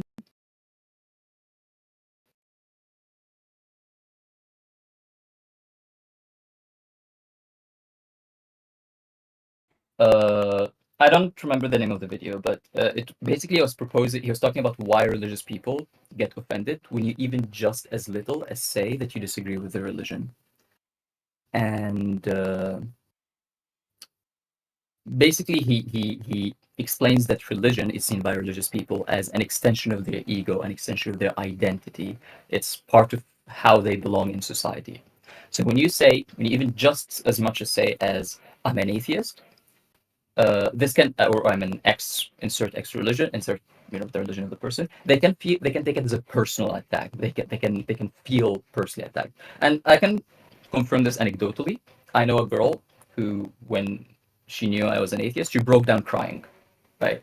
Like, she was very nice and sweet about it, but she still like felt very hurt by it. So yeah. There's also, I remember you yourself made also a video about it, explaining why people can be vitriolic. You were talking about yourself. You said it's not even because of scripture, it's because they're not used to hearing criticism of their religion. It's not normalized, and that's why they feel such religious fervor to attack ex-believers. So yes, I agree with what you said. I think it's, oh yeah, Sharif Gabir should go to jail because he's promoting atheism or whatever. I think that's part of it. Yeah, I'm not disagreeing with that. But I also want to highlight something interesting. When I checked Sharif Gabir's comment section, just before you made your video, it was actually quite wholesome. It was full of people with a lot of likes and a lot of replies and engagements, including comments by self-identifying Muslims that were like showing support. Did you sort by when new? I checked, no, I did not. I was checking by relevant. Yeah, if you And sort by new, it's a flood of just vitriolic comments. I know the if you sort by top or relevant or whatever it is, yeah, it kind of looks like it's most people are supportive of him, but if you look at the new comments, I don't know if they're being auto moderated sometimes or not, but there are a lot of people who are really were you gleeful about it. when you checked the comments, were you sorting by new? Yeah. Oh, interesting. Because after I I find looked at that your video, that gives like a more accurate representation of the comments. Like not just just read the first 3 on new, but if you keep scrolling, that is a different view than just which ones are popular among the viewers of this channel. I see. That's interesting because when I looked back at Shiv Gabri's comment section after watching your video, I was seeing the exact same comments you presented in your video. Right? Oh yeah? So yeah, the algorithm does funny things. Interesting. Yeah. So let me say a quote by a Christian pastor who was in Nazi Germany, who Hitler went after. This is a very iconic quote. Some people might think that this is like probably most people heard this quote, they might think that this is like a life lesson or like a good quote because it like conveys a message. No, this is actually someone's personal experience. This is what happened to a Christian pastor who supported Hitler initially, citing Christian reasons, and then he became a political prisoner in Nazi Germany. I'm gonna read it quickly because I don't think I need to read it slowly. It says, first they came for the communists and they don't speak out because I was a communist. Then they came for the socialists and they did not speak out because I was a socialist. Then they came for the trade unionists and they did not speak out because I was a trade unionist. Then they came for the Jews and they did not speak out because I was a Jew. Then they came for me and there was no one left to speak out for me. Now, I want you to notice how the outgroup is expanding. It's communists and then socialists, a very adjacent group, and then trade unionists, and then Jews who were blamed for communism. Cultural Bolshevism is how they called it, or like today it's people say cultural Marxism, which is like something the Jews are spreading or whatever. Yeah, and then they started going for like more average everyday people. So what is your message to the Egyptians who are listening right now? Well, there's a bunch of things I guess I want to say. So I initially was planning to talk more about the future and the hope, and that there is actually a very good chance that things might change in the relatively near future. Because we can learn from the color revolutions in Europe, which happened a few years before the Arab Spring, or the Arab Spring itself, and like the factors and the variables that lead to it.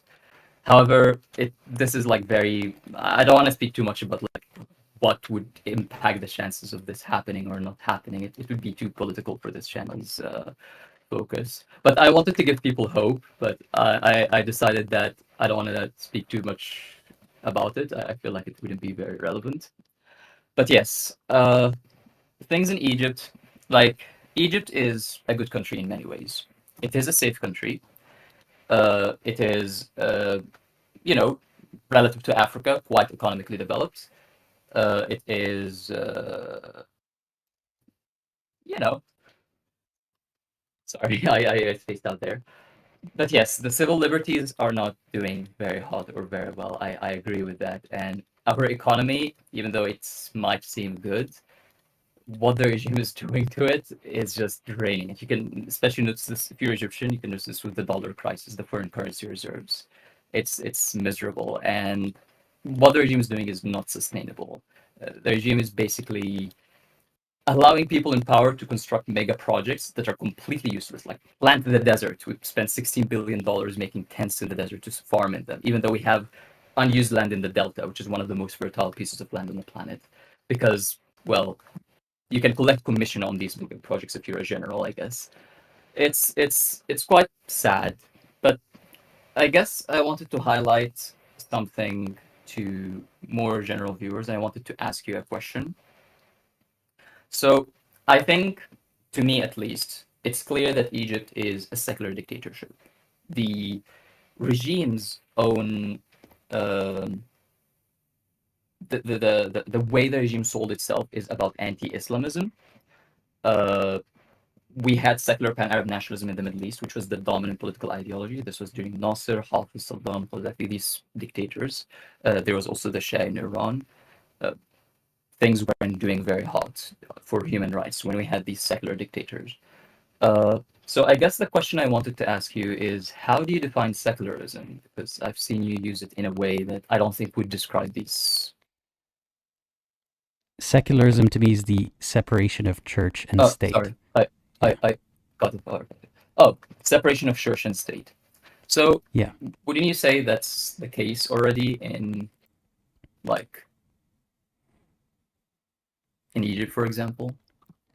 I don't know enough about the constitution of Egypt to tell you if it's actually that way on paper or not, but I know that religion can be leveraged, and like in this case, for example, even though yeah, you're saying that the regime is anti-Islamist and they would use the same kind of tyranny to persecute people they presume to be Islamists, they are still using religion to persecute someone who is spreading atheism, as you put it, even though it might be unconstitutional to punish them that way. But I don't think that, yeah, or it's not even, it doesn't have to be officially, something that is an intersection between Sharia and their constitution. But the fact that there is some overlap, that it's not divorced from the religion and the effects of the religion. So I don't exactly consider it to be actual separation of church and state. Plus, and I do agree with you. You got to keep in mind also, like on a lower level, the way that if you have a dispute with your, if you're a woman having a dispute with your husband and you go to a policeman, like there's still the influence of religion on how selectively they will apply the laws. You know what I mean? So it's, even if theoretically Egypt is a secular state, I don't think in practice it is a secular state. I mean, we are officially an Islamic state. The second article of the constitution says Egypt is an Islamic state. And yes, religion is obviously heavily weaponized. You can find, for example, Abdel Fattah Sisi, whenever he gives a speech, you will find two individuals sitting at the front seat who are not members of the government, who are not part of the military. But are you still there? He will dress differently to everyone else. The Grand Imam of Al-Azhar, Ahmed al-Tayyib, and the Pope of the Coptic Orthodox Church of Alexandria, Baba Tadros Thani. And basically their job is to be yes men, right? So whenever Sisi says something and he wants like religious approval, it's like he points them to them, is this good? And basically their job is to say, yeah, very, very Christian or very Muslim or whatever. So yeah, in that sense, I would agree that Egypt might not be a secular state. However, I think we follow that logic. I would also argue the United States is not a secular state, because you have the largest Zionist lobby in the United States is Christians United for Israel, which is based on churches. Churches have tax exemption statutes. I don't think the U.S. is completely secular either. I mean, there's evidence of documentation going back to I think it was the Iraq War, where there were people using religious language, like Christian religious language, in their briefings. It's not completely separated. To some extent, it's better than Egypt, but it's not completely a separation of church and state either. Absolutely. I remember George Bush's speech, the Crusader speech. I conferred with God, and God told me. Yeah, that's we're invading Afghanistan because God said so. I guess he told George Bush personally.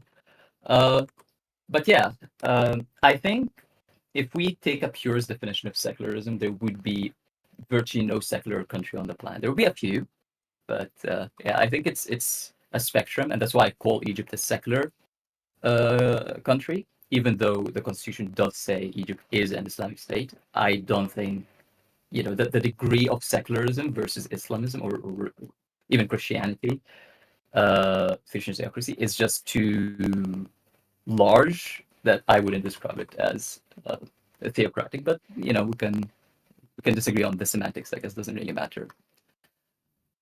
All right. So I guess this is what I wanted to say about Egypt specifically. I wanted to touch on a bit on something you talked about several times, which is the Dawah scene in the United Kingdom and what the British government should do. Now, the Dawah scene in the United Kingdom is insane. Like, let's agree on that. Like, I'm not sure if there's more Muslims in the United States or not, but for every like Dawah or apologist person in the United States that you can find problematic, you're probably going to find 20 from the United Kingdom. Like, it's insane how far radical it is. And I think it's worth, if we're going to talk about like what the government should and shouldn't do, I think we need to talk about the root causes for a bit. Saudi Arabia, according to an article in Arab News, so I'm going to read this sentence. Over the past decade, Saudi Arabia, who would have guessed, has been the largest source of donations from Islamic states and royal families to British universities, much of which is devoted to the study of Islam, the Middle East, and Arabic literature. Now, I can continue, they break this down further, but I'm not going to save time. But yeah, this is really hurting both Muslims and non-Muslims, by the way, in the United Kingdom, because you have a foreign government that is funding, that is contributing to the spread of Salafism and Wahhabism in a foreign country to serve its own personal interest. You cut out again. Yeah. Oh, sorry. Let me repeat. I think this is really problematic because you have like a foreign government that is funding its own interests in a different country in a way that doesn't serve the interests of that other country. To promote Salafism and Wahhabism, or Salafism and Wahhabist interpretations of Islam.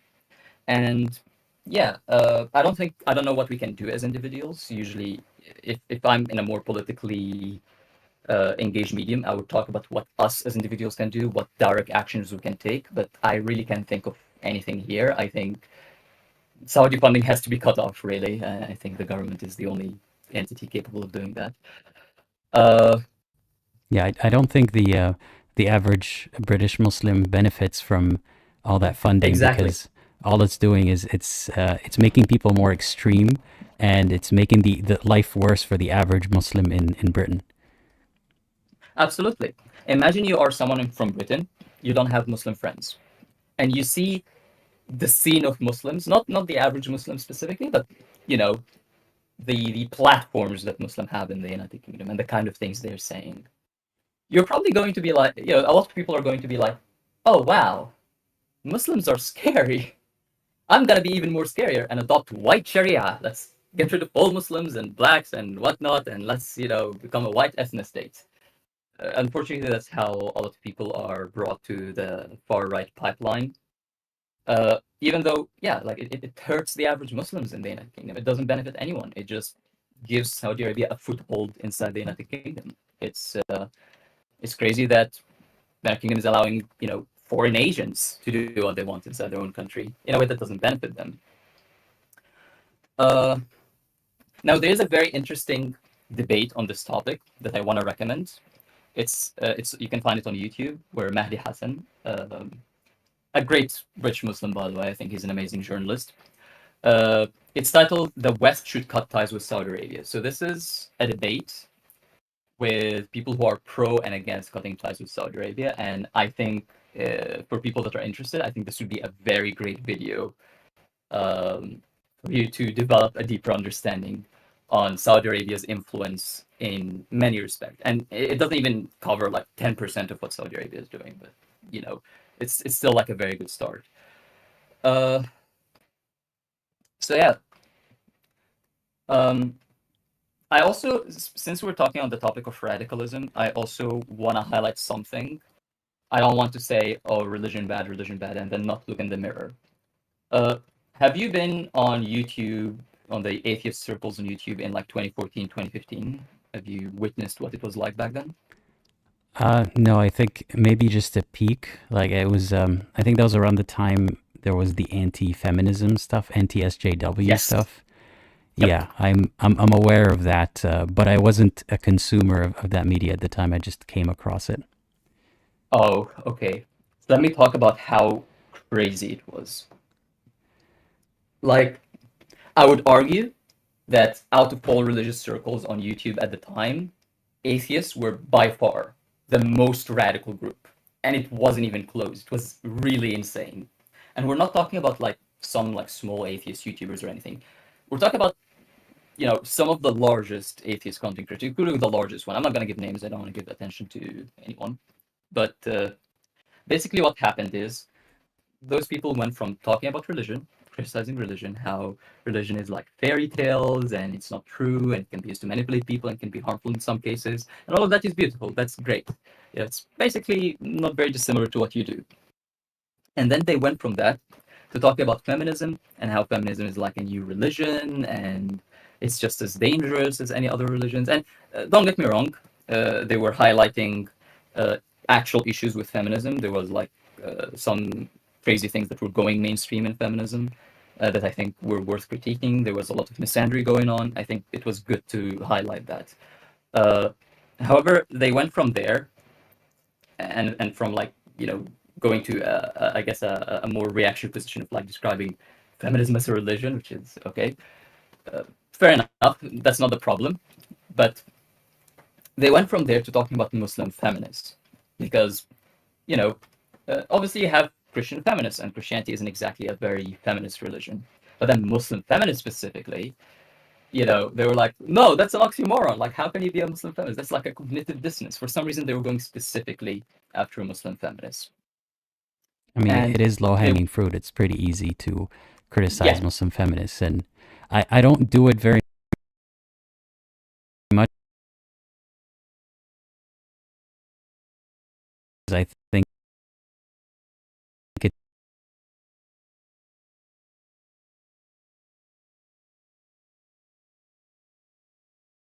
nothing.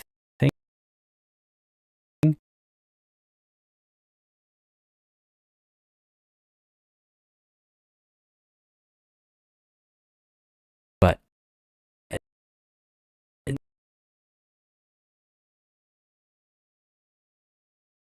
the end of the day, it is an oxymoron,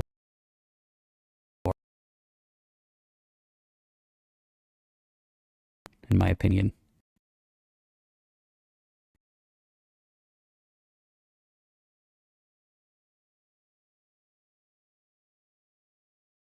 I agree. And I think it's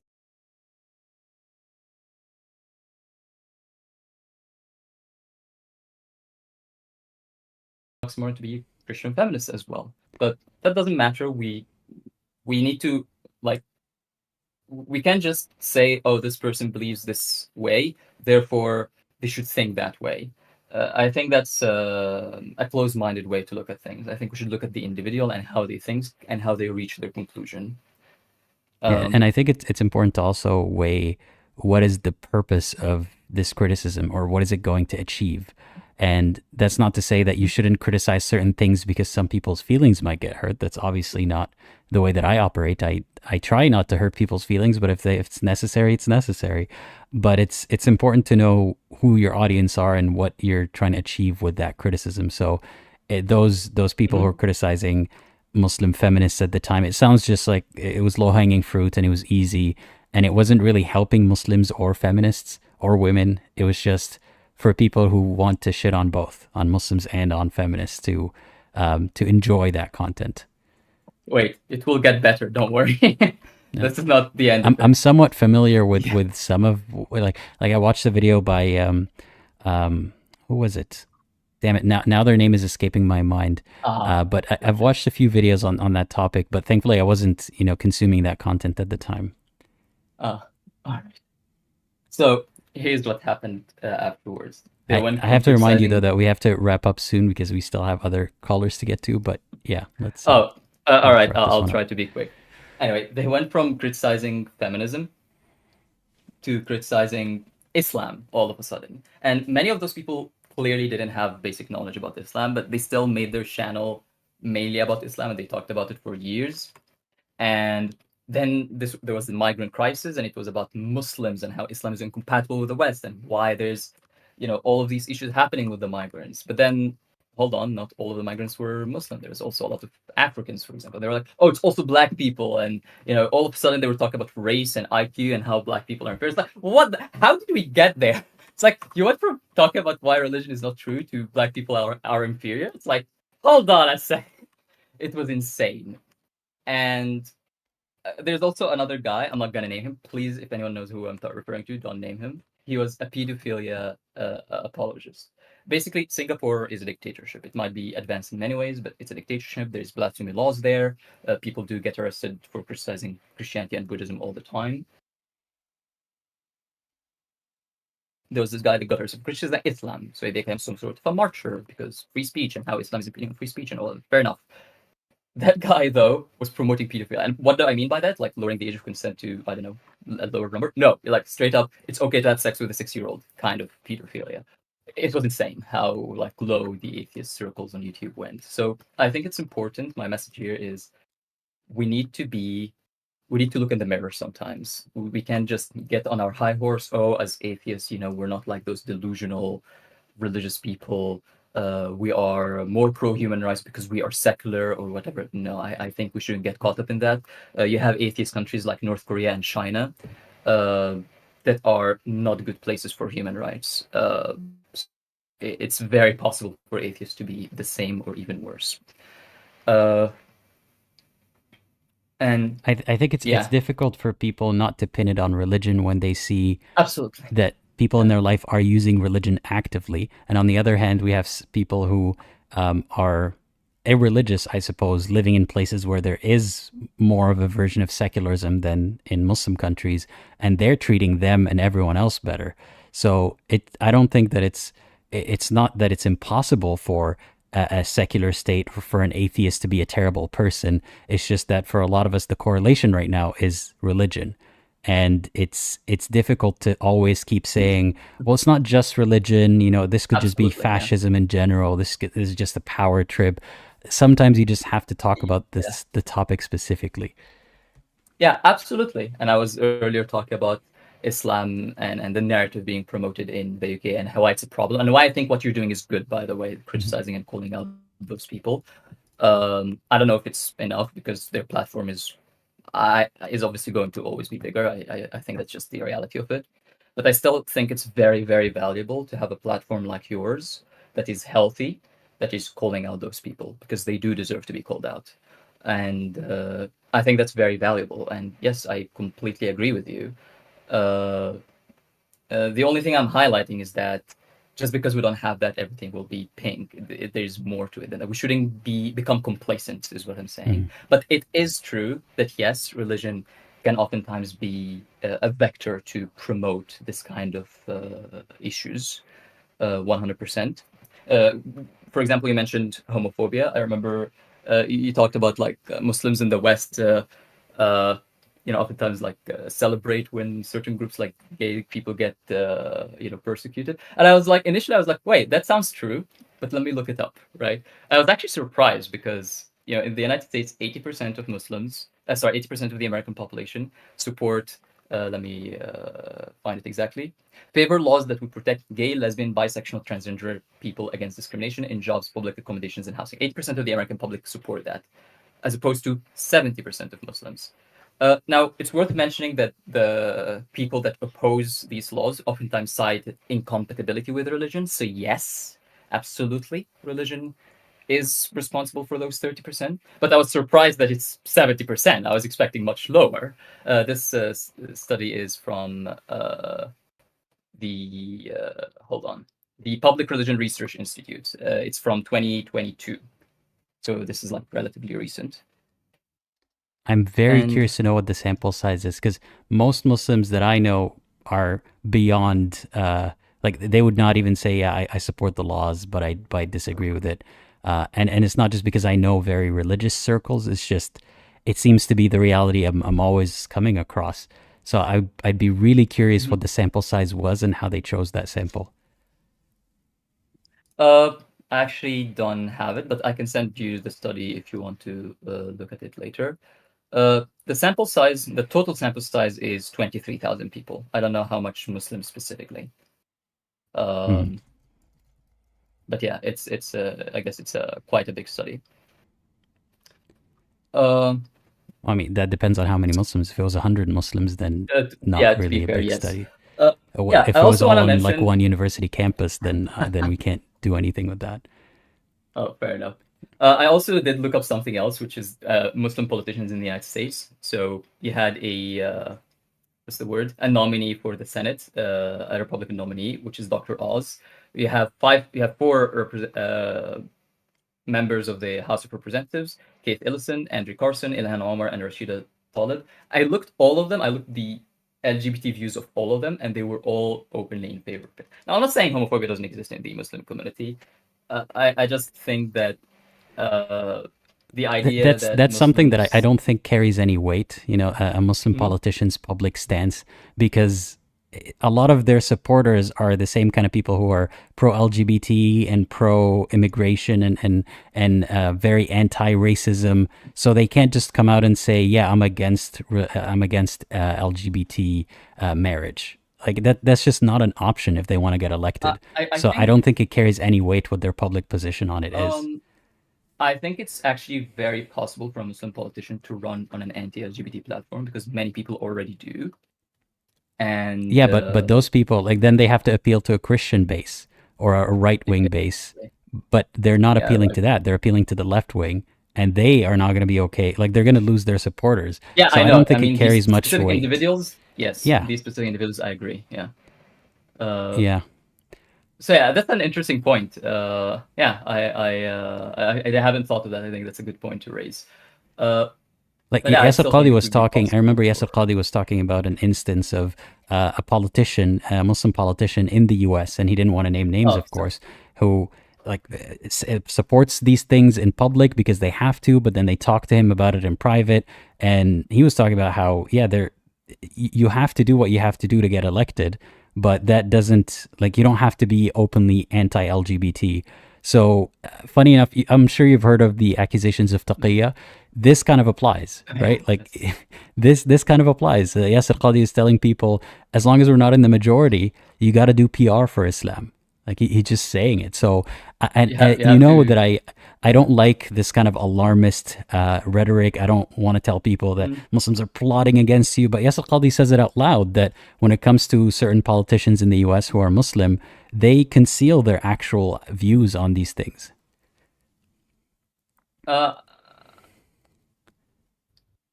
Do you think it's 70%? I don't believe for a second that 70% of Muslims in the U.S. are pro-LGBT rights. And that might be anecdotal, you know, maybe I'm wrong about that, but I highly struggle to believe that, because just among the people that I met, I'm not saying that they're all raging homophobes, but at best, a lot of them are like, you know what, it's not my thing, but I don't want to get involved, but like, I think it's icky, and I don't know, like, I don't want to be involved in that decision-making process at all. So I highly doubt that 70% of them would actually say, you know what, I support it. More power to them. But yeah. By the way, it's a I very... want to apologize. I know. I was trying to like keep it brief. I was like trying to go through like points, but I know I took like a lot of time still, despite my best attempts. So I really apologize for that and for the next callers. But yeah, I just want to mention something about the study. It is from across the 50 states, but I'll send it to you and you can look at it later. Sure. And yeah, thank you for having me. And of course, yeah, sorry again for taking too long. All right, have a great day. Yeah. You Thank as well. Bye-bye. Bye-bye. Right. Thanks again to the caller. We still have a few callers. I'll try to get to all of them, but I only have maybe another hour or so, maybe an hour and 15 minutes. So I'll try to get to as many of them as I can. So Cheese Tax, I hope that you're ready, because I'm adding you to the live stream now. Hey, Cheese Tax, can you hear me? You are muted. I hope that they are here. Yeah. Hey, how's it going? Oh, it's good. How are you, Ed? I'm doing all right, thanks. So tell me a bit about I was yourself. listening to the live chat, actually. I was I wasn't aware that I. Yeah, no worries. Yeah, there's a bit of a delay between the stream and this. So, yeah, thanks for being here. Thanks for having me. Of course. Yeah, so tell us a bit about yourself and what you want to chat about today. So first, I want to say that I'm very happy to be on one of your lives. Thank you so much. And I want to thank you also for all your work, and I really admire your character and your work. So thank you very much. And I also want to say that English is not my first language, so if you can't understand me sometimes, just feel free to stop me. No, I'm sure you'll be fine. Yeah, go ahead. Okay, so I'm from a Muslim country, but it's not a country that is really.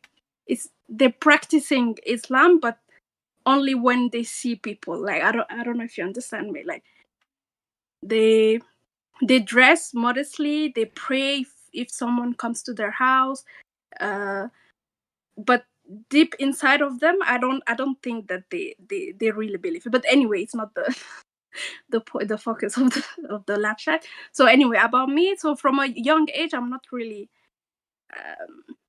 It's not that I had doubts, but I wasn't really interested about learning it. Of course, I was a Muslim, but I wasn't really interested about learning about Islam or anything concerning Islam. But what really pushed me away, weirdly enough, it was the Muslims first. It wasn't like the Quran or the Hadith or anything like that. It was primarily Muslims that really bothered me. Let's see. I don't want to sound Islamophobic or something, but that was my main reason first.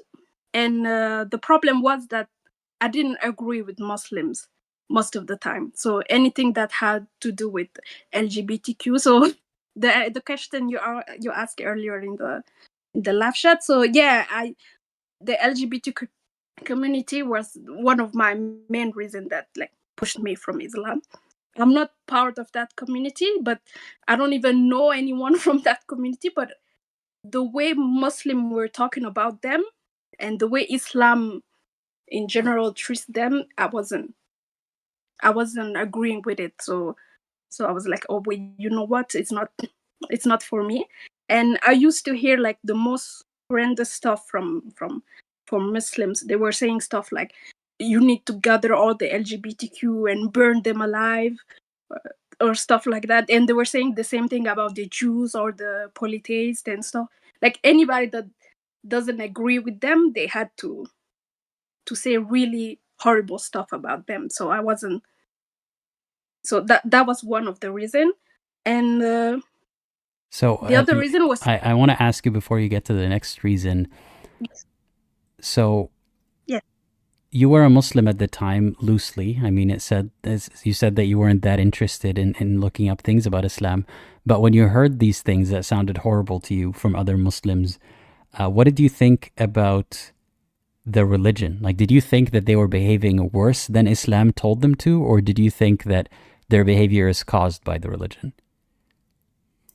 Yeah, I was getting to that point actually. Like, that was what I was thinking when I was young, like before 15 or something like that.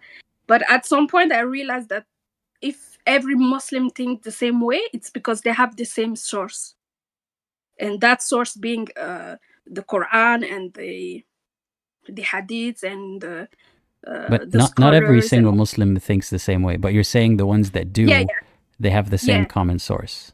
Okay. Exactly. Yeah. So then I went into. I started looking into the Quran and the Hadith, and it was worse actually than what I thought, because in my head from a young age I wasn't really religious. I used to pray, of course, because I grew up in a Muslim country and in a Muslim family. So I was praying, I was fasting during Ramadan and all of that. But sorry, what was I saying? I forgot my truth. That you weren't that religious, but you were practicing. Yeah, I was practicing, so I wasn't really reading the Quran. But then when I started reading it, I saw that it didn't make any sense. First of all, there's no sense, there's no logic, there's no chronology, there's nothing that, it doesn't make sense. It didn't make sense to me. And then it was full of violence and sexism and all the stuff that I didn't agree with. And then when you start listening to the apologists on YouTube, or even in Muslim countries, you see them on TV, like almost like on every channel. So when I used to listen to them, I was shocked. I was shocked by everything they were saying. So at the end, I was just like, okay, so I don't believe in the Quran, I don't believe in Hadith, I don't believe that the Prophet is one of the best men on earth, or an example for humanity. So I was like, what's the point then? Like at the end, I'm just not believing all of that, but still I was practicing for the sake of my family, let's say. But recently, like a year ago, I started watching documentaries about cults, and that's when it really hit me that there's too many similarities between cults that I was seeing on TV and Islam. And if you don't mind, I wrote some things down. Let For me sure. try to. That is, by the way, while you're finding those things, I want to tell the audience I'm working on a video, upcoming video, hopefully, where I talk about, is Islam a cult? I try to answer that question. And I'm sure the caller today is going to touch on a lot of things that will be in that video, but, look out for that video anyway. So, yeah, what did you want to mention about cults? Yeah, I just have a short list. So my first point, the first similarity that I've seen is the prophets. Like almost every cult has a prophet. It's basically a man, almost always a man that hear voices, that he's the only one hearing that voice. Like nobody else is near him when he's hearing those voices. He's the only one. And then he has many wives, like all the prophets. Almost all the prophets have many wives, and young ones, not rarely old ones, always young ones. And then I know that the apologists try to justify that by saying that there are more women on earth than men. But then why do prophets choose young women? Why don't they choose widows or women that need help? Or even like, why do they have to have many wives? Why can't they contribute? Why don't they use that time and money to, I don't know, adopt orphans? Yeah, Or that's, at least like I mean, do something apologists say that a lot of Muhammad's wives were either for political alliances or they were widows or something of the sort. But like you, I always wondered, why couldn't he just start maybe the first women's shelter? Instead of actually sleeping with them. Like, why? He's a man of God. He has the means to do it. Why doesn't he create a system for women who are desperate for help, instead of then trying to sleep with them when they're desperate for help? Exactly. Like, you can have multiple wives if you want to help them, quote unquote, but you don't have to sleep with them. Like, I know it's weird, but you don't have to sleep with them. You don't have to involve sex in all that arrangement anyway. But what was I say? Sorry. You're talking about, for yeah. the cults, so it's the prophet is looking for power and control. That's the main similarity between the cults. They're not looking to spread kindness or anything that looks good. It's just about them having control and power. And it's always like just a random guy that wants control and power, and he's just like and he tells himself that it's already happened before, so why not him? Like, in history, like, there's a lot of prophets. Like, even in recent times, there you can always see someone pretending to be a prophet. So the second similarity, it's funny you mentioned that, or you phrase it that way, someone pretending to be a prophet. Is there any other way? Has there ever been someone who's proven to not be pretending? No, they're all pretending, of course. Yeah. And I want to let me finish that list, and I wanted to talk about something else too. So the second similarity, it's about control. So every cult wants to control the way you dress, the way you talk. For example, in Islam, you always have to say Subhanallah. You always have to say Inshallah. Like when a Muslim talks, you know he's a Muslim or she's a Muslim by the way they talk. And then they control what you can eat, what you can do, like almost everything actually. And the third point, it's that you can never criticize it. You cannot criticize the Quran.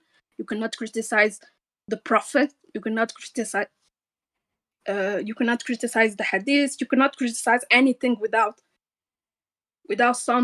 sounding like you're arrogant or that you're possessed, or there's always something wrong. It's impossible to criticize it, and I think that's also why you can't live Islam without putting yourself in danger. I don't like the way that you phrase that, putting yourself in danger, because it implies that you're the one who's doing something to be in danger rather that's than... what I had for the list. Yeah. So I guess what you meant to say is you can't leave Islam, or a lot of people can't leave Islam or can't criticize Islam without being in danger. Sorry, what were you saying? Yeah, because the way you said it, you said without putting yourself in danger, it kind of puts the blame on you. Can you hear me, or it sounds like we've disconnected? Hello. All right, it sounds like the caller is having some issues. Let's try again. Hey, can you hear me now? Are you there?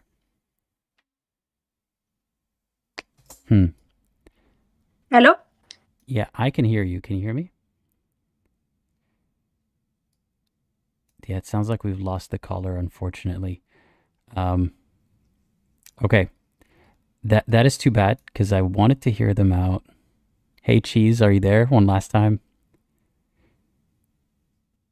No, doesn't seem to be working. Okay, well, I hope you can join again in next week's stream. I'm sorry that our conversation is being cut short, but yeah, it seems like we're having some technical difficulties. I hope you could check your earphones or whatever you're using. Maybe that's what broke. In the meantime, I will take the next caller. I hope that you're ready, son, because I'm adding you to the live stream now. Hey, son, can you hear me?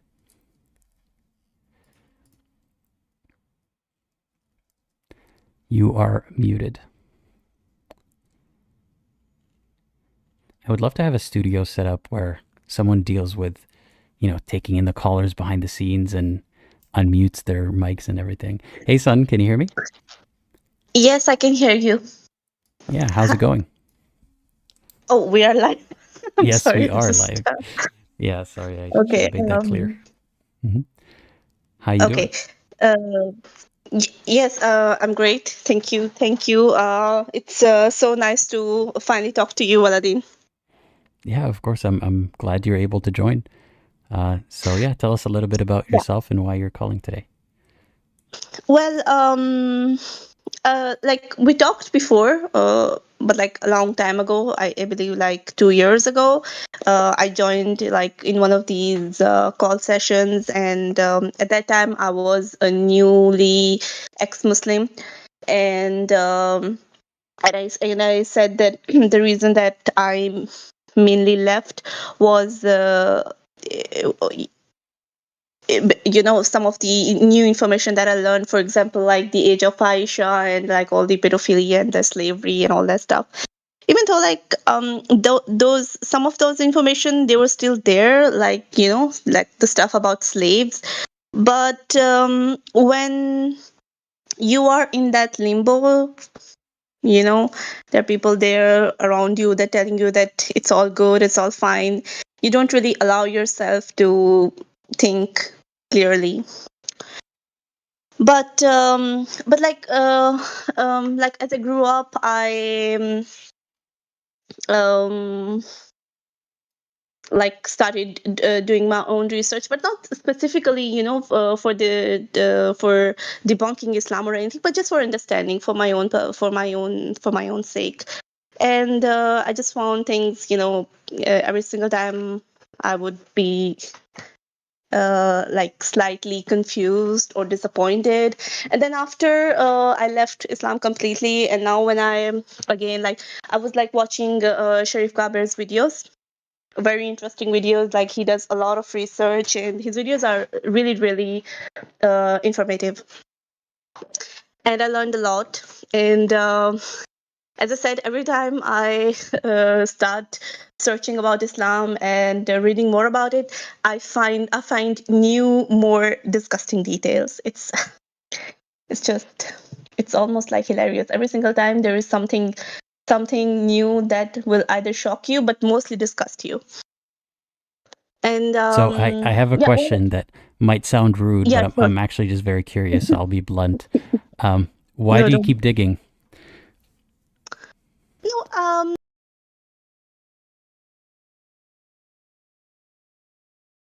I don't.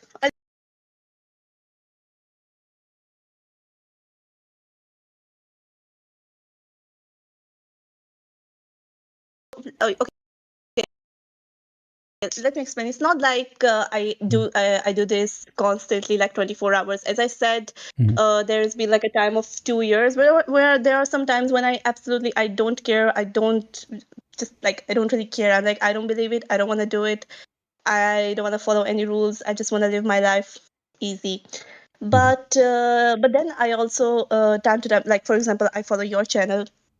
Time to time, I just like to tune in back and just get more information into, perhaps it's just to again, it's something, this is a subject that has always been something that interested me, both as a Muslim and as an ex-Muslim, because like history interests me a lot. History fascinates me a lot. And I was always very much interested into learning the Islamic history, but I would often being given, I often like found books which were very biased, and I did not like that thing. I was like, why it's so biased? It's like only saying good things, but it's not being truthful. How do I explain this?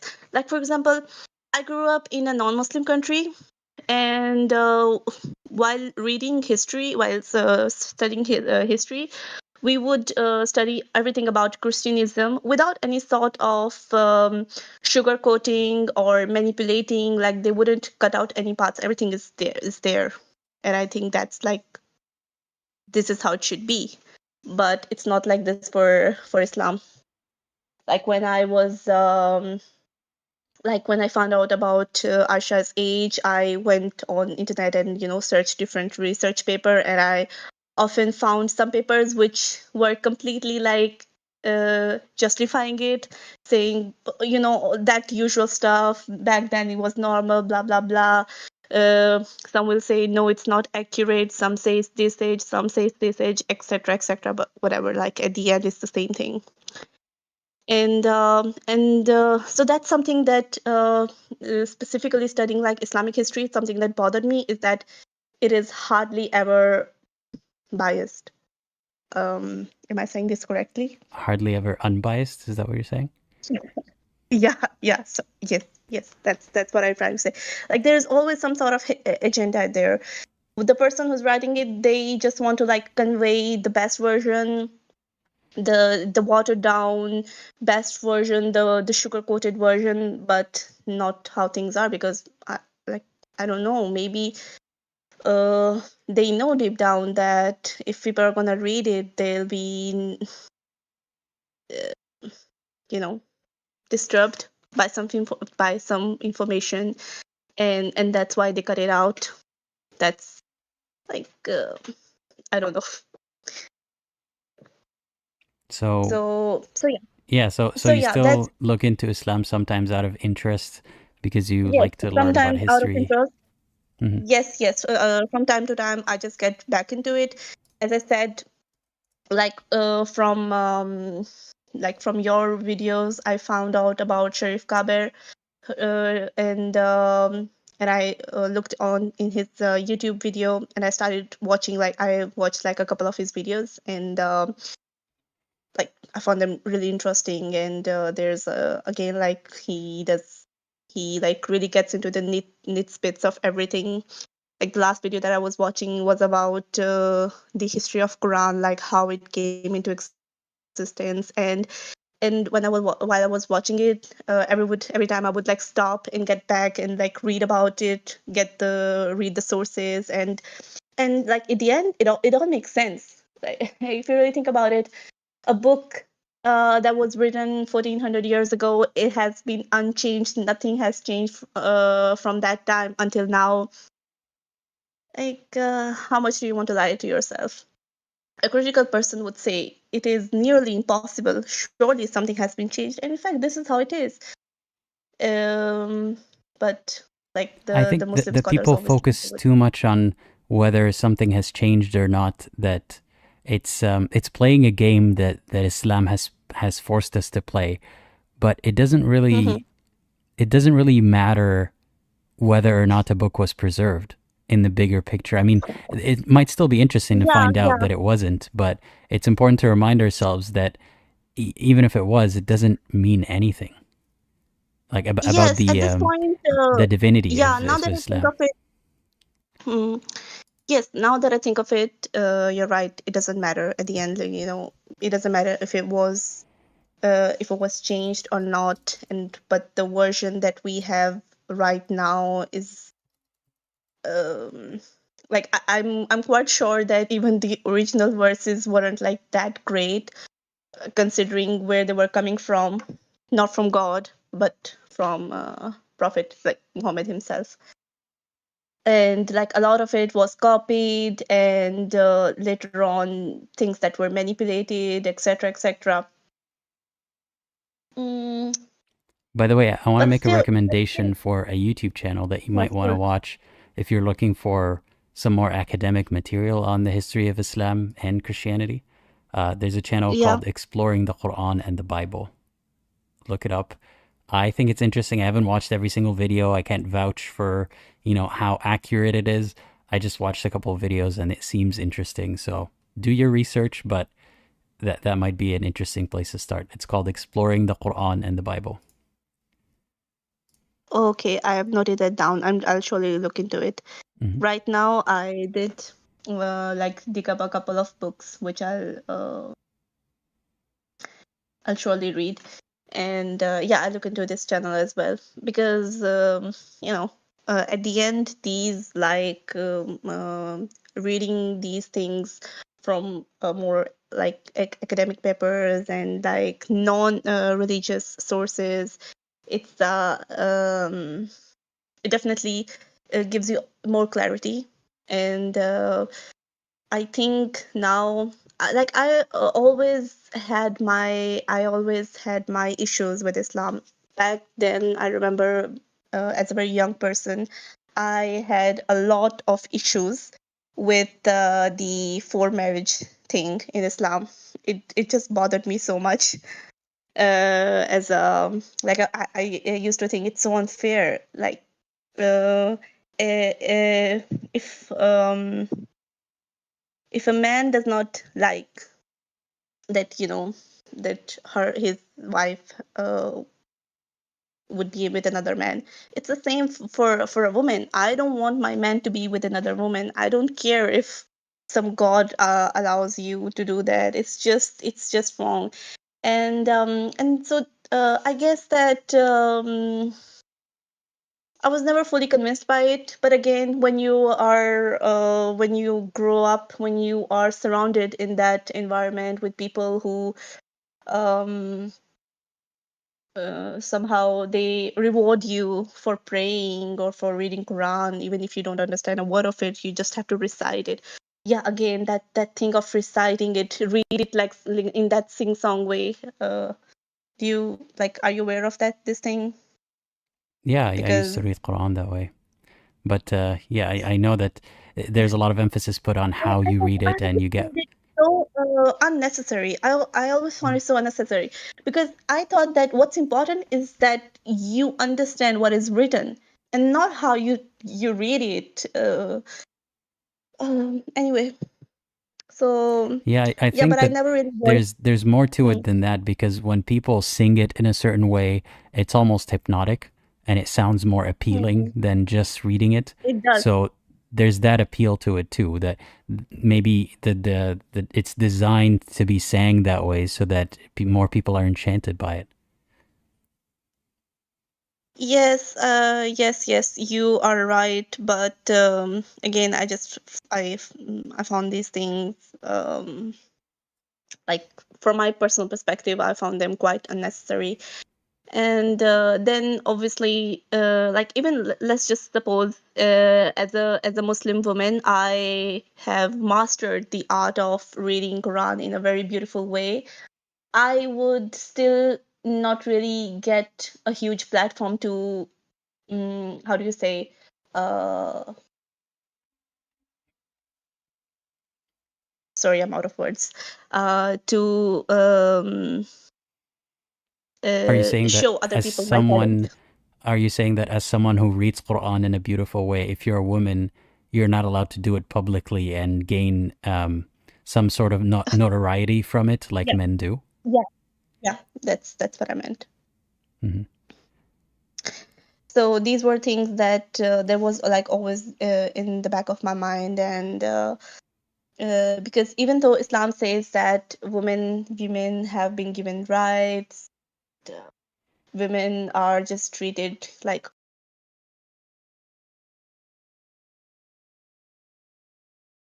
queens in this religion.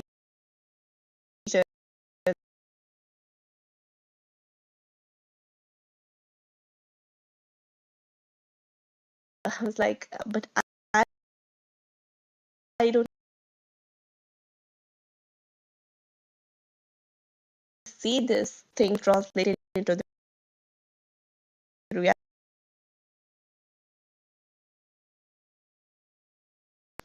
The reality Hmm. is a little bit different.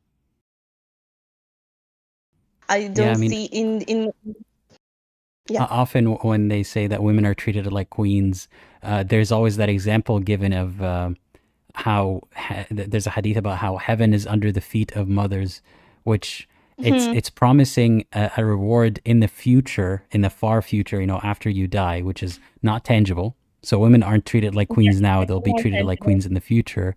And also, it's specifically linked to motherhood, not being a woman. So there's strings Yeah, attached to it. like let's not get into the heaven thing because that yeah, again, the things that made me uh angry somehow. It was like the Houris thing.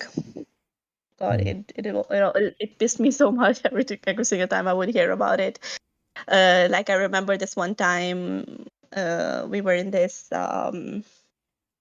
sort of like webinar I don't know what you call that, but like a gathering with sheikhs speaking about the Quran, and and he would like talk about the Houris, and he was trying to explain that thing in the most non-sexual way possible, but it's almost impossible because the concept itself, it's very sexual. A man is going to get just remind me how many Houris, like 75 or 76, I don't know how many they were. I think that's a weak narration, by the way. Some people say 72, but regardless, you're going to get a lot of heavenly Oh, sex yeah. maidens. Yeah, Yeah. that's a classic. That's a classic with the Quran that numbers are never accurate. Some will Mhm. say this I number, mean, some will say that's that from the number, some will hadith, say but another. yeah, whatever the number is, that the men are promised that. Yeah. Yeah, they're promised these like almost non-human creatures, virgin with skin like this. But like at the end, if you're gonna think, but like for what? What is gonna do with all of them? Yeah, I mean, obviously for intercourse. But it's I don't know. Um, I don't know, Aladdin. I just found this thing so disgusting. Like how I don't know how these things are so widely acceptable by people. Don't they think about these things? And again, getting back to the main point that just bothers me so much. Again, the pedophilia part. People who when I first discovered about it, I was so angry, and I thought that all these scholars, all these knowledgeable people, they surely know about this. And there are people who try to who defend it very openly. How they can be okay with it or right with it? Because trust me, there are a lot of people who are completely fine with it. They don't even try to defend it. They say that's how it was and it's normal, it's acceptable to marry children's Mhm. females. I think That too, not boys. it's just that people cannot go against, or believers cannot go against the word of God. And if they believe that Yeah, Muhammad actually did it or God said it's okay, they don't seem to have a choice. They think if I think otherwise, I might, I might be tortured, or I might do yeah. something that people who deserve to be tortured would do. So I feel for them, but it's unsettling to live among them and to see how differently they think compared to you. It is indeed. It's like people have create with the religions. People have created this comfortable prisons from themselves. They don't. It's they are surely are in ignorance, but it also brings them comfort in a way. But it can also, but it has its negative effects. For example, that if you blindly believe into it, you are you, you don't use your mind anymore to when you do something. You said if it's written I can do it, then I can do it. It is my god-given right Mhm. to do it, especially for men, considering the fact that men are the ones who are the ones who, in Islam, they are the caretakers. They are given the right to be responsible of women, and the head of the family. He can do, like, he can marry up to 4 wives, he can beat his wives. um what else? Yeah, there's So how does it feel to now no longer have to believe in these things or have to justify these things? it feels great. Definitely I don't feel conflicted anymore, and I don't feel like a hypocrite anymore, because back then I used to feel like a hypocrite. I was like, because another thing, yeah, the question that you put in the chat about the LGBTQ community. Since I like grew up in a non-Muslim country, I grew up believing that, it's absolutely like no one should be condemned for their sexuality or their gender. It was just a normal thing for me to believe, and obviously it was it's yeah, again something And that goes completely now. so even as a Muslim, So you didn't agree with it, with Islam's view of the LGBT. no, Is I that what did you're not saying? agree, but I really tried to um make sense of my religious beliefs. I tried to make them work, but it did not, Yeah, and I'm happy about that's. that. Well, I'm Okay, I'm glad that I you're able to find your way out of all of that, and yeah, and I hope that talking about it helped relieve some of the stress that I'm sure you must be feeling yes, thinking about all of these things.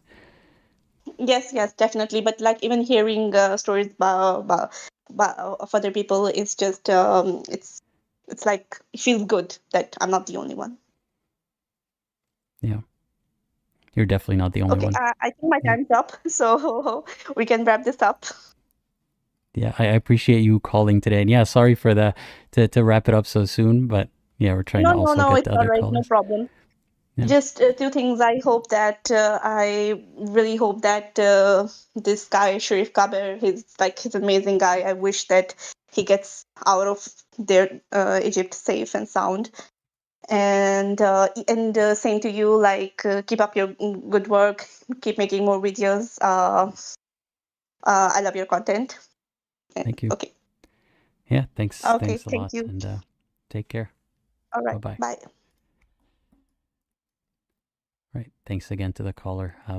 Something that stood out to me was when she was talking about how she tried to make her beliefs make sense. And that's something that I like to remind people of, which is that there are a lot of believers out there who are well-meaning, well-intentioned, or at least not ill-intentioned, who feel like they have no choice but to adopt their beliefs as is. Some of them try to question their beliefs, and some are not able to push past that questioning, but a lot of them are trying. And I applaud the caller for trying back when she was a believer, trying to make sense of her beliefs and trying to not just adopt what she thinks is harmful. So yeah, thank you for that, caller.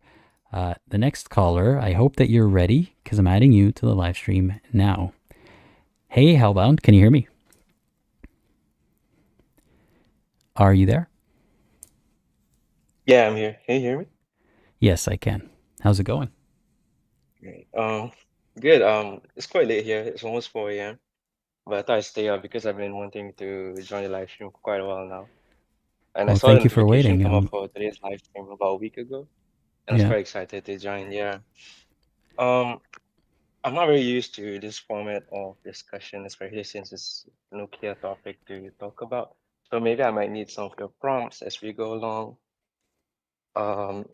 But before I start, maybe I can say I really love your content. I found you about almost a year ago. Yeah, the first video I saw from you was about, I forgot what you call it. I think it's a letter addressing a mom from her daughter. Can you still hear me? Yes, I can. Yeah. So that video really struck me. And since then, I've been watching your content quite religiously. Well, as ironic as that sounds, yeah. Maybe Well, I can start I'm off glad you with, found the channel. yeah, I love it. Maybe I can start off with how I began my journey of apostasy. I was quite a believer, not the perfect believer as we sin once in a while here and there, you know.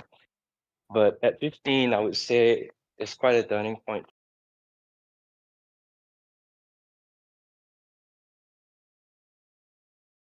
I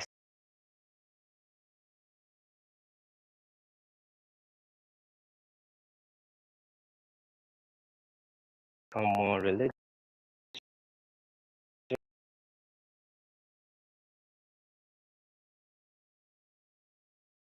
and wanted to learn more about the religion.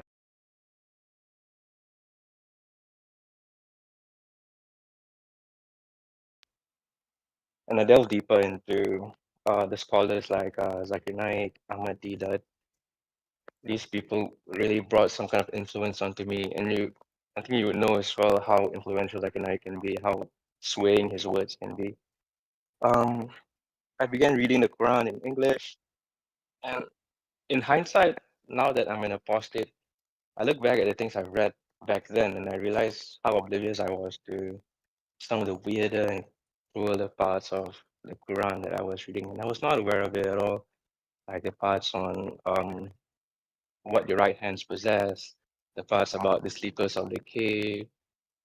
And yeah, looking back at it now, I'm thinking, how did I not notice all these inconsistencies and oddities in the Quran? But obviously, we're all blinded when we have this veil of religion in front of us. But funnily enough, I became quite disillusioned by the religion because of Zakir Naik himself. Uh, I think his mannerism is quite, what do you call it, abrasive. He can be quite Zakir arrogant at Naik. times. And yeah, Yeah. Zakir Naik. He can be quite arrogant at times and very dismissive of people who I even at the time as a believer I thought brought up very good points. I remember he had a discussion with an atheist about evolution, and the atheist brought up really good points, which was very difficult to rebut about evolution being seen in real time in viruses and how that's proof that evolution can happen naturally. But he was extremely dismissive of his points. And even his reasoning for the way he justified that hell exists and the punishment for apostates, these things triggered some questions in my head that was difficult to forget.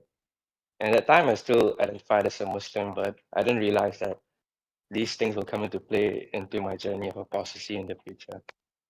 And at that time, especially, I think I became a Quranist. I think a lot of Muslims who find it difficult to believe the more difficult parts of the religion fall into Quranism because it's just most things of the Quran are just vague and ambiguous enough for you to put your own interpretation onto it. And I But was it progressed easy to to remain a simply Quranist? no. I mean, it's definitely ambiguous enough, and I think I developed a point where I had my own head canon. I created my own head canon in my thoughts where, oh, maybe Allah isn't telling the truth. Maybe He doesn't really mean it when He said that He will burn everyone forever. You know, maybe it's for the greater good. It's just a lie for the greater benefit of mankind. But it also contradicts the fact that Allah is supposed to be truthful. So I would say yeah, the answer to your question would be no, it's not easy to remain a Quranist as well. As much as I try to justify my religion and to make it make sense in my head, most of the time it causes more knots and contradictions rather than untying these knots. And soon after that, I would say when I was 18, 19, I became agnostic. I still thought I was Muslim, but I was an agnostic Muslim, and I think that label doesn't really jive well with Muslims. And most Muslims would consider me an apostate by then when I was 19 years old.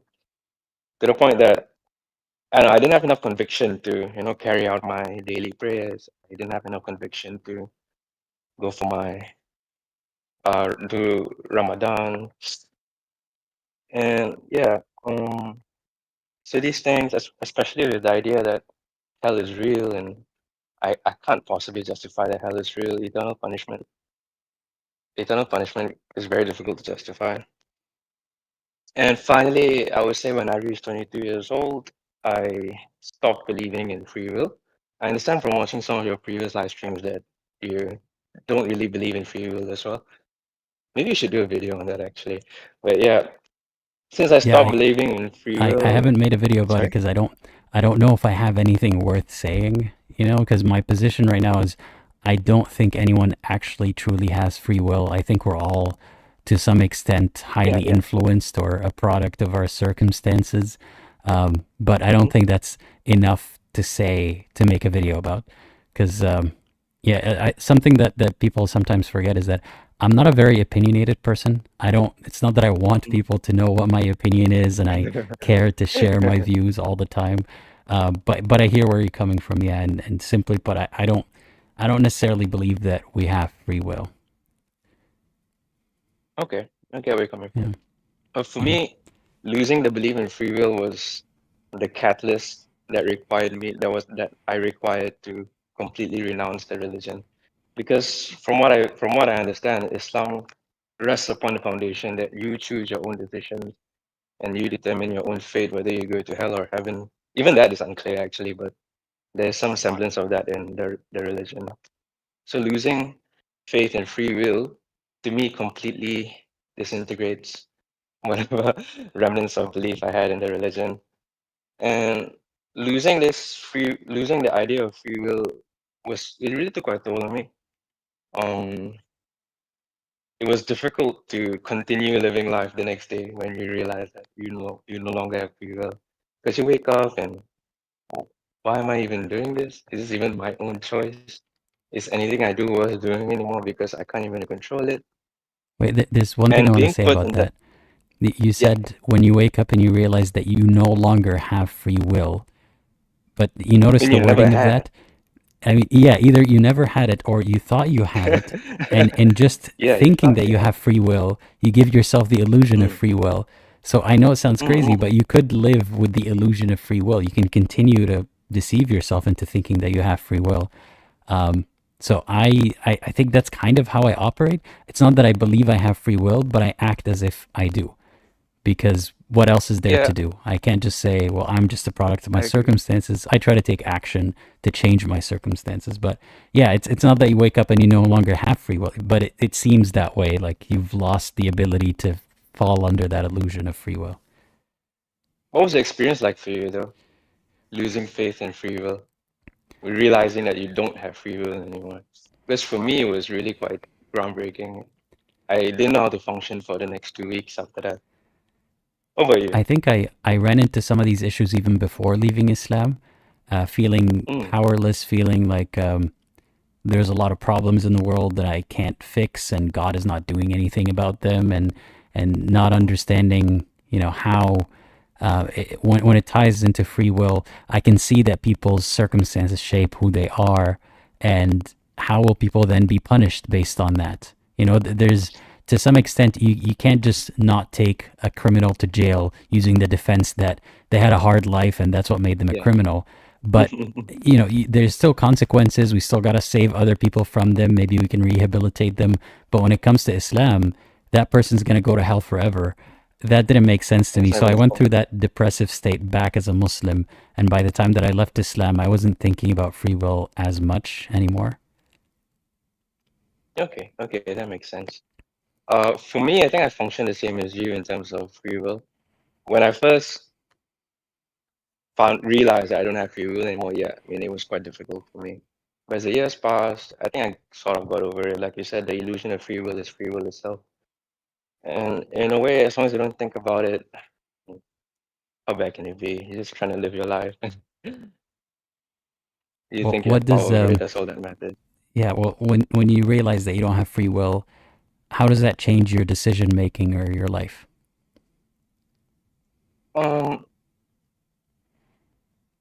I wouldn't say it really changed my decision making, or in inverted commas, decision making.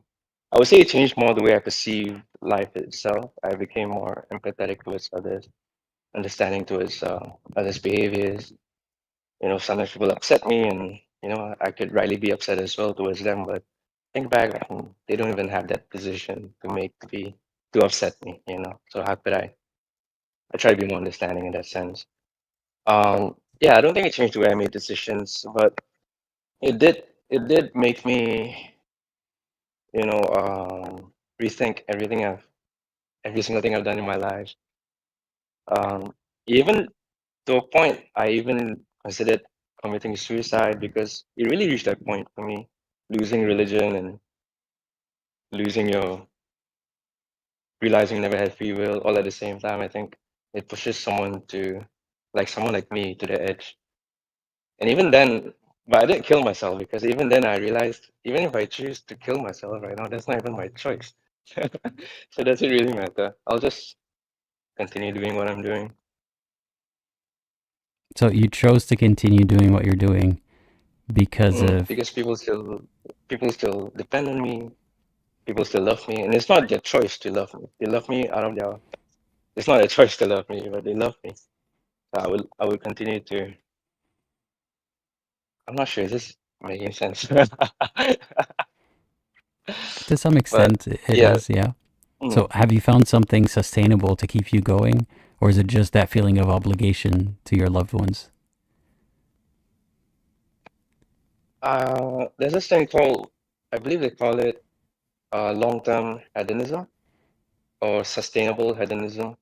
I think hedonism, typically people connote it with ideas of ego, pride, and short-term pleasures. But the alternative version of hedonism is called long-term hedonism, where you try to live your life in search of pleasure, but not the types of pleasure that would destroy you in the long term.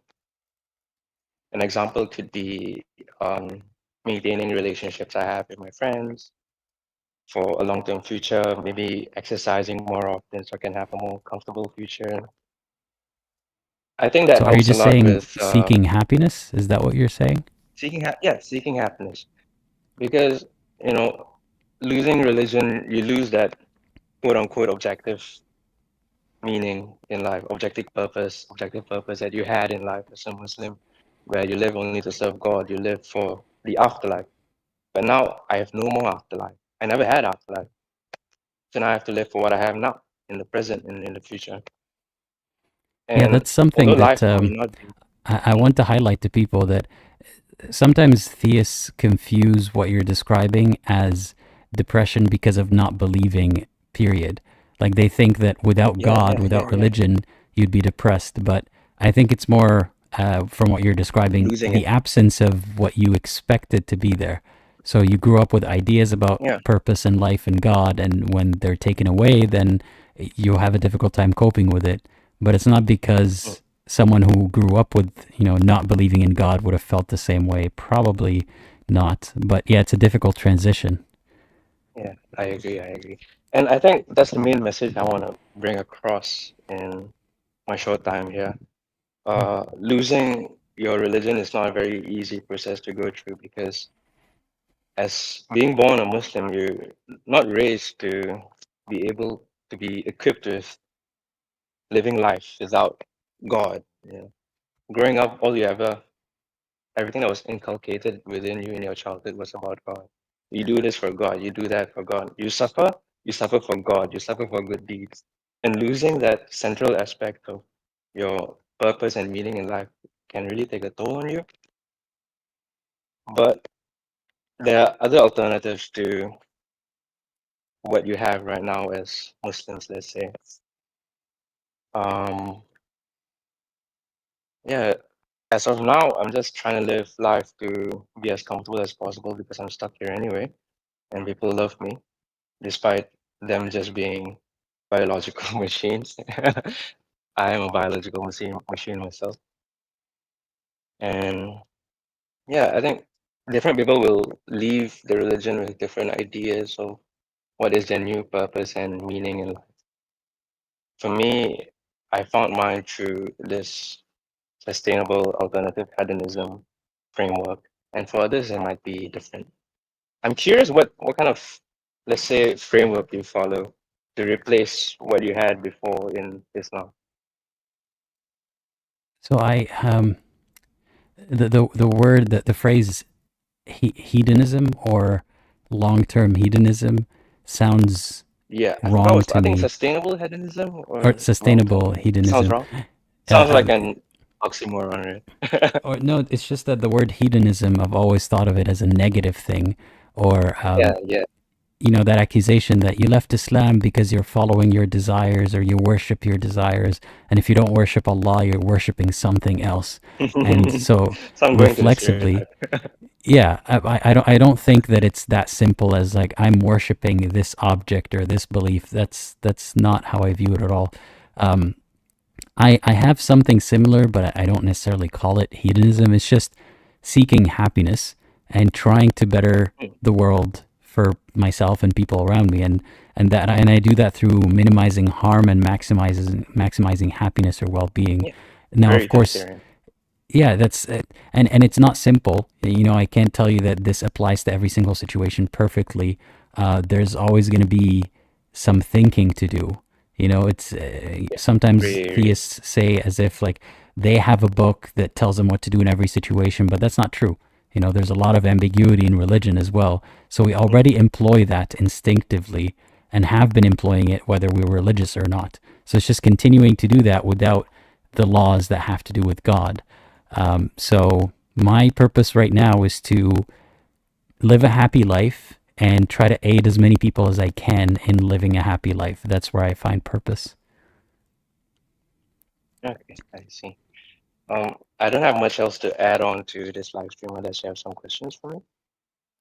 None that come to mind, but I appreciate you talking about this because, like I said, there are many people who can relate to that, and yeah, I'm glad that you're being open about your struggles. Yeah, thanks for having me, man. Of course. I hope you have a good night. Yeah, get some sleep. Bye-bye. You too. You too. Bye-bye. Thanks again to the caller. Now I'm setting up for the last caller of today. NT, please get ready because I'm adding you to the live stream soon. I just want to say thank you everyone for watching or listening for this long. If you've been here the whole time, I appreciate it. And yeah, I'm going to add the caller now. Hey, NT, can you hear me? Yo, yeah. How's it going? I'm going good. How are you, man? I'm doing well. Thank you for asking. Excuse my shitty mic. I'm in the process of getting a new one. That's okay. Just, I guess, try not to speak directly into the mic because there's a little bit of distortion there. Is it okay now? Yeah, it's okay now. Right, cool. So first of all, happy Mental Health Month and Pride Month. Thank you. Yeah, same to you. How's it going? I'm doing all right. A little bit exhausted, to be honest, but other than that, I'm doing fine. How about you? Yeah, it's a long stream. I'm good too. Thank you. So yeah. Yeah. Sort So, of, yeah, tell me a okay. bit about yourself and what you want to talk about today. Right, so I'm an ex-Muslim, socially ex-Muslim, from Malaysia. Hmm. You probably had a bunch of us before, right? Malaysians. I've spoken to a bunch here. Yeah. Yeah. So yeah, I'm just another ex-Muslim in Malaysia. Socially speaking, family doesn't know, few friends know. But you know, systemically, I am not able to leave the religion because of the laws and the way it's structured. I might face death penalty.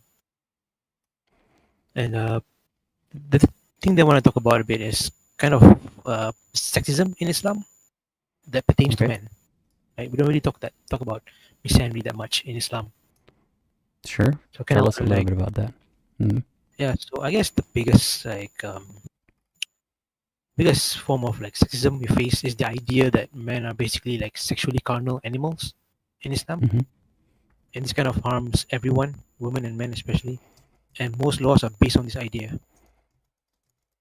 Like the idea that, you know, women have to cover up because of men, right? And men can't do certain things to other men because we're just viewed as sexually charged creatures that are basically unable to inhibit ourselves. And this uh, actually a lot of problem comes out of this because of this. A lot of laws in predominantly Islamic countries, they don't accept rape or sexual assault that happens to men where the perpetrator is a woman, because the idea is that men cannot get raped by women. And viewing men as like sexually carnal animals is kind of like perpetuating that stereotype.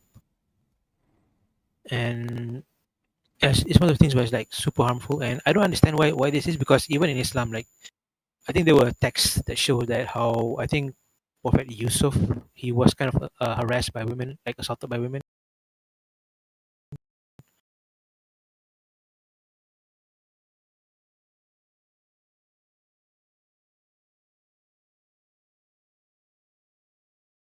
And there was a whole story about, I don't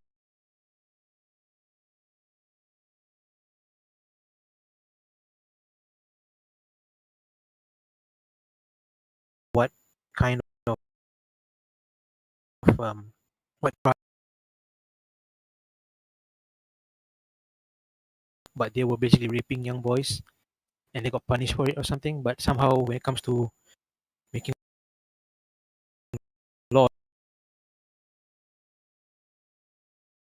making Islamic laws, it somehow like got swept under the rug. People don't really like talk too much about it. And so this idea that there's a lot of, I've met a lot of men who have been like harassed or assaulted and raped by women, usually older women who are in the families, and they always get excused by it because and the justification is that, you know, if an older woman touches a young boy, it comes from a place of care and nurture, which goes back to traditional gender roles. But when it happens to, like, if it's an older man touching a young boy, it's like, okay, that's, or a young girl, it's like, okay, that's no, right? As it should be. Right. And a little bit of, Yeah. yeah. And you know, a little bit about myself. I'm not gonna trauma dump or anything, but I was like basically I was S8 as a kid growing up by a few women, and I sort of internalized this as like, oh, okay, I guess that's just normal. I guess like guys kind of supposed to want it. And when I finally went to therapy and I was labeled as assault, and I finally realized what happened to me, I decided to open up to my family about this. I grew up in a predominantly female household. I grew up around women a lot, so I went to them to talk about this, and they kind of said the same thing, like, you know, it's fine. The woman who touched you was like, she wasn't having any bad intentions. So what happened to you was like it's fine. Like, don't think too much about it.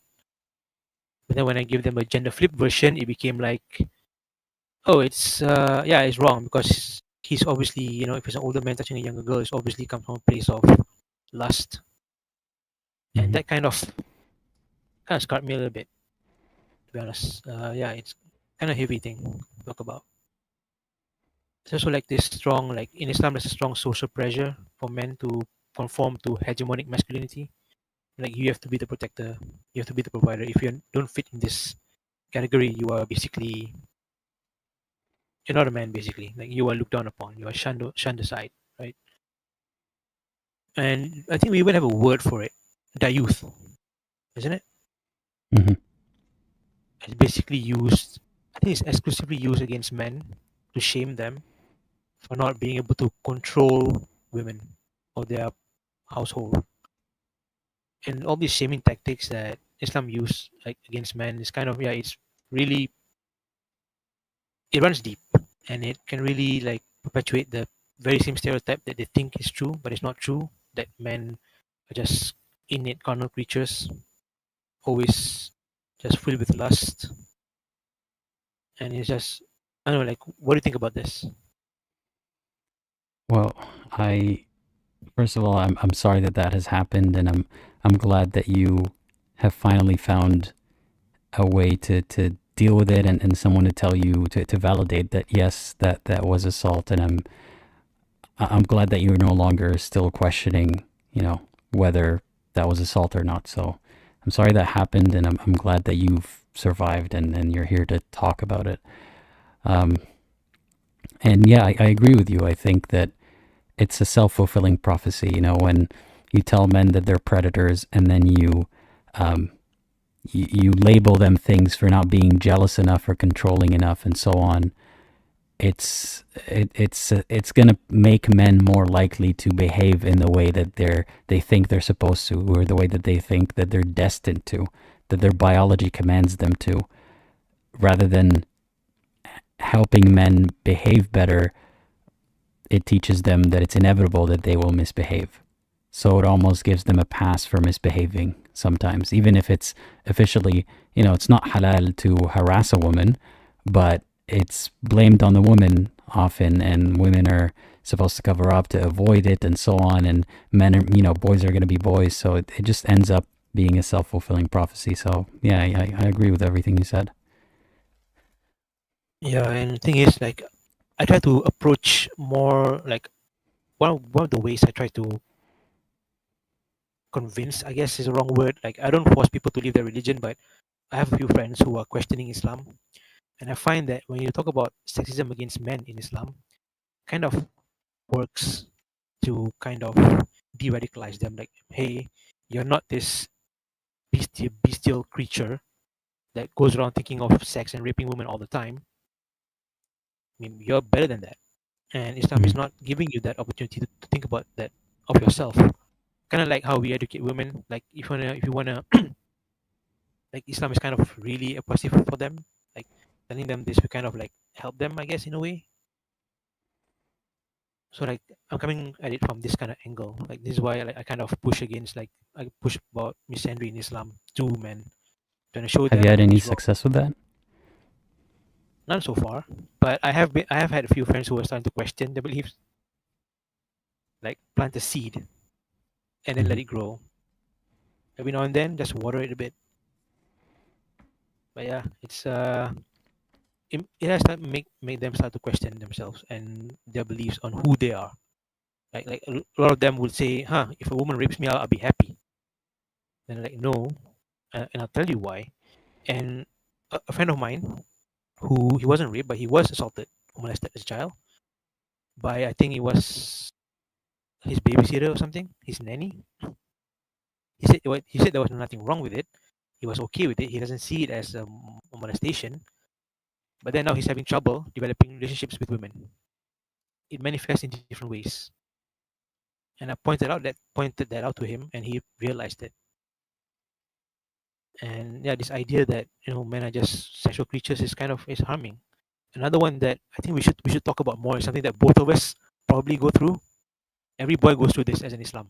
You know what that is, right? I'm not sure what you're hinting at. Are you talking about circumcision? Yeah. Okay. Oh yeah.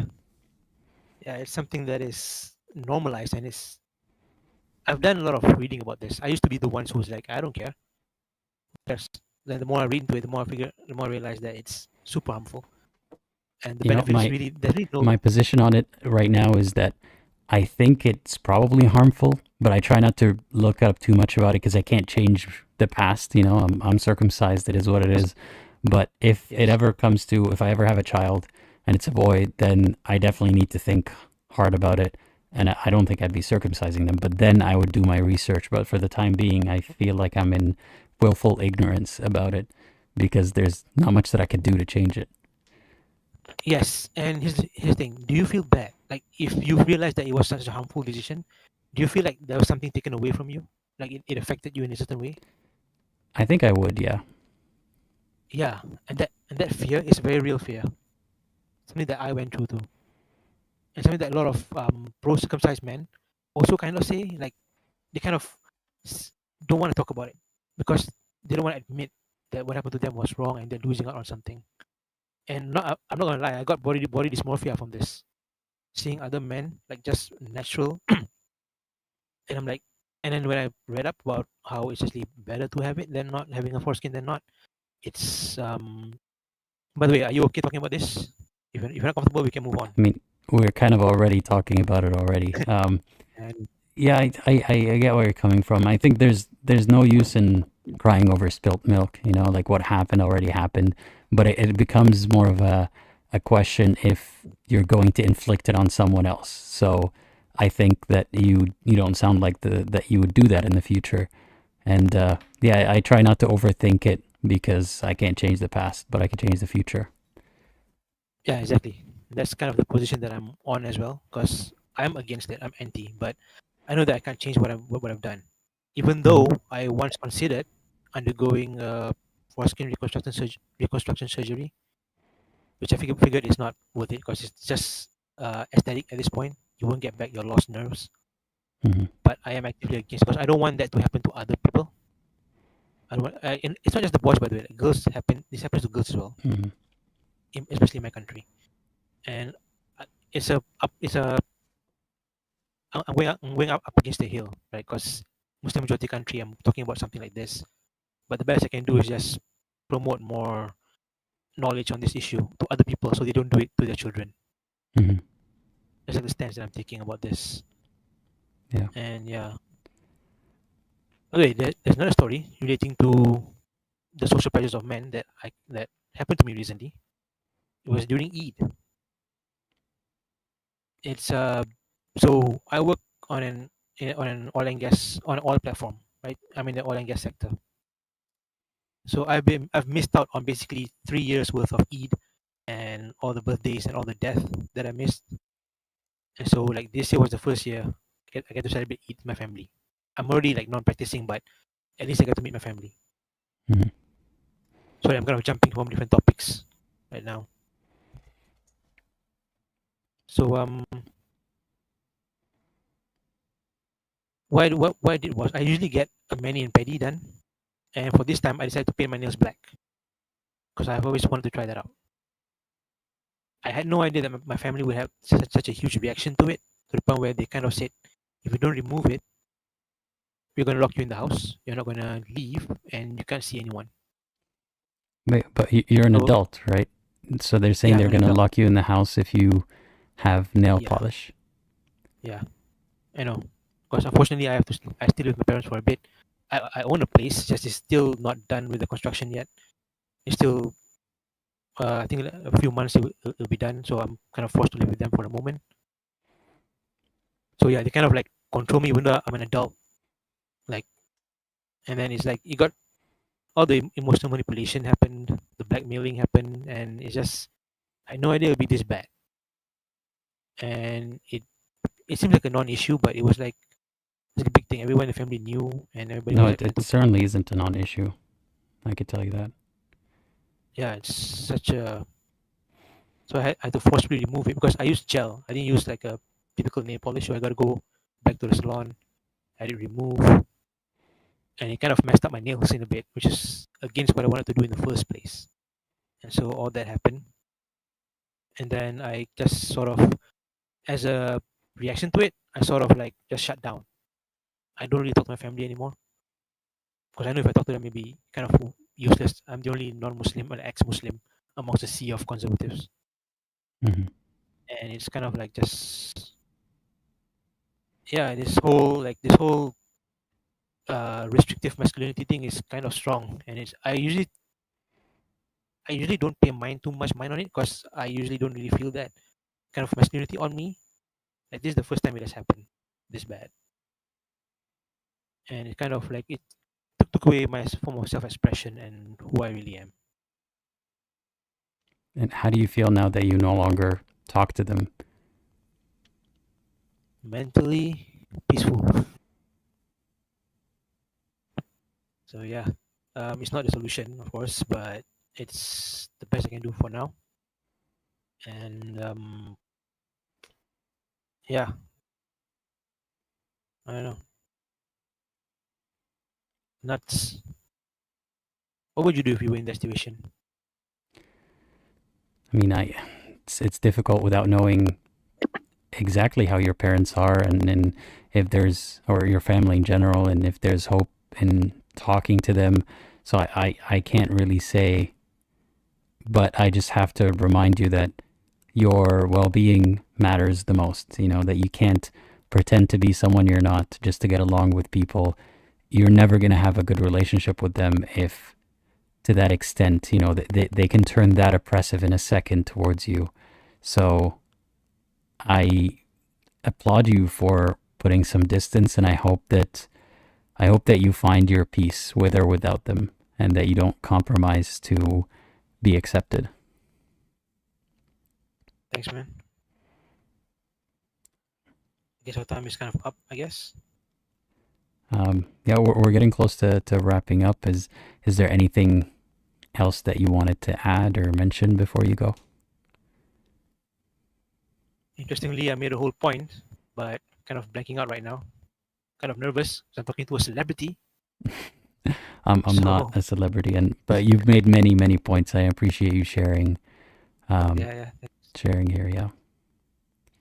So yeah, I guess as a conclusion, I guess as a wrap up, I would say, yeah, I mean, we should also talk about misandry in Islam and how it affects men and how we could use it to kind of, convince men to leave that shitty religion and I guess become better people and see themselves as more than just a sexual object.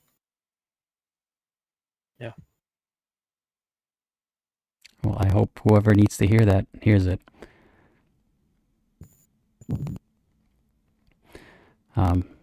Yeah, I appreciate your vulnerability and sharing all this with us today, and I hope that life continues to improve for you. Thank you too, bro. Yeah.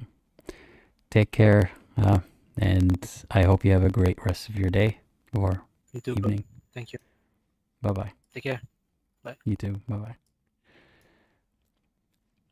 Thanks again to the caller for sharing.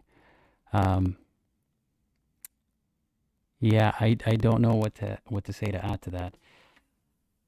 Today's been a long live stream. Spoke to a bunch of people. I appreciate every single one of them for calling today. Sometimes I didn't always ask the right questions or, continue the thread of the conversation the way that I should have, but it's difficult to take it all in at once. But yeah, if you'd like to join as a caller, if you would like to speak your mind, keep an eye out. I post these live streams on Mondays usually for Wednesdays. And if you want to join as a caller, just join 30 minutes before the scheduled time, and the link will be pinned in the live chat. The queue fills up very, very quickly. Today we had a lot of callers. I didn't expect to have as many as we did. So if you want to join next week, keep an eye out, and I'm looking forward to your contribution. And thank you everyone for joining, listening, watching, commenting. I love it when you leave your favorite timestamps in the comments after the live stream is over. So please do that. Those of you who do, I appreciate it a lot. And special thank you to the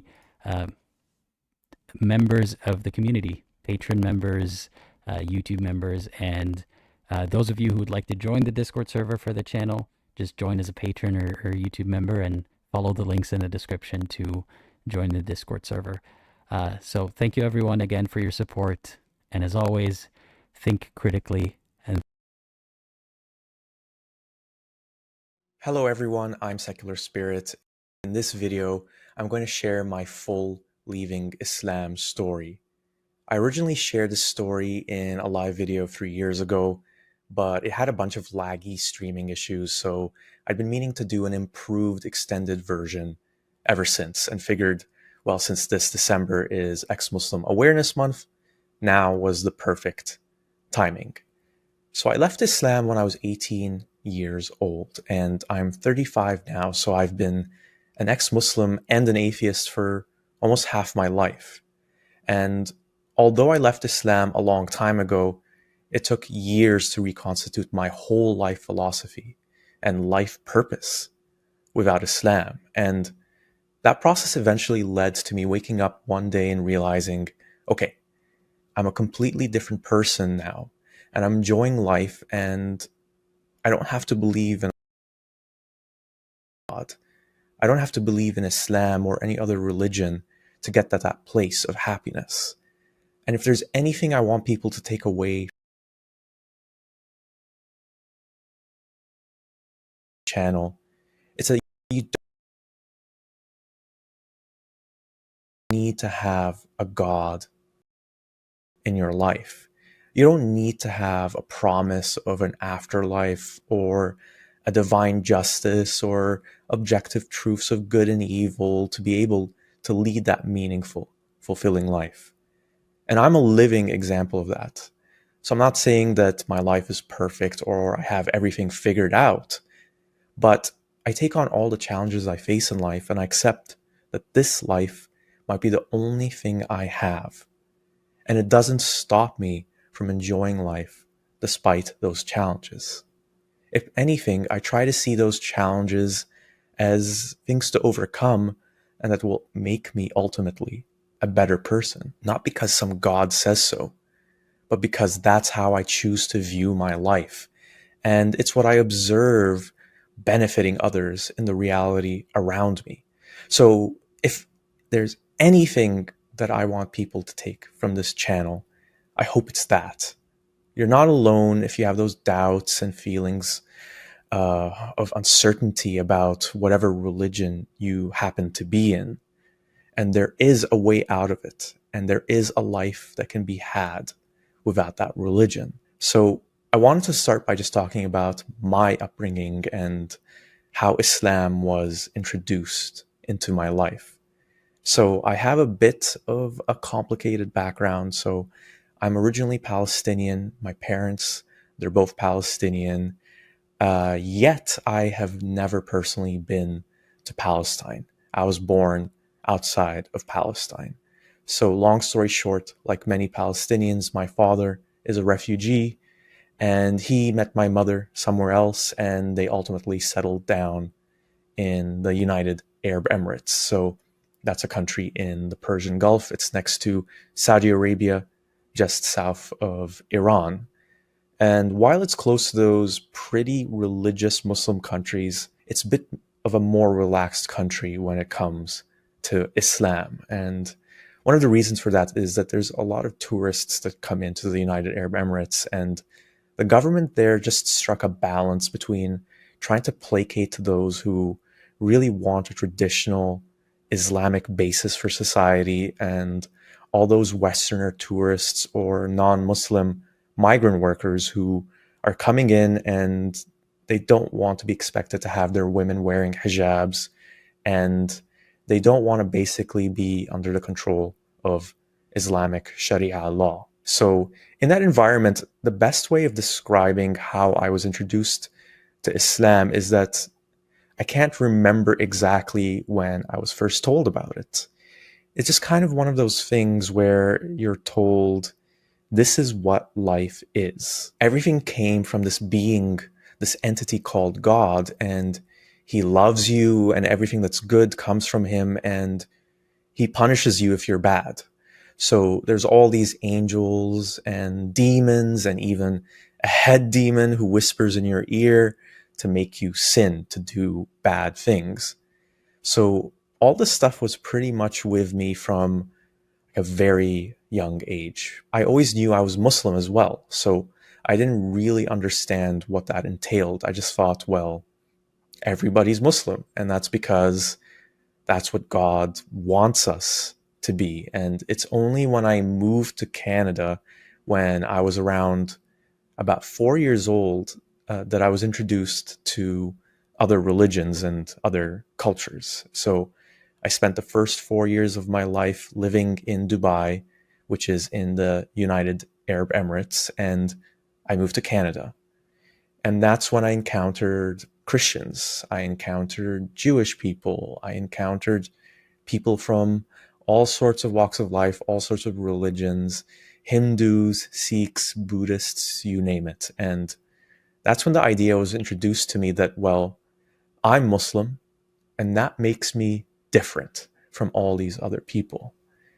But what my parents tried to, I guess, teach me was that as long as you're a good person, that's all that matters. And God will see that you are a kind, good, giving person and will reward you in the afterlife with paradise, with heaven.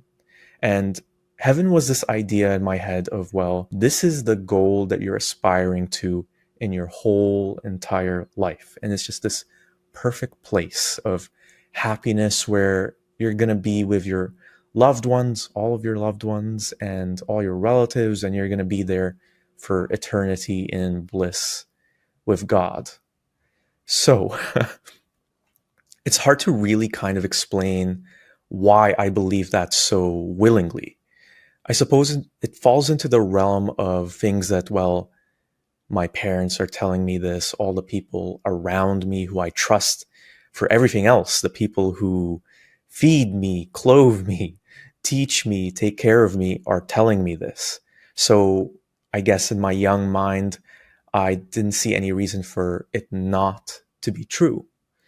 I did sort of grasp that this is something that you can't experience immediately in the world around you. So it's not something like, oh, there's a store at the end of the street and you can see the store. It's something that transcends this world, but it's there all around us all the same.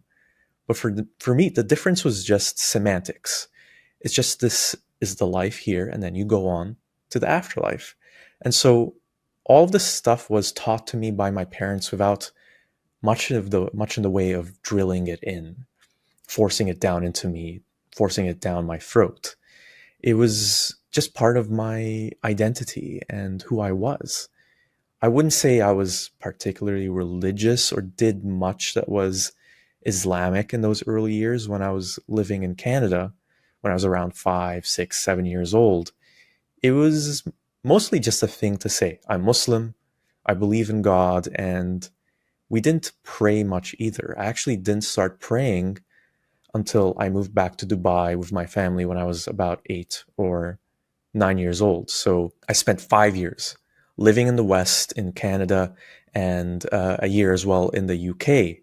And when I was in the UK, I went to an Anglican school, and I was, as far as I could tell anyway, the only Muslim kid there.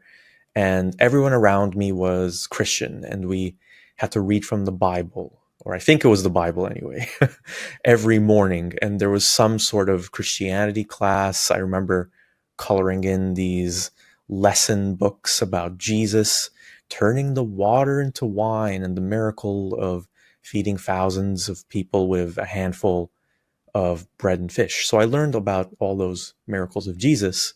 And that's when my parents started telling me a bit more about why there was this difference between us as Muslims and the Christians. So you have these Christians and they believe in the same God that we believe in, but they're different. I didn't really ask why we were different because it seemed kind of obvious to me. While my background's Arab and I speak Arabic, I'm Palestinian.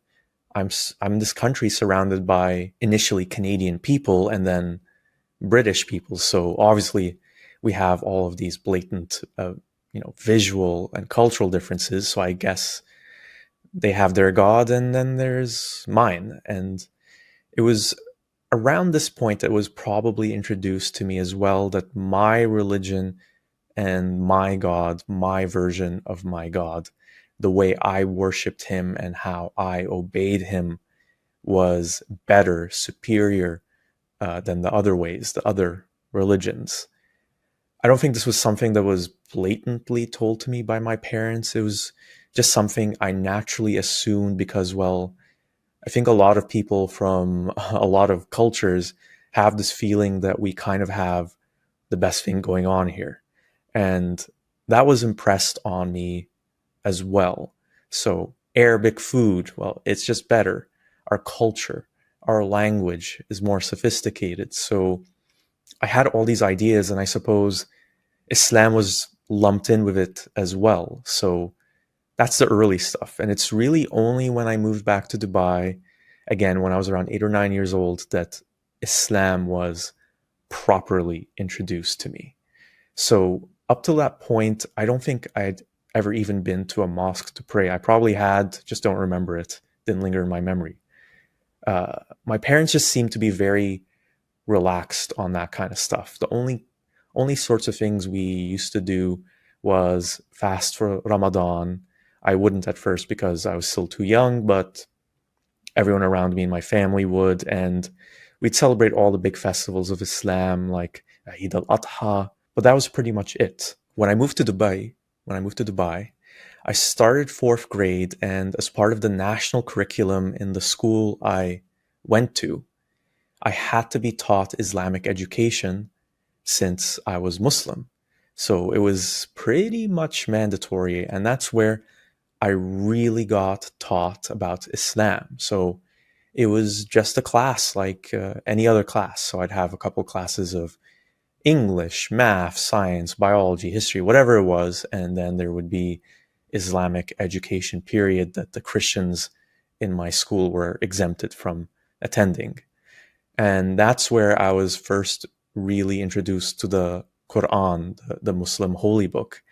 We had one in our house, but I hadn't really touched it. And that's also where I was introduced to the hadith of the Prophet Muhammad, the things he had said that had been recorded and preserved. And the thing that I found difficulty with when I was trying to read those Quran verses, and to a lesser extent the hadiths as well, was that it was all in this classical Arabic that was very, very different than the contemporary Arabic that I spoke. So in case anyone's watching this who doesn't know this about Arabic, this is kind of simplifying, but there's really two kinds of Arabic that exist. So there's the formal kind, Fusha Arabic, and that's the kind of Arabic that you'll often see in books, especially nonfiction books, or newspaper articles, and the kind of Arabic that news anchors will speak on TV and the people will use for formal things like speeches, that kind of stuff. And then there's the language that people actually talk in, the Arabic that people actually talk in, which I guess you could say is like a slang. So it's more casual, different words for everything, and it differs from region to region. So as a Palestinian, there's a certain way that I speak, and I use certain slang words that someone from Saudi Arabia wouldn't use, or someone from one of the North African Arabic countries wouldn't use.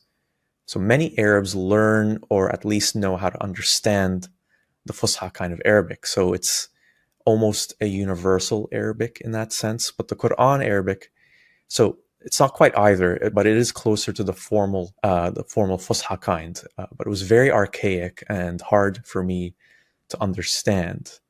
And just as a reminder, I was coming from having spent the last 5 years as a child living in the West, and living in the West, I wasn't reading from the Quran every day or using it because I was usually speaking in English or talking Arabic of the second kind, the slang kind, with my parents.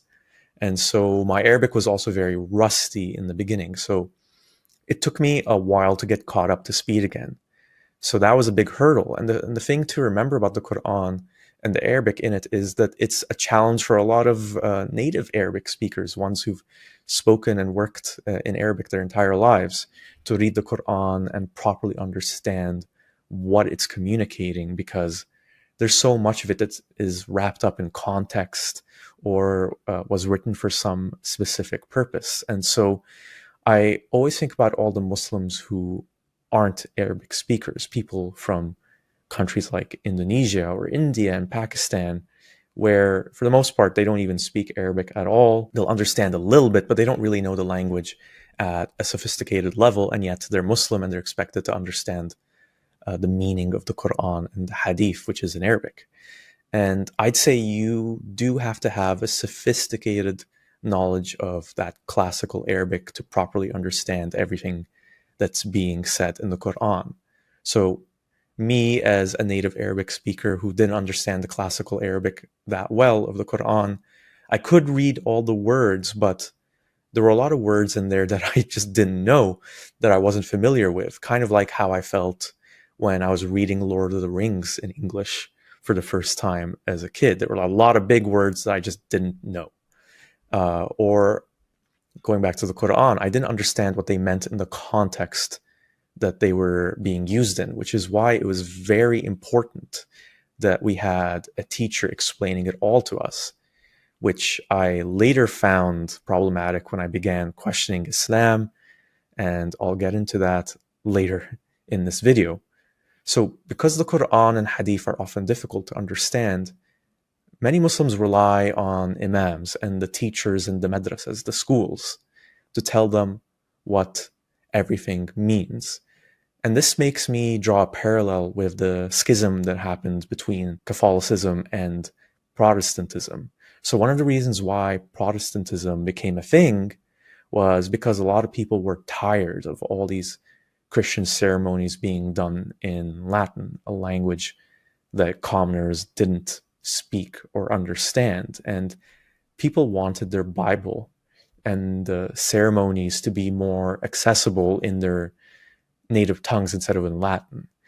But that wasn't good for Catholicism, and it isn't good for Islam, because religious leaders would lose control over information to the people if the holy books were easy to understand.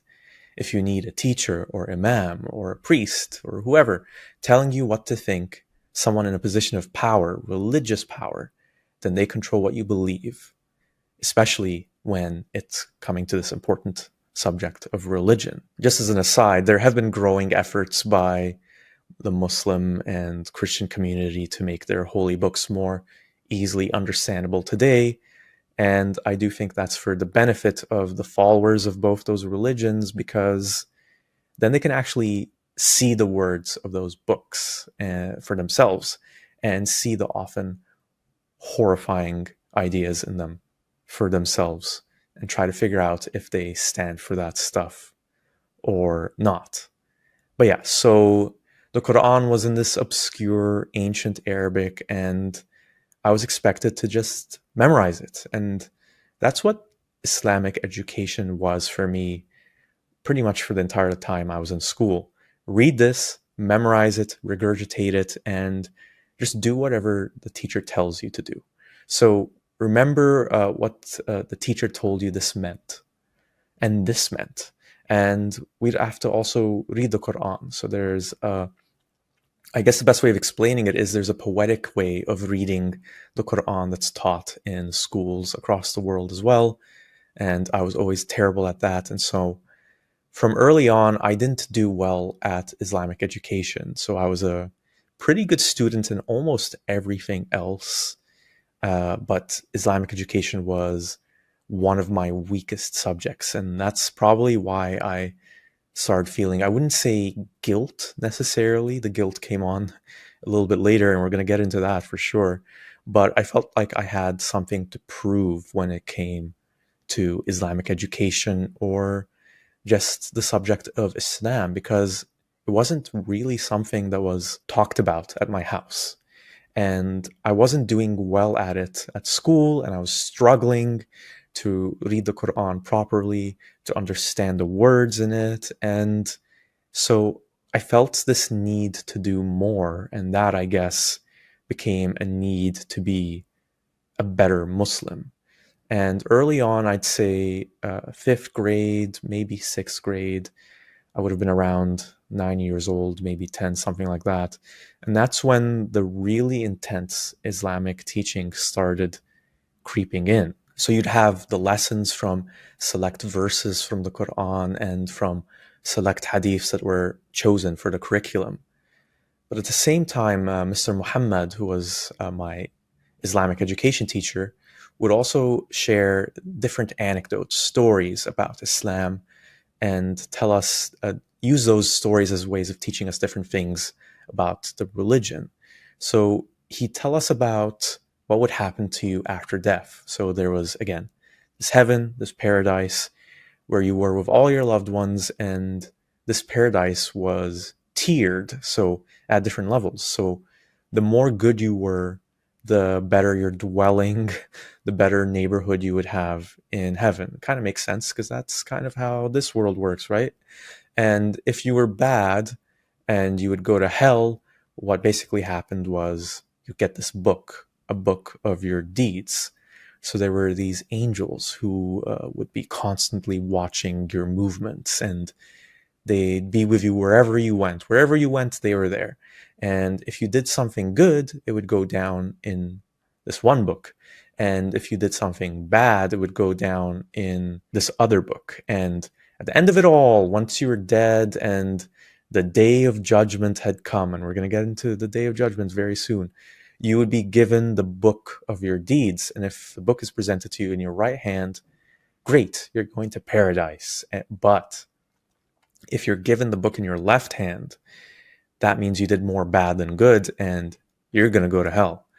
And the image I had in my mind was, so I have these two angels watching me all the time, scrutinizing me for everything I'm doing. And then there's, of course, God watching me as well, I guess, doing the same exact thing.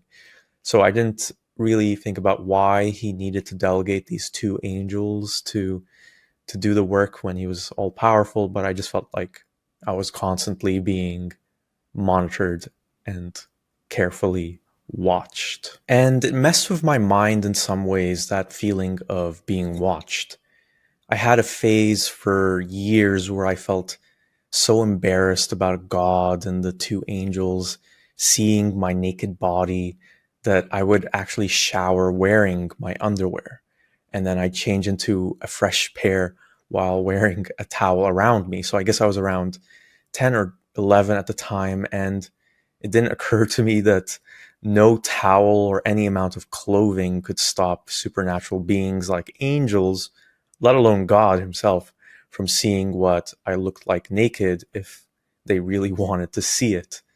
I now call this my never nude phase since watching the sitcom Arrested Development, which, if you haven't seen it, has a character who also is a never nude wearing cut-off jean shorts in the shower. I remember first seeing that show and that character years later as a teenager and being astonished, even though it was a sitcom joke, thinking being a never nude is a real thing. It wasn't just me.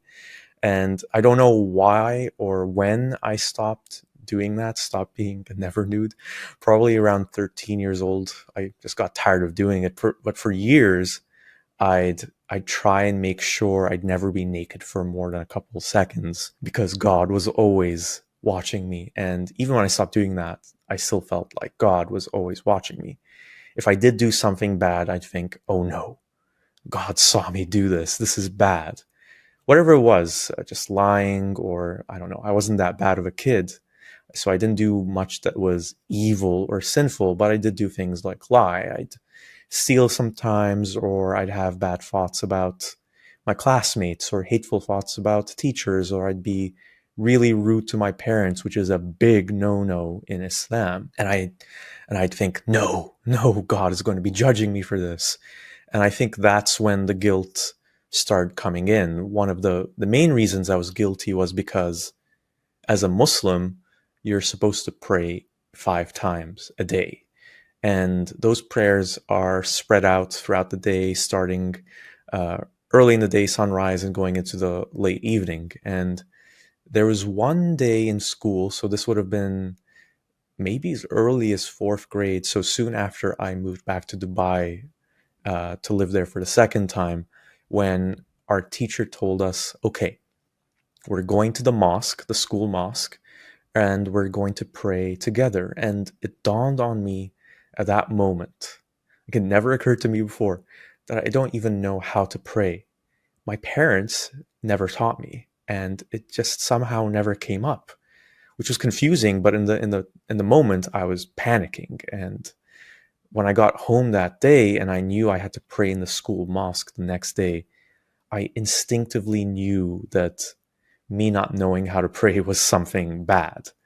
If my teacher and my fellow students found out that I couldn't pray, I already wasn't doing well in that class, the Islamic education class, and I was already different from everyone else because I'd spent so many years living in the West, in the UK and Canada. I even had a bit of a British accent at the time because I just come from the UK. So I already stood out in all these ways, and I was thinking, oh no, I'm going to stand out in this way as well when people will see that I can't even pray. They're going to think I'm just this big sinner and I don't even know how to be a Muslim and all that stuff. So I really, really wanted to avoid being in that position. So I go back home from school and I go to my parents. I think I started with my mother, and I asked her, can you teach me how to pray? I have to pray tomorrow in school. And she just kind of gave me this glazed look like, oh, I don't know how to pray. And I was stunned in that moment. Even though we hadn't prayed together as a family, really, I figured, well, she's a Muslim. She must know, because praying to God is the most important thing we can do in this life, isn't it? And she almost kind of laughed it off. And I asked my father as well, and he pretty much had the same reaction. He just said, I don't know. I didn't really get any help from them, and they didn't try to find anything for me or try to, I guess Google wasn't a thing back then, or was just starting to become a thing, but they didn't even look it up on the internet. And I just remember feeling, wow, my parents both don't know how to pray. They're just sinners, I suppose. And luckily I have a younger brother, and he had one of those illustrated books that actually had a detailed list of steps that you're supposed to follow to pray and to do the wudu, which is the ablutions to clean yourself with water, to cleanse yourself before prayer. And so I borrowed the book, and I just spent that evening scrambling to try and learn how to do it, how to do the wudu, and try to memorize all the different little things you have to say during the prayers, and memorizing all the steps. So I'd consult the book, read a bunch of stuff, try to memorize it, and then I'd rush to the bathroom to do the wudu, the ablutions, then think, damn, what did I forget? What the hell did I miss? And I'd run back to my book. And I remember I was starting to ruin my brother's book because the pages were getting wet from me trying to do the wudu and then rushing back and forth and turning the pages and seeing, oh no, I forgot this step, or I didn't do this step properly. So I have to try again. And I was just desperate to get it all right, so that no one noticed that there was anything off about me. And this probably took hours. And eventually, by the time it was bedtime, I had pretty much had it. And the next day when we had to go pray in the school mosque, obviously I forgot quite a bit of it because it was just panic mode that was keeping me going the previous night. And yet I managed to remember enough for it to stick and for me to basically fake my way through it. And that kind of really established my relationship with Islam. It felt like this thing that I was supposed to be doing, but I didn't know how to do it properly. And I was afraid everyone around me would notice that I wasn't doing it properly. And then I'd be exposed as a bad Muslim, and I think, deeper down than that as a bad person, a bad human being. And so I already felt like I wasn't a real Arab at that point because I'd spent so many years living in the West. I already felt like this big outsider because I just noticed that I thought differently than others and I didn't talk like anyone else around me. It's kind of hard to explain, but that's what it felt like. And I just wanted to limit as much as possible the ways that I was an outsider. So after that, I really stepped up my efforts to be a Muslim. So I have to learn how to pray, and I have to pray as much as possible. The 5 prayers a day thing was something I always struggled with, that kind of consistency. I knew I had to do it, but I really didn't successfully manage to do it that often. It was this combination of laziness, and I guess that's what it was, laziness and feeling almost like someone who's addicted to cigarettes, thinking I can always just quit later. So I had this feeling, you could say maybe in the reverse, that I can always just catch up on my prayers later and all will be fine. So it was this bargain I was doing with myself to just spare myself the effort of doing it if I'm looking back in retrospect with honesty. And I think just because my parents weren't praying around me, I didn't feel this more immediate pressure to do it. It was just internal guilt pressure. So if anything, there were a lot of times where I would pray in secret in my bedroom because I didn't want my parents to comment on me praying or bringing it up, because again, I just had the suspicion that they were sinners or they wouldn't understand or they would feel weird about it. It's really hard to explain it because I had this guilt from that at the time, but I also started noticing that I was having this antagonistic relationship with my parents when it came to the subject of Islam. So the thing that's so odd about that was, with everything else, my relationship with my parents was completely normal. So it was only when it came to Islam, I started having this judgmental, antagonistic attitude towards them of, wow, you don't even know what you're doing.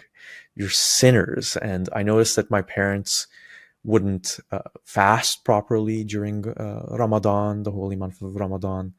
My father wouldn't eat, which you're not supposed to, between sunrise and sunset, but he'd still drink coffee or smoke cigarettes. And I pointed that out to him one year and he insisted, oh, I'm still fasting. I'm just still smoking or whatever.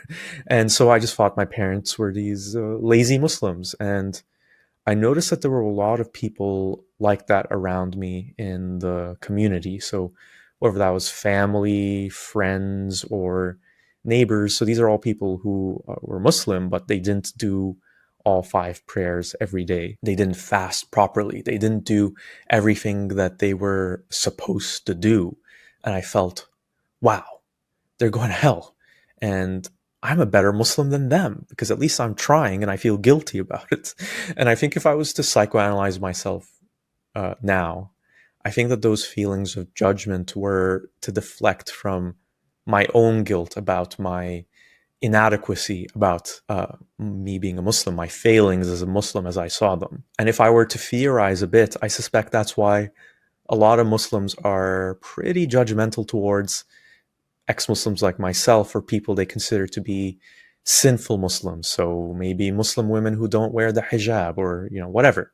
So I think it's partially to deflect from their own feelings of inadequacy, the things that they know that they're not doing properly as Muslims. So going back to the sort of antagonistic relationship I had with my parents when it came to Islam, I didn't really express it to them. So I'd have snide remarks, little jabbing comments or veiled jokes at them. I talk about how, wow, nobody touches the Quran in our house. It's covered in dust. It's just collecting dust. And I was pretty much the only one who would read from it until I got my own Quran, personal Quran. And as for me, I would have a phase where I really didn't do anything Islamic pretty much beyond just the stuff that I had to do for my Islamic education classes. But then I'd have the phases where I'd feel guilty about not doing anything in those other phases and try to do everything I possibly could. So I'd do the 5 prayers a day. I'd try reading from the Quran every day. And during Ramadan, the holy month, I would really escalate those efforts. There was a thing that was popular with my classmates where you'd read a chapter or a surah from the Quran every day. And there was a way of reading the entire Quran during Ramadan where you divided it into equal sections so you could finish it in 30 days. So you'd read a section every day and finish the Quran. And so I'd do that and I'd fast. And I remember feeling this glowing, immense pride when I did all those things. I felt like, okay, I'm finally doing what God wants me to do. I remember times when I'd pray alone in my room behind a closed door and I'd put everything else out of my mind. I'd focus on the steps of prayer and I'd feel the presence of God. When Christians talk about feeling or experiencing the Holy Spirit, I think those moments were the closest I had to that feeling, because I really would feel like there was something there with me. I would feel like God was with me and watching me and was so happy with me, and I could feel this love within me when I did these good things. And that's what really made it harder when I would relapse. And relapse is the best word to use when I would stop praying and I wouldn't read the Quran as much, and I'd start doing things again like lying and stealing, and I'd just feel terrible. I'd feel awful. And I think one of the reasons why I felt terrible was, beyond the guilt from disappointing God, was this fear of hell. So around this time, I'm still pretty young. I'm still 9 or 10 when I was taught my class about hell. We were taught in the school about the punishments of hell. And there's a verse in the Quran, there's an ayah in the Quran in Surah Al-Nisa that talks about how one of the punishments for the disbelievers is that their skin will be burned off from, I suppose, the intense heat, the fire of hell. But then your skin would grow back, only for it to burn off again. So it was this cycle of skin burning, melting off, and then growing back, and melting off, burning off, and growing back. And I thought about other things, like how you would be constantly thirsty. So no matter how much you drink, your thirst would never be quenched in any way while you're drinking boiling hot water or whatever it was that you could drink in hell. And you'd go for a piece of fruit, but it would all be filled with spikes and thorny, so your mouth would bleed from the inside even though you were super hungry, so you'd still eat them anyway. And that was what happened to you if you sinned more than you did good, or if you left God. And I had a second Islamic education teacher who was also called Mr. Muhammad. So this is the second Mr. Muhammad Islamic education teacher. So he started teaching me from the 7th grade, and he took it up a notch. So he took it to the next level where he'd constantly be mentioning these things that we should expect in hell. And I think he did it for our benefit. So from his perspective, I suppose. And I can see the warped argument for it being a good thing to teach kids this, because it kept them in check. It keeps kids in check. It keeps them self-monitoring their own behavior, to always know that this is what happens to the non-believers or the sinners or whatever you want to call them. So it's kind of like having an internal policeman who make sure you're always doing a good thing or avoiding all the bad things. So one of the things that terrified me the most in those early years was the day of judgment.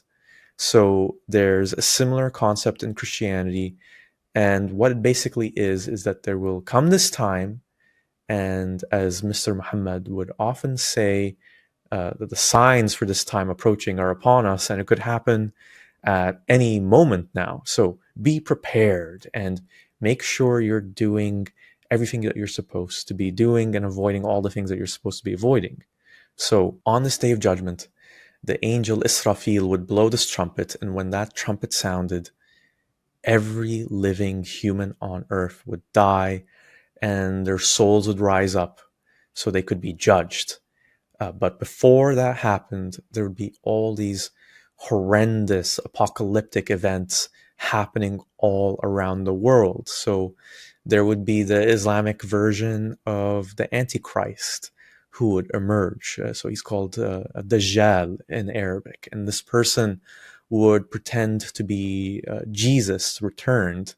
So that's something that Muslims also believe, that Jesus will come back on the day of judgment, but this false Jesus, this Dajjal, will appear and he will look like Jesus, but true believers, the true Muslims, will be able to detect that he isn't actually Jesus. But all the followers, including Muslims, who end up being tricked by this Dajjal, this false prophet, into following him, will end up going to hell with him. So this was one thing I was paranoid about. Like, what if I'm tricked by the Dajjal and I just want to do the right thing? I just want to follow the right person.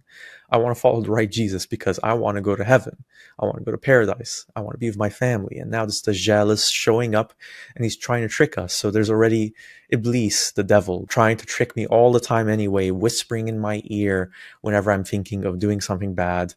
It's because Iblis is whispering in my ear. And then there was all the jinn, which are spirits that exist, I guess you could say, in an alternate dimension of reality. So I never was really clear on where they were or what they were exactly. But anyway, some of them were evil and they would try to possess you or whisper in your ear and make you do bad things. So I'm just this little kid and I had all these things to worry about. And then there were all the other signs of the day of judgment that were emerging in our world, supposedly. So, for example, Mr. Muhammad would say, and this is all being talked about in school to little kids, I have to remind you. So Mr. Muhammad would say that one of the signs of Judgment Day would be that there would be wars everywhere and the number of wars would be multiplying, increasing. And he'd point out, well, if you look at the news, there's wars happening everywhere. And I'd say, he's right. There are wars happening everywhere. And because I'd see them in the news, and he'd say that there'd be droughts all around the world. And I'd think, well, there are droughts all around the world. And so I would come back home from school and I'd just go to the TV right away and start watching the news and worry because I'd see, oh, there's another war. And then I would just check the weather report to see if it was raining in some parts of the world, because then it would be, okay, phew, it's raining here, it's raining there. We don't have global droughts, so we're good for now. And I think there were other signs, like the Arabic world would be in turmoil, the Middle East would be in turmoil, which it was, and there would be internal rifts in it and the external world, between the Middle East and the external world, the world of the West, which I guess back in the Prophet Muhammad's time would be the Byzantine Empire, and I guess for us today would be the American Empire. So the thinking was that one of the signs of Judgment Day would be that the American Empire would be taking over our world. And when I was a kid, the invasion of Afghanistan happened, and the invasion of Iraq happened, and I thought, yes, this is what's happening. The Arabic world is falling apart, and we're totally under the thumb of America, and Israel is rampant in Palestine as well.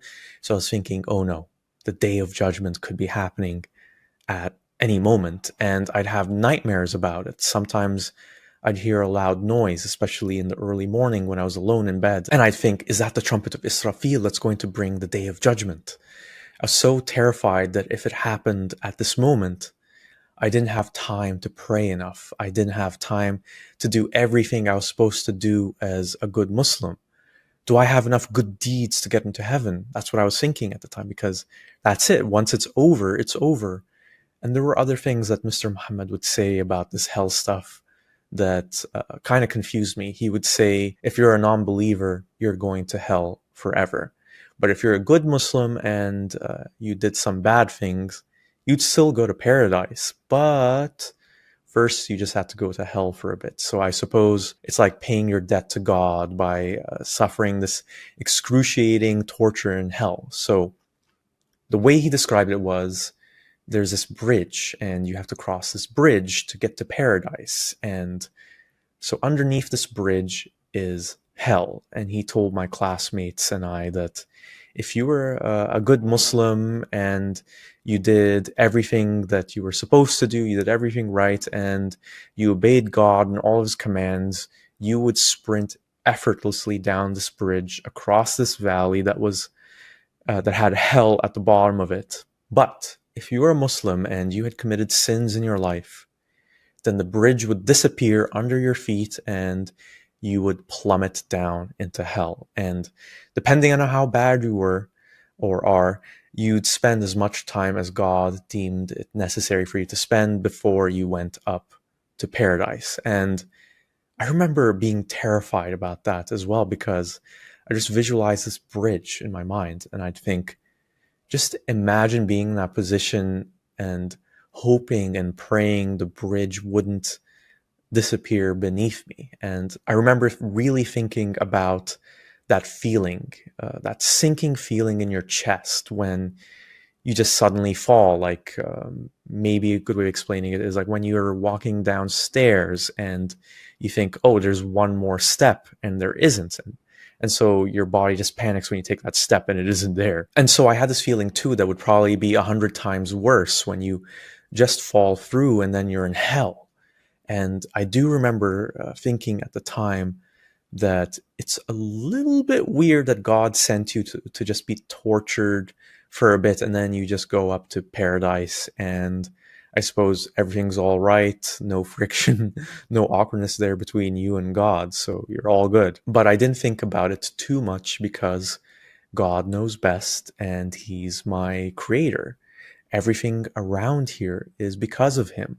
I owe my very existence to him, so obviously what he says is the best. So I was terrified about these things, and I'd sometimes bring it up to my parents. And I didn't find this out until way later on, but my parents actually went to my school many times and complained about Mr. Muhammad saying, why is he teaching our kids all this intense hell stuff when they're still so young? Because he did stray from the curriculum when he talked about it. It would be in the curriculum here and there, because if you ever read the Quran for yourself, it is very full of warnings to the disbelievers, the non-believers, about what punishments will await them in hell. And so I knew it was there, which kind of supplemented what Mr. Muhammad was saying that was beyond the curriculum. So I had to be vigilant and I had to do the right thing because I didn't want to go to hell. And of course, it wasn't all just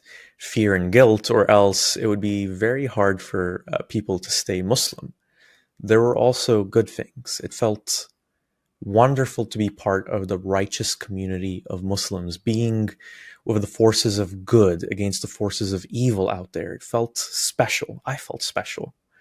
And it also felt like a responsibility, for sure, but a blessing. And when I learned the stories of the Prophet Muhammad's life, about how he was a kind, generous, and honest person, even long before he ever became a prophet, I felt all this admiration, especially when he got the first revelation of the Quran and embarked on spreading the message of Islam. It was a message that was not well received by most people in Mecca, the city where he lived, including his family, who saw his call to worship one God as a threat against the polytheistic worship of the time, where there were many, many gods that were worshipped.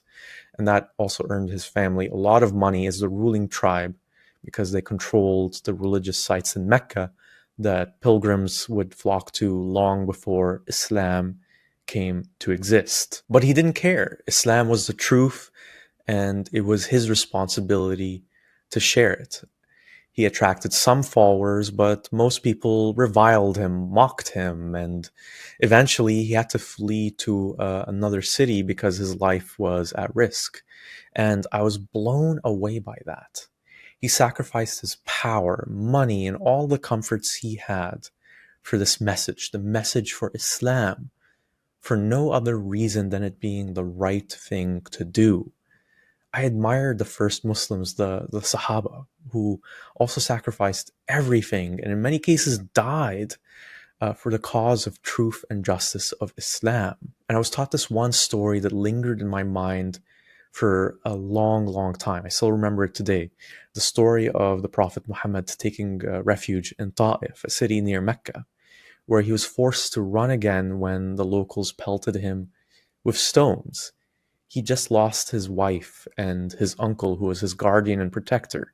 And now he was bruised and bloody, all alone. And yet he persevered from that low point to inspire others to help spread Islam. And it was incredible to know that I was part of that legacy. In school, we watched a movie from the 70s called The Message that depicted the origin story of Islam. Although it didn't show the Prophet Muhammad because that's blasphemy. So I do recommend watching it for perhaps a crash course in how to make a movie without ever showing the main character. It makes for very weird viewing because they play this eerie, mystical sort of music whenever Muhammad approaches an on-screen character or speaks.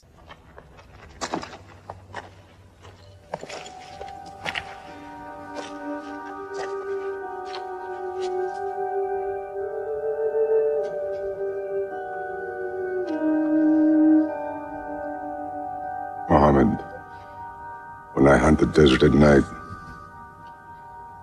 I know God is not kept in the house. So you only ever see other characters react to Muhammad and you never hear Muhammad's voice. And that movie was so inspirational. Like, I remember thinking at the time that was better than even Lord of the Rings, because unlike Lord of the Rings, which was fantasy, this story and the message was real. It actually happened. It was a true triumph of good over evil. And through those stories, I did learn a lot of good things. To be generous, forgiving, kind, patient, selfless, modest, brave. Muhammad and those first Muslims, the Sahaba, they were role models for me.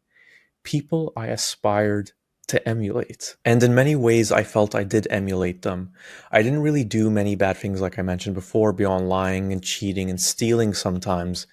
But once I hit puberty and I started developing all that stuff that comes of being a young teenage boy, and I started looking at girls differently, started looking at women around me differently, that's when the guilt really hit another level. And I would say it became shame as well, because what I was taught was you're not supposed to do anything sexual with a woman until marriage, which came on much later in life. And anything sexual with a woman outside of marriage, or even just related to women, is a huge sin. So masturbation is a huge sin as well. Touching yourself is very bad for you. And I'd hear all these things that I think other kids would hear about in more religious countries and different cultures. For example, if you masturbated a lot, everyone would know because you'd have really hairy knuckles. And my biology teacher in school, and I believed this for years, my biology teacher told us once that if you masturbate too much when you're a teenager, then you're not going to be able to have kids when you're older because your sperm is diluted or your sperm reservoirs are all dried up. So I believed that too. And it was just really difficult for me because I'd have these intense feelings and desires, and I just had to suppress them and shut them off. I told myself, no, this isn't for me now. This is for marriage. This is for when I'm an adult. This is inappropriate. This is going to send me to hell because this is doing one of the worst things possible. Zina, which is unlawful sexual intercourse. It's one of the worst things you can do as a Muslim. And I think the result of that was, what happened was I found myself, I guess the best thing to say would be that I was drawn, compelled to doing it, to masturbate. And then I'd have this cycle of, let's say I'd masturbate this one time, and then I have this shame spiral afterwards. And then I'd come back again to it. So when I think about it, it really does describe the behavior of someone who's addicted to something. I don't know in this context what the addiction is exactly, but I just had a very unhealthy relationship with my sexuality, with masturbation, that kind of everything related to that. And I avoided girls for the most part, because I went to a boys' school. Even though there were girls in my school, the boys and girls were separated in different sections of the school. So there were fences and walls and gates between us. So I didn't really see them that often in my day-to-day life. And I felt, well, this is what society is supposed to be like. You're only supposed to see girls once you're an adult and you're ready for marriage. So for the purpose of marriage. So staying away from them is a good idea. And yet I still felt myself really drawn to wanting to interact with them and wanting to see them, because I didn't very often. So then my fixation would be on the female teachers in my school. If there was one female teacher who was just a little bit attractive, it isn't an exaggeration to say she'd be sexually harassed by my classmates and by older boys in my school. I didn't do it personally. Even if I had desires in my mind, I wouldn't externalize them. But what I would see would be scribblings about the more attractive teachers in the boys' bathroom, saying very lewd things. I think you can fill in the blanks. And so I realized at that point that I wasn't the only one going through these challenges. Everyone was just suppressing their desires and finding all these inappropriate outlets to express them without, I suppose, jeopardizing our innocence or standing in front of God and society. And yet, again, it would come out in all these unhealthy, inappropriate ways. And that's when I also started thinking about all the different ways that sexuality is wrong from a Muslim perspective. So I had access to movies, TV shows, and books from the Western world, and some of them would have gay male characters. And I had this idea in my head that sex between two men is A, disgusting and repulsive, and B, a horrible sin. And this was something that I was taught in school, in Islamic education class. It was something that was just built in to all my classmates' mindset, in my mindset, because if anyone even just exhibited any kind of feminine behavior, which was perceived as being gay, they would be teased and taunted and humiliated for it. So in that way, we were always policing each other. And I'd sometimes see people outside of school who I would think in my head, that person's definitely gay, even though I could never know for sure, maybe because they're a little bit effeminate or whatever. And I'd think, wow, that person is going to hell. And I would be repulsed by them. And I think, wow, is that what they do with other men? That's just horrible. And so just overall, I had this very unhealthy relationship with my own sexuality, which was utterly suppressed, and a very judgmental attitude towards sexualities that were outside of what I believed was the norm. And the shame really came to be this problem for me because I couldn't find a way to resolve it. I'd make these vows, commitments to myself that for this month of Ramadan, I'm not going to masturbate for the whole month, which at the time for me was a record-breaking feat. And I also committed to not watching pornography either. And this was something that was limited in its accessibility in the UAE, the United Arab Emirates, but you could find it if you're diligent.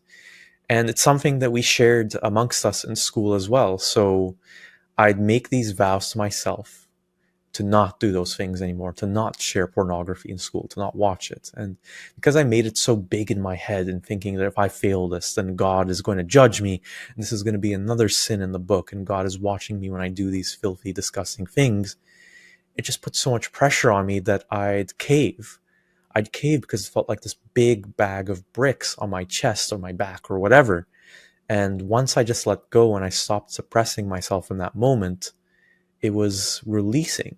It felt like I was completely free, but then the guilt and the shame would immediately return. I felt, sure, I'm not eating pork. Sure, I'm not drinking alcohol, both of which are forbidden in Islam. And sure, I'm fasting for Ramadan, but I'm really not doing anything else that I'm supposed to be doing.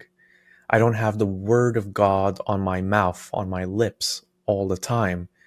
And I'm doing this horrible thing that I know is a sin, that I know is bad, and I can't stop myself from doing it day in, day out. I can't stop myself from just looking at an attractive woman, whether it's in a movie or in a magazine or in my school or in the mall, and I know I shouldn't, and I still am doing it. And so I was pretty sure at that point in my life that I was going to hell. And with the fear that the day of judgment was coming along at any moment, it was this inner torment that I'm not doing good enough. And this could end, this whole life could end at any moment. And yet, I still didn't want to suppress my sexual desires. I understood why things like praying were helpful, or things like not lying and not stealing, but the desire to just express my sexuality was something that I just couldn't stop. In a way, it had complete control over me because I felt like it was something I had to do to exist as a human being. I just couldn't resist the urge. And that's probably why I guess I could call it an addiction, and why it felt like I was trying to break this addiction. Because of the guilt and shame I had, I felt very awkward and ashamed to be around girls, especially if I was interested in them. I sometimes encountered girls in my school, sometimes in my neighborhood, or just children of family, friends, and I'd always be skittish around them. A, because I just didn't have any experience being around girls, and B, because I felt like doing it was wrong, inappropriate, sinful. So those things were very intertwined for me. And so by the time I was 16, 17, I had little to no experience with girls. And around that same time is when I started having an existential crisis. And this existential crisis is the thing that really sparked my of Islam. And I don't know when it started necessarily. It might have started as early as when I was 15, but I just found myself in this phase in my life. It was around 10th or 11th grade where I just couldn't get myself to be motivated to care about anything I was doing. So I started asking my parents a lot of questions. Why do we exist? Why do I have to go to school? So I'd go from those kinds of intense, abstract questions to more immediate ones of why am I doing what I'm doing in my day-to-day life? And the big questions of why did God even create us? Why do I exist? And I just started thinking about all the steps that I was going to have to take in life that were still ahead of me because I was a kid. And I already felt so tired of waking up every morning and studying all these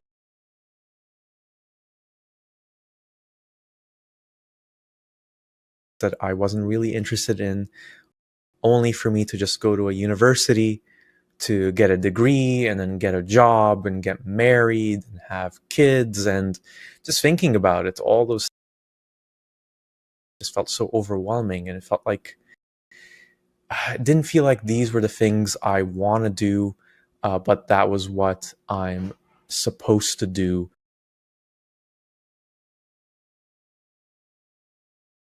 as a human being.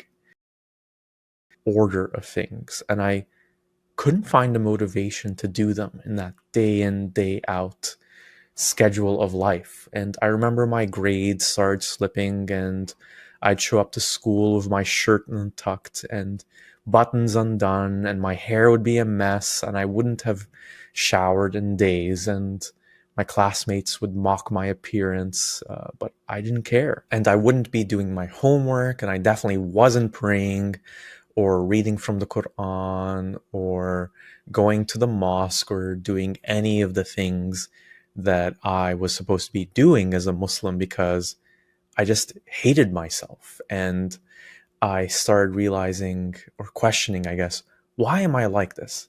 It must be because I'm bad and there's something wrong with me. I'm malfunctioning in some way. So I'm already a bad Muslim. I'm now a bad student, and I'm just this worthless person who doesn't even do anything besides go to school, do the bare minimum, eat and sleep, and sometimes play video games and watch movies. And I knew this was all coming from a place of privilege. And I knew that there were people who were suffering far more than I was, and who had much worse lives than me and much more legitimate reason to complain, and who would be grateful to have what I had and that I was just dismissing or not appreciating. And that just added to my guilt and self-loathing about feeling this way. Because God gave me all these things, and yet I was still complaining and I was still miserable. And year after year, it got worse. It got to the point where I'd have these long, intense conversations with my mother in particular, where I just asked her, what is the point of this? It was this obsession I had. What is the point? What is the point? My mother would keep things simple and say that you have this family that loves you, and she'd say I'm a great person and that there are good things in life. And I just didn't buy it. And for the most part, I did the bare minimum to get through my life. And I'd always be sullen. I'd have a bad attitude about everything. The things that used to interest me when I was younger, I just stopped doing them for the most part. I used to love playing soccer. I stopped playing soccer. I loved reading books and watching movies, and I'd still do that a little bit, but its role in my life became different. Instead of it being this thing that was this pleasurable activity, it became an escape from my reality where, okay, I don't have to deal with all these unresolved huge issues in my life. I can just lose myself in this TV show or in this book or this movie, because at least then there's nothing at stake for me. It's the characters who are going through everything. I'm just this invisible observer who's not impacted by anything that's going on to those characters. But once the show was over, once the book was over, once the movie was over, then I'd be back. I'd be back to my reality, and I'd try ignoring it or escaping it once again. And it didn't really occur to me that Islam would offer me the solutions to getting out of this crisis. It just felt like this additional thing that I'm guilty about, that I'm insufficient in. And I felt God was disappointed with me, and I was failing in his eyes.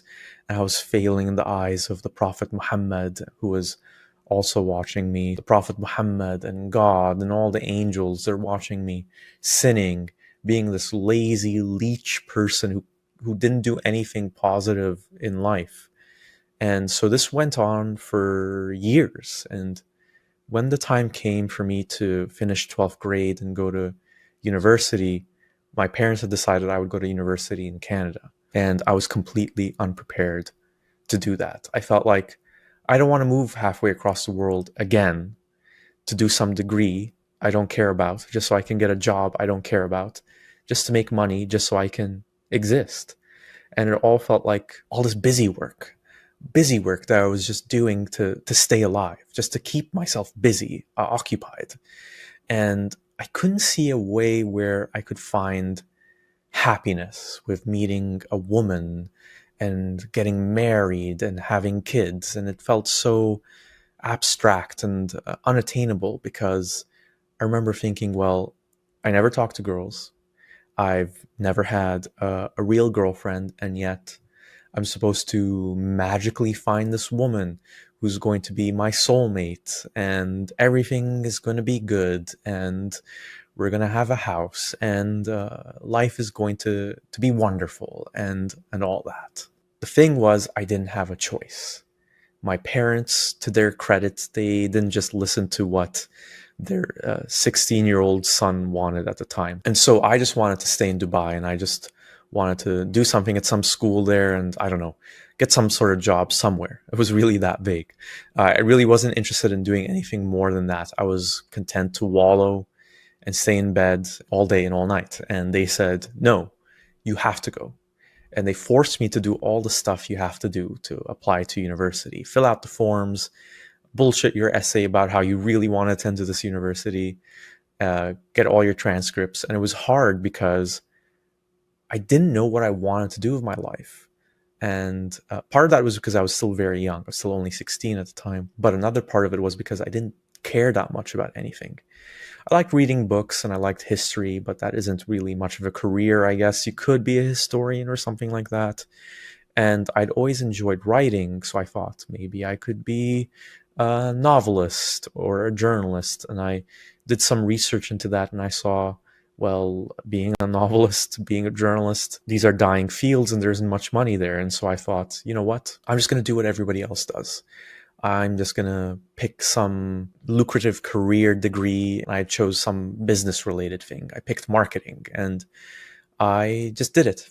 and I got accepted. And so I guess it will be unsurprising to anyone watching, but my problems didn't magically disappear once I moved across the world to Canada.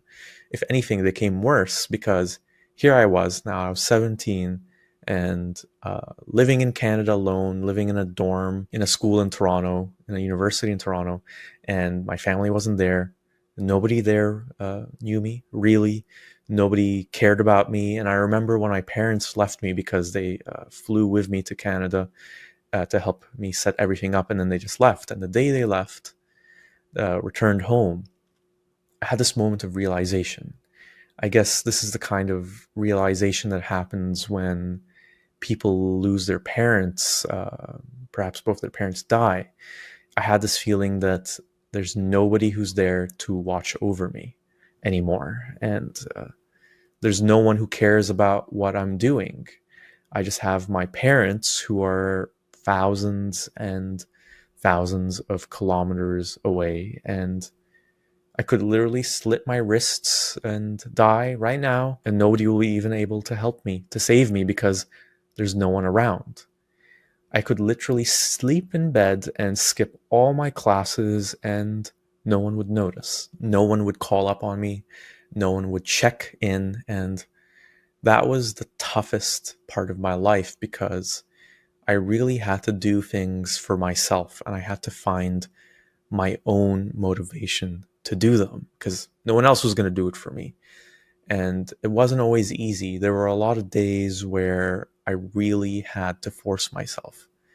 And then there's also Canadian winters, especially if you're not used to them like I wasn't, because I've been living in Dubai, where it's always warm and where the summers are 40 degrees Celsius or higher. If you're not used to them, Canadian winters are horrible. And so I was there alone, and the sun would be setting at 4:30 p.m. and it would be dark and cloudy and cold and snowy, and I didn't want to do anything. I couldn't even get the motivation to step out. All the different ways I could kill myself. I think maybe I could jump in front of a subway train, but I had a part-time job at the time, and my boss told me about how he knew, I didn't tell him I wanted to kill myself, but the subject came up, and he told me about how he knew someone who jumped in front of a train and lived. He didn't die, but he was mangled, horribly injured. And I thought, okay, well, the subway train suicide is not the way I want to go out. And so I'd start thinking about other ways. And I'd think, oh, maybe there's a way of going to the roof of my dorm building, and then I can just jump off. It would be awful while I was falling, but then the moment of impact, it would be over. And I realized that was probably the best way to do it and the least painful way to do it. And so clearly, as you can tell, I wasn't in a very good mind space.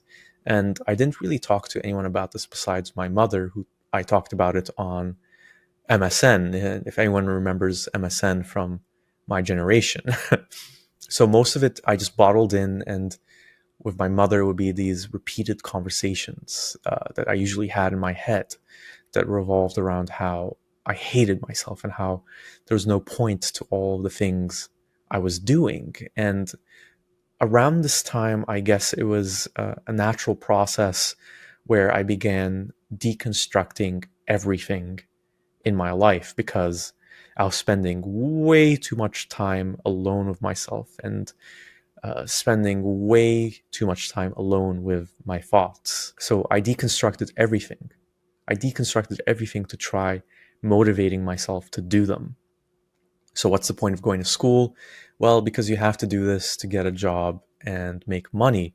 And then I'd ask myself, why do you need money? Because society is controlled, dictated by money. And these were thought loops that would be going on and on in my head for everything. And I struggled to care about it all, even though I could justify them in my mind.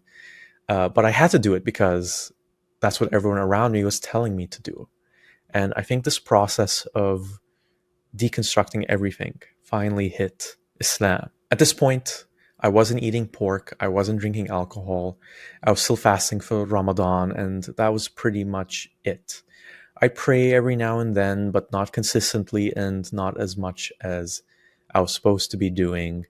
And when it came to the subject of Islam, I realized something. Well, this religion isn't helping me. It supposedly had all the answers that I was looking for, the answers for the questions that were troubling me. What is the meaning of life? Worshipping God, submitting to God and His will and obeying His commands. Why am I here? Because God created me and because He loves me. And what is the purpose of my life? To do good so I can go to paradise and be with Him.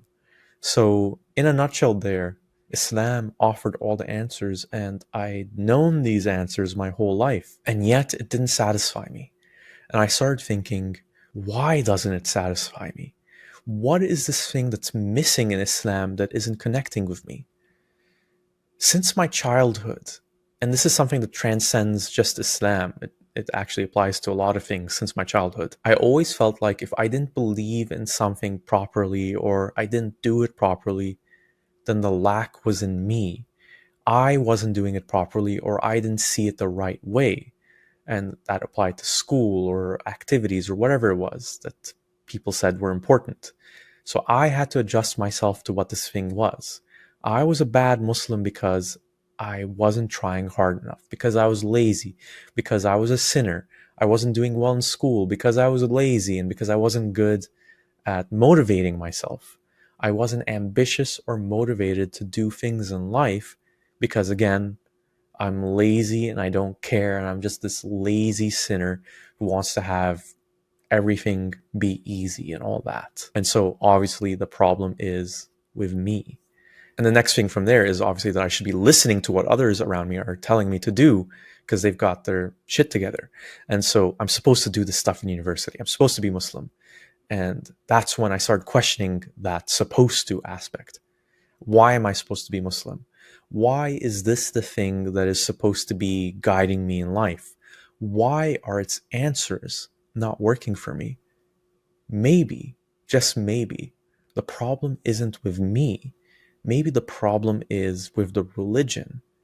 And once I switched the order of that question around and I switched the accusation away from me, and I was always first to accuse myself, as I was often mired in self-loathing. But once I shifted it away from me to Islam, that's really when my perspective on the religion and my faith started to drastically change. And I started to think, how do I know that Islam even is true? And I thought about it. Well, everyone around me told me it was true. And I started thinking, well, I've never seen God. I think I felt Him. I think I felt the Muslim equivalent of the Christian Holy Spirit. I think there's an afterlife. And I asked myself, why do I think those things? And I couldn't think of anything better as an answer than, well, because everyone around me believes it, and that's what they tell me. When you look on social media these days, there's a lot of Muslims that will go at you with logical arguments or the evidence in the Quran and the Hadith that prove in their minds that this couldn't have been man-made. It had to come from the creator of the universe. But that's not really why I believed. I'd heard stories and examples of evidence in the Quran. I heard how there's all these numerical miracles in the Quran, for example, but it was supplementary to the core belief that of course we come from God, which I've been told ever since I was a little kid. Everything around me couldn't have come from nothing. And you just look at the trees, you look at the beauty of the mountains, you look at the ocean, look at how everything in this world works in this harmonious way. Look at the intricacy of your body, the complexity. Of course, this couldn't have just happened. That's why it had to come from God. And this life, well, it can't just be meaningless, nothingness. Imagine if this life was, you just lived for, I don't know, 60, 70, 80 years, and then you died, and that was it. So serial killers just get to kill people, and then that's it. So Islam made sense in this very fundamental way. Of course, there has to be a reason for all this. And of course, that reason has to be good. And I thought, well, why? Why does everything have to have a meaning to it? Why is the ultimate foundation of everything good?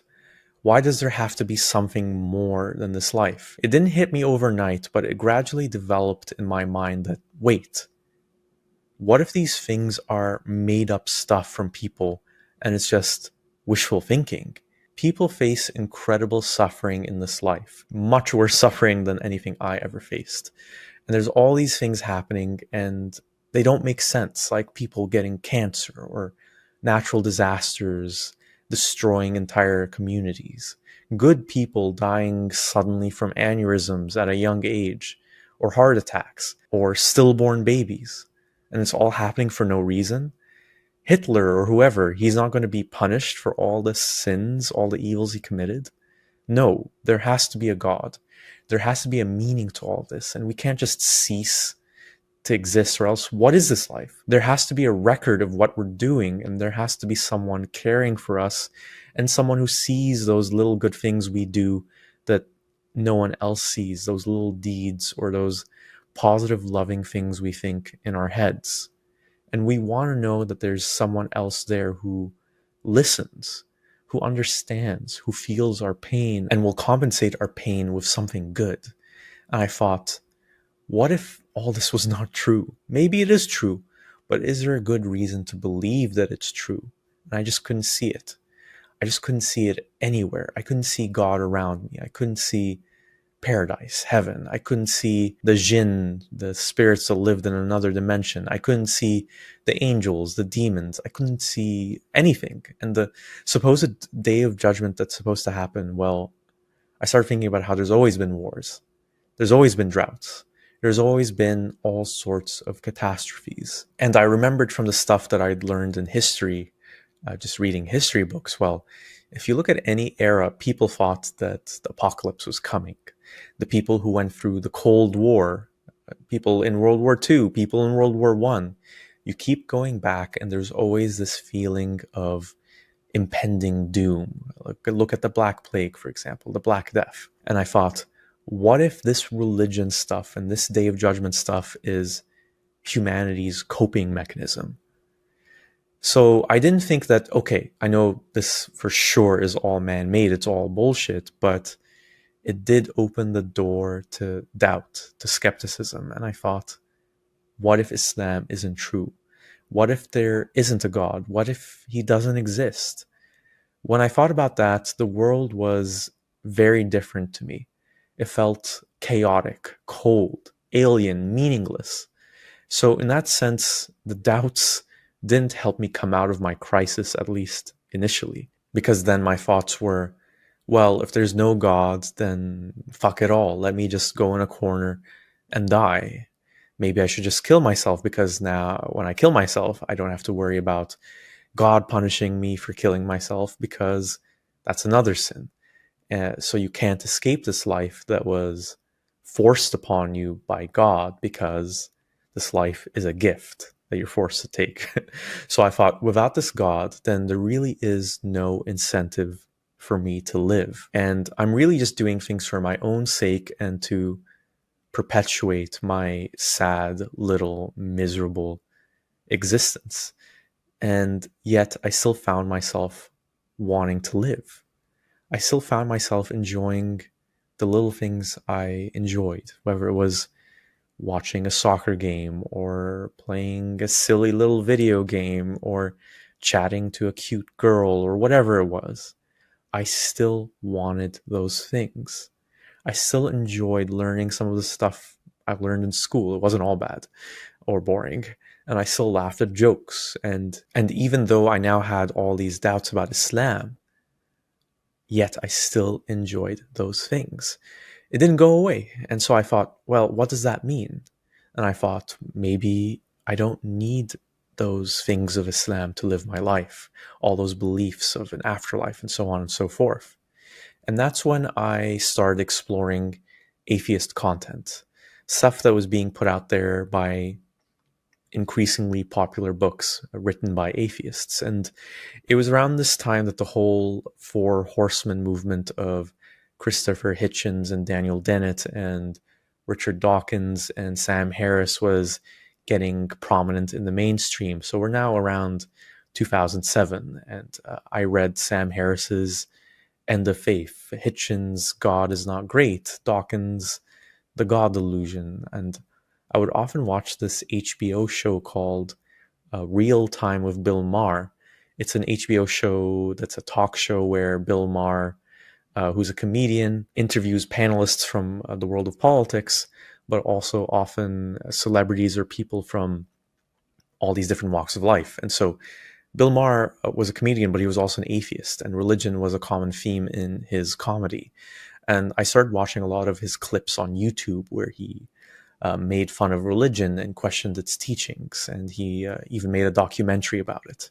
And I thought, well, okay, clearly I'm not alone in feeling all this stuff is iffy or lacking in substance. And I thought, if Bill Maher felt this way and he's this adult, or Sam Harris or Richard Dawkins or whoever, there's probably more people around me that feel the exact same way. And so there were other comedians like George Carlin or Ricky Gervais, who all talked about these doubts, these problems with religion, even though they were mostly talking about Christianity. And sure, they were not Muslim, but they're saying the same things that I was thinking about Islam. There's a God, but where is he? Why is he hiding? What's the point of this life where we try to get into paradise and avoid hell? And that's when I realized as well that the answers that Islam offers that didn't really comfort me in my existential crisis, well, they weren't really answers. They were basically answering the big mysteries of life by appealing to even bigger mysteries. So the questions I asked earlier that Islam supposedly answers: why do we exist? Because God created us. Well, let's take it further. Why did he create us? Because he wanted to. Why did God want to? Because he wants to be worshipped. Why does God want to be worshipped? Because that's just the way God is. So just accept it. And that's kind of the thing that happened with all the other fundamental questions about God. What is the meaning of life? To please God. Why? Because that's what God wants. Why? Because that's just what God wants. So even within Islamic teachings, you just hit this brick wall each time with this mystery God. And it's unclear why he's doing any of this. And based on what I was taught, it was irrelevant why he was doing this, because that's the way it is, and you're supposed to just accept it and trust in God, knowing what's best for you, because, you know, he's God. And so I just felt at that point in my life, no, I want to know the answers, and Islam is not giving the answers. Probably because the Muslims who came up with this stuff, the Muslims who were the first Muslims that I once admired, don't know the answers. Islam is just claiming to know the answers and saying, trust in this God figure that I couldn't see anywhere around me, and yet I was told existed everywhere. When you're born into Islam and you're taught that this is the only thing that there really is, you're not really equipped with the tools to scrutinize Islam or address questions about it. I definitely wasn't when I was a kid, when I was a practicing Muslim, because I accepted whatever Mr. Muhammad, my first Islamic teacher, and Mr. Muhammad, my second Islamic teacher, told me. I accepted whatever my parents told me.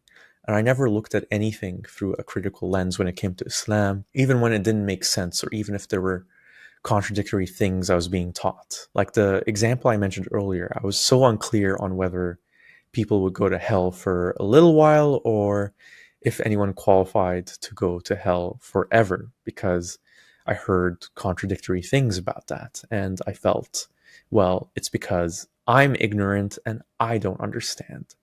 And obviously there's a true, logical, accurate answer that's correct and valid somewhere. And it is tough because when you encounter other people doubting things that are so fundamental to you and your way of life, I think it's human nature that your reaction will be antagonistic, because if you start letting in the doubt into your life as well, then for Muslims, the underpinning of your life is Islam. That was the underpinning of my life.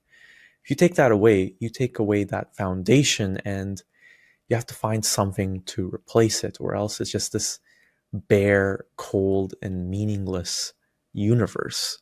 Without Islam, how do you know what's good? Without Islam, how do you know what to do in life? What guides your morality? Without Islam, morality becomes a vague man-made thing. And to go back to my feelings about Islam, I think that's one of those things where Islam promises us things because the reality is harder to accept. And reality doesn't fit into neat little boxes like good and bad. So I opened myself to the possibility that maybe morality is this flexible thing that changes. And that made sense when I looked at, again, the things I'd learned from history. Rape used to be accepted in a lot of cultures. Owning slaves used to be fine in a lot of cultures. In Islamic culture, it used to be fine owning slaves.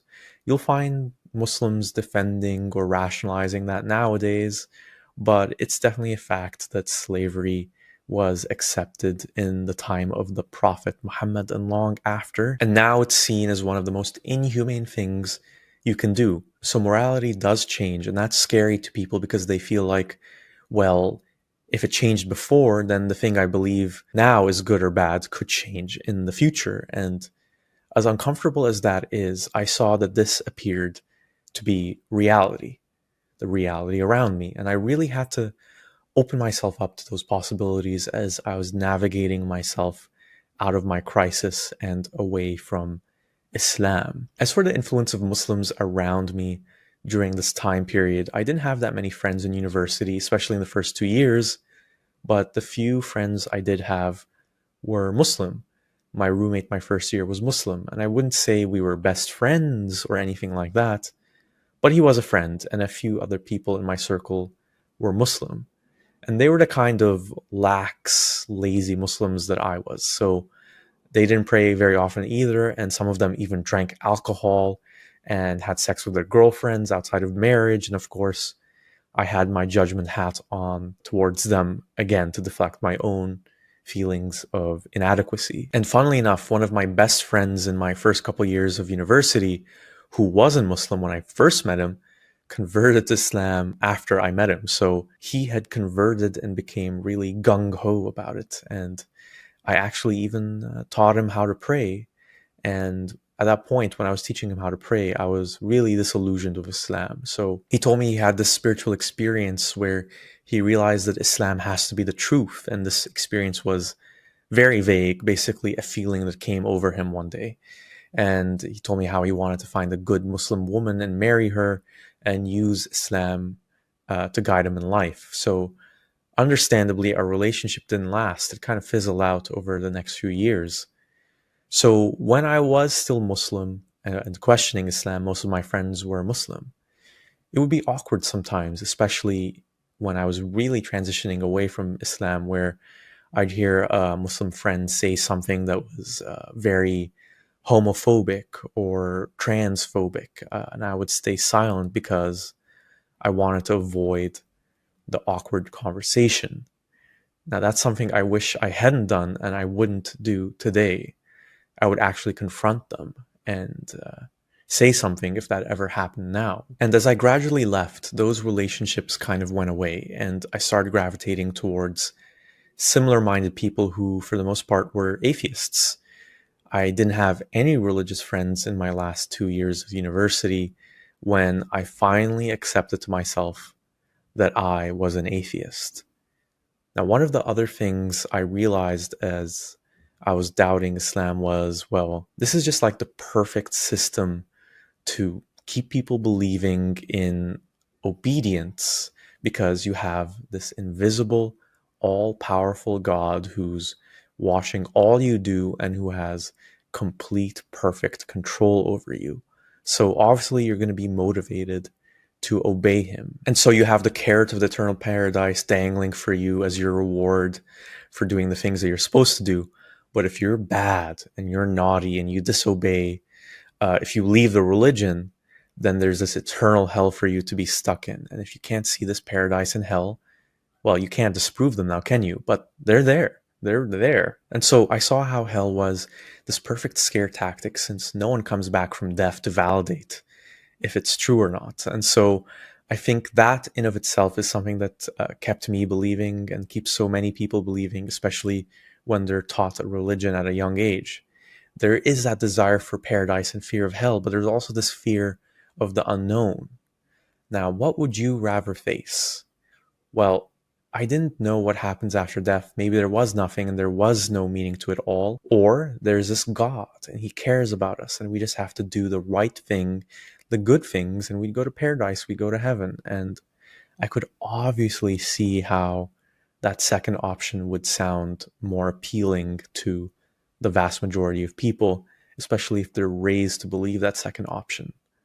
But that didn't make that second option automatically true. So for me, it was a challenge to get over that, because to leave Islam, I had to embrace a reality that wasn't all cheery and bright and happy, although it had less of the ugly repercussions that come with the Islamic theology, like hell. So, as I mentioned earlier, a lot of my existential crisis was internal. All these thoughts, overthinking about every aspect of my life. Why do I want to meet people? Why am I interested in this? I just put everything under this intense microscope. So I didn't talk about it with anyone else except sometimes my mother or other people in my family. I figured others didn't care or it would bore and annoy them, because it definitely bored and annoyed me, let me tell you.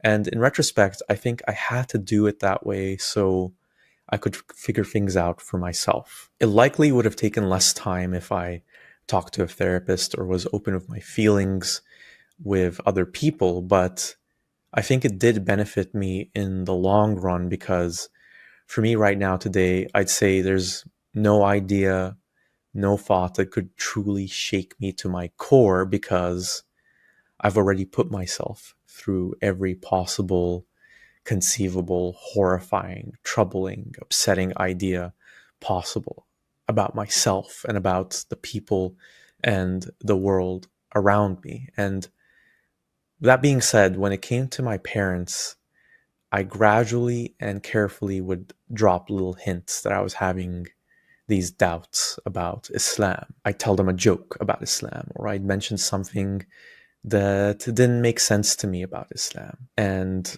they seemed pretty receptive overall. And I thought, well, that's kind of interesting.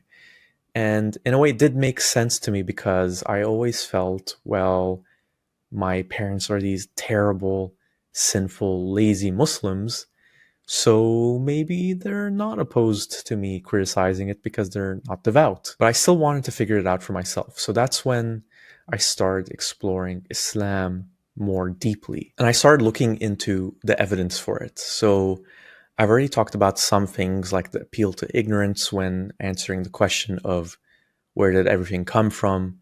Well, it had to come from God, because everything can't come from nothing.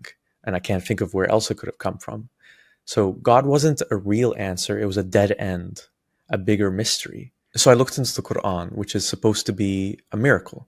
I looked into the Hadith and how it's supposed to be this repository dispensing amazing knowledge, amazing insights into life and how to live life. And I just couldn't see good arguments for how any of this was actually good evidence for the truth of Islam.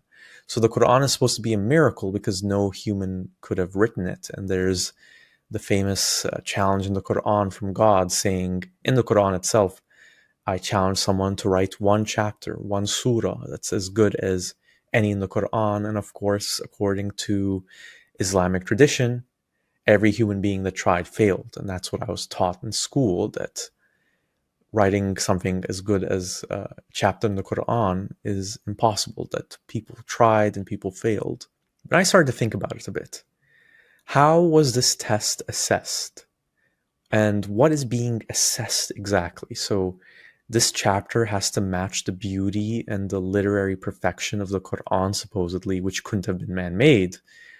But how exactly do you know something wasn't man-made?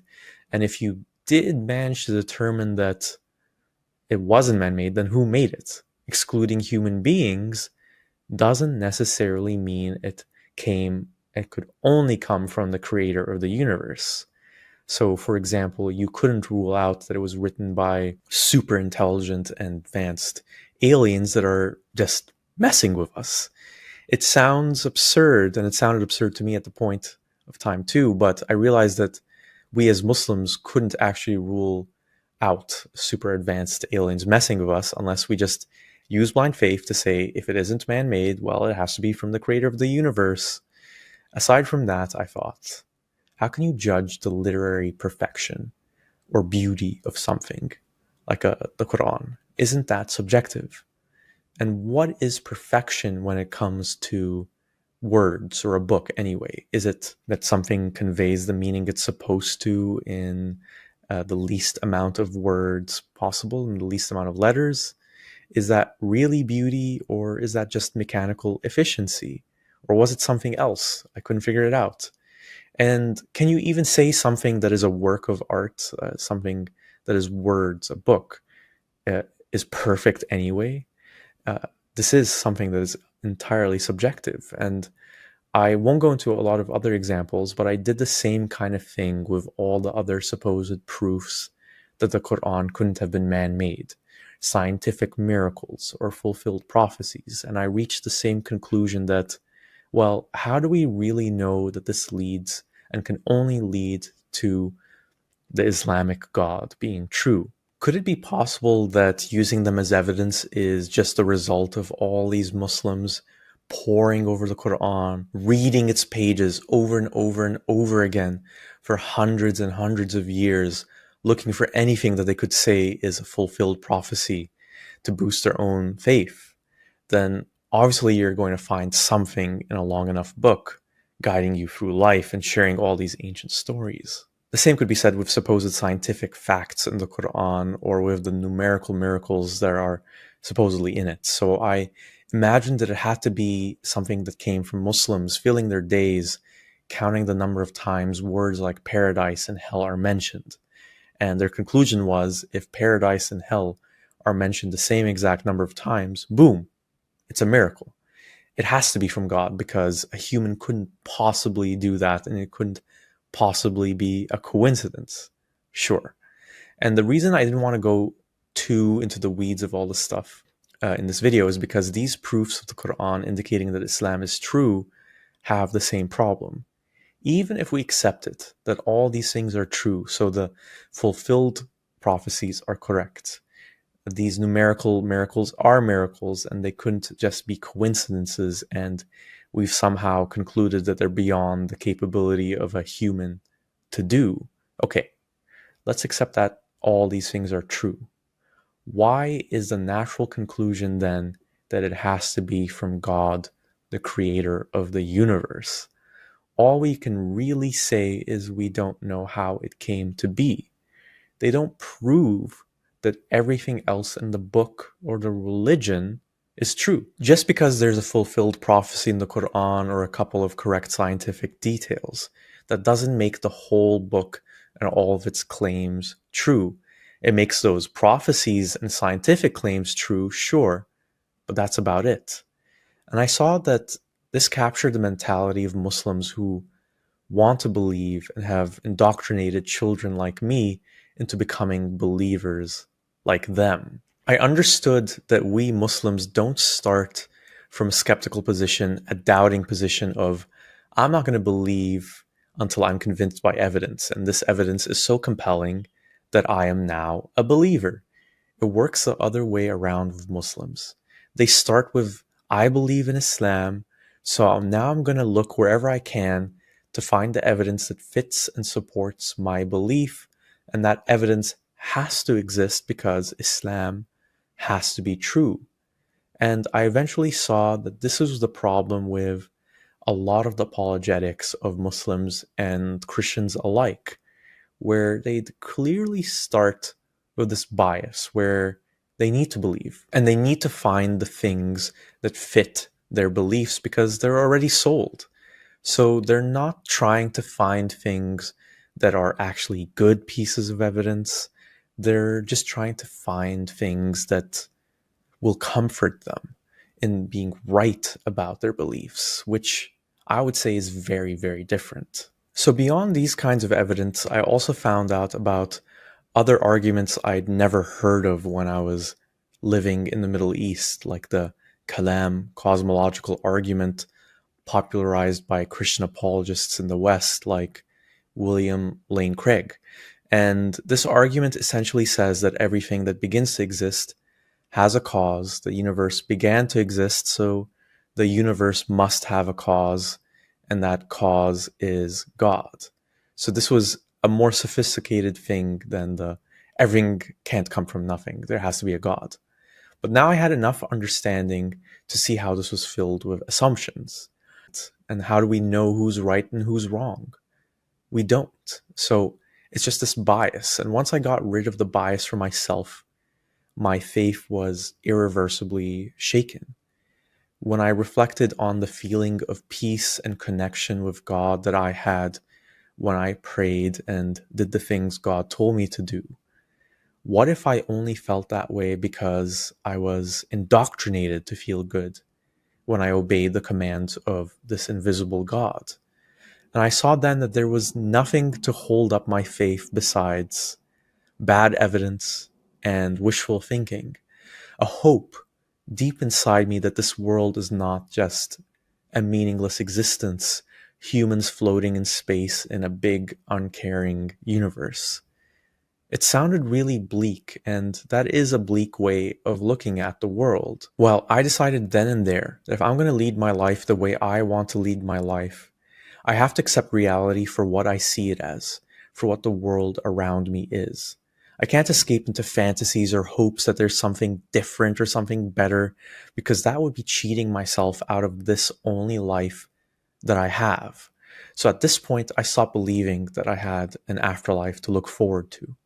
I stopped believing that if my parents were murdered, that there would be God's justice for their murder in the afterlife if the killer was never caught in this life. I stopped believing that if I had some kind of tragic, horrible accident, that it had some purpose or meaning behind it. All these things could be true. There could be a purpose and some sort of divine justice in an afterlife. But it didn't make sense to act as if they did anymore, until I actually saw some proof that they did. Part of this acceptance was an acknowledgement to myself that I was more fortunate than others because I hadn't had that many bad things happen to me in life. So perhaps I didn't need faith in God as much as others did. But I still had to accept that I'm going to die, and for all I knew, I had no reason to think otherwise, that I would just cease to exist. And it still upsets me now, every now and then, to be honest. Thinking about not existing anymore and knowing that everything that I ever was and that everyone who ever knew me would cease to exist as well, like we all were never there, it was depressing. But what helped me was changing my perspective. Instead of thinking about how this is sad, this is bad, everything around me will go away, so it all doesn't matter, I just looked at it as, this is all I have. This is all I'm gonna get. So what do I want to do? Do I want to wallow and wish that there was something better, or be sad that there isn't something more, or that, life continues, or that I get to exist forever, or whatever it is, or that there's a God who cares about me? Did I want to sink back into a fantasy about a God who loves me and will make everything better? No, I didn't want to do that. I didn't want to lie to myself. It felt like I would be cheating myself out of a genuine existence, and I couldn't do it. And so I decided I want to make the most out of my life. Again, this is the only life I have. So I'm going to go out there and try to get what I can and try to make the world a better place, because that's what makes me feel good. Not because God tells me to, but because I see the suffering of the people around me and it hurts me. And it feels good to do good things. It feels good to create things. I started remembering all the things that I loved doing that I had neglected for years. I loved writing and creating and reading and playing soccer, and I wanted to go back to all of those things. And I didn't want to lose them because I cared about them. These were things that even in my lowest moments, I never lost my love for them. I just lost my motivation for doing them. And instead of thinking, well, nobody's going to ever read this book of mine that I wrote, or no one's going to remember my name. And even if I fall in love with someone and have kids with her, she's gonna die, I'm gonna die, my kids are gonna die, and then that's it. I thought, no, I have the opportunity to create something. I have the opportunity to, let's say, write this book and to express myself, or do this YouTube channel later on down the road. I'm getting the opportunity to meet someone to fall in love with and to share time and experiences together. And all this is better than nothing, because I was born, I'm here, I'm alive. I didn't have a choice in being born, but here I am. I exist, and I care about all these things, and I want to make the world a better place. Once my faith went away, then I saw that many of the restrictions Islam had in it were either draconian or they just didn't make sense. Why not eat pork? Now, perhaps that did make sense 1400 years ago when Islam was first created, because eating pork came with a high risk of illness and could even kill you. But does it really matter today when pork is much safer to eat? It just doesn't make sense to outright condemn something like that forever. Why can there not be sex before or outside marriage? Because it's a sin and tears apart the fabric of society? Does it? Really? I'm not saying that sex is always a good thing in every scenario. Obviously it isn't. But to institute a blanket rule that sex must be within the confines of marriage and only between a man and a woman, and to say that people who violate this rule are sinning and risking going to hell, it's ridiculously controlling of something that is an important, crucial part of us. And that's probably why it's so controlling. And I think about all the people who are shamed for who they are because they happen to be part of the LGBTQ community. Because this religion says they're sinning, because these people are sinners, because they're committing an abomination, I could never find another reason, a practical explanation of why things like homosexuality were sins. What exactly made them bad besides God not liking them? I really changed my mindset on the subject and let go of my own homophobia once I came into contact with LGBTQ people in Canada and saw, well, they were people just like me. And actually, a little before I moved to Canada, what started my change of perspective on this was watching the Hollywood movie Brokeback Mountain. And it's a movie about two closeted gay cowboys. And the reason I watched it was because it was getting all this Oscar buzz, and I was curious because I was very movie obsessed at the time. And of course, it wasn't playing in movie theaters in Dubai where I was still living, but I managed to pirate it, to torrent it, and I watched it. And when I saw all the struggles and suffering that those two characters went through, the double lives they had to lead, the desires they suppressed, it helped me understand that these people were not mentally ill or evil. They couldn't help who they were attracted to. And it seemed so incredibly harsh to condemn them as sinners for something that felt natural to them and that was out of their control. If they're not harming anyone, especially, why can't they just do that? Because this religion says so. So even if I didn't believe Islam was true, I didn't want to follow it anymore because it had all these rules and commands that didn't make sense or were so cruel. And once I let it go, I was able to focus on the things that actually mattered to me and that were there for me throughout my life without Islam. And I thought at one point, that Islam was all that I was, or a core part of my identity. And to my surprise, when I finally let it go, I found out that I'm still this person. I'm still me. I still care about these things and I still want to live my life. And all these years later, I still feel the same way. And because of this journey of leaving, I couldn't move to another religion like Christianity, for example. I knew that's a thing that happens with a lot of people where they're unhappy with Islam because they still want the things that the religion that they left offered them, which for most people is community and guidance in life. And so I mentioned before my friend who found Islam when I left it. So he went from Christianity to Islam, and there's a lot of people who go from Islam to Christianity, and there's a lot of people who go from those religions to Buddhism or other religions. But for me, they all essentially have the same problem of not having good evidence for them. They seem to be built on those same foundations that Islam is, of wishful thinking and a hope for a divine meaning to life that we don't know for sure exists. So that doesn't mean that there is no meaning to life. I think we create our own meaning, and actually that we fill religions with the meanings that we create as human beings. So we don't need those religions to create that meaning for ourselves. And so even though I didn't have Islam anymore, leading a good life was still important to me. And for all the Muslims who might say to me at this point, well, you're now just following the morality of the moment, and you're now simply seeking pleasures of this world, pleasures of materialism and sex and whatever it is, and you don't have an objective eternal foundation to guide you. I do have something to say. So what I would say is, we as humans, no matter what era we live in a specific context. I live in this context of this present day and age. If I lived 500 years ago, I would be a completely different person with very different beliefs, and the same would be true of you watching. And in this context that I'm in, I'm trying to live my life in the way that I and many others see as the best way possible.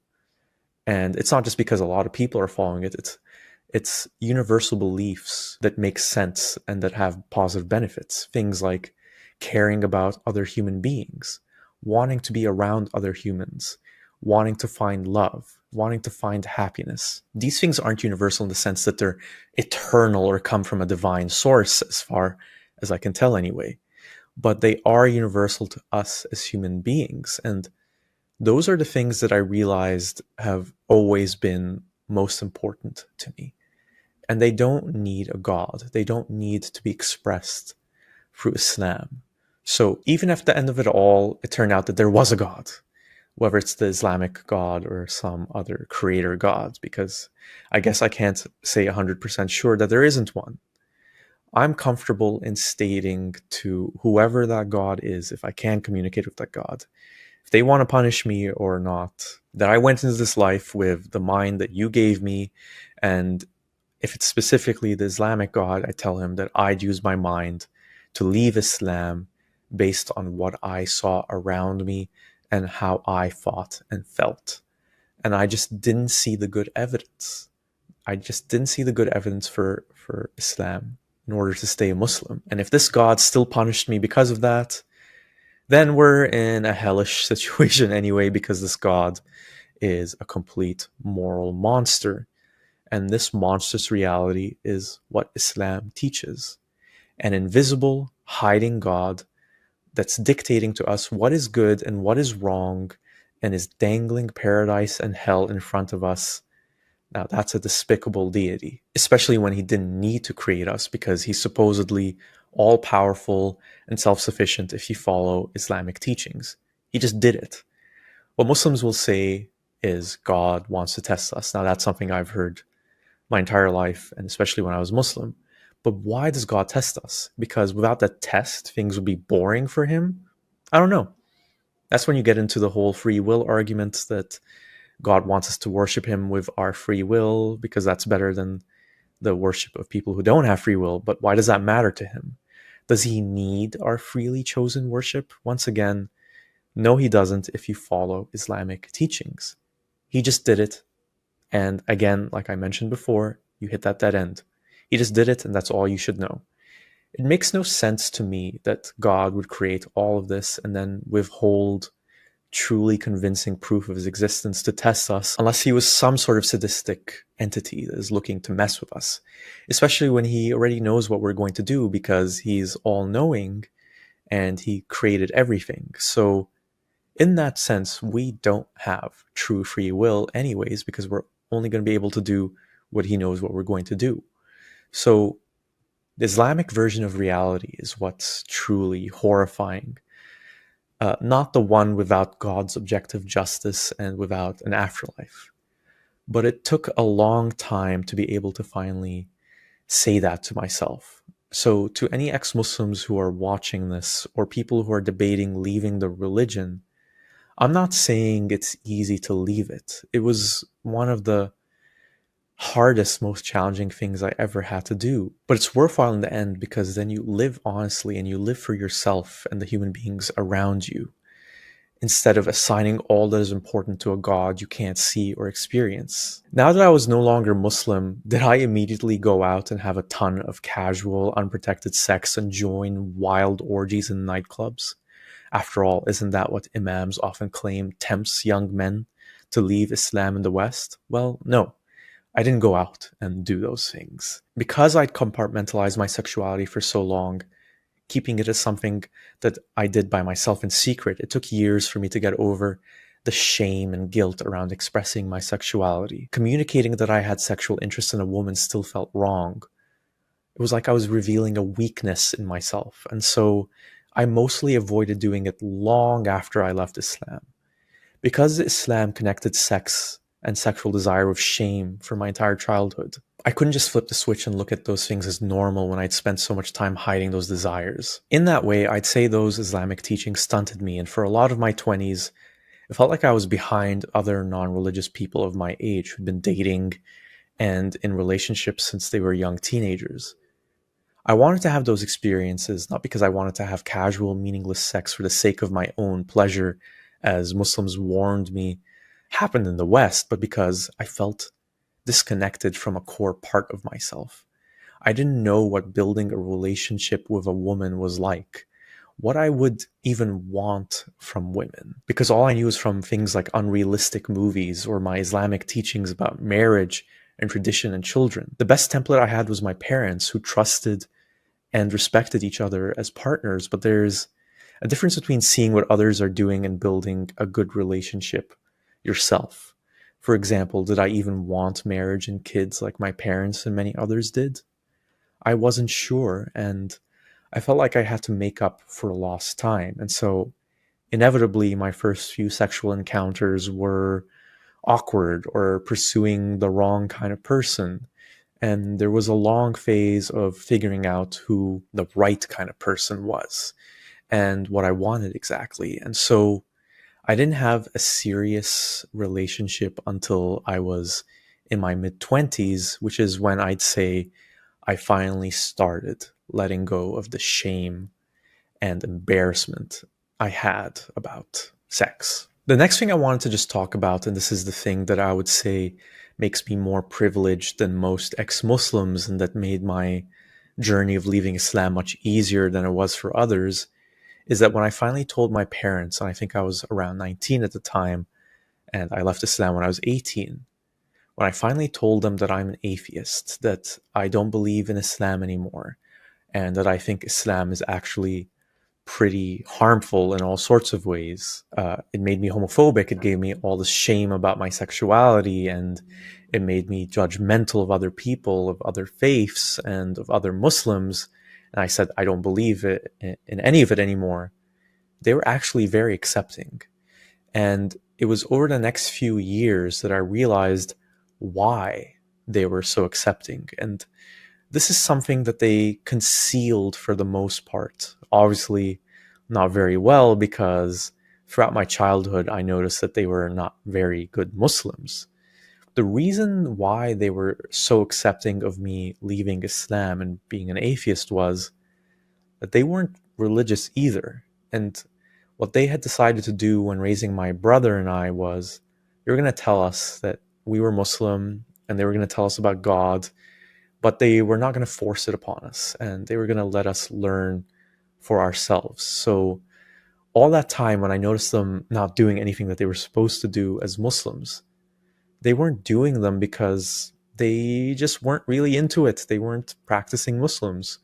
They just didn't want to tell me or my brother because They didn't want to affect my choice. And I have to be honest, when my mother first explained that to me, I was angry at them.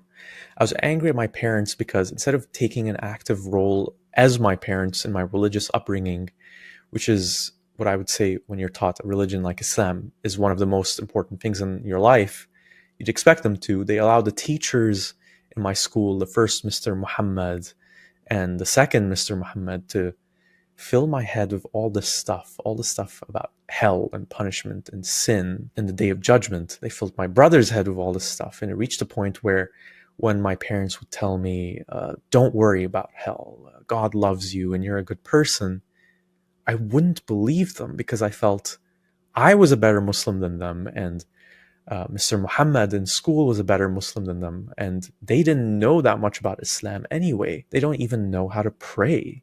So why should I listen to them, even though I listen to them for everything else in life? So I thought I should listen to Mr. Muhammad at school, the one who's warning me about all these hellish things that are going to happen to me if I don't do the right thing. And I think that their lack of taking an active role, or at least a balancing role in my Islamic upbringing, caused a lot of problems for me that could have been avoided. So like I mentioned, a balancing role where you teach some things but you don't drill it down their throats. But I think that's something that religious people are terrified of doing, especially if they, one, really believe that there's a hell and their kids might go to it if they become disbelievers or sinners, or two, they're worried about how it will reflect on the family and reflect on them if their kids become atheists, especially if you live in a tight-knit Muslim community out here in the West, in a country like Canada that I'm in right now, or even worse, in a Muslim country. And that second element also is what my parents explained to me. So we were living in the United Arab Emirates, a Muslim country, and they said, we didn't want you going to school and talking about how there is no God or things like that, because that could have caused all sorts of problems, not just for me with my classmates. It might have caused problems for my parents. We were, after all, living in a Muslim country. So I understood why they did it, although I still do wish to this day that they had taken more of that active balancing role that I was talking about. To tell me it's okay to not believe in God. It's okay if you choose another path, because I felt like I had no other choice but Islam. For most Muslim families, whether they're devout or non-practicing, teaching your kids you can choose another path besides Islam is scary to do. And it's scary to do that because it comes with all these repercussions. That's how Islam and other religions operate. They intertwine themselves in the culture, in the fabric of the society, where it becomes shocking to leave, where the social ramifications beyond the spiritual ones are devastating. And I think that's the reason why so many people, especially in this day and age, with all the information we have at our disposal, at our fingertips, that expose the problems with Islam, that expose the problems of Christianity and other religions, they're still religious. Sure, there's an aspect of it where people want something to believe in now in this rapidly changing and confusing world. They want to have faith in something that's, greater than themselves. But there's also that fear of what will happen to you if you don't follow that religion anymore. It's so embedded within our identities in many cases that doing so could cause death for a lot of people, and it does. Ex-Muslims get disowned, exiled, or even killed because they leave Islam. And that made me angry. So I was angry at my parents, but I was also angry at the world, the Muslim world to be specific, at all those Muslims in my life who helped indoctrinate me, the school where I was fed all these Islamic teachings, the Islamic education teachers who warped my mind and instilled this fear in me that I still didn't fully shake. It felt like a mass delusion, a mass normalized child abuse that the world didn't do anything about. I talked before about the good values Islam taught me. Things like modesty, honesty, generosity, bravery. But then there were those bad things: fear, guilt, shame, suppression, homophobia, judgment of people of other religions, misogyny. I'd recall all those odd things I'd been taught, like Mr. Muhammad announcing to the class in school that women entering the workforce was the cause of society's corruption, which even then felt strange and hypocritical because all my classmates and I were aware that his own wife taught the girls in our school. Was she exempted in his mind because she was teaching Islam? I don't know. But I'd think about how women had to endure wearing hijabs or niqabs or burqas, how they had to be burdened because of male attention and harassment. So instead of the focus being on men, men were treated like they just couldn't help being tempted if they saw a woman's hair or skin or legs or eyes. The onus was on the woman in this warped viewpoint of the world.